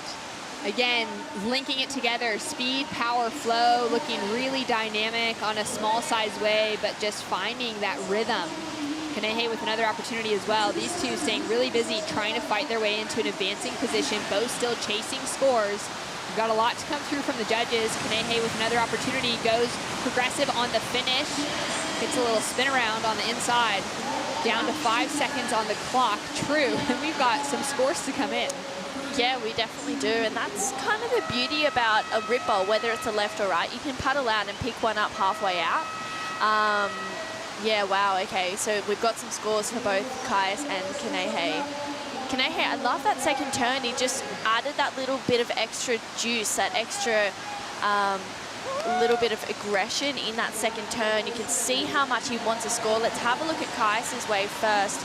Just waiting for this one to stand up. Great first turn in the pocket, putting it up there for a quick check snap. Again for another as he puts it in the lip, and again. So that was like 4 or 5 turns on that wave, and he gets a float. He's looking for a 5.44. Here we go, Kanehe just carving through the pocket. This is the turn where I love how he gets a little bit more aggression towards the end of it. And then he just goes for a little bit of variety here. Just goes to the air and gets a spin. We'll see what that comes to as for Kanehe. Scores coming through across the board. Last in for Lucas Silveira was a 3.73. That doesn't change his situation. Last in for Kanehe Hunt. Checking in with the coach there, it's a 4.03, which is not enough for Kanehe to be advancing through. We're now waiting for one more score for Caius King. If he can better the 5.27 as his top score, find the 5.44, he'll be looking to advance over Lucas Silveira. Yeah, well, Kanehe's chatting to Matt Bemrose there. I know Caius is speaking to Nathan Hedge, just getting the lowdown from that heat. We're waiting for those scores to come through. I know Hedgie wants that score to come through for Caius as much as Caius would. He's such a frother and really supports everyone. Caius and Hedgie travelled a lot together through the Australian QS season. This is a nail-biter here for both Caius and Lucas. It really is. So Kanehe out of the question now. His last scores are in. He wasn't able to better into that 6-point range that he needed to advance. Just having a hard time keeping my composure. For Caius, it was really good top-to-bottom surfing, True. He found a wave on the paddle back out that could be giving him the opportunity. At the moment, we've got one judge above, a couple judges below. We're going to wait to see that average now. Remember, Caius chasing that 5.44, so close.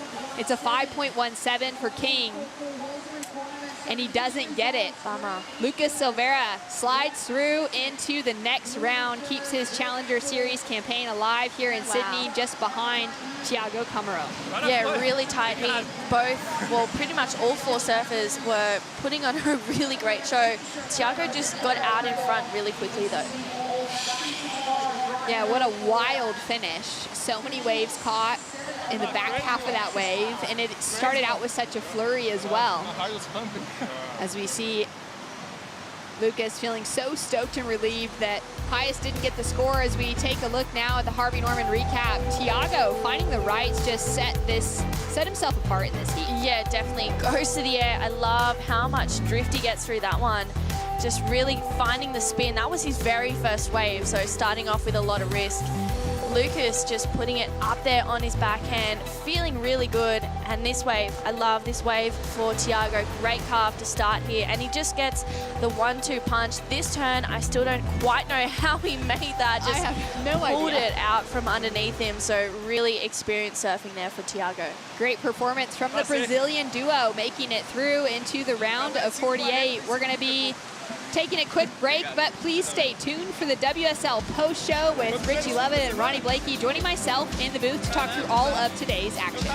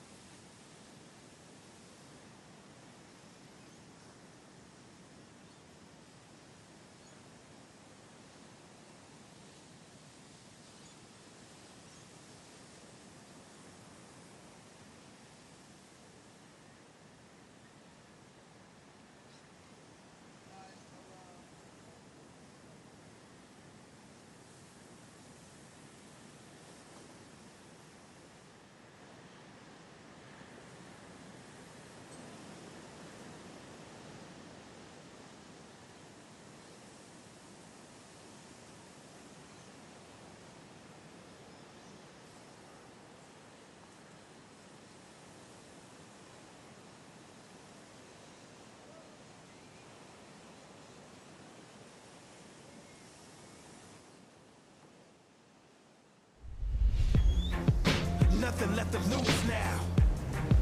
Everything to prove now.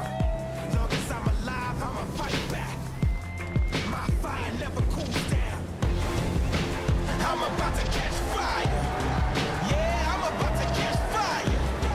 Get ready for the new me. Get ready for the new me. Try to hold me down and I go higher. Try to put me out and I go louder.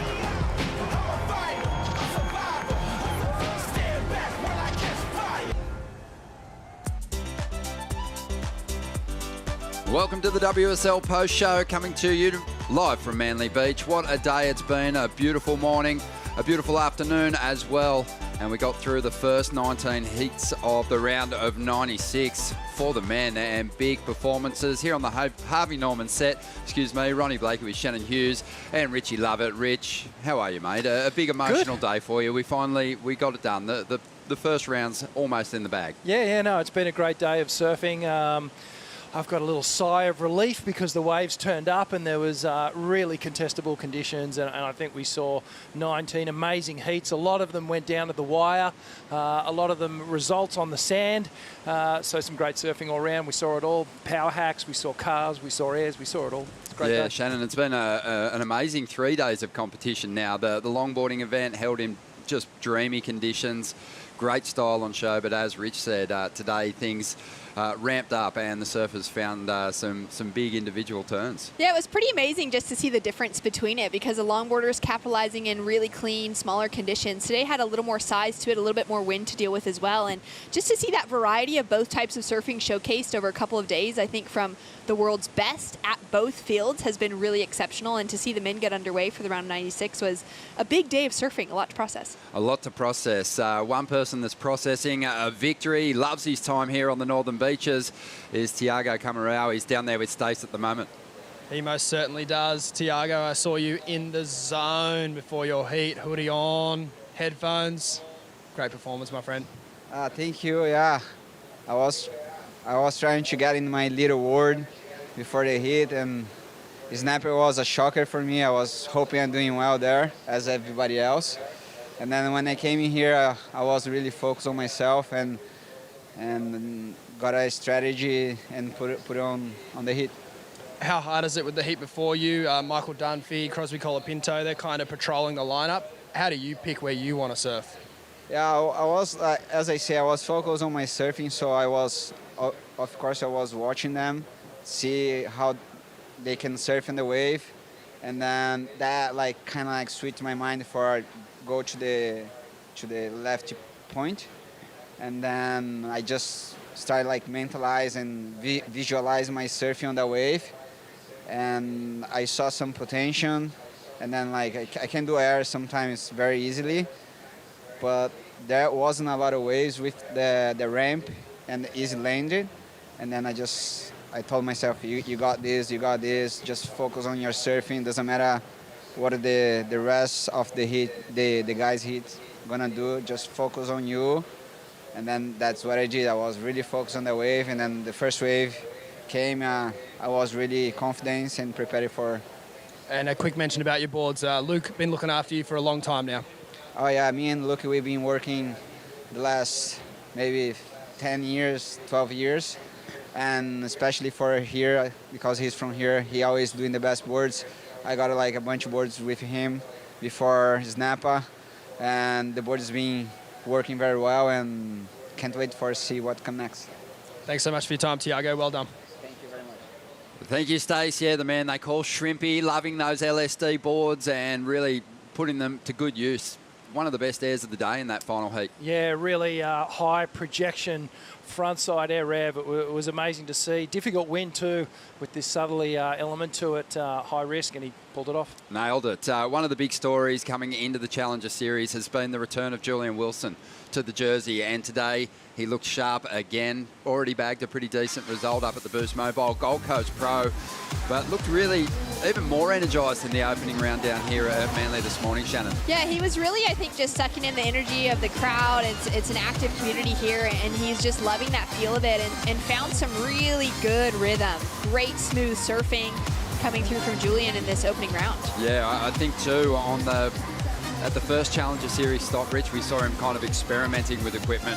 This time he opted to go back to the same board that he rode in the Olympics. Yeah, so this is technology that he's been working on with JS, that hi-fi technology working really well. We saw a lot of the competitors going to the epoxy technology today, but Jules looks on. You know, if the Gold Coast was a little entree for him, then he's digging into the main course here, and you get that feeling like... What's he having for dessert? Well, you get that feeling... I'm hungry. The point is, I feel like Jules is starting to connect with those competitive juices again, and that's great signs for all of us. Got to give props to Josh Burke too. That's a tough heat to come up against guys with real CT experience. So good on you, Josh. Moving on through to the next round as well. Another surfer that's fallen below that cut line, featured in another heat that we're going to highlight now. The very next heat, in fact, of the morning. Owen Wright was out there in the lineup. It was a stacked heat, but it was Vasco Ribeiro winning through, Shannon. Yeah, the Portuguese surfer just came out on fire. He was feeling really comfortable out there. That backhand attack, it was really the surfers that were capitalizing on these lefts today. In those higher tide conditions, it was really just working well as it was pushing to high. And Vashko was looking so sharp, matching power with speed.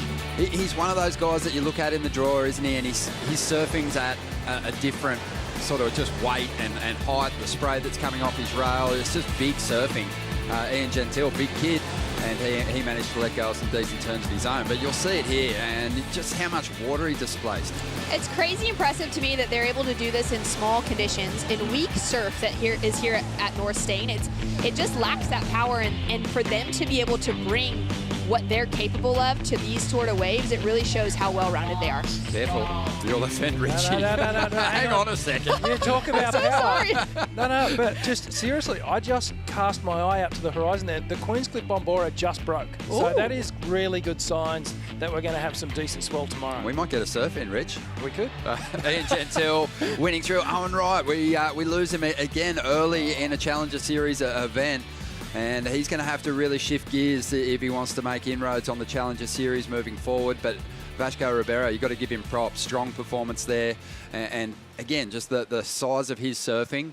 I think a lot of surfers that even progress through today are going to have to lift in order to get to that level, especially if the swell keeps coming up. Yeah, if it keeps tapping upwards and you bring that power game, those big moves, displacement of all that water, that's undeniable.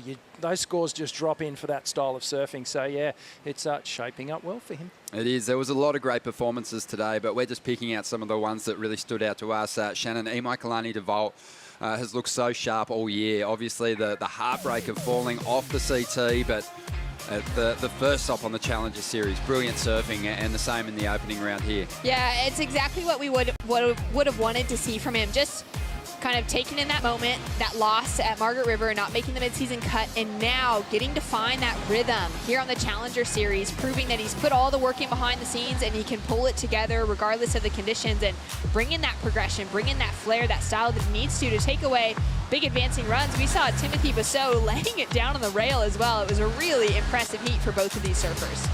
Yeah, it really was, Rich, but you've got to be pretty impressed with just the shift up and just the focus from Imai. He washed away the disappointment. I think he felt like he could have done a lot better up there on the Gold Coast as well.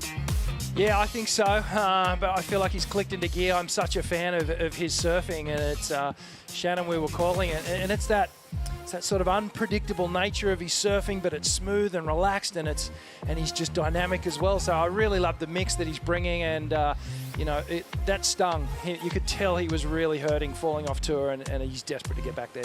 Yeah, I'm loving the energy that he's bringing. We've also got some big heats coming our way to complete this opening round for the men. We're going to have a look at two of the biggest of them. Some huge names entering the mix. Liam O'Brien, sadly didn't even get a shot at a Championship Tour event this year, breaking his leg early on, but he's back on the Challenger Series. Sheldon, amazing run from him at stop number 1. Sitting second place at the moment on the rankings. Yeah, incredible from Sheldon, that performance at home. I'm going to be curious to see, can he back up that sort of performance now down the road in New South Wales? Liam O'Brien, super excited to see him back in the jersey. Wondering how that foot is doing. Is he really prepared? Is he actually physically ready for this? Or is he just doing it because he's so hungry to be back in the mix, Richie? Yeah, it's a stacked heat, and it's going to be really interesting to see how this plays out. Oscar Berry, obviously deep-rooted in that skating background as well. This is a different playing field to what we had up on the Gold Coast, so it's a different style of surfing. He did so well up there, though, the amazing junior surfer. Nolan Raposa loved what he brought to the Challenger Series at the Boost Mobile Gold Coast Pro. He was one of the form surfers for sure. Then we've got a couple of really talented Frenchmen. These guys have been absolutely smashing it in that European qualifying series in the lead up to the Challenger Series. And Matthias Herdy, for me, is one of the favourites at this venue. He's just got so many weapons, forehand, backhand. I think he could be really dangerous here. Yeah, it's going to be really amazing to see. We were talking about it in Ian Gobea's heat, that they've been working together as well, and just seeing that youthful energy of Matthias pouring into Ian, but also the experience of him being able to feed into a young surfer in Matthias who hasn't been able to find the results we've been expecting. I'm so surprised he's not already on the CT. Hopefully that little bit of dynamic coaching, getting some heats in here, he'll go all the way. Yeah, we'll see. Well, we've still got the Boost Mobile Wave of the day and our top 5 moments from what was a really good day of competition. So stay with us. More to come on the post show.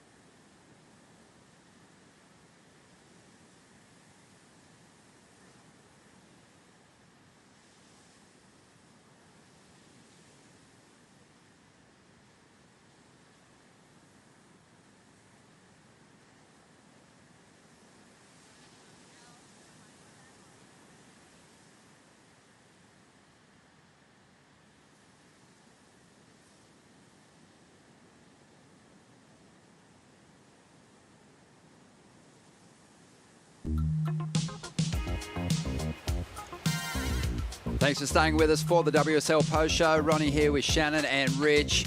We had some great moments throughout the day, some good performances. Cade Matson was a youngster that really impressed, and he also got the Boost Mobile Wave of the day. Let's have a look at it. Incredible sequence of backhand turns. It was so clean out there this morning, Rich.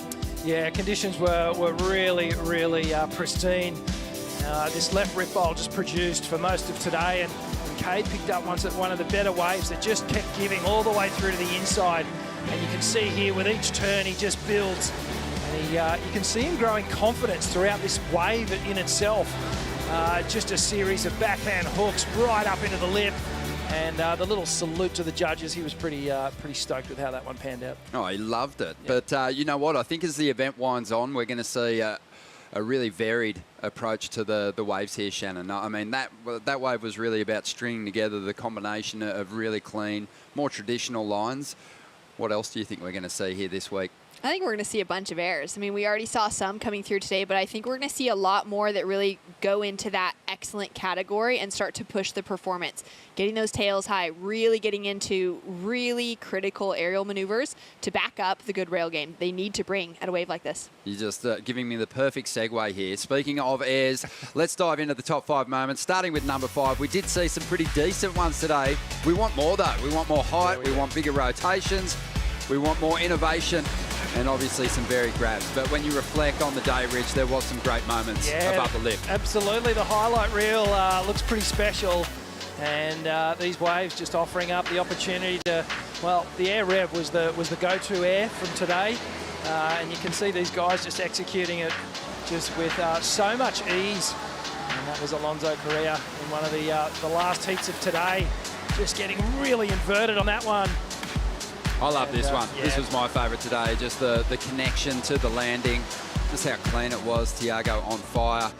Going to number 4 now, Ryan Callanan showing really solid form. He needed a bounce back. He needed one to lift his spirits. He really did, and that's exactly what happened here. Incredible to see him in form, feeling comfortable.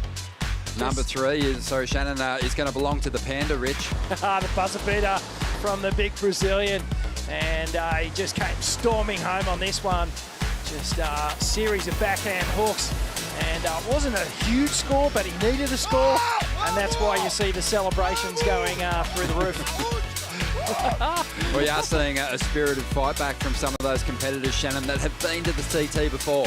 It's been so exciting. Alejo Muniz, he got out to such a strong start. I mean, look at the dynamicness of that turn. Really just engages the rail, drifts that tail as well, and then finds that connection. So stoked to see him with that victory. And coming in at number 1, I called this heat, Crosby Colapinto.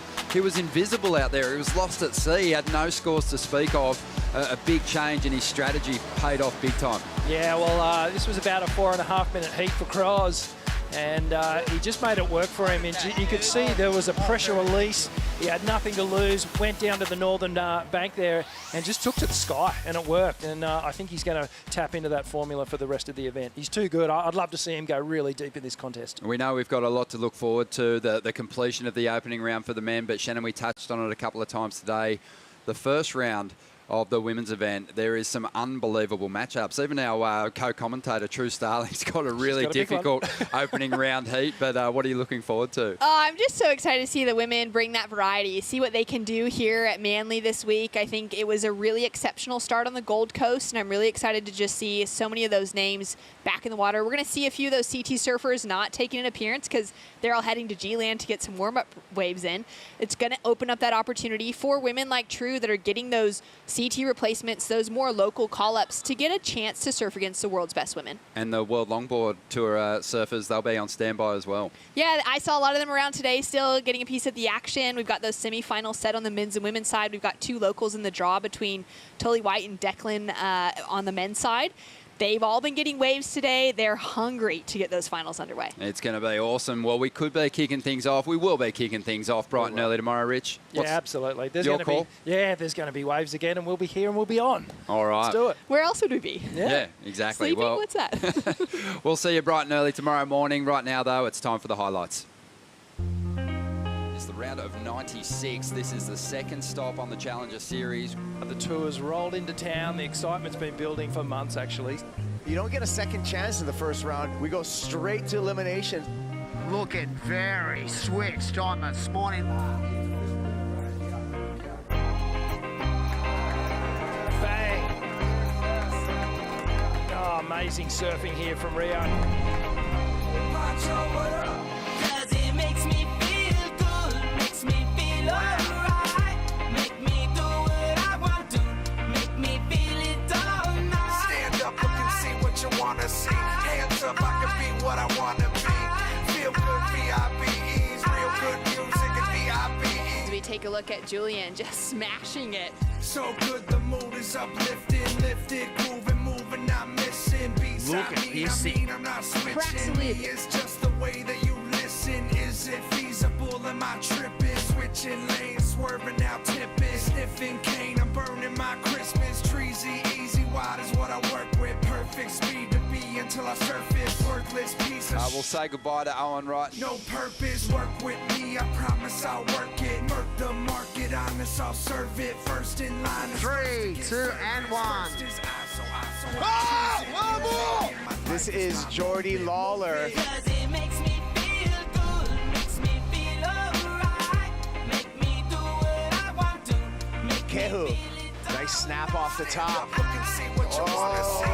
Morgan Siblick what I wanna be. Feel good, finds a gem. real good music and VIP. Surfer from Raglan, New Zealand. makes me feel like I just wanna chill. Nice hit off the top. Always keep it real. Joao Chianca now. Family. I also like the thrill. Rocking stages and deals. Keeping the Here goes Kay Batson. Nice hook off the top. highway. You know I know. Massive wave for Carly. We want to. And that's no joke. Like it ain't living in no stopping you. So put your heart into it. That's the way we roll. Feel the vibe of the music. Let your body go. Cause it makes me feel good. Makes me feel alright. Make me do what I want to. Make me feel it all night. Stand up, look and see what you wanna see. Hands up, I can be what I wanna be. This copyrighted event broadcast is produced by the World Surf League for broadcast around the world and may not be retransmitted, reproduced, rebroadcast, or otherwise distributed or used in any form without the written consent of the World Surf League.